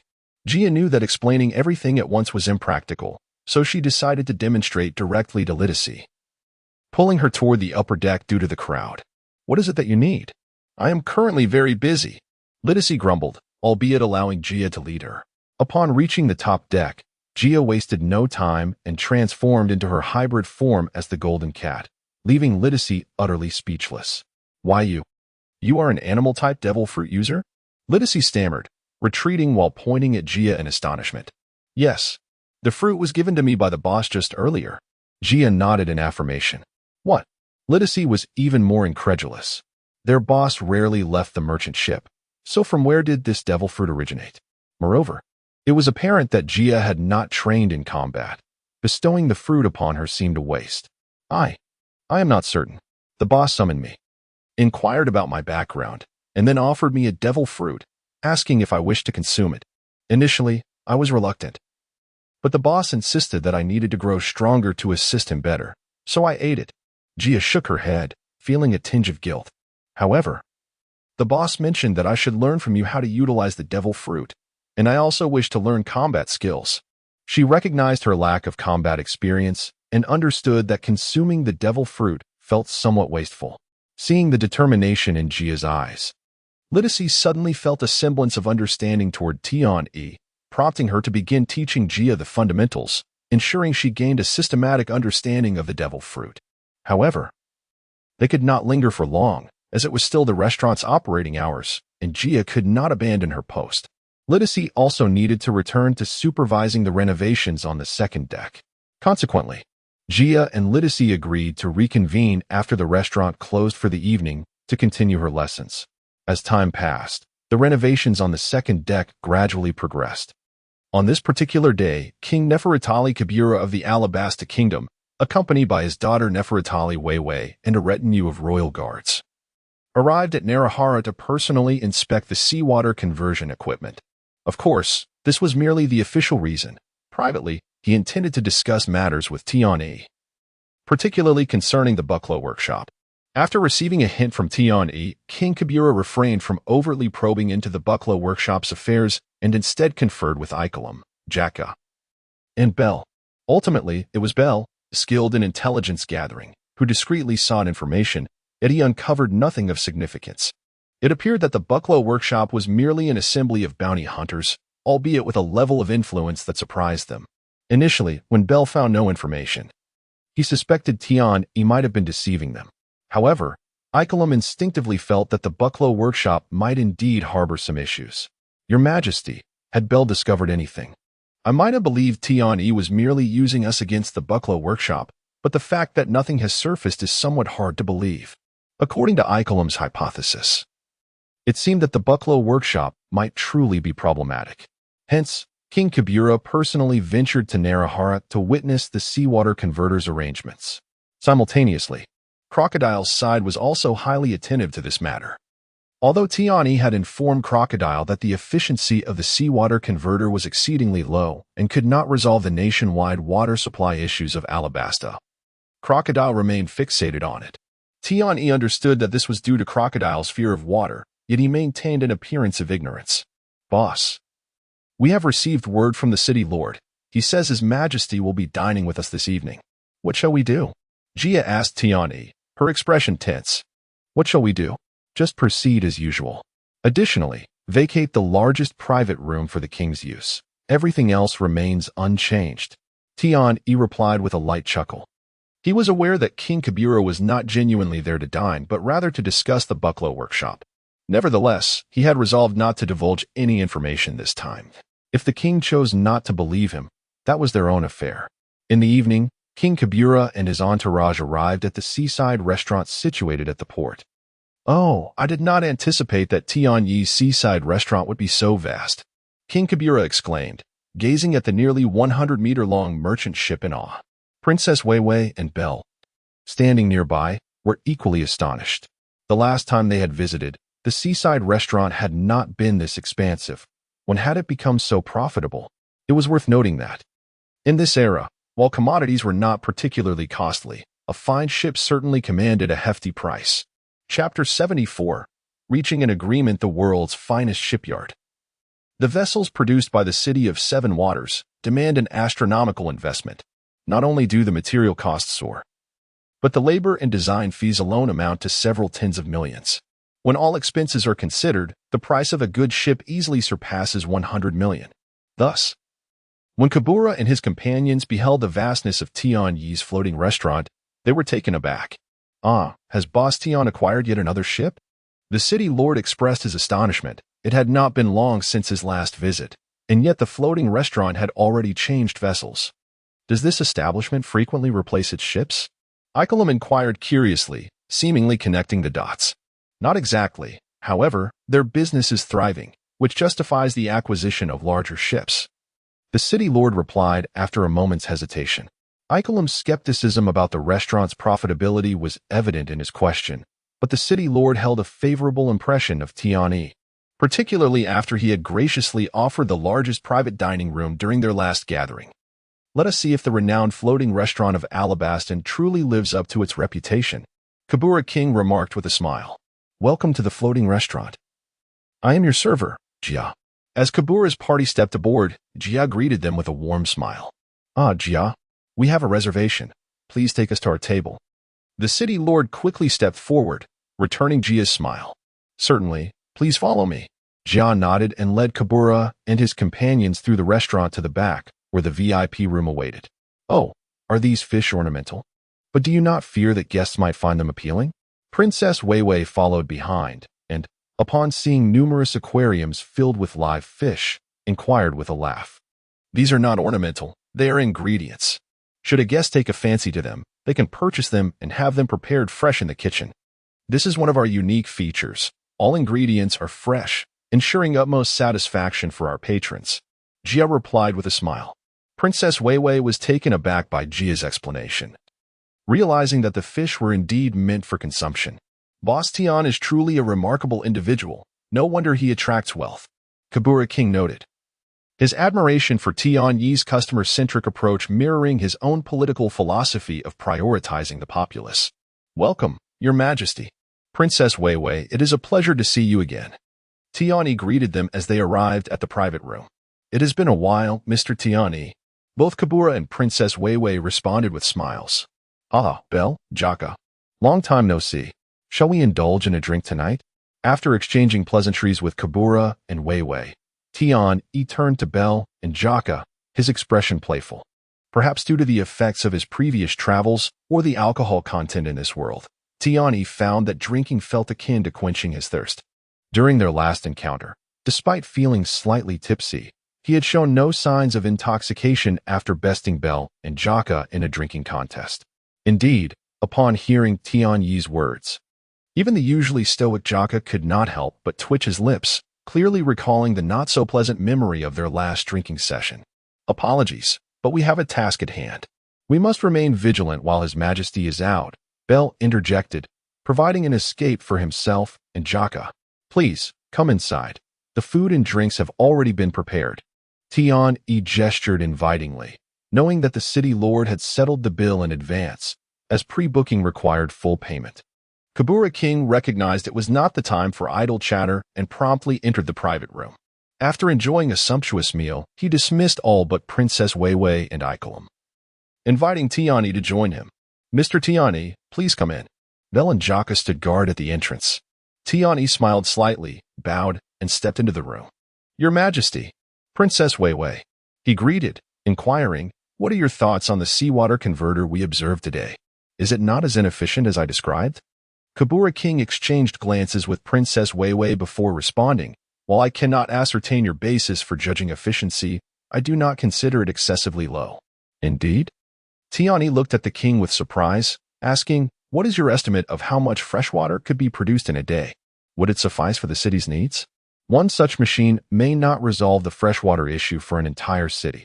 However, we could establish multiple units.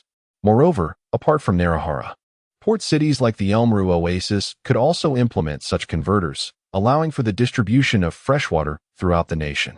While it may not entirely alleviate our water scarcity, it would certainly provide some relief. Especially in times of drought, this initiative would bolster public morale, which is why I am here to express my gratitude. Kabura King stated earnestly. Tian-E paused for a moment before meeting the king's gaze. "Your Majesty, I wonder if you trust me?" "Mr. Tian-E, I understand," Kabura replied, sensing the underlying implication in Tian-Yi's words. "Weiwei, Ikelam, please step outside." Princess Weiwei looked startled at her father's request, but nodded in compliance upon seeing his affirmation. However, Ikelam frowned, insisting, "Your Majesty, I must remain by your side to protect you." "Rest assured, Mr. Tiani is a trustworthy individual," the king assured him. Reluctantly, Ikelam followed Weiwei out of the room. "Thank you for your trust, Your Majesty." Tiani bowed in appreciation. While the trust of others was indeed touching, it did not imply that Tian-E intended to divulge all his plans to Kabura King.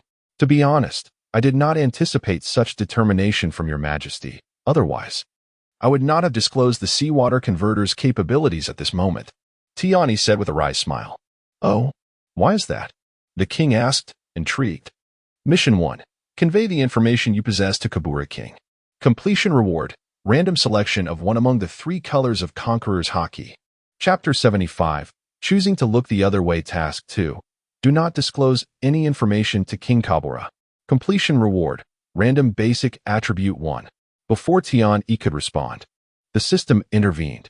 Observing the task that had appeared before him, Tian-E sighed and stated, "I apologize, Your Majesty, but I cannot provide you with any information. However, if you trust my word, you should publicly announce that the efficiency of the seawater converter is subpar, and the construction requires excessive materials. Therefore, apart from the one already constructed in Narahala, no further seawater converters will be built." After some contemplation, Tian-E ultimately chose Task 2, primarily because the reward for Task 1 was rather daunting. He could guarantee that if he dared to disclose information to Kabura, regardless of his insistence on secrecy, Keklodal would undoubtedly learn of it and come to address him. It seemed that this system was aiding Keklodal. Although he deeply desired to assist Princess Weiwei and Alabasta, he felt compelled to turn a blind eye due to the pressure of the system and Keklodal's threats. Indeed, upon hearing Tian-Yi's words, King Kabura was momentarily taken aback before beginning to ponder. The room fell silent, as if even the sound of breathing could be discerned. "Mr. Tian-E means to suggest that someone is targeting the Alabasta Kingdom? Someone who cannot bear to see us improve? Is it the Backlow workshop?" After a brief silence, King Kabura raised his gaze to Tian-E and inquired. Tian-E shook his head, saying, "I have already stated that I will not provide you with any further information. In fact, sharing this much with you places me at considerable risk, so I hope for your understanding, Your Majesty." "Oh, I see. May I trust you, then?" Kabura inquired, scrutinizing Tian-E intently. Tian-E offered a wry smile, replying, "In principle, I wish to assist you. However, my abilities are limited, and I cannot provide you with any substantial aid." "Ah, I understand.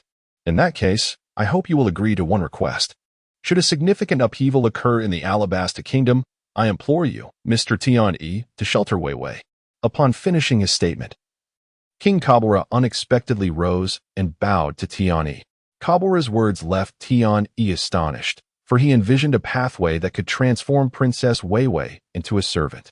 He had not forgotten that Princess Weiwei was also among those chosen by the system to potentially become a true servant. However, he was uncertain whether the system had designated only 5 specific individuals. If so, to obtain the reward, he would indeed need to convert Princess Weiwei into a servant. No. If that were the case, would I not become the villain? Unbeknownst to King Kabura, he could see that Tian-E was genuinely contemplating his request rather than merely acquiescing casually. If Tian-E were to agree, he would undoubtedly follow through. "Do you truly not wish to grant me such a request?" Noticing Tian-Yi's hesitation, Kabura spoke again. All right, I understand. If it truly comes to that, I will allow Princess Wei Wei to board my ship, but to avoid drawing attention, she must do so in the capacity of a servant. And I will not assist her in reclaiming her kingdom. Tianyi took a deep breath and nodded in response. Excellent. If it truly comes to that, I would prefer she does not reclaim her kingdom. Kabura replied with evident satisfaction. Upon reaching an agreement, Tianyi received the rewards sent by the system, which granted him an increase in physical constitution, a rather decent reward. As the two emerged from the private room, they were immediately approached by Princess Wei Wei and her companions, eager to inquire about King Kabura's conversation. However, before they could speak, Kabura waved his hand and declared, Enough, do not ask further. If it were pertinent to share, Lord Ming would not have allowed you to come out. Now, let us return. The others turned to Tianyi, puzzled about what he had discussed with the king. By the way, Gaka, Bell, do you have a moment? There are some questions I would like to discuss with you. Tianyi smiled slightly, seemingly ignoring their inquisitive gazes. Gaka and Bell glanced at the king, but refrained from responding directly. Go ahead. We shall await you at the Lord's residence. Kabura waved his hand with a grin. He had matters to address with the Lord, as they had previously expressed satisfaction with the seawater converter. A sudden public announcement of its inefficacy would necessitate proper arrangements with the Lord's estate. This is not a troublesome matter. I merely wish to inquire how animal-type ability users can train their abilities. After Kabura and the others departed, Tianyi directly addressed Bell and Gaka. Animal-type users? The two exchanged glances before looking back at Tianyi. You are not an animal-type user, are you? Tianyi shook his head and pointed toward the distant Jia, who was bustling about in the dining hall. I am not an animal-type user, but she is. You have an ability user acting as a servant? Before Bell could respond, Gaka, with surprise, queried. Let us discuss this in the meeting room upstairs. Jia, come here. Tianyi called out to Jia from a distance. Thus, the group proceeded to the meeting room on the top floor, where Gaka eagerly addressed Jia, saying, You are an animal-type user? What is your ability? Casting a glance at Tianyi and seeing him nod, she replied, I am the user of the cat fruit, golden cat form. But I have only recently acquired this ability. I am still not entirely proficient in it. They are here to teach you, and time is limited. How much you learn is up to you. Tianyi remarked before preparing to leave, as Gaka and Bell's training methods were not necessarily meant for general knowledge. Mr. Tianyi, you need not leave. This is not a secret. Bell interjected, halting Tianyi before turning to Jia. Show me your transformation. Can you maintain a half-beast form? Certainly. Jia nodded in response. I can transform into a half-beast form. After speaking, Jia transformed, and much like the last time, aside from being able to stand upright, she had essentially become a golden-furred cat. It indeed appears that you have only recently acquired your ability. Bell remarked, nodding. The animal type does not possess many unique techniques. The powers granted by the devil fruit primarily result in physical changes. Therefore, to fully harness the fruit's capabilities, one must enhance their combat skills. Chapter 76, Princess Patricia Indeed. It is through frequent utilization of one's fruit abilities that one can master them with greater ease. Observe me, Gaka proclaimed as he immediately transformed into his half-beast form. Continuing, he remarked, upon initiating this transformation, my physical capabilities are significantly enhanced, particularly my speed. However, maintaining this half-beast state requires considerable stamina. Thus, augmenting one's physical strength is also a means of becoming stronger. Beyond the half-beast form, there exists the beast form, which offers an even greater amplification of our abilities. Your current state can be categorized as a beast form as well. The true half-beast form conceals most animalistic features, retaining only the most essential characteristics. Bell nodded in agreement, adding his own insights. Approximately an hour later, Jia respectfully bid farewell to Bell and Gaka. During this hour, the two did not instruct Jia on combat techniques or the application of her abilities. Rather, they provided her with a general overview of various ability users and advised her to consistently maintain her transformed state. This would not only serve to enhance her stamina, but also allow her to practice the speed of her transformation, both crucial elements in combat. With the guidance of Bell and Gaka, Jia finally found a direction for her training. However, Due to her daytime obligations, she was unable to dedicate time to practice, relegating her training to the solitude of her room after the seaside restaurant closed for the night. As for combat training, she faced limitations. But after expressing her fervent desire to grow stronger, Lydice suggested a familiar method, having the pirates under her command assist Gia in honing her skills. Upon learning of this, Aunt Ming instructed Gia to temporarily disregard her responsibilities on the first deck and focus solely on her training. The matters of the first deck would be entrusted to Patricia, contingent upon confirming her identity first. "Boss, did you call for me?" Patricia inquired curiously as she entered the study. Despite her brief tenure at the seaside restaurant, it had quickly become an exceptionally agreeable place for her. Although she had attempted to escape several times, none had been successful. Once night fell and the restaurant ceased operations, an invisible barrier seemed to envelop the entire ship, rendering any escape attempt futile. This was not unique to her. Several other slaves aboard had tested the limits. Yet only she remained undeterred.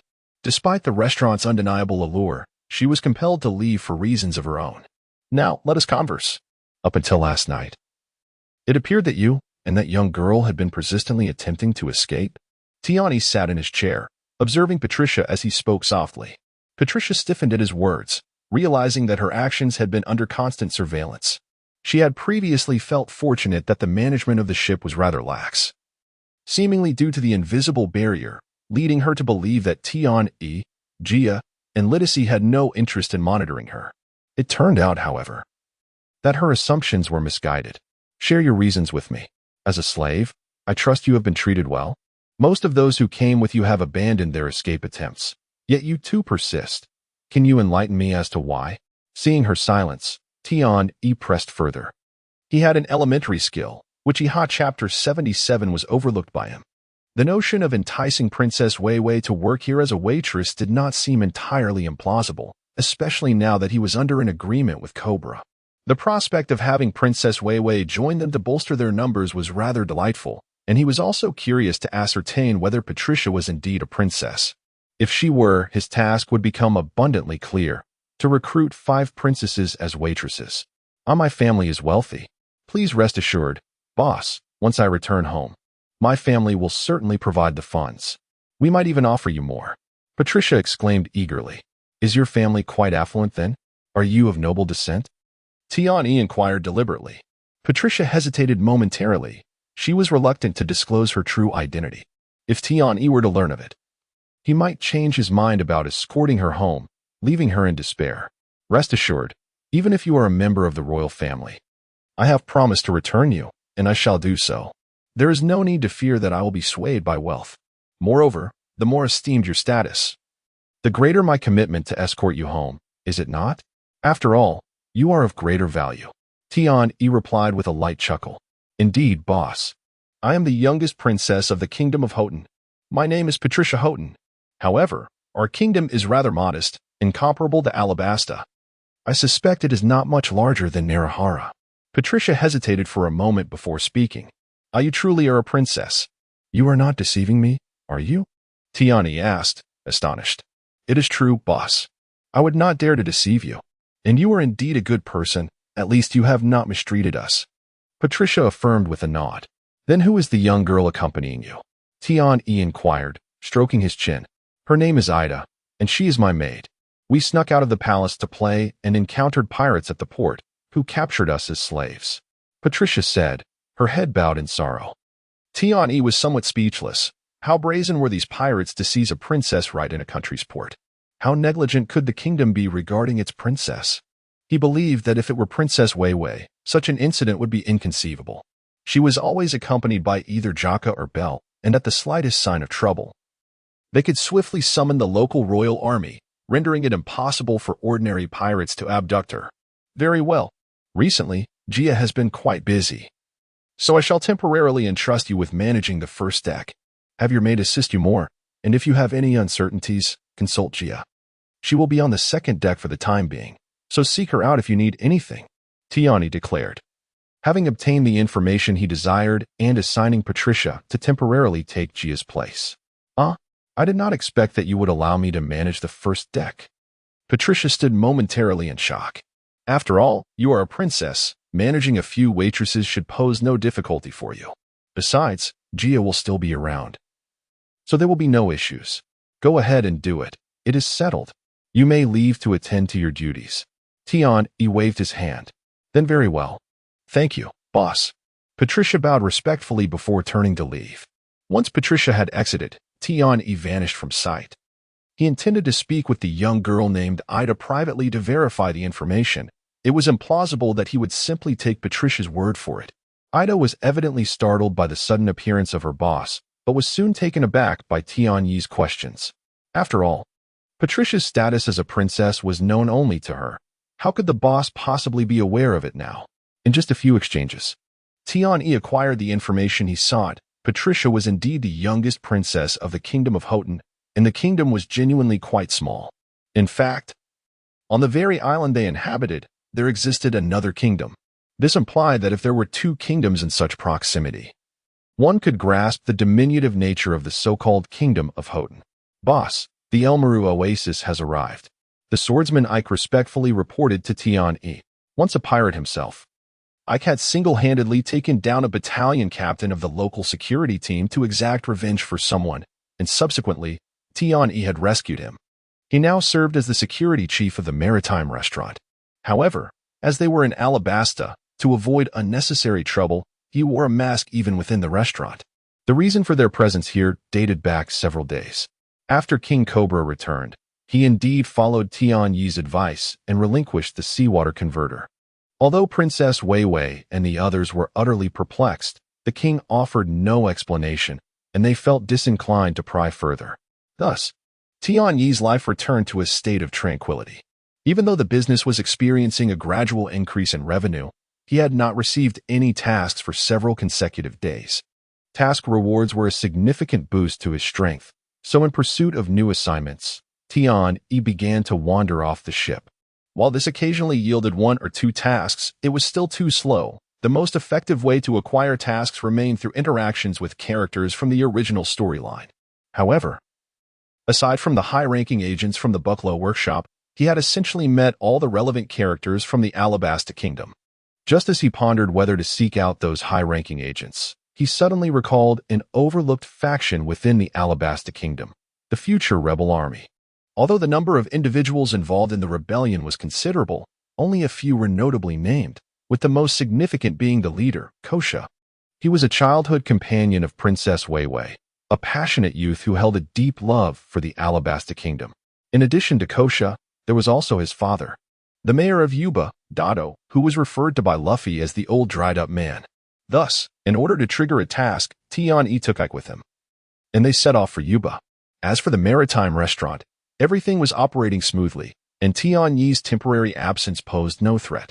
Let us rest here for a while, replenish our supplies, and then proceed. Tian-yi stretched lazily as he stepped onto the port of the Elmeru Oasis. Understood, boss. Ike nodded and set off to procure supplies and camels.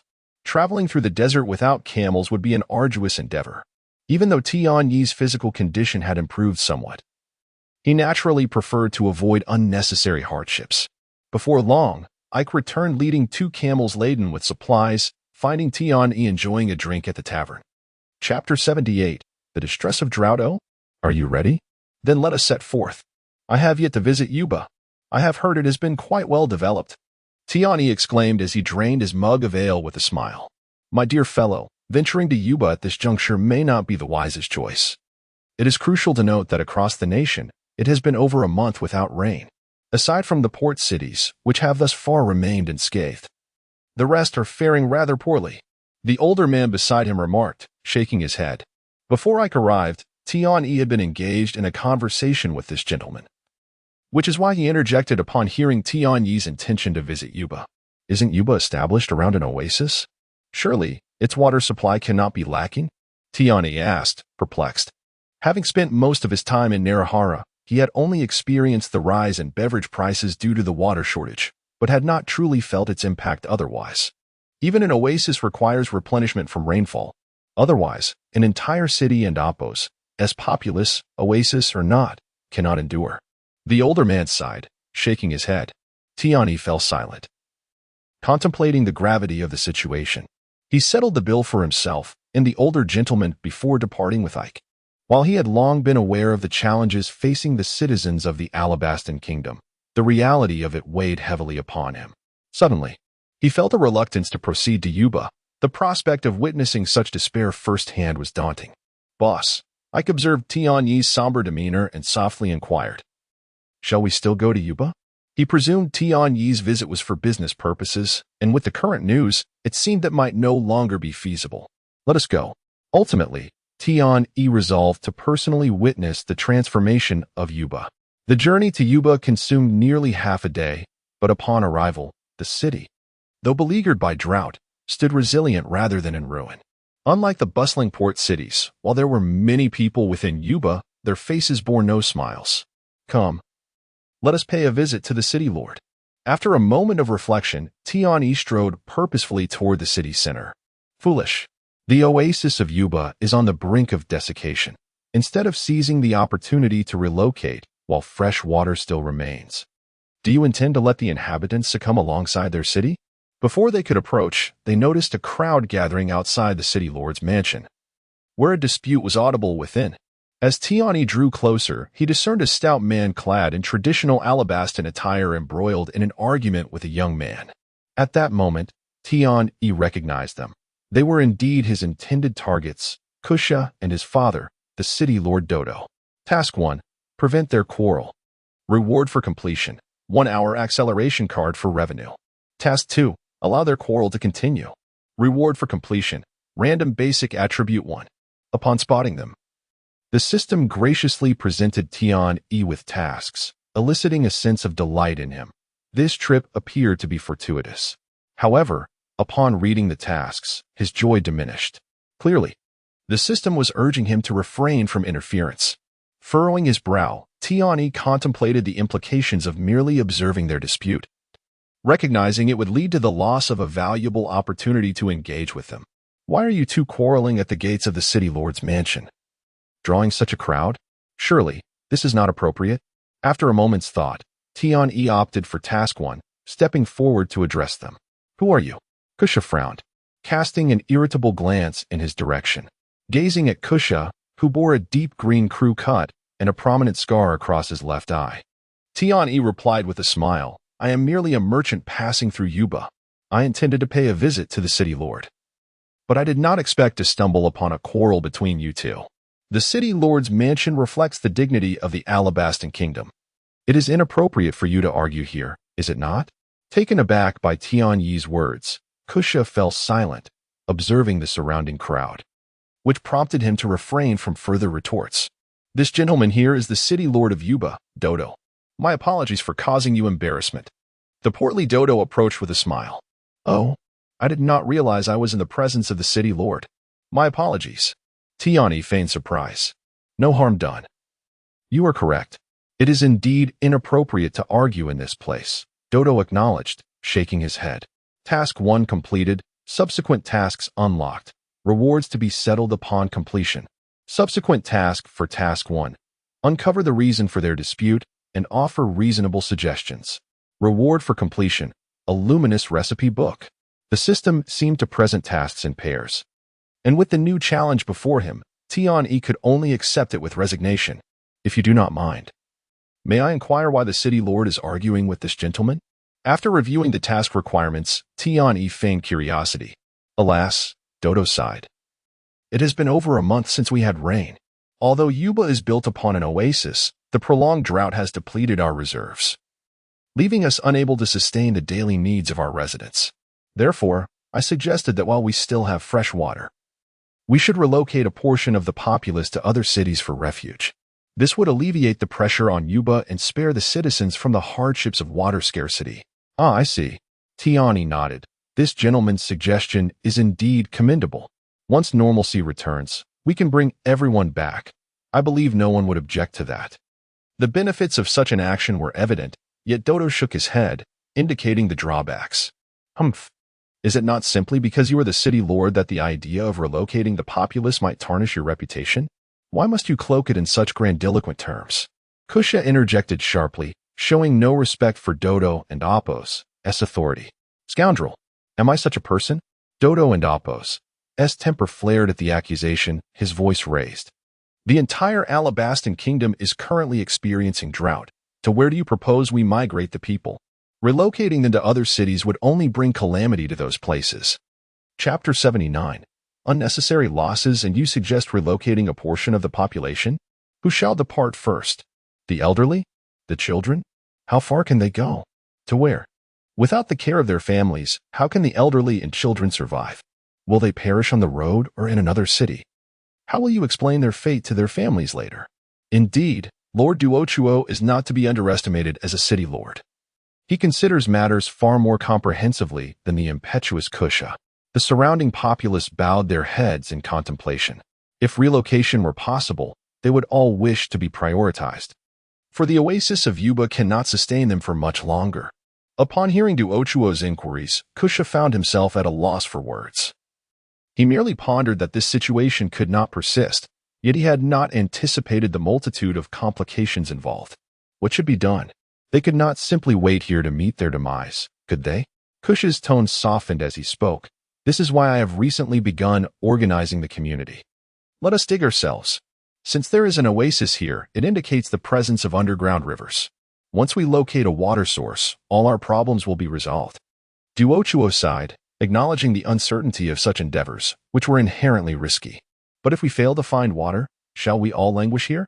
After hearing his father's concerns, Kusha's tone improved somewhat, yet he remained unwilling to entrust the fate of everyone to chance. Perhaps we could reach a compromise? Tian Wai interjected hastily as he sensed another impending quarrel between the two. Compromise? How can one compromise on such matters? Both Kusha and Duochuo frowned in unison. I have a suggestion.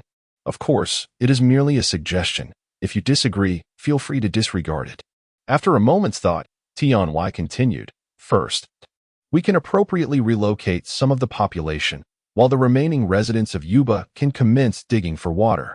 Let us see if we can find a source. Appropriately relocate? What does that even mean, and to where? There has been no rain across the entire nation. Duochuo shook his head in disapproval. Indeed, your idea is unfeasible. Who will leave first? No one wishes to remain behind. Kusha also shook his head in disagreement, questioning the distinction between this proposal and his initial thoughts. True. The conventional approach would not suffice. However, the residents of Yuba have friends and family, do they not? Those with relatives in the major port cities and the capital, Albana, should be prioritized for relocation. Once they arrive, they can find shelter or assistance from their acquaintances. The numbers should not be overwhelming for the port cities or the capital. Tian Wai asserted softly, raising a finger. As Tian Wai spoke, Kusha and Duochuo fell silent, contemplating the viability of his suggestion. Relocating the population is no simple task. Moving an entire city's populace at once is unrealistic. Regardless of their destination, it would be a catastrophe for the localities they arrive at. Not only detrimental to their own well-being, but potentially overwhelming the receiving communities. Yet, dispersing them among several cities would likely remain within the capacity of those locales. Without pausing for the two to deliberate, Tian Wai continued. Once the first wave of relocated individuals has stabilized, if we still have not found a water source, we can initiate a second wave, relocating able-bodied individuals with skills and capabilities. They will have a better chance of survival elsewhere. And with the assistance of those from the first wave, establishing themselves will be much easier. Once they have settled, they can bring their families and friends over. Through this gradual, mutual support system, we can minimize unnecessary losses to the greatest extent possible. After Tian Wai concluded, Kusha could hardly contain his nod of approval. This approach indeed seemed more prudent and secure. However, Duochuo wore a pained expression as he questioned, what will become of those left behind? They consist of the elderly, the infirm, and those without family or friends. Do you expect me to abandon them? No. Ultimately, if a water source remains undiscovered here, Yuba may have to be relinquished. After several relocations, Yuba will lack sufficient population to sustain itself, and without water, its inhabitants cannot survive. Thus, the remaining individuals will require your intervention as the city lord, to lead them to the capital, Albana, for the king to address their fate. Tian Wai shook his head. Upon hearing Tian Wai's suggestion to abandon Yuba, Duochuo hesitated even further. This place had been entrusted to him by the king, a home he had painstakingly built alongside the people. He could not bear to forsake it. Nor did he believe Yuba would succumb to the encroaching sands. Tian Yu's proposition was intended to persuade Duochuo to leave, for he was aware of the dire consequences awaiting him should he refuse. Moreover, from the original narrative, the relocation of Yuba's residence likely did not commence at this juncture. Prior to the return to the homeland, Yuba had served as the stronghold of the rebel army, and thus, the residents may have gradually departed rather than in a mass exodus, as Kusha suggested. I find this gentleman's proposal quite commendable. Father, must you remain obstinate? Must you wait until someone perishes from thirst before making a decision? Kusha implored, gazing earnestly at his father. Sighing, Duochuo finally acquiesced. Very well. I shall commence the process of gathering information on residents with relatives in the major ports in the capital. Those who wish to leave may do so. Upon uttering these words, he appeared to have aged several years. As his statement concluded, Tian Yu received a prompt from the system. Congratulations, host, for completing the task. Reward: 1-hour sales acceleration card and a luminous recipe book. The 1-hour sales acceleration card. The system will directly allocate the average hourly sales from the host's performance that day into the total amount. The luminous recipe book. When combined with master-level culinary skills, the dishes prepared by the host will emit a dazzling glow. The dishes will possess unique powers. Your rewards have been issued to your inventory. Please verify. Upon seeing the rewards, Tian Yu was momentarily taken aback. The acceleration card was understandable from its name. Yet the notion of a glowing recipe book seemed absurd. Could it truly make dishes emit light and grant them special powers? Was this akin to a culinary adventure, or perhaps something akin to a food competition? Surely, it could not possess any bizarre attributes like explosive clothing. Furthermore, it was evident that only master-level culinary skills could activate such a feature, and Tian Yu's current advanced culinary abilities were insufficient to enjoy such a privilege. Chapter 80. Success has its reasons, by the way. May I ask your name? At this moment, Kusha realized that despite their lengthy conversation, they had yet to learn each other's names. Oh, did I not mention it? How rude of me. My name is Tian Yu, and I run a seaside restaurant in Narahara. If you happen to visit Narahara, do not forget to support the business. Tian Yu, awakened from his reverie, responded with a smile. A seaside restaurant? Not only Kusha, but even Lord Dado looked at Tian Yu in surprise. They had heard of the renowned seaside restaurant before. To their astonishment, the owner of the famous establishment in the kingdom of Alabasta was so young. Indeed, he was quite accomplished. Lord Dado remarked with a smile. You flatter me, Lord. What fame does our seaside restaurant possess? We have not yet attained such renown. Tian Yu waved his hand, feeling somewhat embarrassed. Your seaside restaurant is indeed well known. We have all heard your name. Kusha nodded in agreement. Hee, I wonder, young Master Tian Yu, if your visit has any particular purpose that I might assist you with? Dado had not forgotten that Tian Yu came to the Lord's manor with a purpose. Well, Tian Yu hesitated for a moment before speaking. I originally came to inquire if you could introduce me to some of the restaurant owners in this area. As a restaurant, one must continuously improve the dishes and evolve to provide a better experience for guests. Thus, I intended to learn from the establishments of Yuba. However, I was unaware that Yuba was facing such predicaments. No wonder the owner of the seaside restaurant has achieved success. Indeed, success has its reasons. Kusha could not help but exclaim upon hearing Tian Yu's words. However, Dado observed Tian Yu with a smile. Sensing that the young man's intentions might be more complex than they appeared, an instinct he had honed as a businessman. It is indeed unfortunate that there are not many restaurants still operating in Yuba. I shall refrain from introducing them to you. Kusha, being of similar age. Please take young Master Tian Yu around. I have some matters to attend to. Dado nodded with a smile, although uncertain of Tian Yu's true purpose. As the Lord of Yuba, he naturally leaned toward assisting Yuba's merchants and thus refrained from introducing Tian Yu to the restaurant owners. However, Tian Yu's earlier frown had inadvertently aided him, and sending his son Kusha to entertain the guests served as a subtle indication of support. I shall take you around. Currently, the only establishments still operating are the larger restaurants. There is little need to visit the smaller ones, Kusha said coolly. Upon hearing this, Tian Yu first bowed respectfully to Lord Dado, and then, accompanied by Yak, conversed with Kusha as they departed. Observing Tian Yi's departure, Dado intended to report the day's events to the king, but found himself at a loss for a suitable messenger to send to the capital. Originally, Kusha was the most suitable candidate, but it was evident that he was preoccupied at the moment. Meanwhile, under Tian Yi's deliberate camaraderie, the two quickly became friends. And under Kusha's guidance, they indeed visited several restaurants. In truth, Tian Yi's excuse was not entirely fabricated. He understood the future fate of Yuba and estimated that he should observe the culinary skills of the chefs here, for when Yuba could no longer sustain itself, he would have the opportunity to recruit some chefs from this place. Currently, on the merchant ships, there were only 2 chefs brought back by Sambu and Lidasi, and they were merely ordinary cooks. When business was slow, things were manageable, but when guests increased, the kitchen became chaotic. And there were times when Tiani had to assist in the kitchen himself. Yet now, equipped with a glowing recipe book, Tiani intended to devote some effort to his culinary skills, hoping to elevate his expertise to a master level. Indeed, even skills rewarded by the system could be enhanced through practice, but he lacked the patience and talent to date. He had not improved any of the skills granted by the system, with the exception of cooking, which he practiced frequently and had reached the level of an advanced chef. As for the basic swordsmanship and firearm skills that were essential for his livelihood, he seldom practiced them, let alone the other skills he had acquired, such as elementary drawing, interrogation, and swimming, which he had not touched at all. Had it not been for fortuitous circumstances, he would have had no use for these skills. After visiting all the restaurants in Yuba, Tian-E left a message for the satisfied chefs, inviting them to come to the seaside restaurant in Narahara if they found themselves without a place to go, as he was currently in need of chefs. By the time they had completed their tour of the restaurants, night had fallen.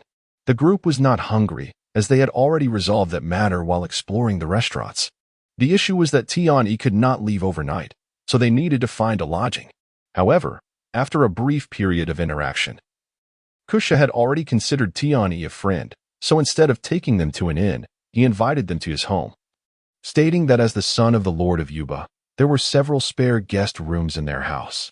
Tian-E did not decline, primarily because he wanted to see if he could acquire any tasks from the two.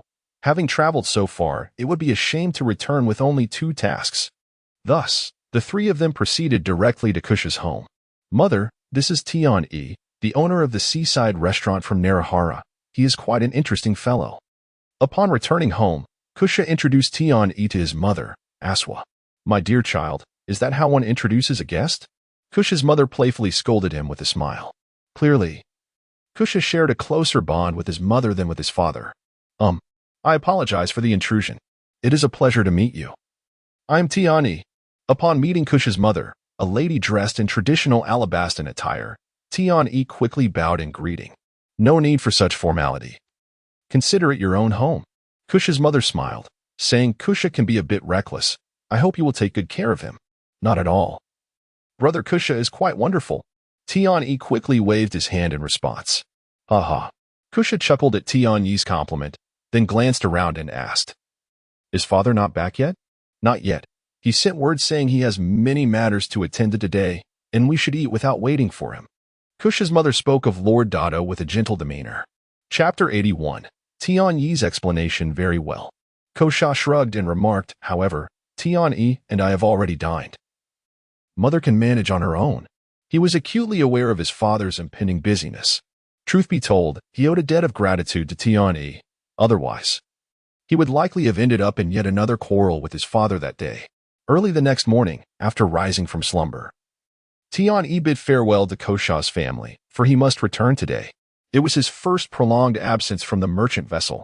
Regrettably, aside from the 2 tasks he acquired during yesterday's encounter, he had not triggered any additional missions from Kusha's family.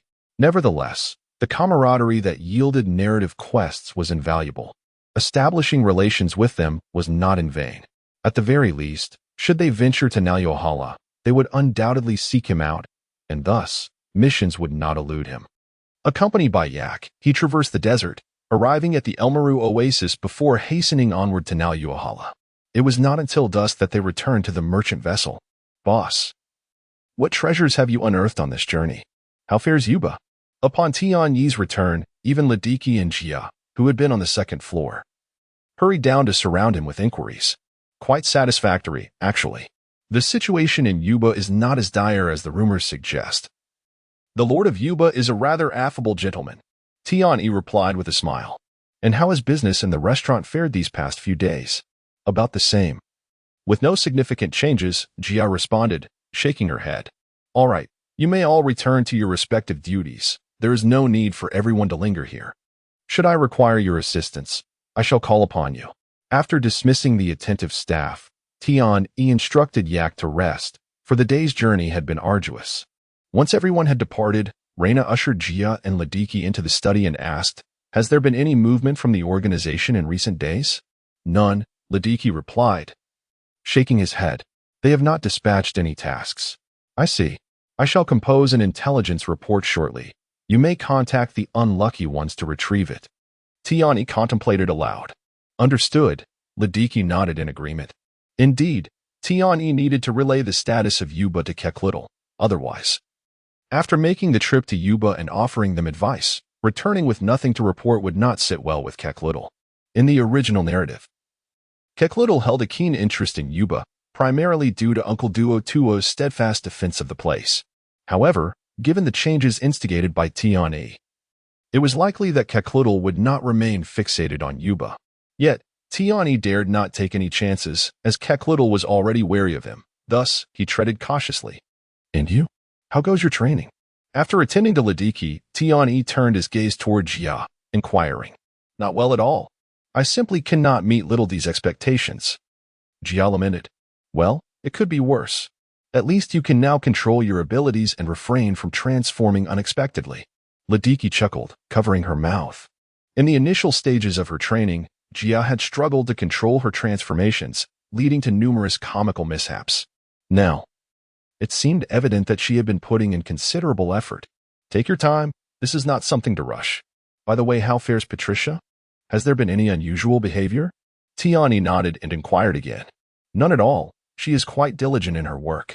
Jia replied after some thought. Little D. When do you anticipate the renovations on the second deck will be completed? Tian-Yi asked Ladiki. I estimate at least another week. Progress has been slow as I aim for a quality finish, Ladiki pondered before responding. Very well, proceed as you see fit. Once your project is complete, we shall resume the riverboat operations we previously abandoned. Moreover, this time, in addition to the coastal areas of the Alabasta Kingdom, we will also explore the surrounding waters. Therefore, you must ensure that your crew of pirates is adequately trained. They should be capable of both service and combat when necessary. Tian-Yi spoke with a serious tone. Rest assured, boss, those fellows thrive on battle. Ladiki replied with a grin.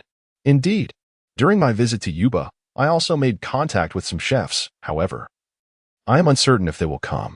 If we find ourselves short-staffed in the kitchen, I shall step in and practice my culinary skills. Tian-Yi chuckled. That would be delightful. Sanbu will surely appreciate your efforts.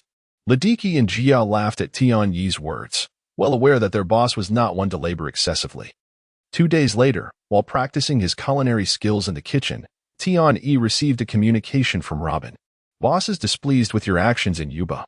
Robin's voice came through the transponder snail. Why? I have indirectly undermined Yuba. Why is boss dissatisfied?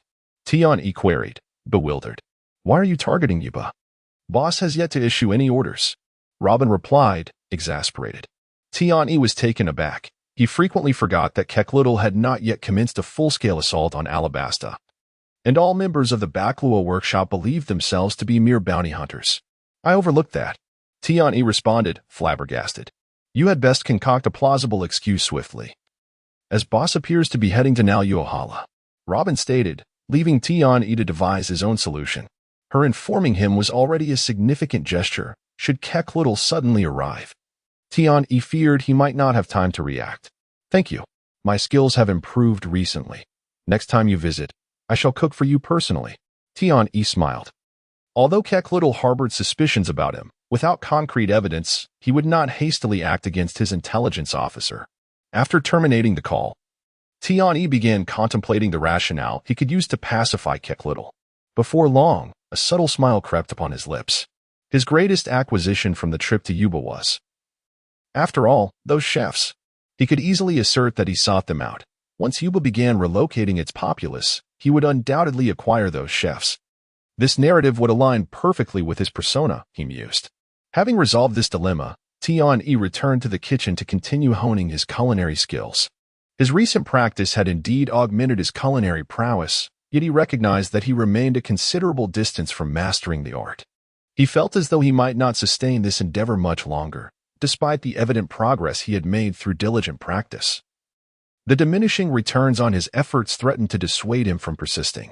Chapter 82. The situation in Yuba the following morning, after rising from slumber. Tian-Yi prepared to disembark and explore, hoping to trigger a quest. Suddenly, he felt the presence of someone encroaching upon his domain.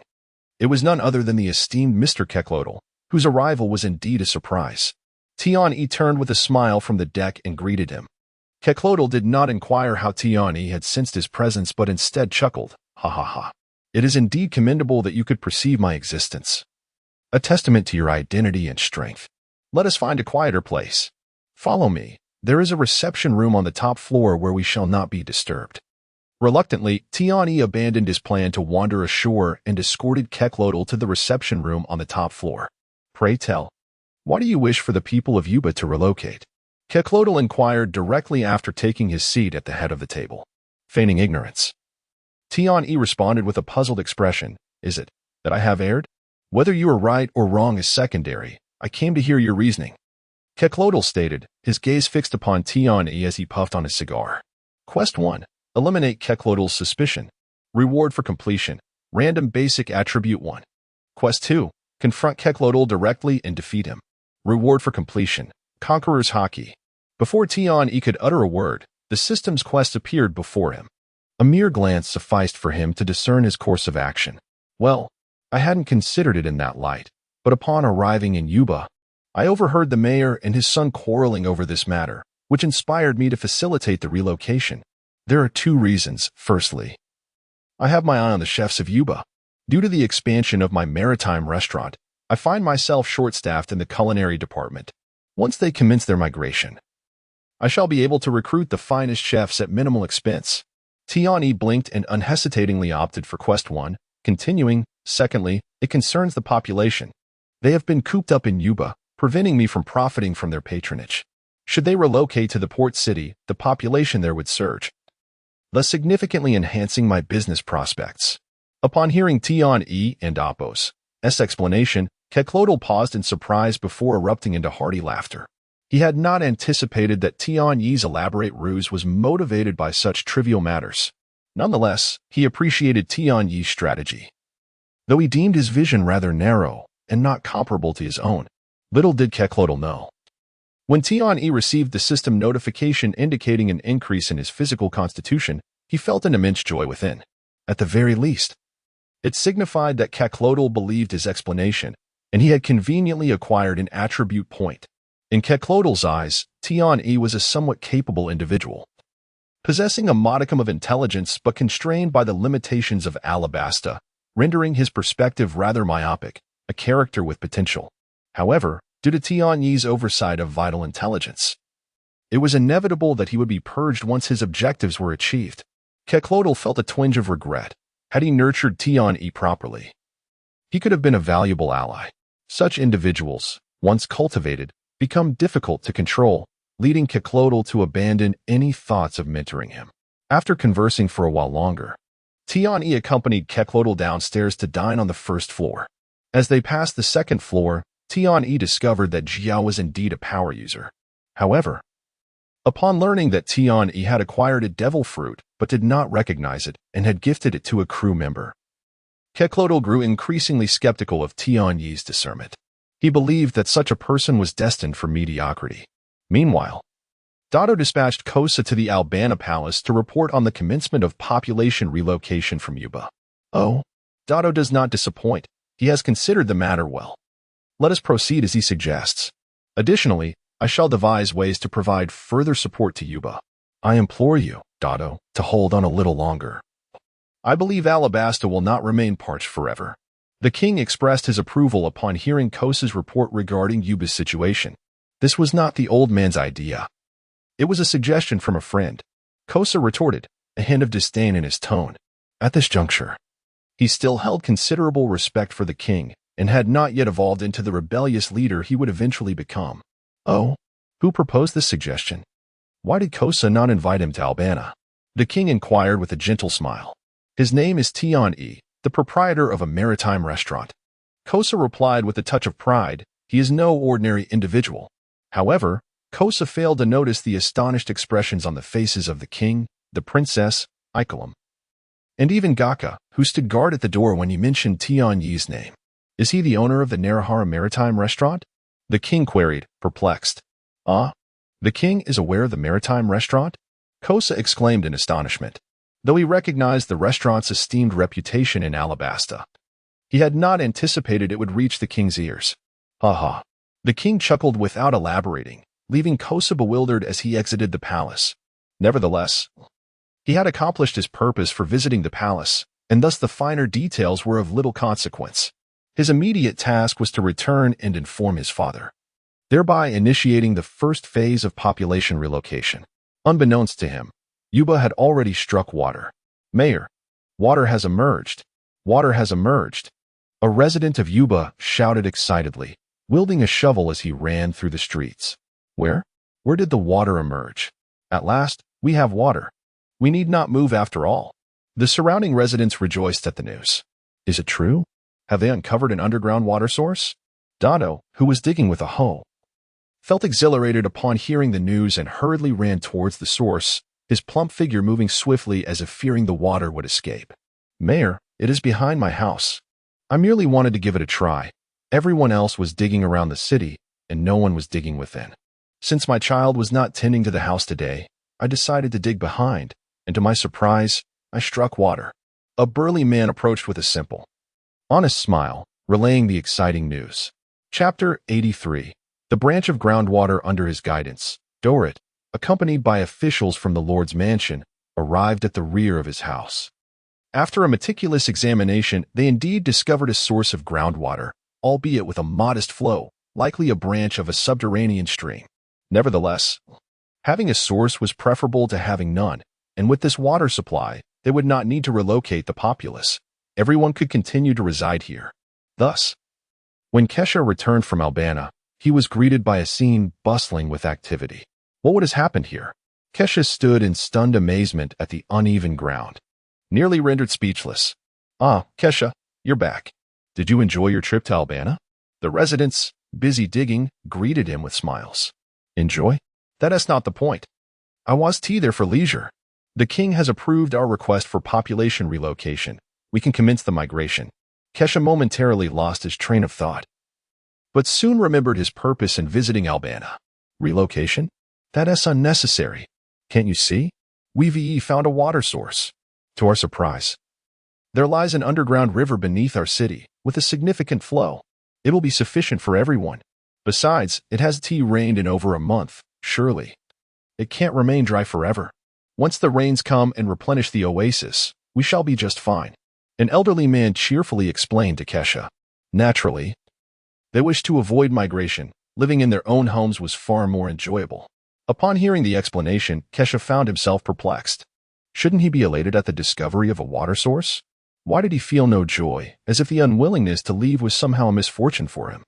In a daze, he returned home, where his mother's radiant smile finally brought him back to reality. Kesha, you've had a long day today. I've prepared your favorite dish. His mother beamed as she welcomed him. Mother, have we truly found a water source? One sufficient for the entire city? Kesha asked, still in disbelief. Indeed, by the grace of the heavens, someone uncovered a source behind their house, and as others began to dig throughout the city, we unearthed even more water. It is enough for all of us. Once it rains and replenishes the oasis, we can return to our normal lives. Your father believes that while the groundwater is abundant, we should conserve it for emergencies. His mother replied with a smile. With his mother's explanation, Kesha finally grasped the situation.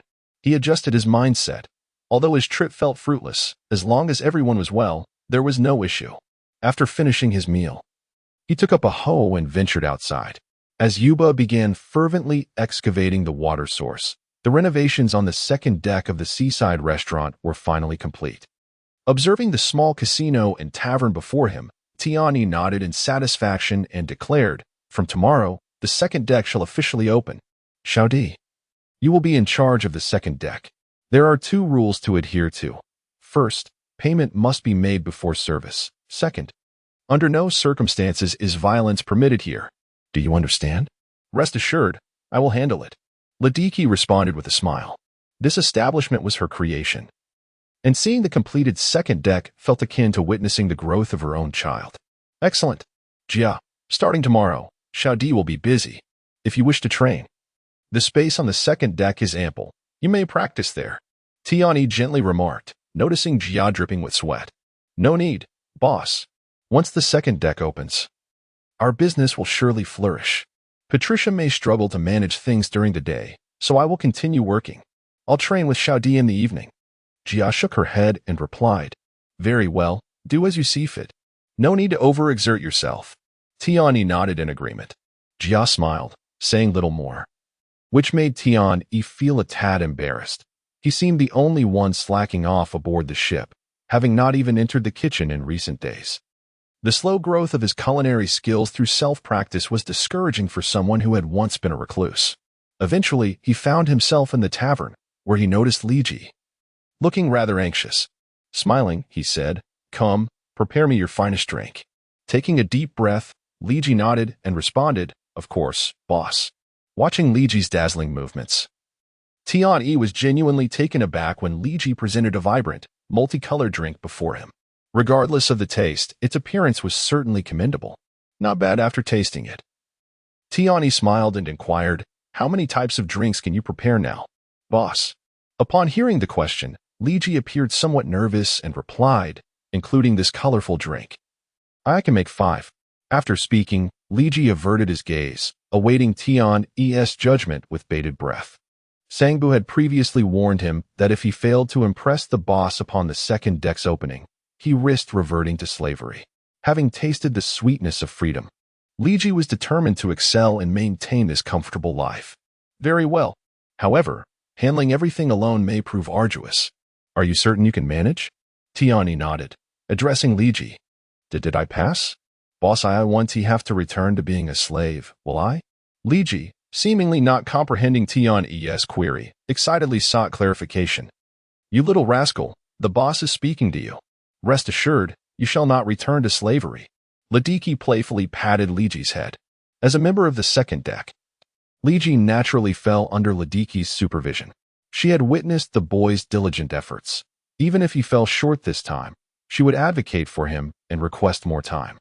And no problem, boss, I will strive to improve. After Ladiki's encouragement, Li Ji responded with fervent enthusiasm. Xiaodi, keep an eye out for potential candidates to learn from. Additionally, do not become complacent. Continue to explore and experiment, aiming to develop a diverse range of drinks. Ideally, aim to create a signature cocktail for the second deck. Tiani nodded and smiled. Chapter 84. Gradual opening. With the opening of the second deck of the ocean restaurant, the reputation of the merchant ship has soared, and the tavern and casino have also seen a substantial flow of patrons.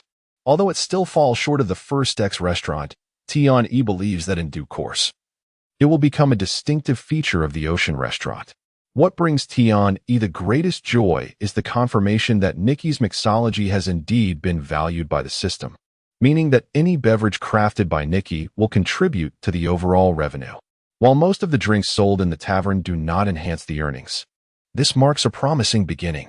However, he feels a tinge of dissatisfaction as Nikki is currently the sole bartender, resulting in only a modest increase in revenue.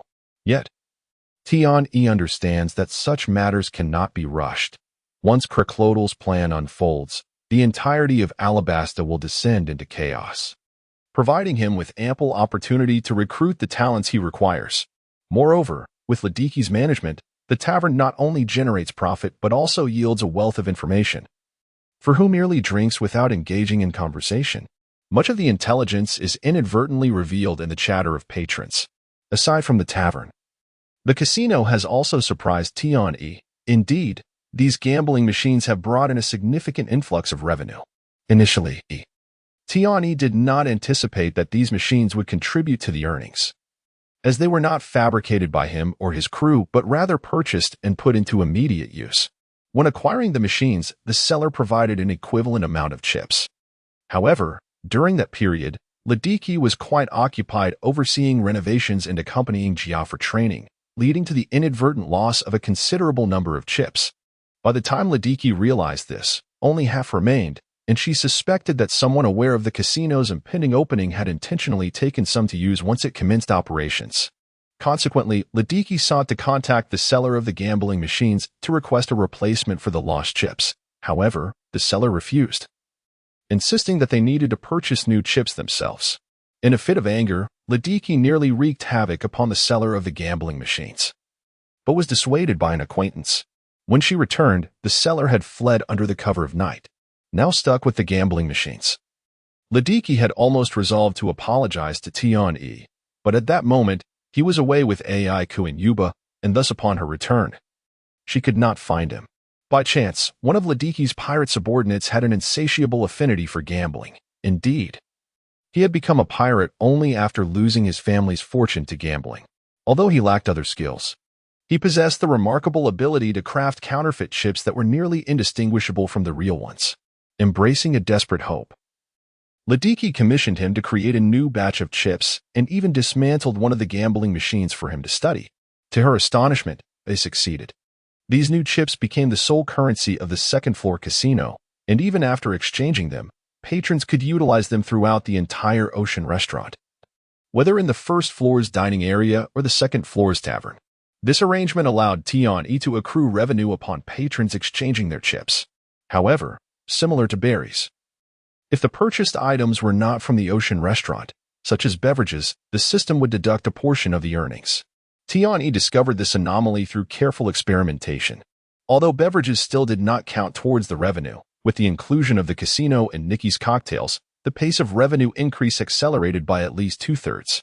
Consequently, Tianyi promptly opened the third-floor guest rooms, effectively transforming them into a lodging facility.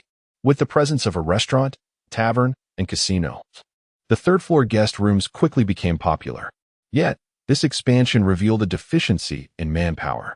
The second floor was prone to issues, and the unruly pirates could only be entrusted to Ladiki's management, as no one else possessed the strength to subdue them. As for the kitchen, Sanbu was incessantly requesting more staff. With the gradual openings of the second and third floors, the kitchen bore the brunt of the increased demand, as more patrons naturally meant a heavier workload. After much contemplation, the only available personnel were the waitstaff from the first floor. Ultimately, Tianyi adopted a method reminiscent of his previous life on Earth, establishing that regardless of check-in time, any stay until the following morning would be counted as a full day. Jia would ensure that before the first-floor restaurant opened, she and the waitstaff would tidy each guest room, after which they would commence their duties in the dining area.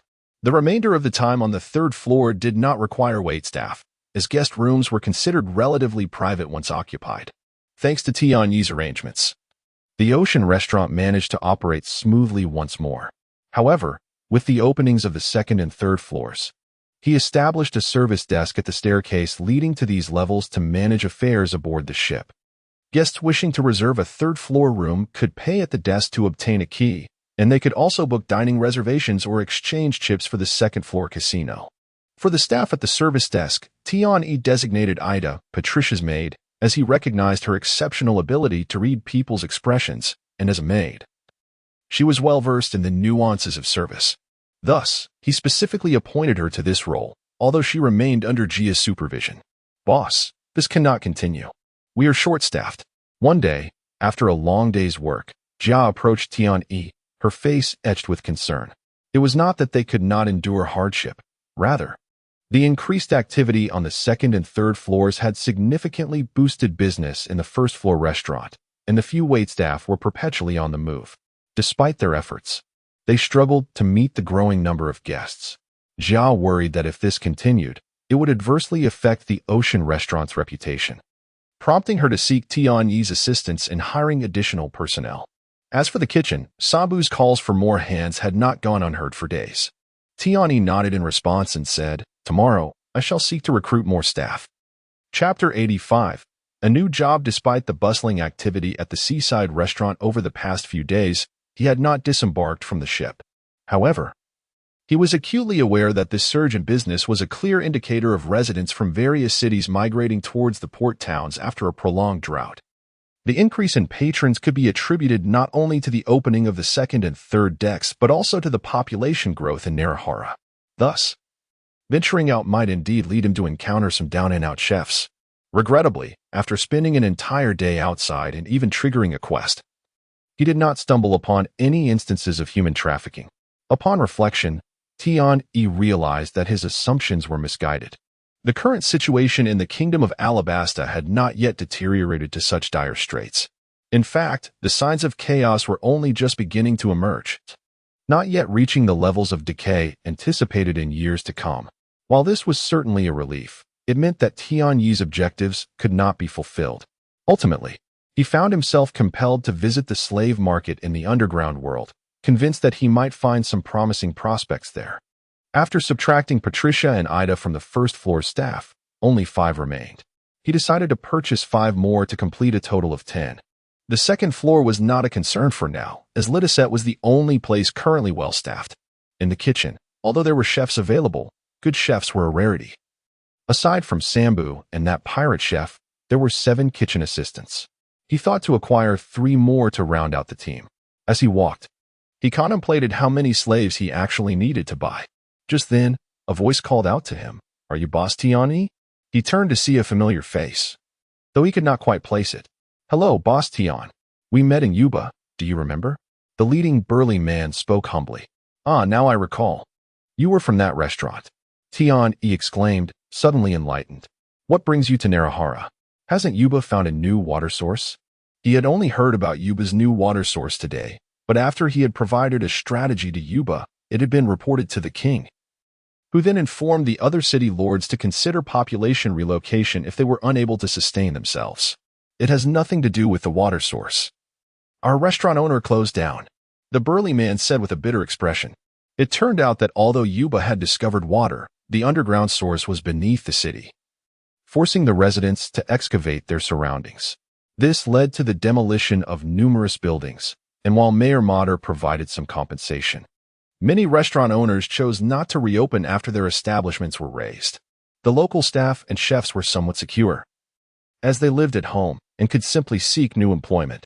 However, for the outsiders or those without family in Alabasta, the situation was dire. Without jobs or housing, they had to leave Yuba for port towns or the capital, Albana, as Yuba could no longer offer satisfactory work. At that moment, they remembered Tian-E and came in a group to Narahara, hoping to find opportunities with him. "I see. So you all ended up here?" Tian-E nodded in understanding. "Not everyone, only a portion of us. We arrived just a few days ago, and were too timid to approach you at the seaside restaurant. So, we divided into several groups, hoping to find you around the restaurant. If we didn't encounter you soon, we would have been out of options," the burly man explained, looking a bit embarrassed. "Didn't I say to come find me upon arriving in Narahara? Do you intend to starve here if I don't show up?" Tian-E rolled his eyes in exasperation. He recognized that their reluctance to approach him stemmed from the restaurant's opulence, which made them feel inferior.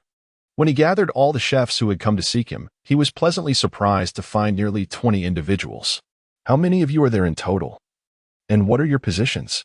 Tian-E inquired eagerly. However, they hesitated, fearing that he might not want so many. "Boss Tian, we are a total of 18, including 5 chefs, 5 kitchen assistants, and 8 servers, 5 men and 3 women. We understand you may not need so many, but we hope you will select as many as possible." The burly man stepped forward resolutely. Without waiting for Tian-Yi's response, he turned to address the group. "Everyone, line up by your positions. Those chosen will follow Boss Tian. Do not hold a grudge against those who aren't selected. Given the current situation, I hope everyone understands. Those selected should gather their belongings and hand them over to those not chosen." Once the burly man finished speaking, the group began to organize themselves according to their roles. "Come along, all of you." Tian-E chuckled softly. "I can manage this number, and I promised in Yuba that I would welcome you once you arrived in Narahara." "Thank you, boss. Thank you. You are truly kind," they all exclaimed joyfully. Wonderful, we shall not starve now. However, he felt it was important to clarify. Once you board my ship, you will be under my command. You must obey my orders while on board. If you are unwilling, you may choose not to come. But if you do come and then refuse to follow orders, do not blame me for being ruthless. Once their cheers subsided, Tian-E spoke earnestly. Do not worry, boss. You are our savior. Anyone who dares defy you on board will have to answer to me first, said the burly man. Indeed, rest assured, boss. We will follow your arrangements. The others chimed in, reassuring him. Good, then follow me. With everyone in agreement, Tian-E led them to the merchant ship. Today is your first day. Take it easy and do not work. Go eat something, take a bath, and rest well. We shall commence work tomorrow. Is that clear? Upon returning to the seaside restaurant, Tian-E gathered everyone who had just boarded and stated, Yes, boss. We will follow your lead. Whatever you say goes. The group was taken aback by Tian-Ye's kindness in allowing them a day to rest, and they responded with heartfelt gratitude. Chapter 86. Adequate personnel indeed. Jia. Please escort them to their cabins and provide them with uniforms. Additionally, brief them on the ship's regulations, Tian-E instructed, nodding to Jia at his side. Understood, boss. Jia replied with a slight smile before leading the newcomers away. Once everything was in order, Tian-E exhaled, relieved that the restaurant at sea was finally adequately staffed. As evening approached, the peak dining period began. Surprisingly, the resting chefs and waitstaff voluntarily donned their uniforms to assist, leaving Jia astonished. What brings you all out? Didn't the boss say you could take the day off? Jia asked, bewildered. The boss allowed us to rest out of consideration for us. After enjoying a meal and resting all afternoon, we are more than ready to start working. Rest assured, Jia, we are all experienced hands. There will be no issues. A burly man heading to the kitchen responded with a grin. I can't claim to be anything grand. Nevertheless, I must express my gratitude. For kitchen matters, please consult Sambu. He will make the necessary arrangements. Jia replied, her cheeks flushed with delight at the first time someone had referred to her as my lady. With the reinforcements, the waitstaff on the first floor no longer had to dash about frantically. Coupled with the original team, Jia reorganized their numbering system. She herself was the supervisor of the first deck, with Patricia as her assistant, while Ida remained at the service desk. The remaining 15 waitstaff comprised 5 males numbered 101 to 105 and 10 female waitstaff numbered 501 to 510, bringing the total for the first floor to 18. As for the kitchen, the only true chefs were Sanbu and the pirate cook. Now, with the addition of 5 more, the total chef count reached 7, more than sufficient for the current demands. There were originally 7 assistants, and with the new arrivals, that number rose to 12. Thus, after Sanbu deducted himself, each chef was assigned 2 assistants, resulting in the newly minted kitchen personnel numbered C001 to C018. With staffing issues resolved, Tian-E returned to a state of idleness. Although everyone was busy, the previous sense of urgency had dissipated. After the day's work concluded, Tian-E arranged for several tables of food to be prepared in the kitchen, inviting everyone to dine together as a welcome for the new recruits. The following morning, Tian-E rose early and summoned Jia and Lidi to discuss the commencement of the cruise mode. If not for the recent surge in harbor traffic, their customer volume would have already peaked, for the number of patrons willing to dine at the restaurant was quite limited. They needed to begin moving to enhance their visibility and attract a broader clientele. However, boss, if we relocate, the only income we can generate will be from the patrons aboard the ship, and we will lose those simply seeking a meal. Jia remarked, her brow furrowing with concern. Haha, I actually believe the boss's idea is quite astute. How much can those merely dining spend? Most of them are common folk. It is not that we look down upon them, but our true clientele consists of the affluent and the aristocrats. They are our target, and only they possess substantial wealth. Lidi chimed in with a mischievous grin. Exactly. And let's not forget one significant group. That is pirates. Tian-E declared with a smile. Pirates? Both Jia and Lidi exclaimed in surprise, turning to Tian-E. Indeed, those pirates engage in plunder and violence, and they possess considerable wealth. However, their mundane voyages leave them with no opportunities to spend their hard-earned berries.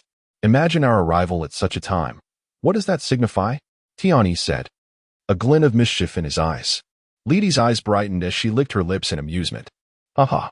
So the boss's plan to move along the coastline is merely a prelude to future voyages?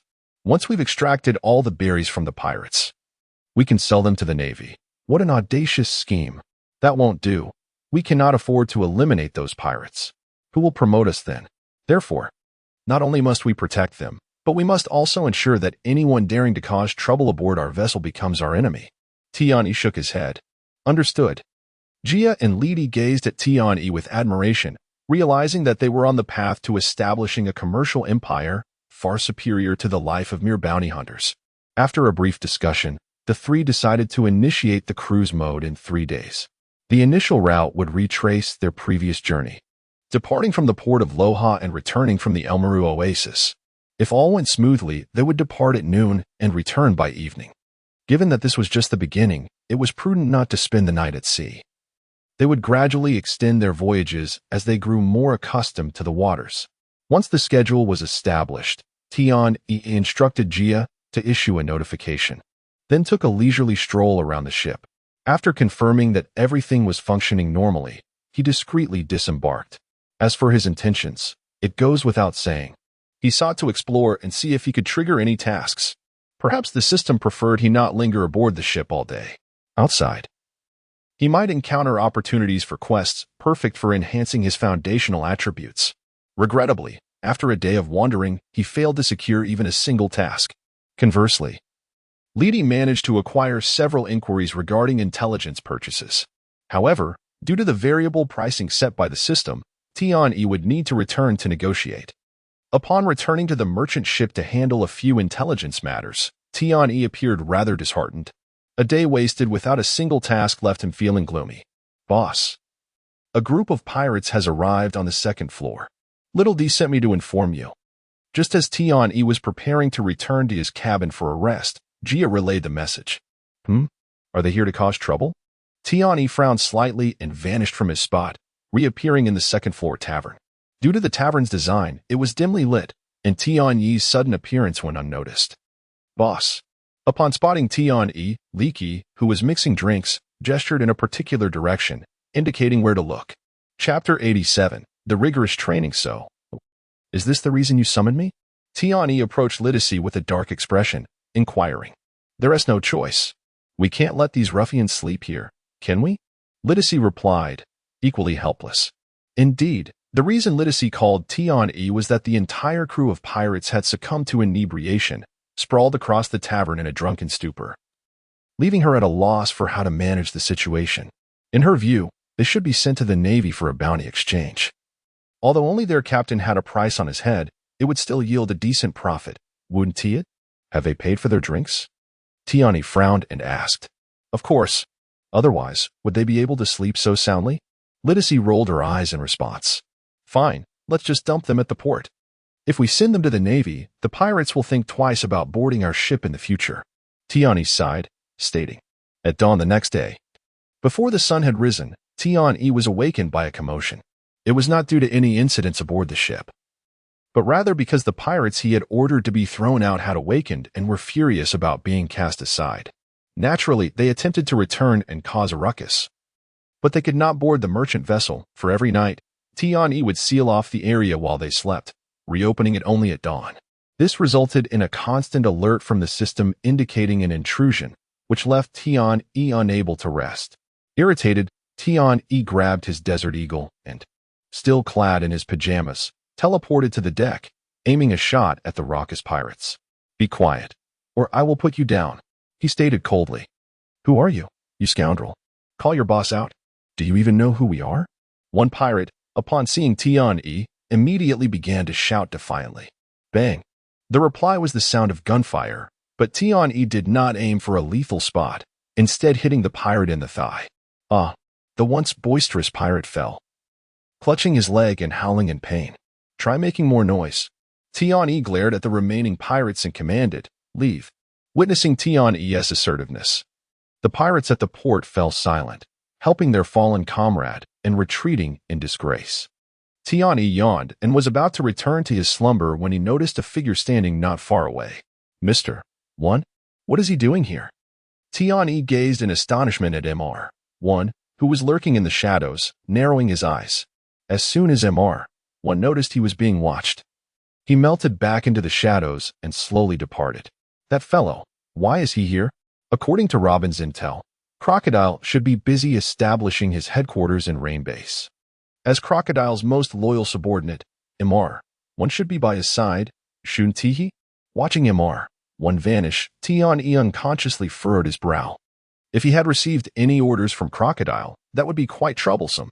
However, now is not the time for panic. As Tian walked back, he contemplated whether he had revealed any weaknesses recently. Boss, you're up early today? Upon entering the dining area, he ran into Liddacy and Gia. Why are you both up so early? Tian greeted them with a smile. It's because of this guy. He drags me out of bed every morning for training. Ugh, I'm so tired. Liddacy yawned, displaying her dissatisfaction. Isn't it because business is good now? So there is no choice but to wake up early for training. Gia added, a bit bashfully. Haven't we already added more staff? Don't overexert yourselves, all right? Tian nodded in agreement. Boss, no strong individual is born without effort. Without hard work, one cannot become powerful. Liddacy, usually carefree, said at this moment. Tian looked at Liddacy in surprise, then replied with exasperation. Don't act like you're working so hard. You scoundrel. Hiki. I'm just a tad more diligent than the boss. Liddacy teased, sticking her tongue out at Tian before dragging Gia away. Tian shook his head in amusement, intending to return for a bit more rest. After all, I am a man with a system. How could I possibly need to work hard? It's impossible for me to labor throughout my life. However, upon returning to his room, he found himself unable to sleep. Reluctantly, he decided to call Robin. Hiki. Rising so early isn't typical of you, boss. Robin's teasing voice came through the snail phone. Can I wake up early to train? Tian's face darkened, as it seemed everyone around him perceived him as someone incapable of hardship. What is the matter that you call me so early? Robin swiftly switched the topic, sensing the tension. I just spotted Mr. who appears to be watching me. Tian nodded, responding earnestly. That's impossible. Robin asserted, not only has Mr. gone far away, but even if he were in Alabasta, the boss would never allow him to monitor you. I find it strange, too. He doesn't seem like the type suited for espionage. But I definitely saw him. Wait, did you just say Mr. is not in Alabasta? Although Tian agreed with Robin's analysis, he was certain he had not misidentified, as the enhancement from his basic firearm granted him clear vision. Yes, Mr. has already informed the boss that he is undergoing rigorous training to hone his skills. So only the boss knows where he currently is, Robin confirmed. That's odd. Could Mr. have deliberately come here to spy on me? Tian felt something was amiss and frowned.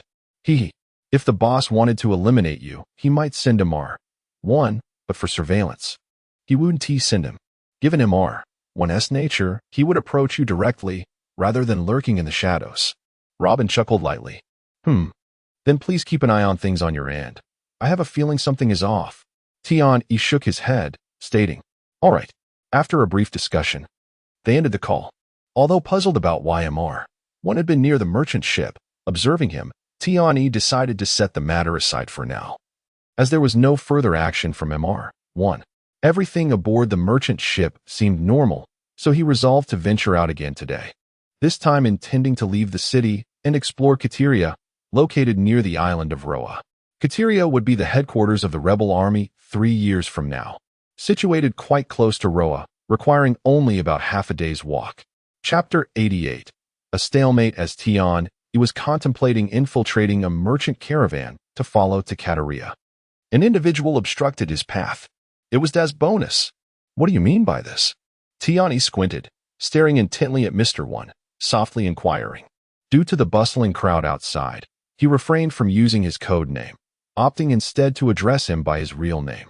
I am about to embark on a journey of rigorous training, but before I depart, there is something I wish to ascertain, Mr. replied with a stoic expression.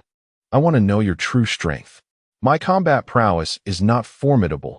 Tian shook his head, earnestly explaining, you must realize, if I possessed great fighting ability, I would not be in this predicament. He understood that Mr. was rather obstinate, If he did not clarify, the confrontation could lead to dire consequences. My instincts do not deceive me. You must have noticed me this morning, correct? Rest assured, I only seek to gauge your strength, not to eliminate you. Mr. One affirmed, shaking his head. Is fighting unavoidable? Tiani frowned, questioning. Indeed it is. Mr. One nodded in agreement. Task 1. Accept Des Bonus's challenge and defeat him. Completion reward. Advanced swordsmanship. Task 2. Refuse Des Bonus's challenge. Completion reward. Observation hockey. Tian gasped in shock at the two tasks presented to him. Either choice seemed a path to his demise. Task 1 required defeating Des Bonus, yet Tian was acutely aware of his own limitations, even aboard a merchant vessel. He could merely rely on the effects of his indestructible body to achieve a draw. Task 2 appeared deceptively simple, but the reward hinted at greater danger than Task 1. After careful consideration, Tian ultimately chose Task 1. Observing the stoic Des Bonus, his mind raced until he concocted a plan. Is your presence here of your own volition or the boss's? After exchanging glances, the two retreated to a secluded area where Tiani posed his question. What does the boss have to do with this? I came here of my own accord. Mr. One replied, frowning. Tiani nodded, stating, I have heard of your character. Mr. One, since you say so, I shall believe you, whether true or not. As for our sparring match, I am willing to comply. Mr. One, visibly pleased, responded, although I previously held little regard for you, it appears you are not so bad. Rest assured, as long as you fight with all your might, I will not take your life. Wait, you must understand, I am a merchant. Therefore, I have a request regarding our battle. Tian interjected as Mr. One assumed a fighting stance, ready to engage. What is it? Mr. One inquired, his brow furrowing in annoyance. This fight could have been avoided. However, since you have initiated it and I have consented, I assure you I will not go back on my word. But don't you think this could be a splendid spectacle? Thus, I propose we conduct our battle aboard my floating restaurant.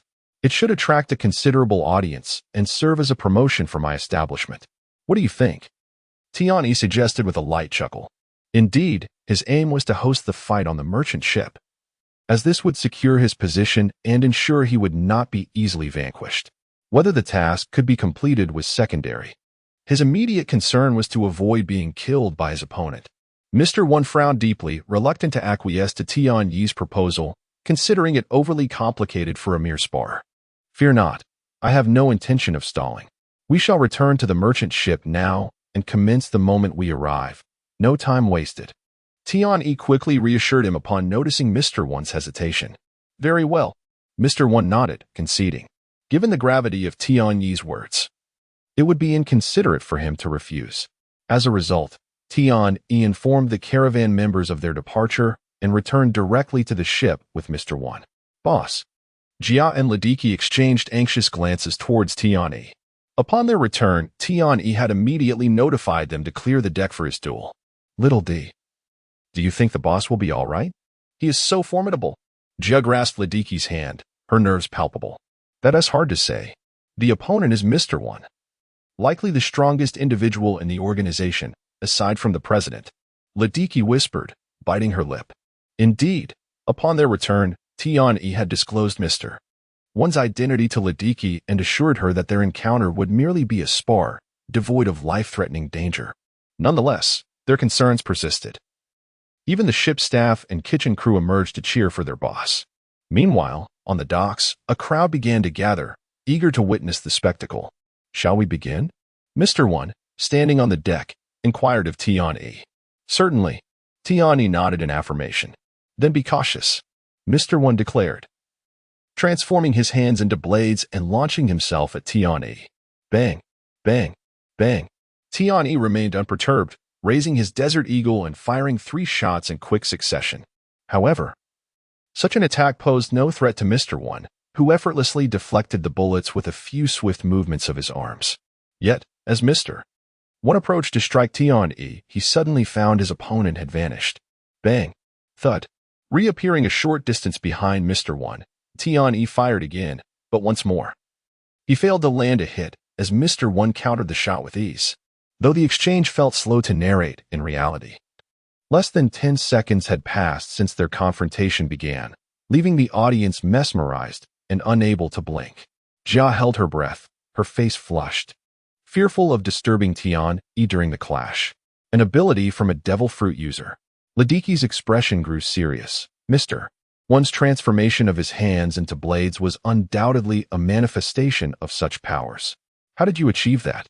Mr. One slowly turned to Tian-yi, inquiring about the sudden disappearance he had just witnessed. Are you familiar with the 6 styles of the Navy? It is a technique called Saru. By stepping on the ground over 10 times in an instant, one can generate explosive speed through the reactive force.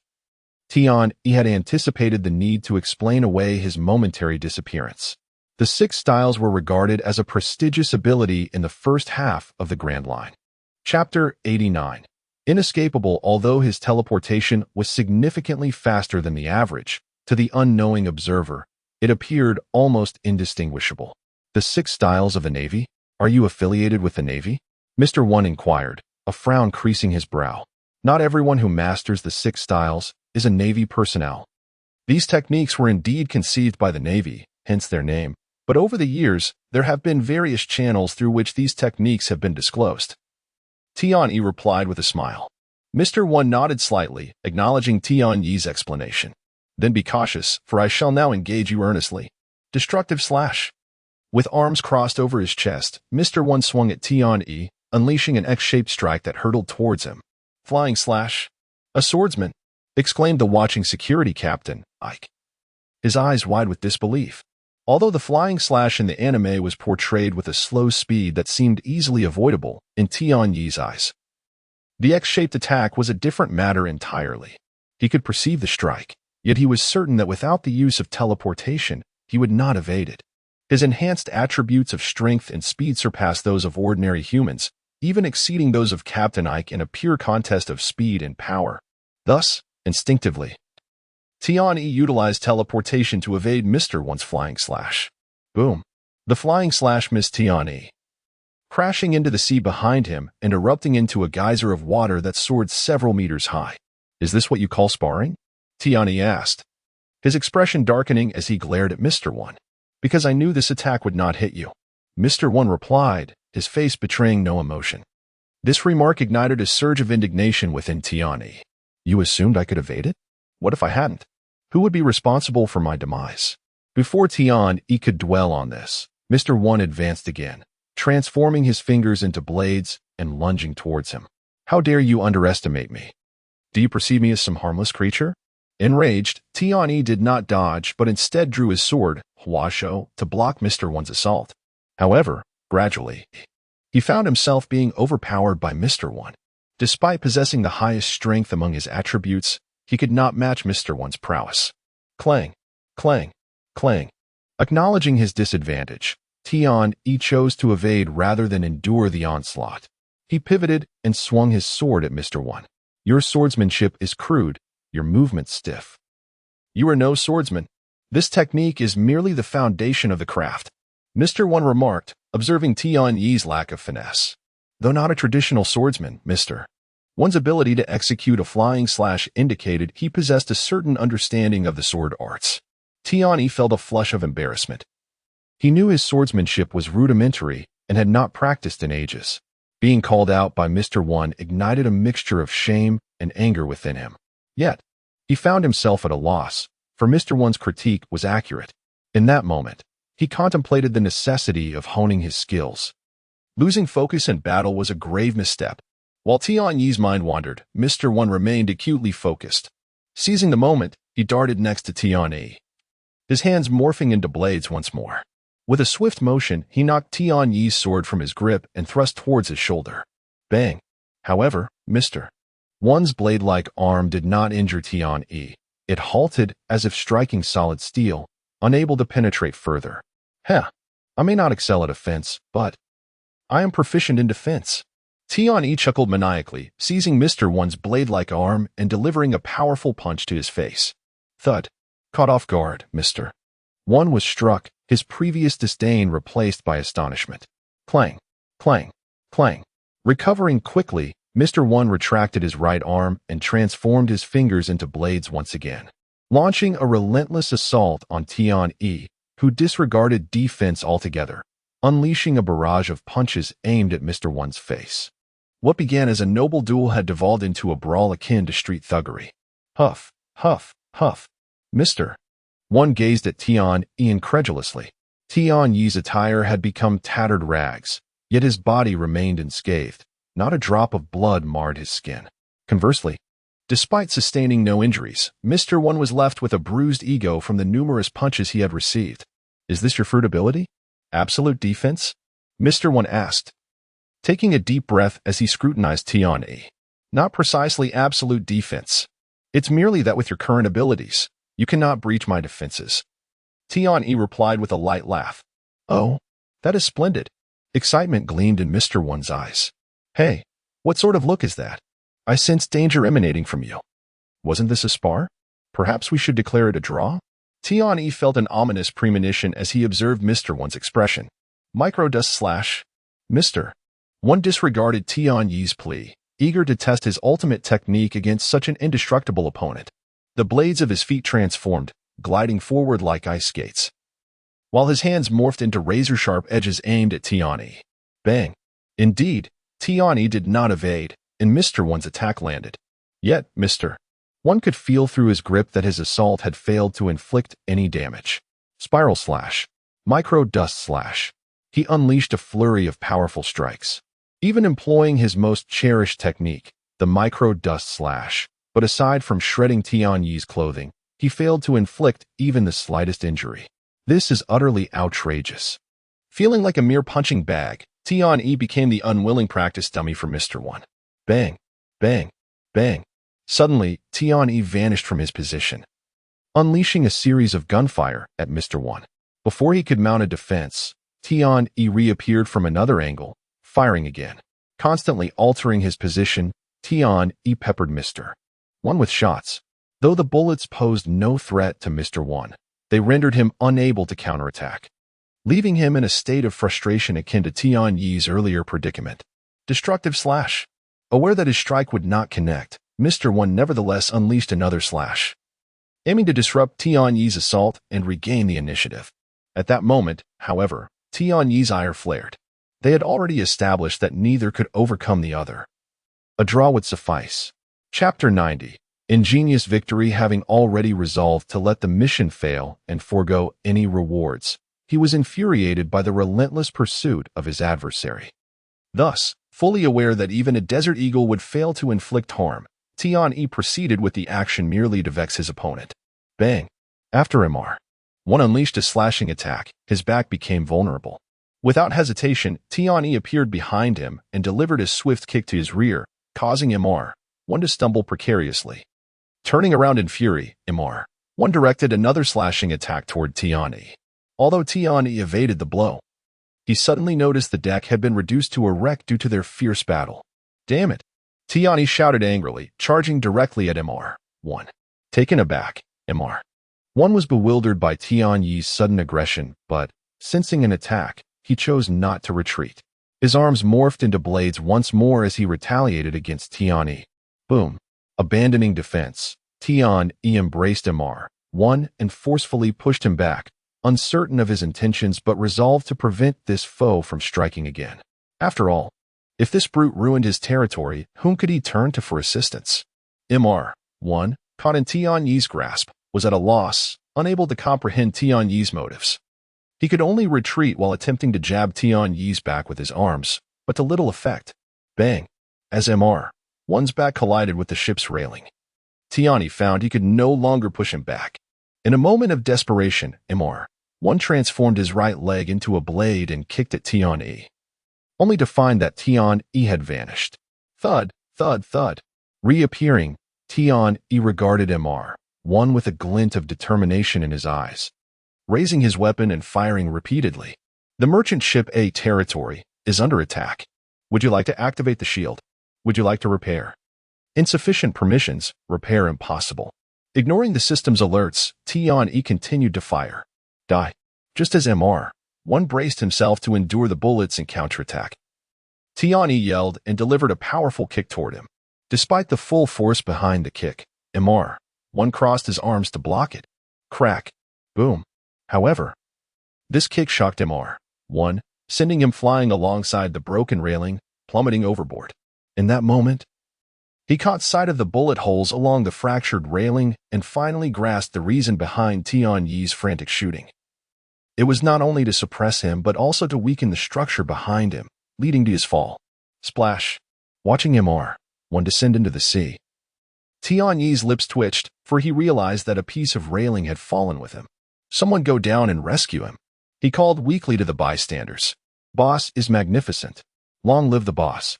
The crew erupted in cheers, celebrating their captain and Appo's triumph over a fearsome foe. The waitstaff on the second level, once pirates themselves, understood the terrifying power of the two fighters. Any one of them could have dispatched either in a heartbeat. But now, there was no need for concern. For one of them was now their captain. Quickly, go save him. Tian Yi waved his hand, smiling. Not long after, MR1 was pulled back aboard. Cough, cough. You won. MR1 lay on the deck, though his words were laced with reluctance. Congratulations, host, mission completed. Reward, advanced skill, swordsmanship. Advanced swordsmanship enhances your sword skills, bringing you one step closer to becoming a master swordsman. Your reward has been added to your inventory. Please verify. Upon hearing MR1's words, Tian Yi acknowledged his reward. Win? In a true fight, I would surely be no match for you. What significance does this victory hold? We might as well declare it a draw. Tian Yi replied with a smile, for the reward was what truly mattered to him, while the outcome bore little importance. Mr. 1's expression shifted, and with a sigh, he conceded, You are correct. I was overly fixated. Nevertheless, I appreciate you for revealing my shortcomings. To grow stronger, I must now train diligently. With that, MR1 rose and departed. This brief encounter had not drained him. He merely felt discomfort from inhaling water. Boss, you are incredible. I never imagined you could defeat MR1. Are you now the new MR1? Ladiki exclaimed joyfully as she approached. Tian Yi shook his head with a chuckle. In a real confrontation, I could not best him. So, I will remain MR6, and you can continue being Mississippi. Children's Day? Giggles ensued. From now on, you can be the boss, and I shall be your supervisor. Ladiki remarked, clearly indicating her intent to remain part of the sea restaurant regardless of her previous affiliations. All right. Summon someone to repair the deck. This is a significant loss. Not only did we earn no berry, but now we must spin to fix the deck. Tian Yi laughed, affectionately ruffling her hair. Though uncertain of her age, her youthful appearance led him to regard her as a sister. Following this incident, Tian Yi resolved to dedicate time to honing his abilities, not merely to grow stronger, but to fully integrate the skills bestowed upon him by the system, ensuring he would not suffer embarrassment in the future. Moreover, with his swordsmanship now elevated to an advanced level, he wondered if he could be considered a swordsman. He recalled how impressive the flying slash technique had appeared when executed. Having entrusted the repair of the deck to Ladiki and Gia, Tian Yi retreated to his quarters, activating the advanced swordsmanship skill from his inventory. Instantly, his mind expanded with profound understanding of the sword arts, and his trusty blade, Huazhou, flashed into his hand. As he felt the sword, it seemed to meld with him, an extension of his own arm, more intuitive than ever before. Yet, he sensed that he still could not execute the flying slash.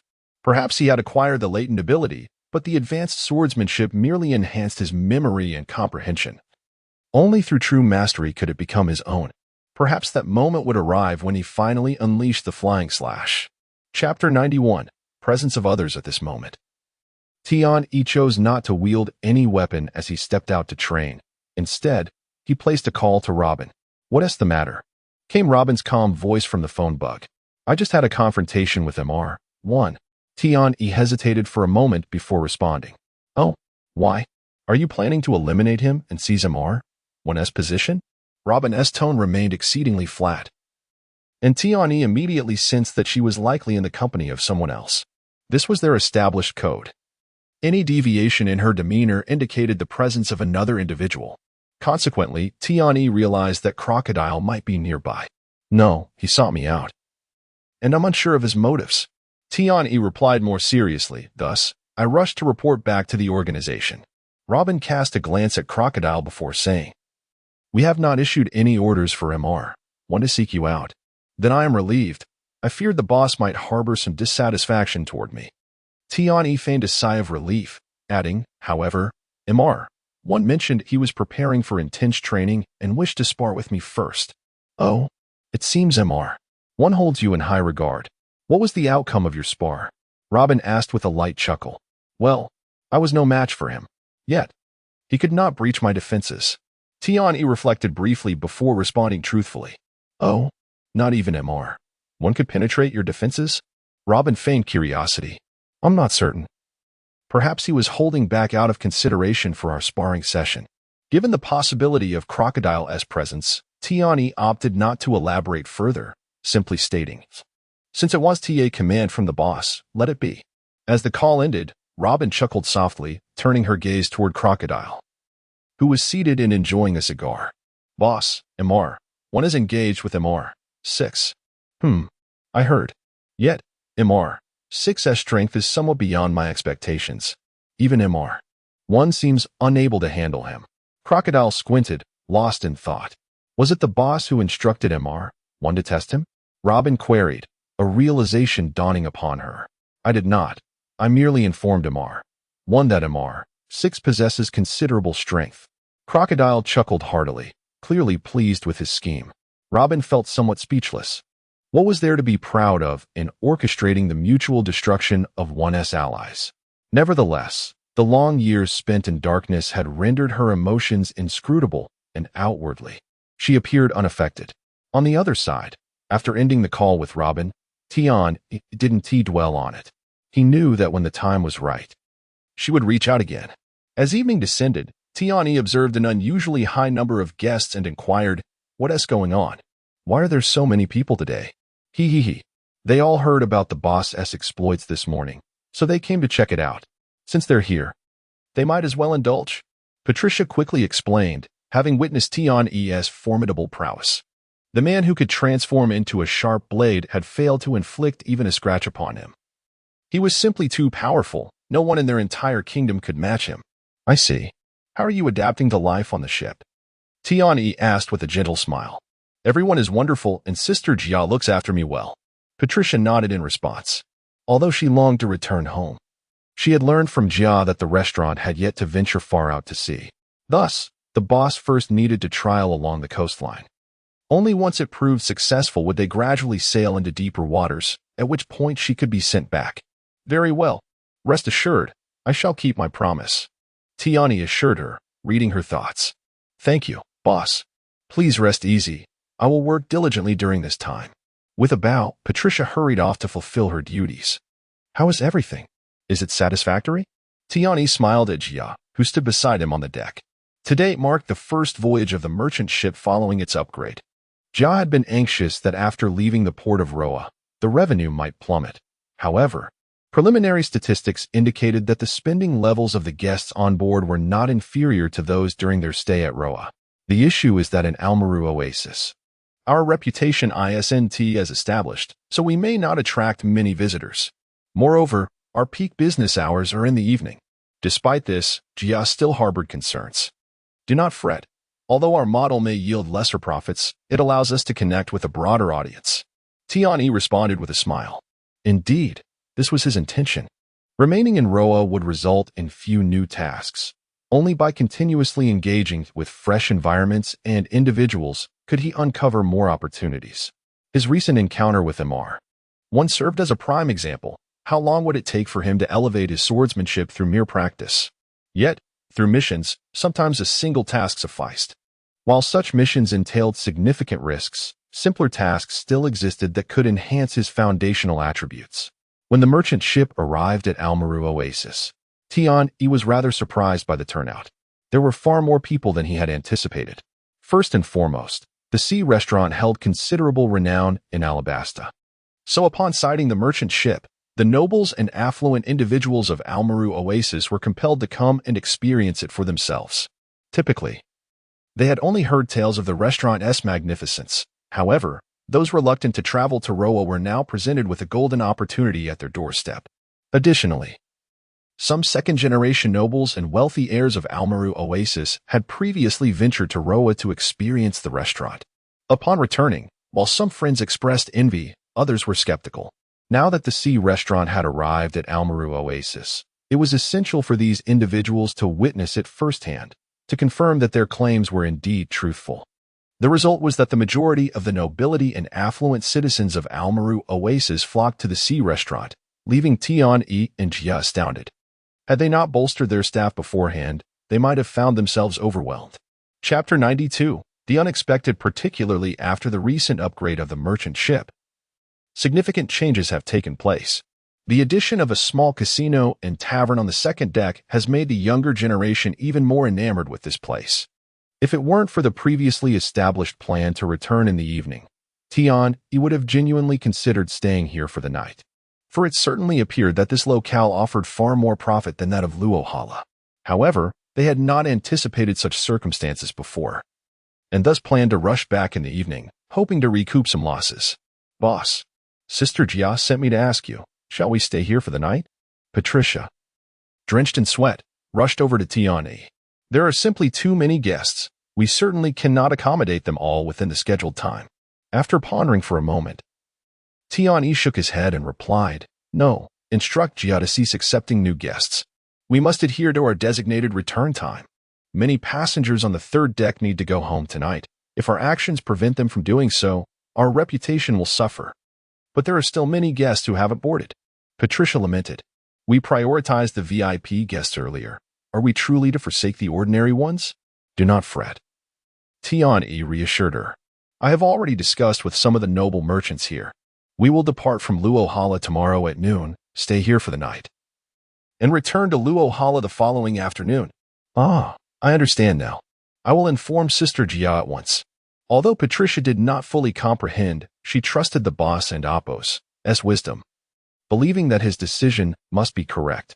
Once Patricia departed, Tian-E continued to navigate through various compartments. Here, he not only had the opportunity to meet the nobles and affluent individuals of the Almaru Oasis, but also to trigger tasks. In a short span of time, he had already activated 2 tasks, which rewarded him with a bit of strength and vitality, leaving him somewhat addicted to the experience. Though he recognized that this was fleeting, he could only wish for the tasks to come forth with even greater intensity. As the time for returning approached, the floating restaurant gradually departed from the Almaru Oasis, heading towards Luohala.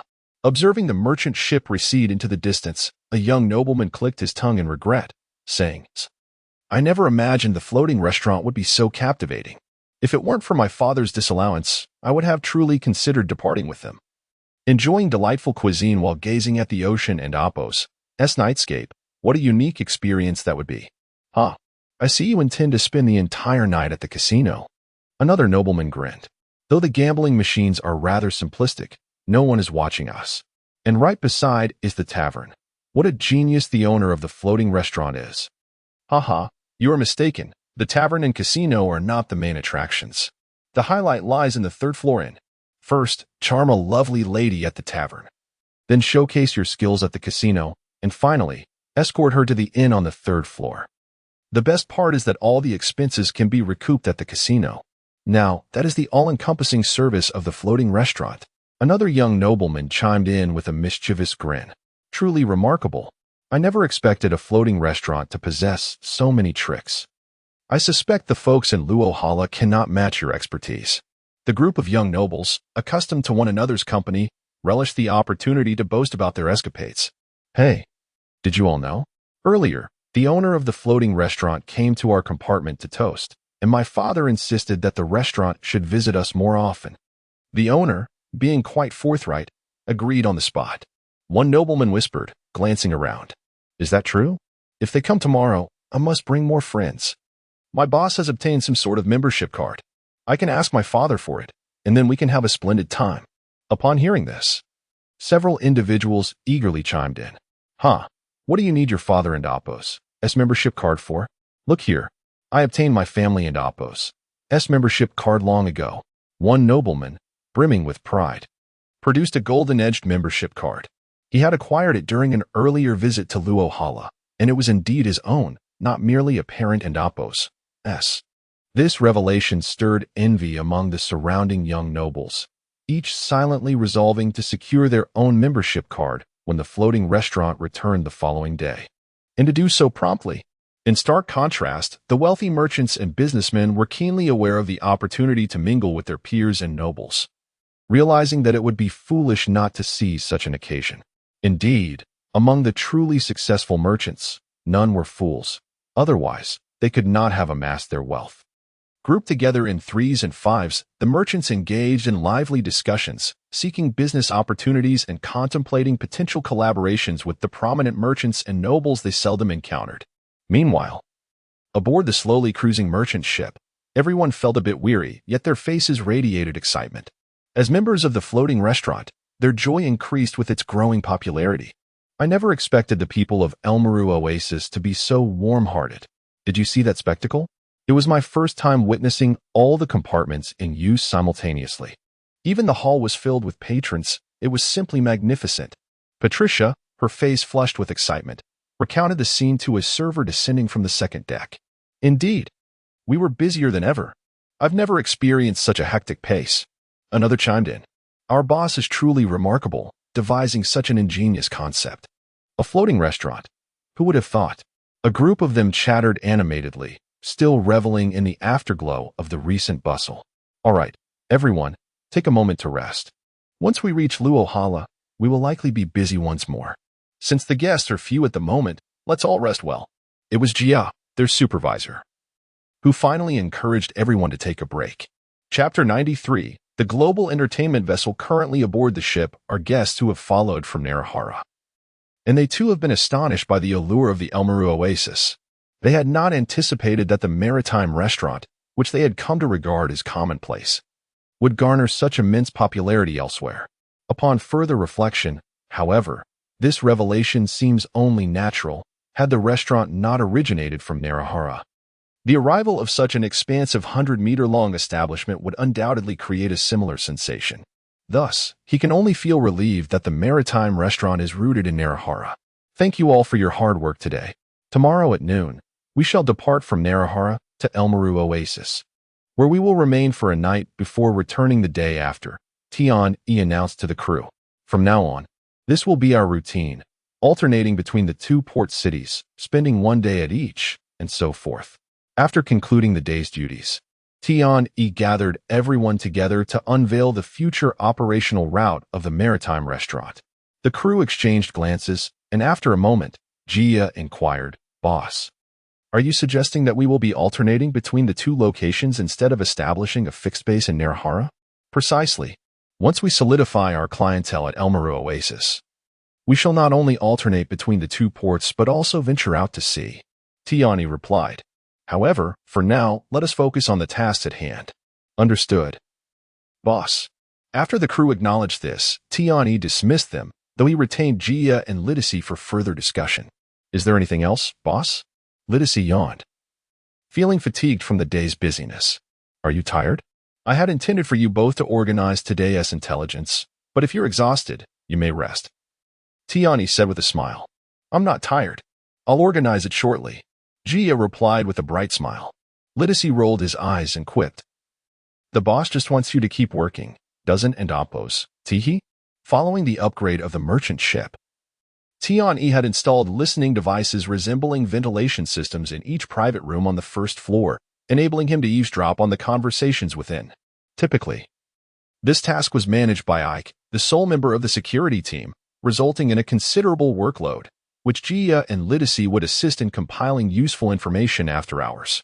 Upon hearing Lidisi's playful remark, Jia's cheeks flushed, and she discreetly glanced at Tian-E, relieved to find no unusual reaction from him.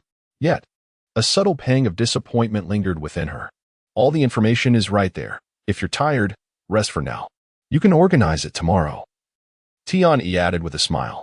Once both had departed, Tian-E took the opportunity to step onto the deck with his sword.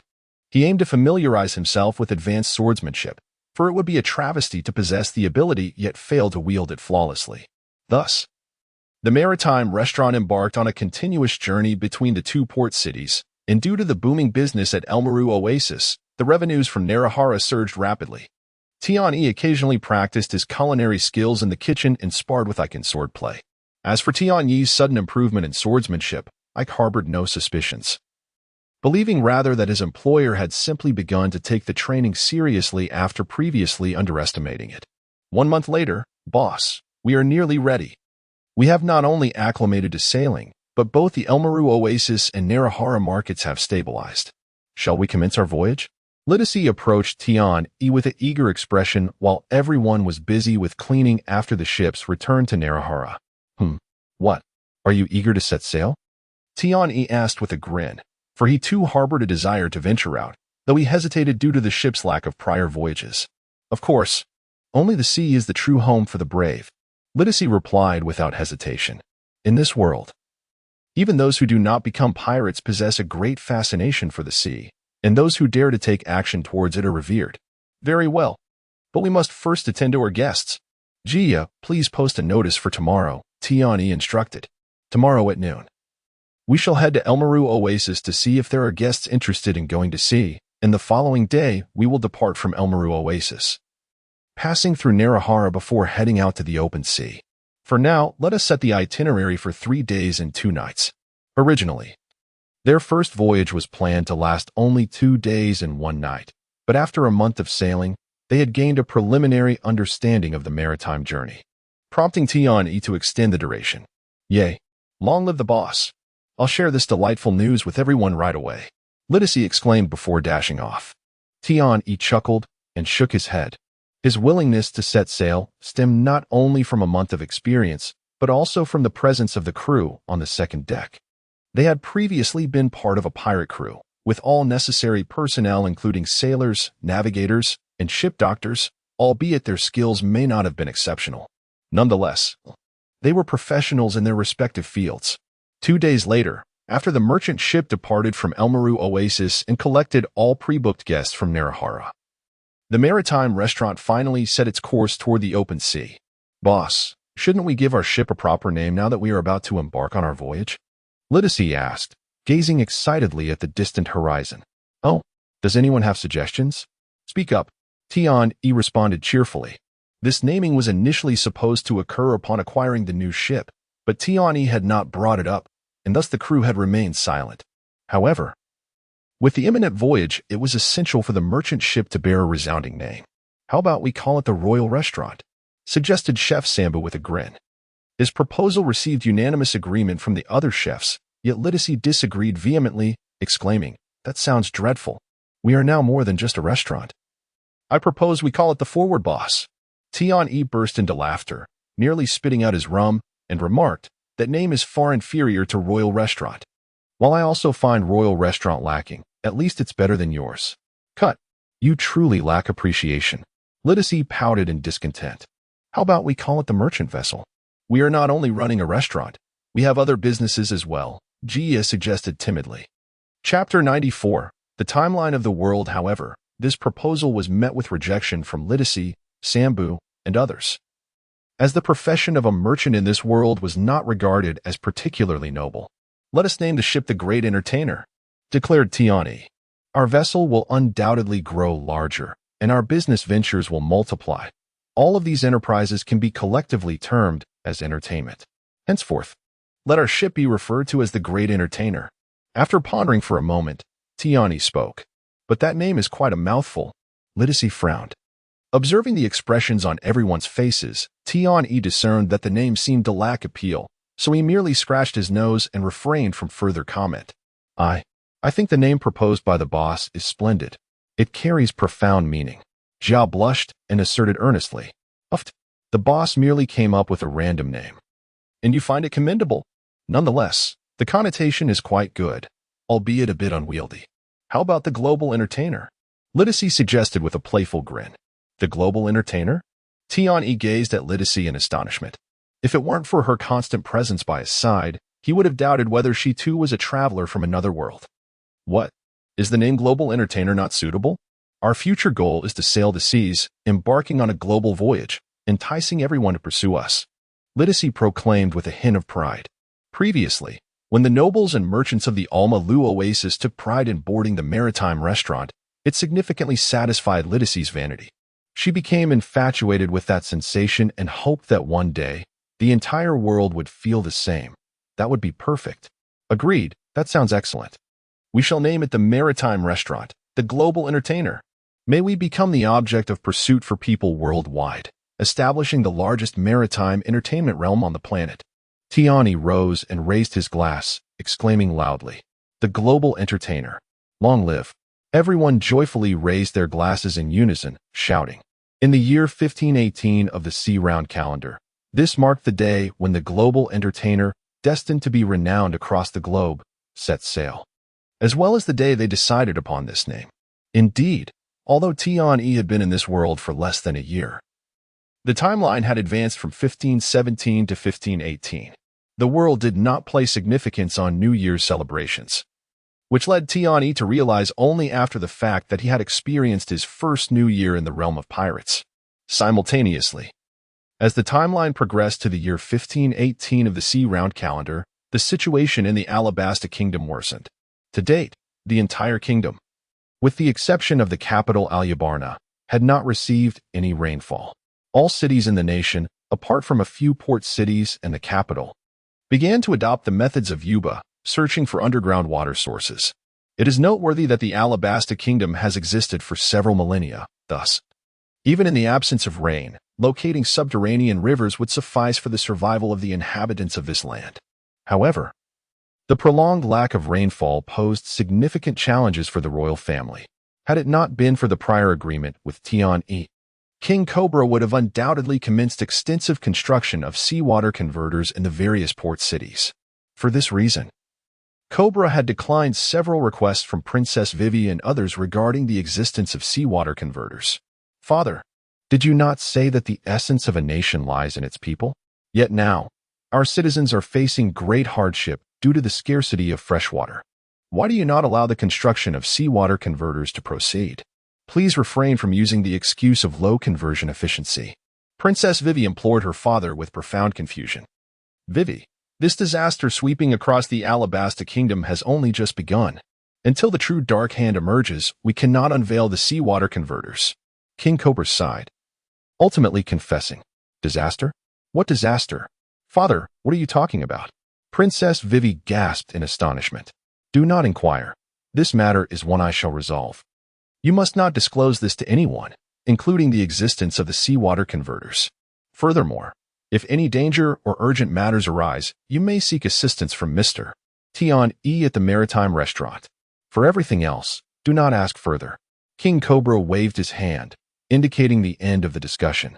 Meanwhile, Tian-E, blissfully sailing on the seas, remained unaware of the cloud of gloom enveloping the entire royal family due to his involvement. "Boss, we estimate that we will arrive at our destination by nightfall." In the captain's quarters, Service Staff 201, stationed on the second level, informed Tian-E while steering the ship. The Global Entertainer.